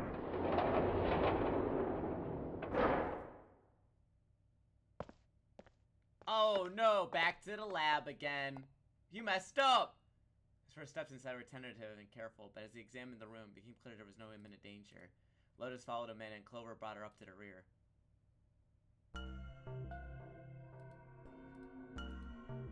room they found was divided into two separate areas with a curved wall. A thick glass window was built in the wall and made it possible to see the other side of the division. You know, I think the window looks into another room. Maybe it's for monitoring something. Junpei walked through the window and looked through. What the hell? I wasn't sure what else to say. Why does it look like the fucking liminal space pool room? Center of the room shaped like a quarter circle. A mannequin laid on what looked like a medical exam table. It looks so creepy. Junpei jumped a little. He hadn't noticed Lotus come up. It's kind of like that doll is waiting for surgery. This is a laboratory, right? I'd say it's more like it's waiting to be experimented on. Ooh, It's creepy either way. You don't think that thing's gonna suddenly sit up or something, do you? Well, I don't know. I mean, look at all those cables sticking out of it. If we press the wrong button, I don't know. Stop it. Just thinking about it is terrifying. She's gripping her arm with the knuckles on her hands, white. Wait, where's Clover? She was still standing at the entrance of the room. Her face had the appearance of calm, but it was drawn and somehow sad. What is she? There's something so much pitiful about her. Junpei walked over and kindly as he could speak. Are you okay? What are you talking about? What? I'm just worried about you. You've been real quiet. What? I can't be quiet if I want to? Well, I mean, of course you can. I just... Okay then. If I can be quiet if I want, just leave me alone, okay? Come on, you know I can't do that. We gotta work together. Junpei, you just don't get it! Her cry took Junpei by surprise. He stumbled backwards a few steps, alarmed. My brother's not the kind of person who'd just leave me behind! Something happened to him! Something bad. Yeah. Junpei had nothing to say. Lotus, jolted from her mannequin nightmares by Clover's voice, turned toward him. What happened? Clover I said to Lotus and then back to Look, Junpei. just don't bother me, okay? Leave me alone. This girl sucks. Finished, she turned around. Before Junpei or Lotus could say anything, Clover had begun to walk quietly. Hey, wait, away. Clover! Hold on! That way is... I told you to leave me alone! Might as well have been talking to a wall for all unnoticed. She took up his cries. Not even slowing down, she made for a doorway cut in the wall in front of her. Not even slowing down, she passed through the doorway. Clover, watch out above you! Goodbye, idiot! Without a warning, an iron cape opened the ceiling like a portcullis, sealing Clover in. What the heck? What's going on here? Clover grabbed a hold of the iron bars and shook them as hard as she could. Hang on! I'll get it open. For crying out. You'll never do it on your own. Junpei grabbed the bars and pulled. In a moment, Lotus joined him. They didn't pull as hard as they could, Damn it! It's not moving. Wait! Are you gonna give up? Just like that? No, I'm not giving up. This has got to be another one of Zero's puzzles. If it is, then there's gotta be a way to open it. Seek a way out. Just what I was thinking. Now all we gotta do is find it. Lotus and I can look around out here. Clover, you're gonna have to see if you can find anything in there. Oh, yes, I'm on it. Okay.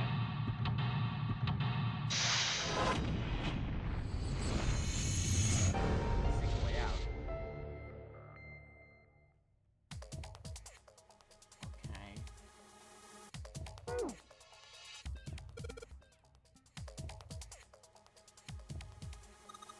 Junpei, do something, please. Oh God. Okay. Cardboard boxes, there's some papers and stuff in them. What's in the boxes? Okay, cool. Stuff I don't really get. Keyboard. The mouse. Computer. Power isn't on. There's a power button. Let's see a power cable. Right, no power cable. It's connected to the main computer though. So that modern keyboard, that's it. The power cable isn't gonna do anything.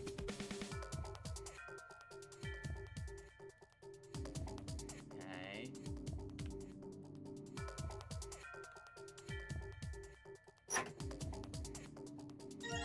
Ethanol. Can we make a bomb? Raise marks up by permanent marker. Oh, okay. There's gonna be like a note with redacted shit. The 9 on the right, I'll have little red lights next to them. Red lights on. You know, try. It locks. Anything important in there? Lock is a little larger ones up top. It's gonna use something. No, nothing.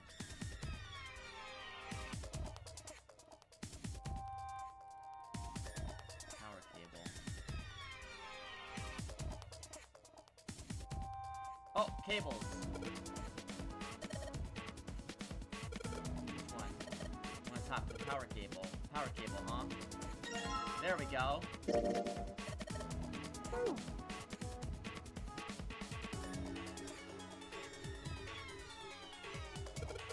Well, shit, I can't use this. What's wrong? There's 3 prongs. The socket only has 2 holes.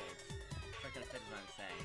In other words, you're gonna need a plug to change the power cable to one with 2 prongs. That's right. Okay, we need an adapter.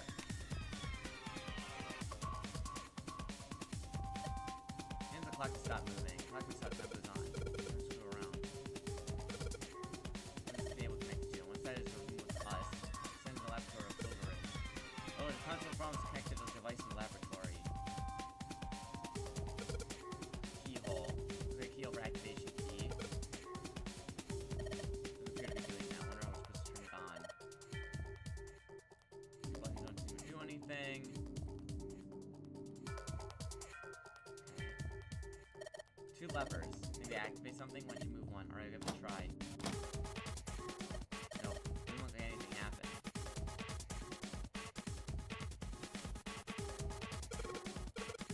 The door over here too. Wait, I'll be right there. I can hear over there. Can't open it. What about your side? It won't work. Can't even move the knob. Maybe a control for an electronic lock. Red light is on. And it's below it, but it isn't lit. How are you gonna unlock it? No key on a card or no keyboard for the password.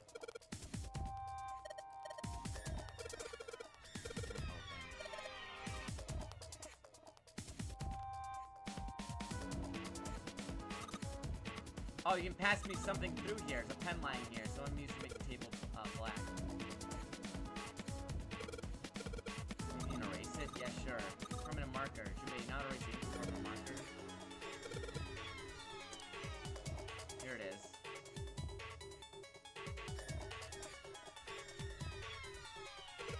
Clover, use the ethanol. You can wipe out the permanent ink.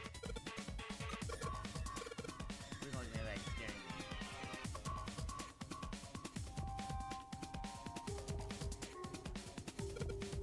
Use a cloth on the table? Use, huh?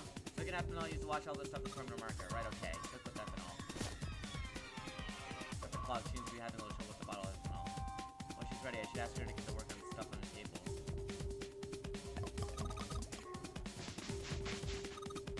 Junpei, it's working. Swiping permanent ink off. Kind of weird marking on permanent ink. I don't know what this is. There's a bunch of numbers in a grid. Oh, write a number down, pass your number to the bar. Okay.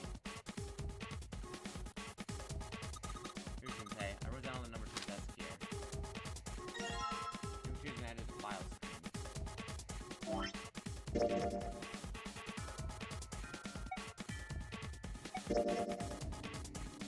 this span.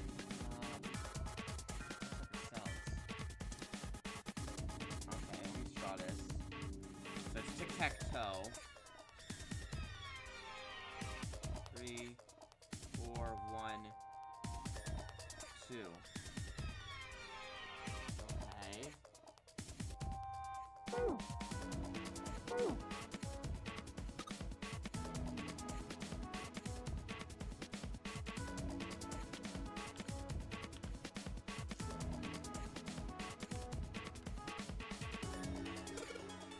Power cables over there, huh? What do you mean? Does the plug up 2 or 3 prongs? I don't know what you're talking about. Let me go look.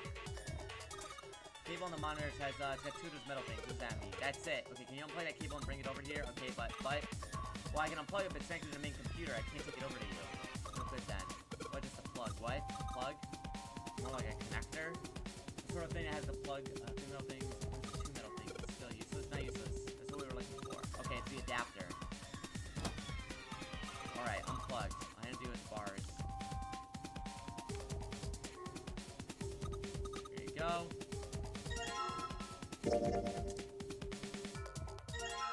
Perfect.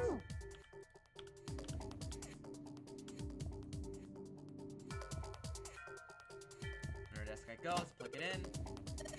Let's turn the power on. I don't think it's gonna happen. Why not? It's in the main computer, you never think you try. You already pushed the buttons on front of the monitor. Oh, that worked.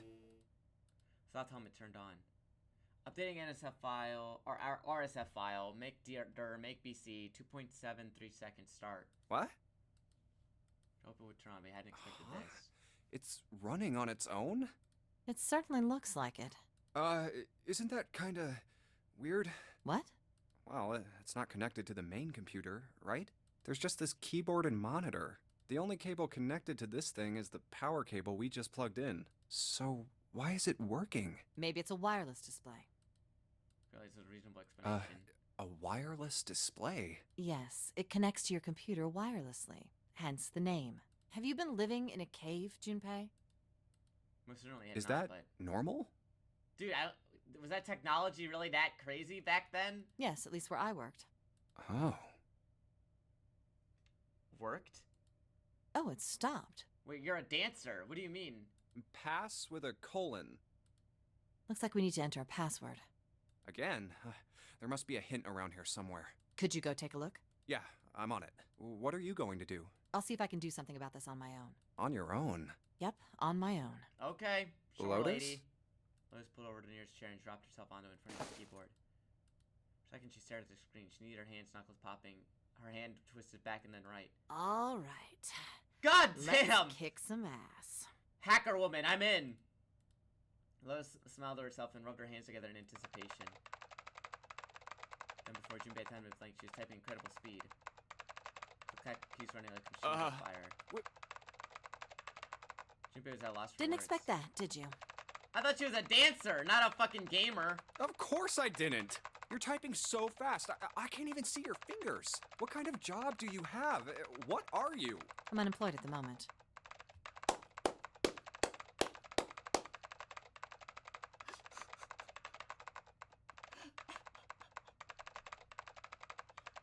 So you're just dressing like this for fun? Is that what I'm getting? I used to work for a cybersecurity firm, but I quit. Why? To be a dancer? Huh? Oh, it was just something. It's a mix-up. I see. These just dress. I mean, who am I to judge how women dress? You know, women can do anything, but.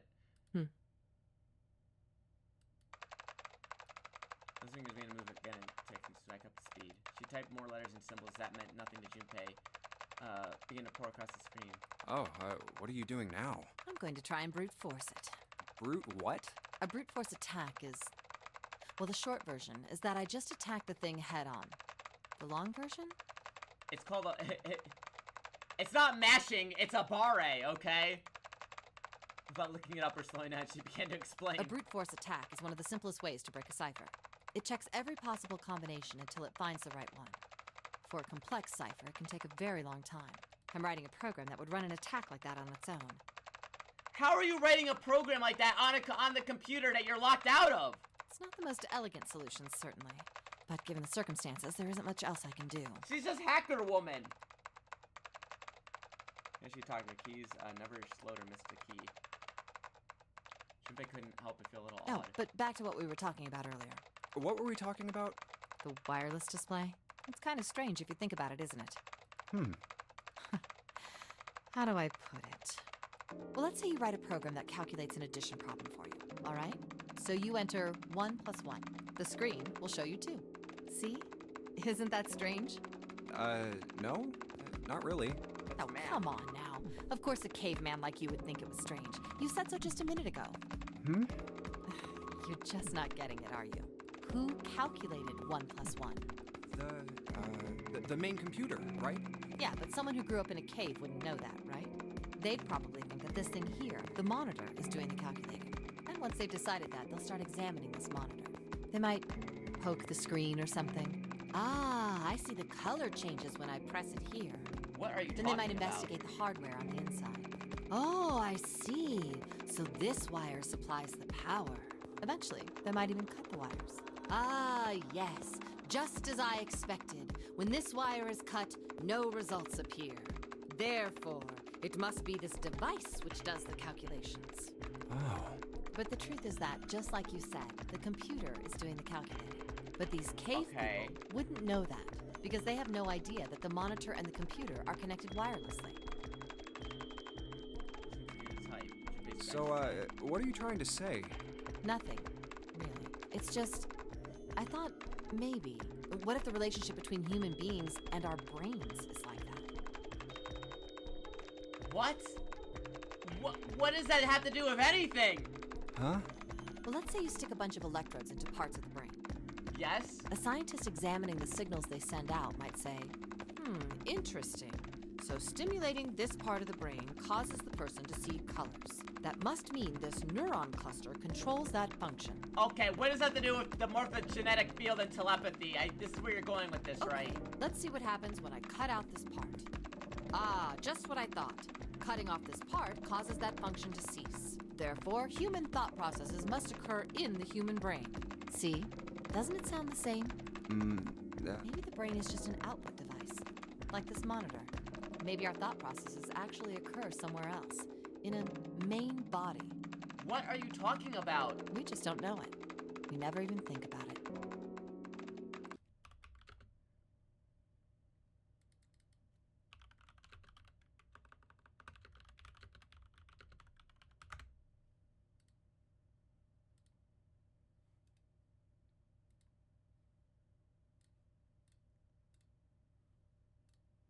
Everyone talks like this.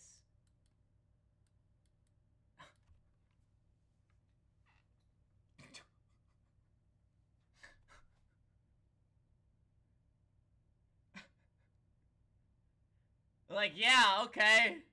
Sure.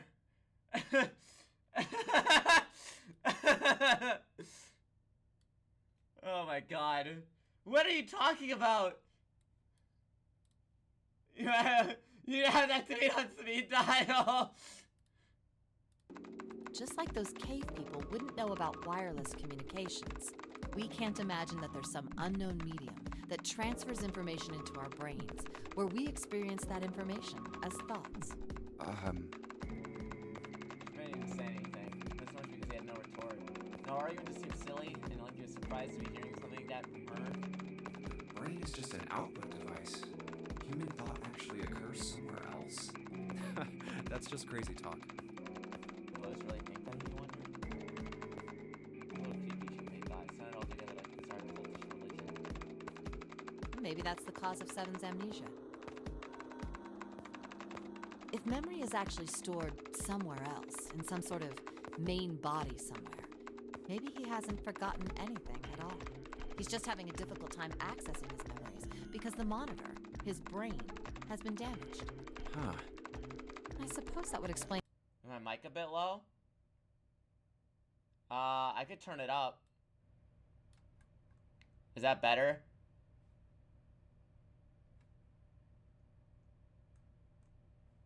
Is that good? I haven't been like super quiet the whole time, have I? In aphasia and blind sight too. Perhaps they actually can speak or see. The monitor just isn't functioning properly. I guess people with prosopagnosia could be suffering from the same thing. Wait a minute. What the fuck is prosopagnosia? What? You knew what aphasia was from watching medical dramas on TV, and blind sight was easy enough to guess. I've never heard the word prosopagnosia before. What? You've never heard of prosopagnosia? No! Lotus spun around in her chair to look at him. Jupiter shrugged and looked at his head. What is it?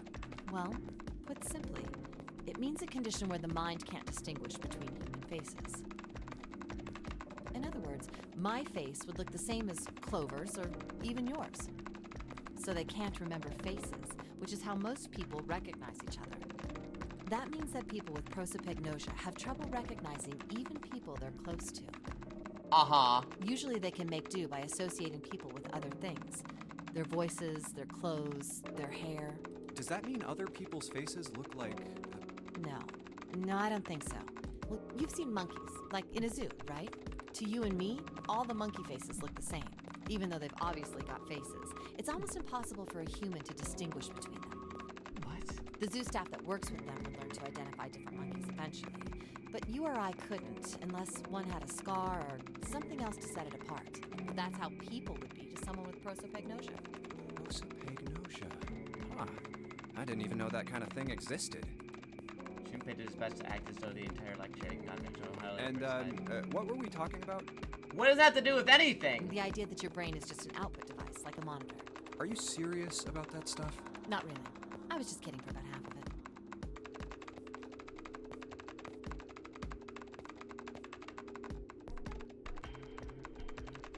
Twice. She does this twice. She's just rage baiting! What about the other half? Well, I guess I was just adulting. Not funny. This smells something rather masochistic. It's nothing more than a story I made up out of boredom. Don't take it seriously. It was the first thing that came to mind, and I just talked about it to kill time.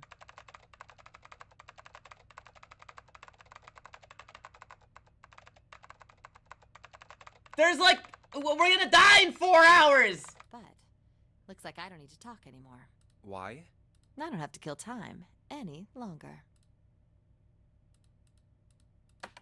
Oh, then you finished that brute whatever thing?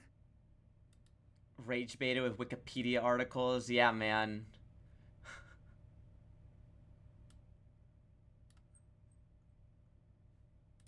I certainly did. And let's see what we got. Chunks of text flickered on and off in quick succession, then a line of numbers appeared and blinked and disappeared. Screen cleared and left was the word accepted. Piece of cake. What the fuck was the tic-tac-toe puzzle then for? Melissa clearly patted herself on the back, but would not made her look entirely ridiculous. After a few seconds, accepted disappeared, replaced with... Oh, never mind. The screen changed again.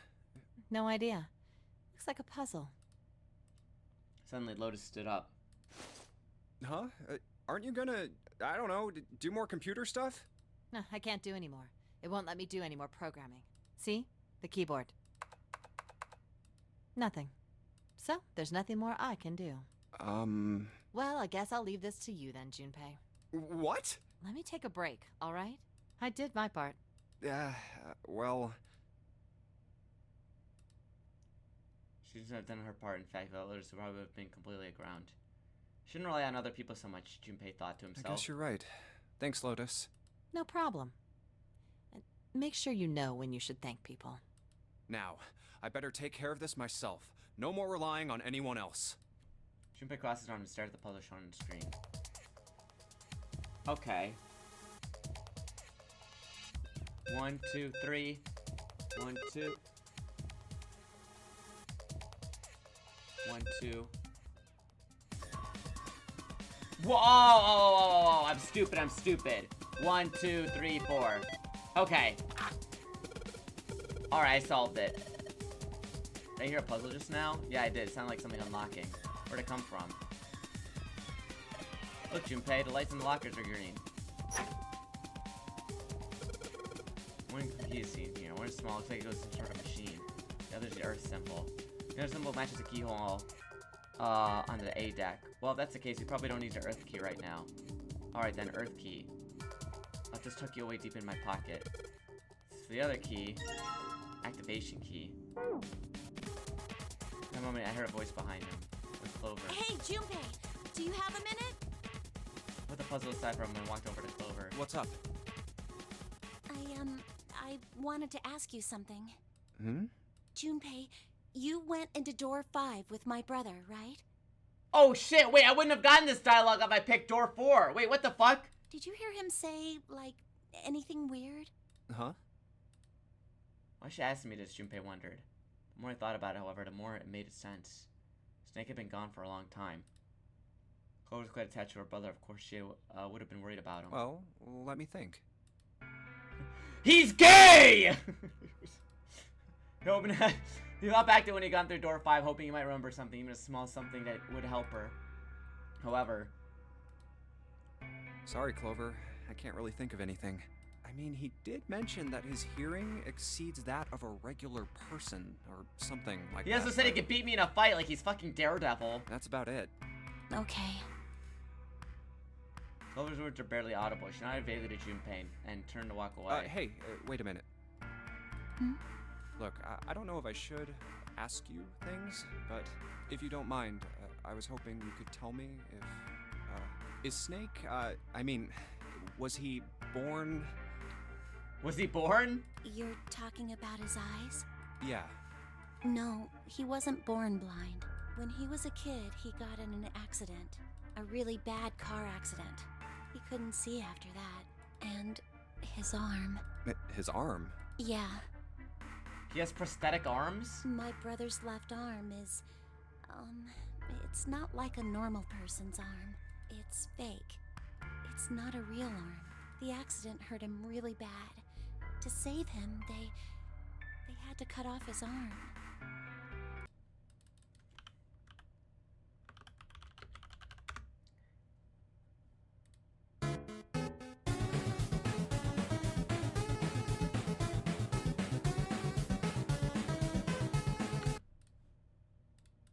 Oh. Is that all you wanted to ask me? I remember brother clearly taking a visual out of Clover. Look, I'm sorry for making you talk about all that painful stuff. It's not that. Clover only shook her head and walked off down the stairs.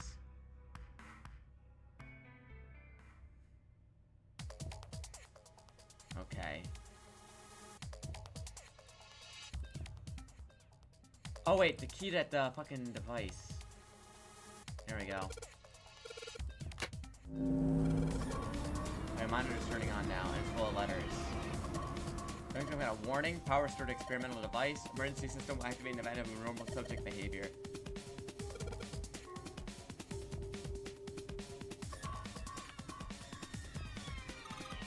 It's like an examination table. There's a TV mannequin here, guys. There's a monitor, a lot of cables under this. Junpei, this thing is on now. Yeah, it's because we activated power on this side. Play with it a little? Okay, yeah. I'll turn this dial here. I don't think it's working. Nothing happened. Washed here. Weird stains all over the sink. It's a rack. There's a bunch of cables on it. Somebody cut the outer stuff on the cable. They can still wires inside. I think we got a mannequin's head like wires. What's already doing in here?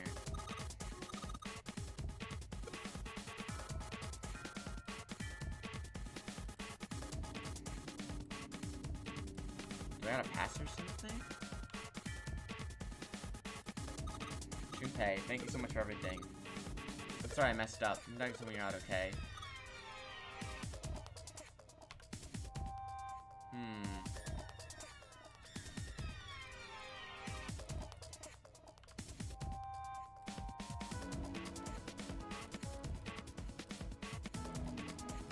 Experimental device.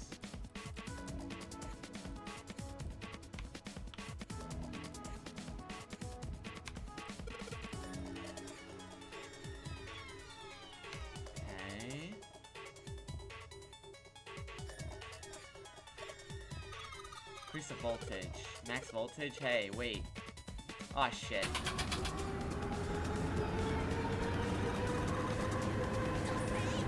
Thank you, Chase.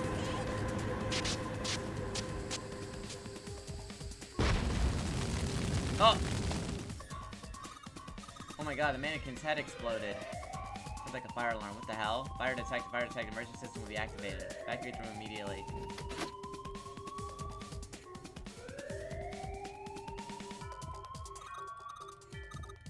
This is your fault. My fault? Tiny, here, help me.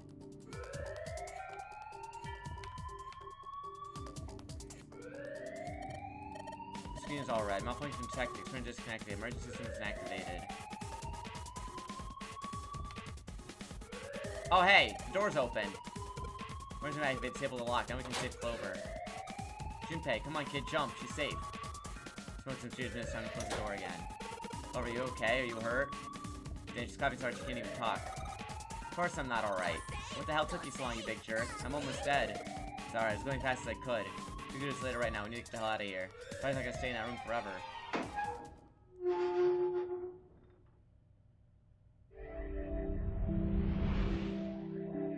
We found it! Junpei, Clover, and Lotus leapt out of the laboratory, slamming his short door shut behind them. Whew, thank God we got out of there. Yeah, finally. Oh, yeah. All three collapsed against the wall, breathing heavily. Junpei's heart was pounding in his chest, and his whole body felt weak. He held gulps of clear air, and with each one he could feel his body beginning to calm down. Alright, let's go. Nodded at each other and started off down the hallway. Before long, they found new doors, but all of them were locked. Damn, none of these open. They're all locked. How about that one? Final door sat in the corner of the hallway. Let's hope this is the door with the prize. Junpei grabbed a door handle and was about to pull it open when a voice cried out behind him. It was neither Clover nor Lotus, but he recognized it. Belonged to... Jumpy! Huh? He spun around. There at the end of the hall, Junpei saw a human figure. Oh, June? nice! We met the other three! Santa! 7! Just up and toward Junpei and his companions, gasping for air. Hey, what are you guys doing here? What? But we didn't... Before he could finish, Clover spoke. Hey guys, could you come take a look at this? She was standing near the end of the small hallway that branched off to the right. The rest of them ran over to her, curious as to what she'd found. Hey, on the wall. Oh, it's a the map map. of the ship's interior? It says C deck. So it's the map for this floor then? Door 7 and door 8. Yep, they both eventually end up at this hallway. Okay, nice. Yeah, isn't that what I said? We aren't going to be split up permanently till we find door 9. We might get separated for a little while, but we'll see each other again. Otherwise, we won't be able to open door 9. And that's how the nonary game works. She looked at the map of the ship's interior again. Wait a sec. This leads to... He looked more closely, a surprising extent of weariness. You've got to be kidding me. One by one, others saw what he'd seen. We may as well go. Yeah. Moved back towards the door. Junpei had only a moment ago been ready to open. Oh, almost forgot. We should keep this. Pulled the map of the ship's interior off the wall and put it in his pocket. Six of them stood in front of the doorway in a semicircle. Santa stepped forward. He took hold of the door and spoke without looking back at the other 5. Ready?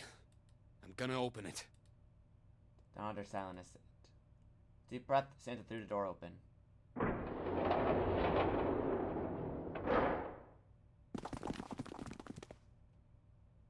They poured through the doorway and into the room. Even without looking around, each of them knew where they were. I knew it. They were just where the map had said they would be. We're back. In the hospital room. Well, now we can get Ace, I guess. See. I believe I understand what you're saying. The 6 of you split into 2 teams and went through doors 7 and 8. You solved the puzzles in the operating room and the laboratory. What? And then met one another in the hallway after opening your respective locked doors. If we all get back here together, then why is door 3 the bad one? I feel like anyone might, after only just waking up, it seemed that his brain was working as well as ever. He had managed to grasp, summarize, and understand these team's report. At any rate, I feel a bit silly for my little show of altruism. I know I said I was sure you'd come back for me. I didn't think it would happen so soon, though. He shook his head with a rueful smile. Well, we saw each other again and we ain't dead, so I say that's good enough. Anyway, I said we get out of this creepy old place. We found the key we need. The key? Ain't that what I just said? I'm talking about the Jupiter key. We found it in the operating room. Oh. Here. Someone tossed something small and metallic towards Junpei. Nice catch. Jeez. He got and found the object was a key. I see. So this is Jupiter. On its own engraved a symbol for very similar to 4. Looked over at June and nodded back. Had to be the Jupiter symbol. I'm gonna let you hold on to that, alright? Yeah, on it. Well, I've got something for you too then. Here, it's the Saturn key card. We found it in the kitchen. I might Oh, use it. okay, It's that probably is better true. for We did you. find that in the kitchen. That way it won't be my fault if it gets lost. Yeah, on it.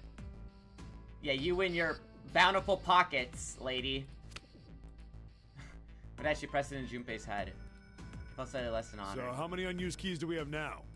We have the Earth key. There's the Earth key we found in the laboratory. The Jupiter key you just gave me. And the Saturn key card from Lotus. I'll keep them safe. Junpei checked the new keys in his pocket. June spoke up. The Jupiter key is supposed to be for the door at the end of that long, straight hallway, right? Yeah. If the map's right, then it connects to the central staircase. Then, next to the stairs... Wait! The first words anyone heard out of Clover in some time. Her face suggested they weren't going to be very happy words. What about door 3? Look, you saw the map, right? It's the same as 7 and 8. Just lead us back to the big hospital room. There's no point to seeing what's on the other side of that door. There is a point. At least there is for me. There were tears in her eyes, but she glared at Seven as hard as she could, just the same. She looked very much like a frightened puppy. There wasn't a man alive who could have resisted those eyes. Seven looked everywhere in the room except at Clover, and muttered and coughed apologies under his breath. Yeah, you're right, I'm sorry. Snake might be on the other side of door 3. Clover nodded once. The next person to speak was Ace. Very well. I'll be coming with you then. I've had a nice long rest. I think it's time I was up and about again. So, Seven, you'll help me, won't you? Huh? Oh, me. June made a calculation quickly in his head. 4, 1, 7, 12, 30, which equals 3. Like Seven was doing them too. Unless he gave up. Well, I guess that's how it's gotta be. So I'm going with you, huh? Yes, you are. Alright, let's get moving. This side of Clover, Ace, and Seven would be discovered to be on door 3. Okay, we're heading out. Be careful. Oh. Didn't think I'd be hearing that from you, Lotus. Don't let it go to your head. I'd be in trouble if the 3 of you bought it. The rest of us can't open the 9 door. Ah, the truth comes out. Seven nodded as if this answer made much more sense and pulled the lever on the red. Okay. Okay, we're off. Doors open and Ace, Clover, and Seven jump through it. 6, 7, 8. At the exact 9 seconds, doors closed. All right, we should get moving too. Huh? Get moving. Where are we going? Everyone except Lotus seemed rather Well, it confused. would be a waste of time to just sit around, wouldn't it? Let me explain. Oh, I get it. We're gonna see if we can get anywhere interesting with the Jupiter key. Yes. If we're lucky, we might find Snake. Well, they're at the end of the hallway, lined by individual hospital rooms. Well, I know that Snake's dead, so... And here's the Jupiter symbol on the keyhole. All right, Junpei, open it if you please. Yeah, on it. Junpei pulled out the Jupiter key out of his pocket and slid into the keyhole. Door unlocked. Junpei sucked in a breath, held it, and opened the door as quietly as he could.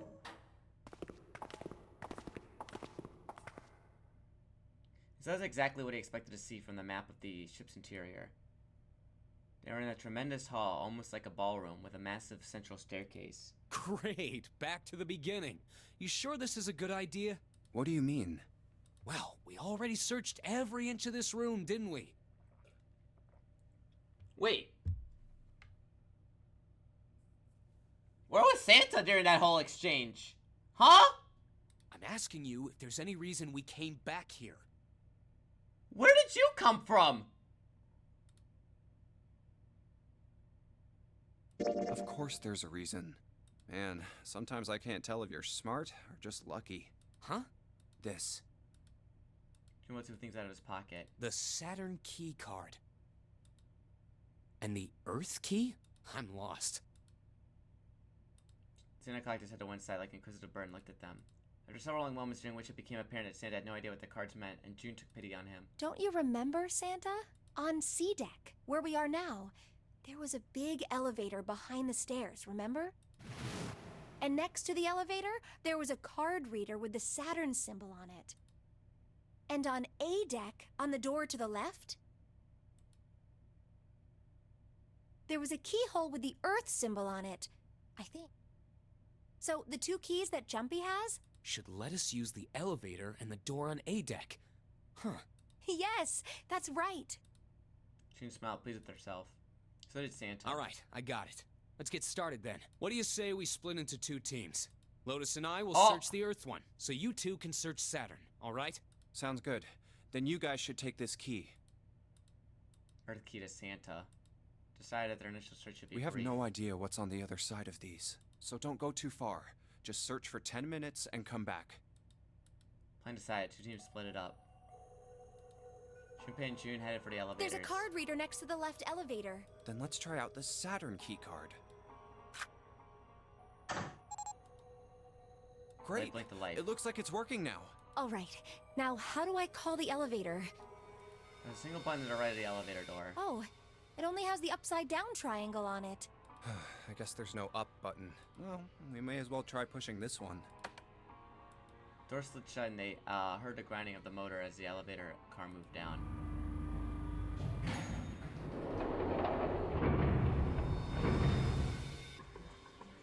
It opened! Look, Jumpy! June was excited, but Junpei could hear a tinge of anxiety.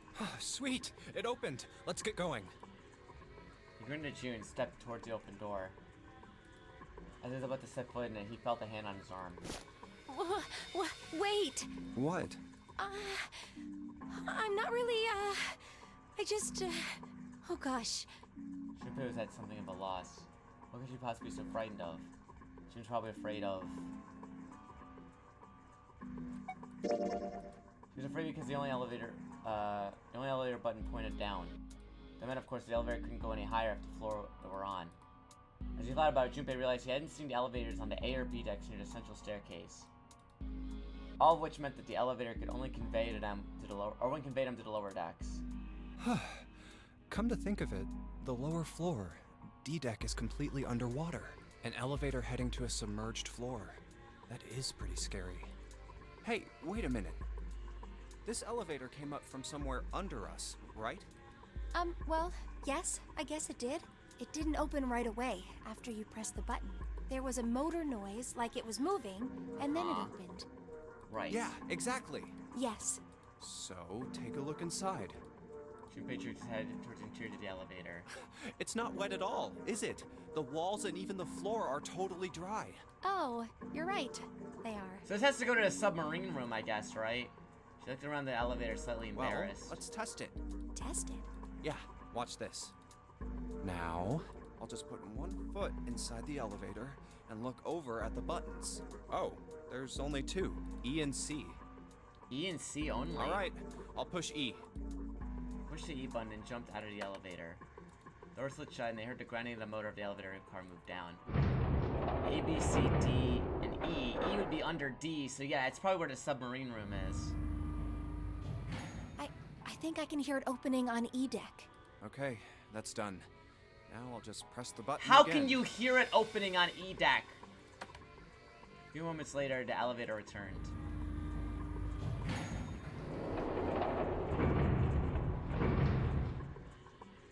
Yep, not a single drop of water to be seen.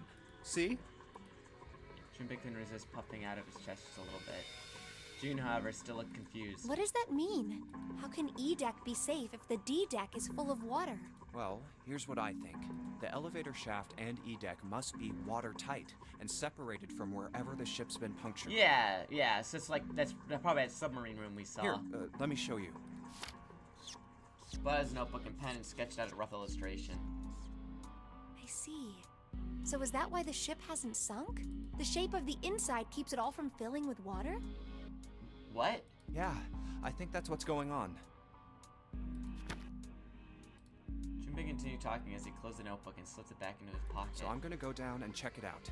You stay here, alright? What? No! Don't leave her! But... Come on, just do it, alright? He used June's shoulder, a restraining squeeze, and hopped into the elevator. What are you doing, dude? Don't leave her behind! He pushed the E button and the door began to close. June looked worried and her eyes darting back and forth as she was trying to make a decision, but suddenly... I'm coming with you! Thank God. Huh? The last possible moment, June dashed through the forward, turning sideways just in time to slip through the gap between the closing doors. Hey, wait! Junpei jammed his finger against the open button. But it was too late. Oh, crap. It closed. The door had shut. He and June were in the elevator and it was headed back to E-Deck. He was so surprised by June that he didn't even have time to think about what awaited him on the E-Deck. I can't just let you go alone, you know. Ah, jeez.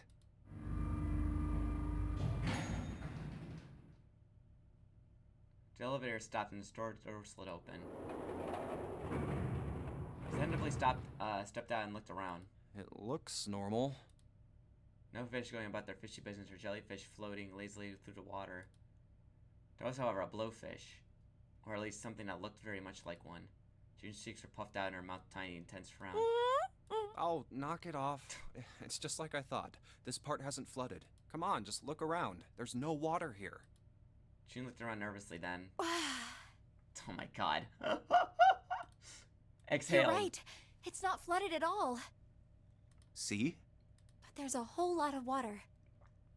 Yeah, right on top of us. What's gonna happen if the ceiling breaks? Junpei thought about that for a moment. We'd probably die. Oh no. Don't be so casual about something like that. At any rate, we should probably go back as soon as we can, once we're done looking around down here. Lotus and Santa might already be back. Okay, good idea. Now then... Junpei glanced around the room and they found themselves in. What he noticed was a set of thick iron bars. They ran the length of the room, separating the left elevator from the right one. Iron bars. Well, we can't go over there. Right. Then maybe... In the corner of the room that housed the elevators, Junpei found an opening. Well... He walked up to it and stuck his head around the corner. The It sixth looks door. like there's a long straight hallway down this way. Something's written on the door at the end. Let's check. Junpei and June stood up in the hallway in a brisk clip somewhere between a run and a jog. Before long, they found themselves in front of the door. On it was a number written bright red paint. knew it! Number This 6. is a numbered door. Indeed, there was a red bolted to the wall next to the door. But we can't do anything with only the two of us. We better head back and let everyone know. Yes. Junpei and June turned and headed back to the C deck. So, wait, that's a 6. The digital route would have to be 15, which means 5 clover ace. Or, oh, no. You need 10, so there's a few options then. But I don't think I could be with... Can I be with June? 11. 5, 6, 4. We'd have to take clover through it. Because that would take up to 15. Okay. Wait, what's this? I don't know where Junpei noticed a map on the wall. Is this the map for E-Deck? I should take it with me. Huh, so you guys found door 1. They met the... Wait, how the fuck do you get to... How do you get to digital route 1? Apparently there were another number door on A deck, just like the one on E deck beyond the door that Earthkey had opened. According to Santa and Lotus, there was a 1 on that door. So now we've located 2 new doors. The 6th door and the 1 door. You know, it is interesting that E-Deck wasn't flooded. Those was quite from and lost the Well, plot. we don't really know if all of E-Deck is safe. We only checked the area around the elevator. Yeah, even so, it's still very interesting. You said the 6th door was there, right? Yes. Then that means Zero planned all this out. Even the sinking. That would have meant some pretty serious remodeling of the ship's interior. It's pretty mind-blowing when you think about it. Yeah. I wonder how long it took. I can't even imagine how much it must have cost. Unless it's like the pharmaceutical company's fucking old building or something. It would have been a ton, that's for sure. Well, that does go along with what Ace was saying. The most reasonable explanation would be that this was done by some organization with access to a whole lot of cash. Yeah, the pharmaceutical organization. And this isn't a ship, it's a fucking building. Yes, it does make sense. I mean, we'll quiet for a moment. She better look below his side softly to herself, and Santa cracked a stiff neck. He stared off in the distance at nothing. Yeah? Do you think the others are coming back? I don't think it's a very good idea to stay here. June looked up at Junpei with large pleading eyes. Yeah, you're right. Ace and his team might be back already. Well, Junpei and I should be able to open door 1. Huh? You guys leaving me behind? Junpei might get open door 1. She's 8. 8, 5, 6. 5, 6, 11. Wait, why does that work? Hold on. 6 and 5 is 11. 19. 1 plus 9. Oh, no. There's the 1. 1 plus 9 is 10. 1. Okay, yeah. That maths. Just kidding. All right, let's go. This is where all the impetus they needed. 4, 5, 1, it could work. Yeah, we would, yeah, it's true. There's a lot of combinations we could take. I don't know if the other 3 are gonna come back, though. The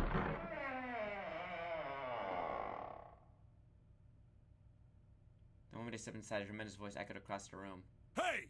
Where the hell did you guys go? 7? Ace was right behind them. Clover was behind Ace, although she seemed to be hanging back. What's wrong? Everyone's okay, at least. Something strange about them. 7 had the look of a man who'd seen a ghost. Ace was just as pale, and Clover looked as though she was only moments from passing out entirely. For a long moment, they simply stood there looking at one another. Junpei looked around nervously, waiting for someone else to speak. No one else did. He looked at 7. What happened? What the hell kind of question is that? 7 was trying very hard to be angry, but something had shaken him hard. His shoulders were trembling, and his voice was strained. Snake is... Dead. 7 couldn't finish. He looked away, his face was twisted by... Junpei wasn't sure what. Instead, Ace spoke. He took a deep breath and closed his eyes and spoke. Snake is... dead. He died, just as the 9th man did. It was as if the air had suddenly been sucked out of the room. Junpei felt his heartbeat quicken, and he realized he was having trouble breathing. He could feel a cold sweat beating on his forehead and neck. June, Santa, and Lotus looked to the looked the way he felt. All 3 were frozen in place, their faces white. God. That's not true, is it? We should make sure. What? Yeah, right. We should. They nodded one another and headed for the number 3 door. Wait! Not that way. What? Why not? They stopped short and turned to look at 7. He was pointing at the door with no number. I stuck a screwdriver in there to keep the door from closing all the way. It's not locked, so you can go in that way. Where is he?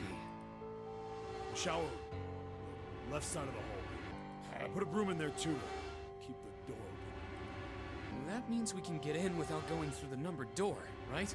Yeah, that's right. Then let's go. New destination clear. Junpei and his companions headed for the door with no number. It wasn't a hallway, it was easy to spot the metal door on the This left wasn't wall. open when we passed here before. But now, just as 7 had said, there was a broom stuck between the door and the frame. Well, let's keep going. Looked at it for a moment and stepped inside. Oh, it smells horrible. Lotus wrinkled her nose and covered her mouth in disgust. Even Santa pinched his nose shut. Ugh, yeah, this is pretty awful. I feel like I'm gonna puke. Just as bad as they said, perhaps worse.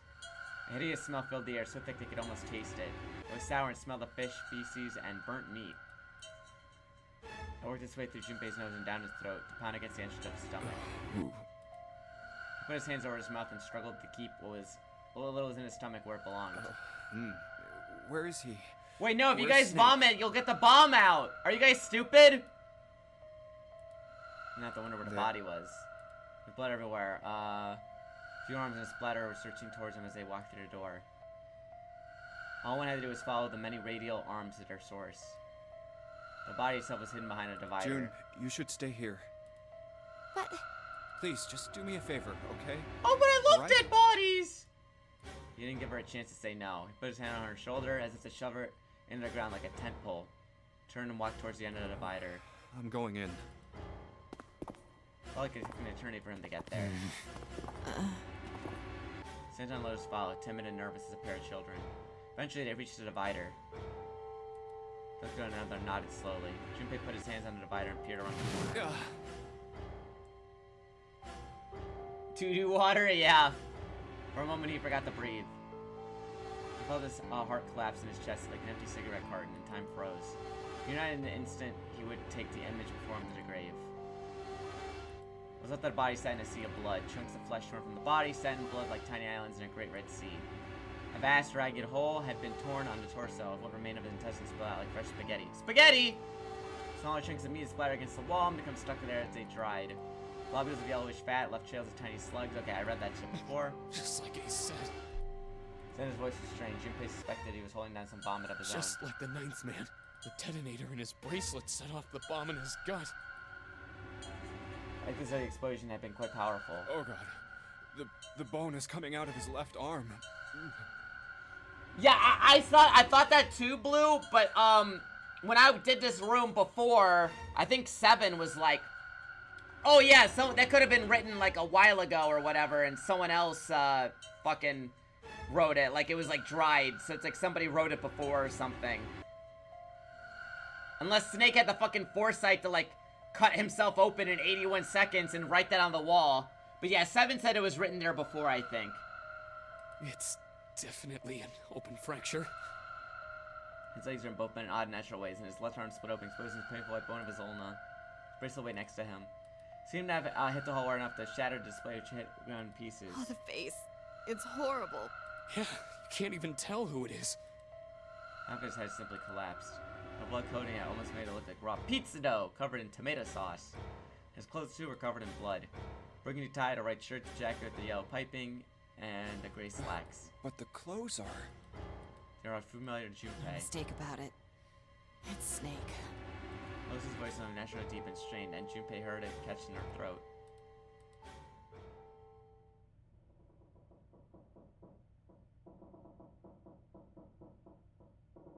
Squeal tortured metal made Junpei's teeth curl. Sounded like a noise a ghost would make. No matter how many times he heard it, he never got used to it. Every time it put him on edge. It didn't help that there was a girl nearby who looked far more like a ghost than a loving human being should. She sat on the edge of the bed, her head drooping listlessly into her chest. Eyes were blank and stared across the room at nothing. Her breathing was slow and mechanical. Aside from her rise and fall of her chest, she didn't move. Junpei felt even a nudge might cause her to shatter in 1,000 pieces. Snake was probably murdered. Chances are he was killed the same way the ninth man was. 7 lowered his voice, likely in an effort to keep Clover from hearing what he had to say. 4 other people knew Junpei and 7. Ace, June, and Lotus. 7 looked at one of them and continued. It's pretty straightforward. Not that hard to figure out how they did it. Yeah, we First, know the he killers shoved got them Snake in. to authenticate on the red to open door 3. Then they shoved him into it. Alone. And like I said, the only combinations of people that work for this are Akane and Clover, or what was it? It was Ace and 7. Those are the only 2 pairs of people that would work for this. And waited 9 seconds for the door to shut. Once that door shut, it was all over for Snake. But he didn't give up. He probably knew it wouldn't do him any good, but he probably ran into the shower room looking for the dead. It was a small chance, but it wasn't like he had anything to lose. Unfortunately, it didn't work. The detonator is only deactivated if everybody who authenticated when they went in uses the dead. Snake was the only one who went through the door, and then 81 seconds after he was shoved in, that happened. Well, that just happened. I see. So that's what you meant by killers, huh? You need at least 3 people to open one of the numbered doors, including Snake. It wouldn't open for Snake and a single killer. Yeah, that means we're looking at multiple perps here. Junpei crossed his arms and grunted. Well, just in case, I want to make sure. Let's say you're right. When do you think Snake was killed? When we all split up to look for the parts for the Reds, I think. Right after that was when we noticed he was gone. then that means none of us have alibis. We were all off searching the rooms we'd been assigned, looking for those parts. Yeah. Yeah. That means anybody could be a killer. Wait a minute. What are you talking about? How can you say that so casually? You're implying that one of us is a killer. Well, not just one of us. If I'm right, then at least two of us are murderers. Why don't you calm down a bit, Seven? What are you going to gain by being so suspicious? That's what Zero wants, you know? What Zero wants? Exactly. This game was set up by Zero, wasn't it? Yeah. Any game has a winner and loser. Whoever makes it through door 9 is a winner, and those who don't are the losers. Zero is trying to make us fight against one another for that victory. Then you're saying that Zero is trying to split us up by making us fight each other? Yes, that is why we can't let ourselves fall prey to suspicion. We have to trust one another and form a strong bond of friendship. Right. Otherwise, we'll end up ensnared by Zero's manipulations. Then does that mean that the person who killed Snake... Yes, almost certainly Zero himself. If there's anyone we should doubt, it should be Zero. He masterminded this game and kidnapped all of us. Doesn't it seem reasonable that he would have killed Snake as well? Good question. You may want to If consider Zero that. killed Snake, then Zero is on the ship with us. I mean, yeah, I know that's true.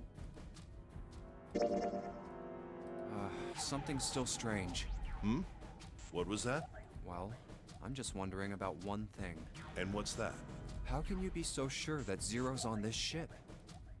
Is that Really, Junpei? I confess I'm a little disappointed. Usually you're rather sharp. Isn't it obvious? Wait, it is? This ship. Huh?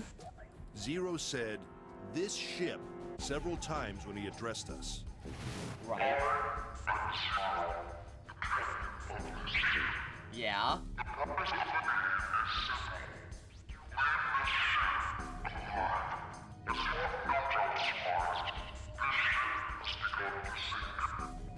If he weren't here, he wouldn't say this ship, would he? He'd be saying something like, that ship, or the ship. Oh, yeah, I guess that makes sense. Okay. It just made perfect sense. Although wish I had seen it himself. Alright. The other question is of no. If Zero's on the ship, where is he? Everyone went very quiet. Sounds cold and clammy. Junpei could feel it crawling across his back around his throat. Heard the ghostly mourning again. Moments later, a person who looked more of a ghost than human appeared. I think Zero is One of us. One of us.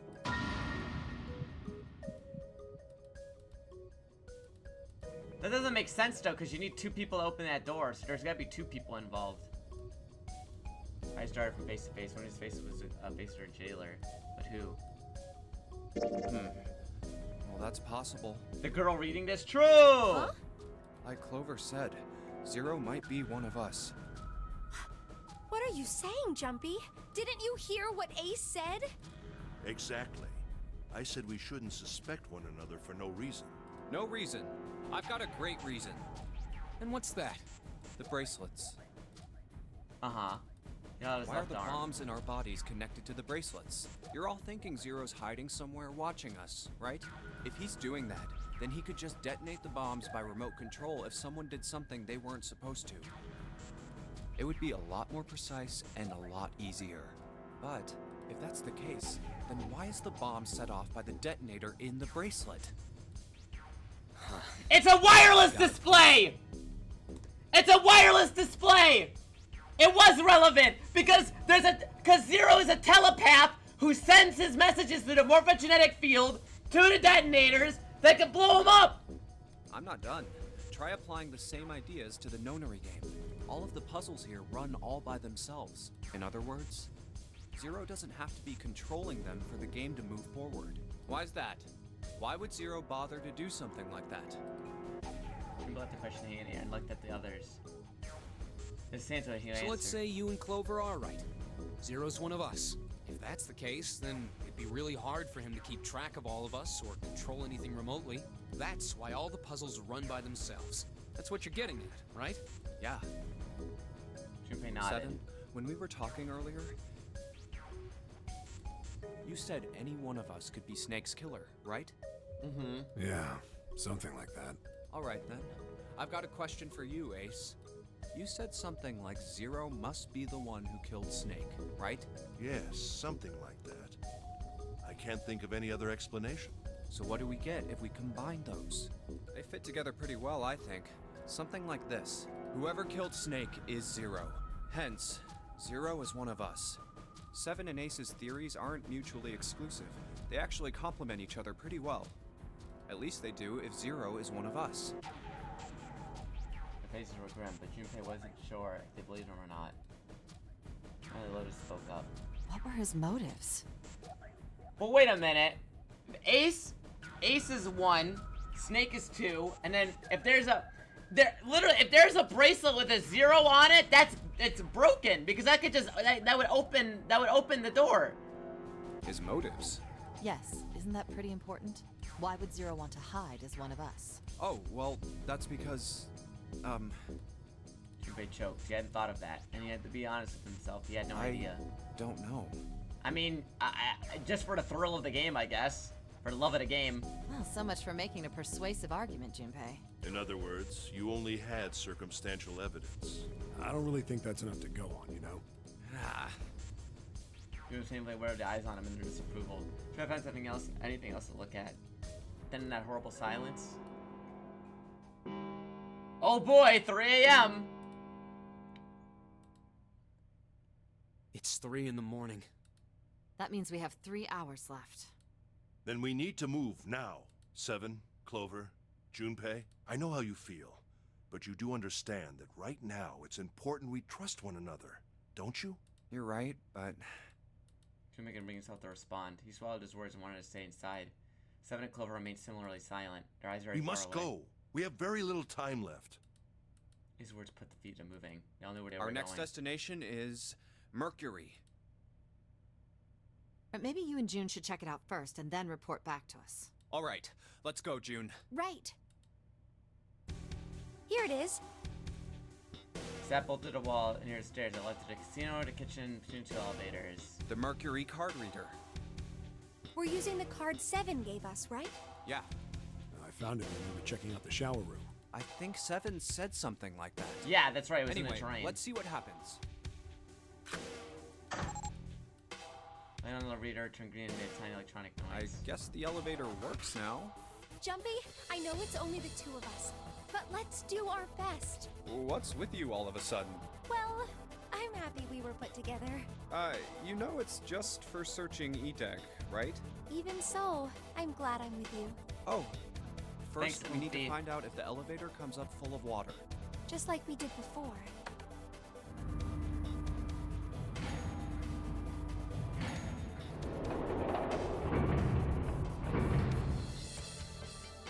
Oh, here it is. I knew it. It's not wet at all. Let's go. Yes. Once I've been checked for water, Junpei and June stepped into the elevator. Look! Nearly all of the buttons are destroyed. Yeah, only the seat and bottom button can be pushed. Okay. We're on C deck right now, so the only one we can choose is bottom. Yeah. Well, let's try it out. Junpei hit the bottom button. The door closed. Slowly, they began to move downward. Oh, so this is the bottom deck. They stepped off and saw to the hallway to their right, and somewhere between 20 and 25 feet from them. The hallway in front of them was a dead end. But not a regular dead end. Over there. The 2-door! This is a numbered door. This is the 8th one we found. There were 2 numbered doors on B deck near the central staircase. They were doors 4 and 5. 3 more in the large hospital room. Doors 3, 7, and then and 6, 8. 1, and this one. And the door we found on E deck, and the door Lotus and Santa found on A deck. It was a 6 on the door on E deck, and a 1 on the door on A deck. Right. 4, 5, 3, 7, 8, 6, 1. Now door 2. That means... Do you think the next door we find? Yeah, I think so. The next one's gonna be door 9. Despite himself, Junpei felt excited. There's something about the excitement that frightened him as well. Yeah, You don't look very happy about it, though. it's not that. I just hope nothing goes wrong. You're right. We should keep our fingers crossed. Let's head back. Okay. Wait, was door 2 the electric chair room, right? Door 2 is the electric chair room?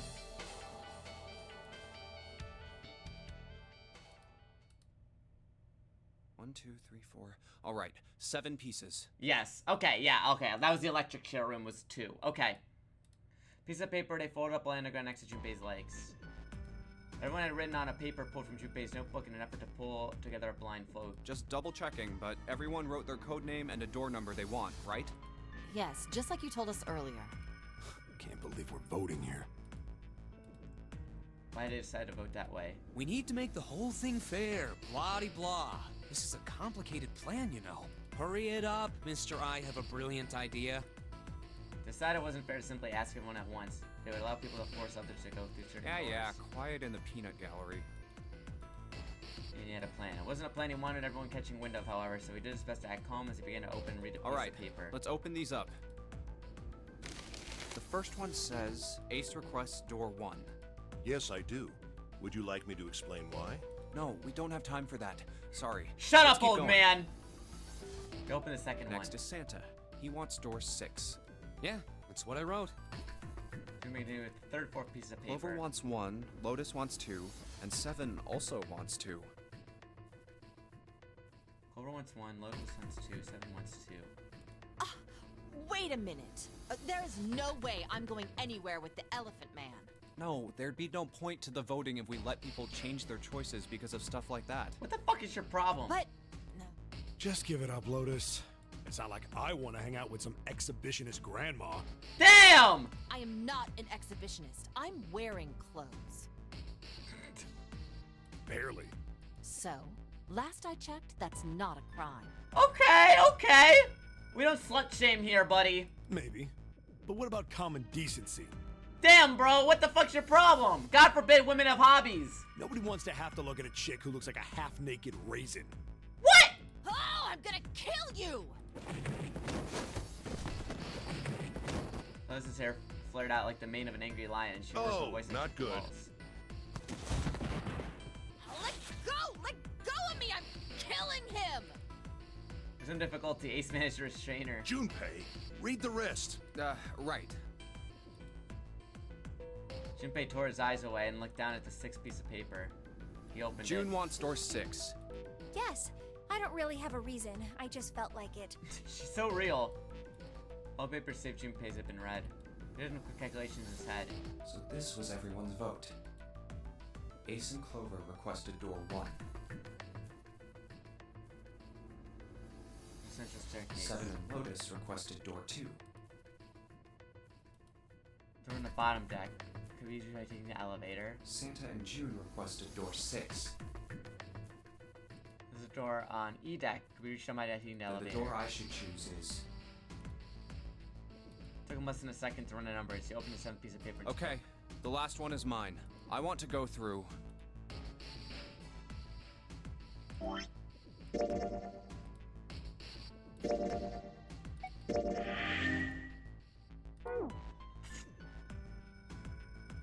We'll be doing that next time.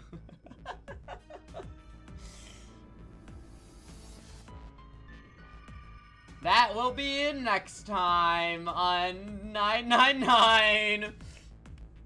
The cliffhanger.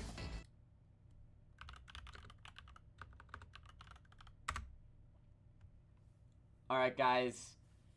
Thank you for hanging out. I hope you guys had fun watching.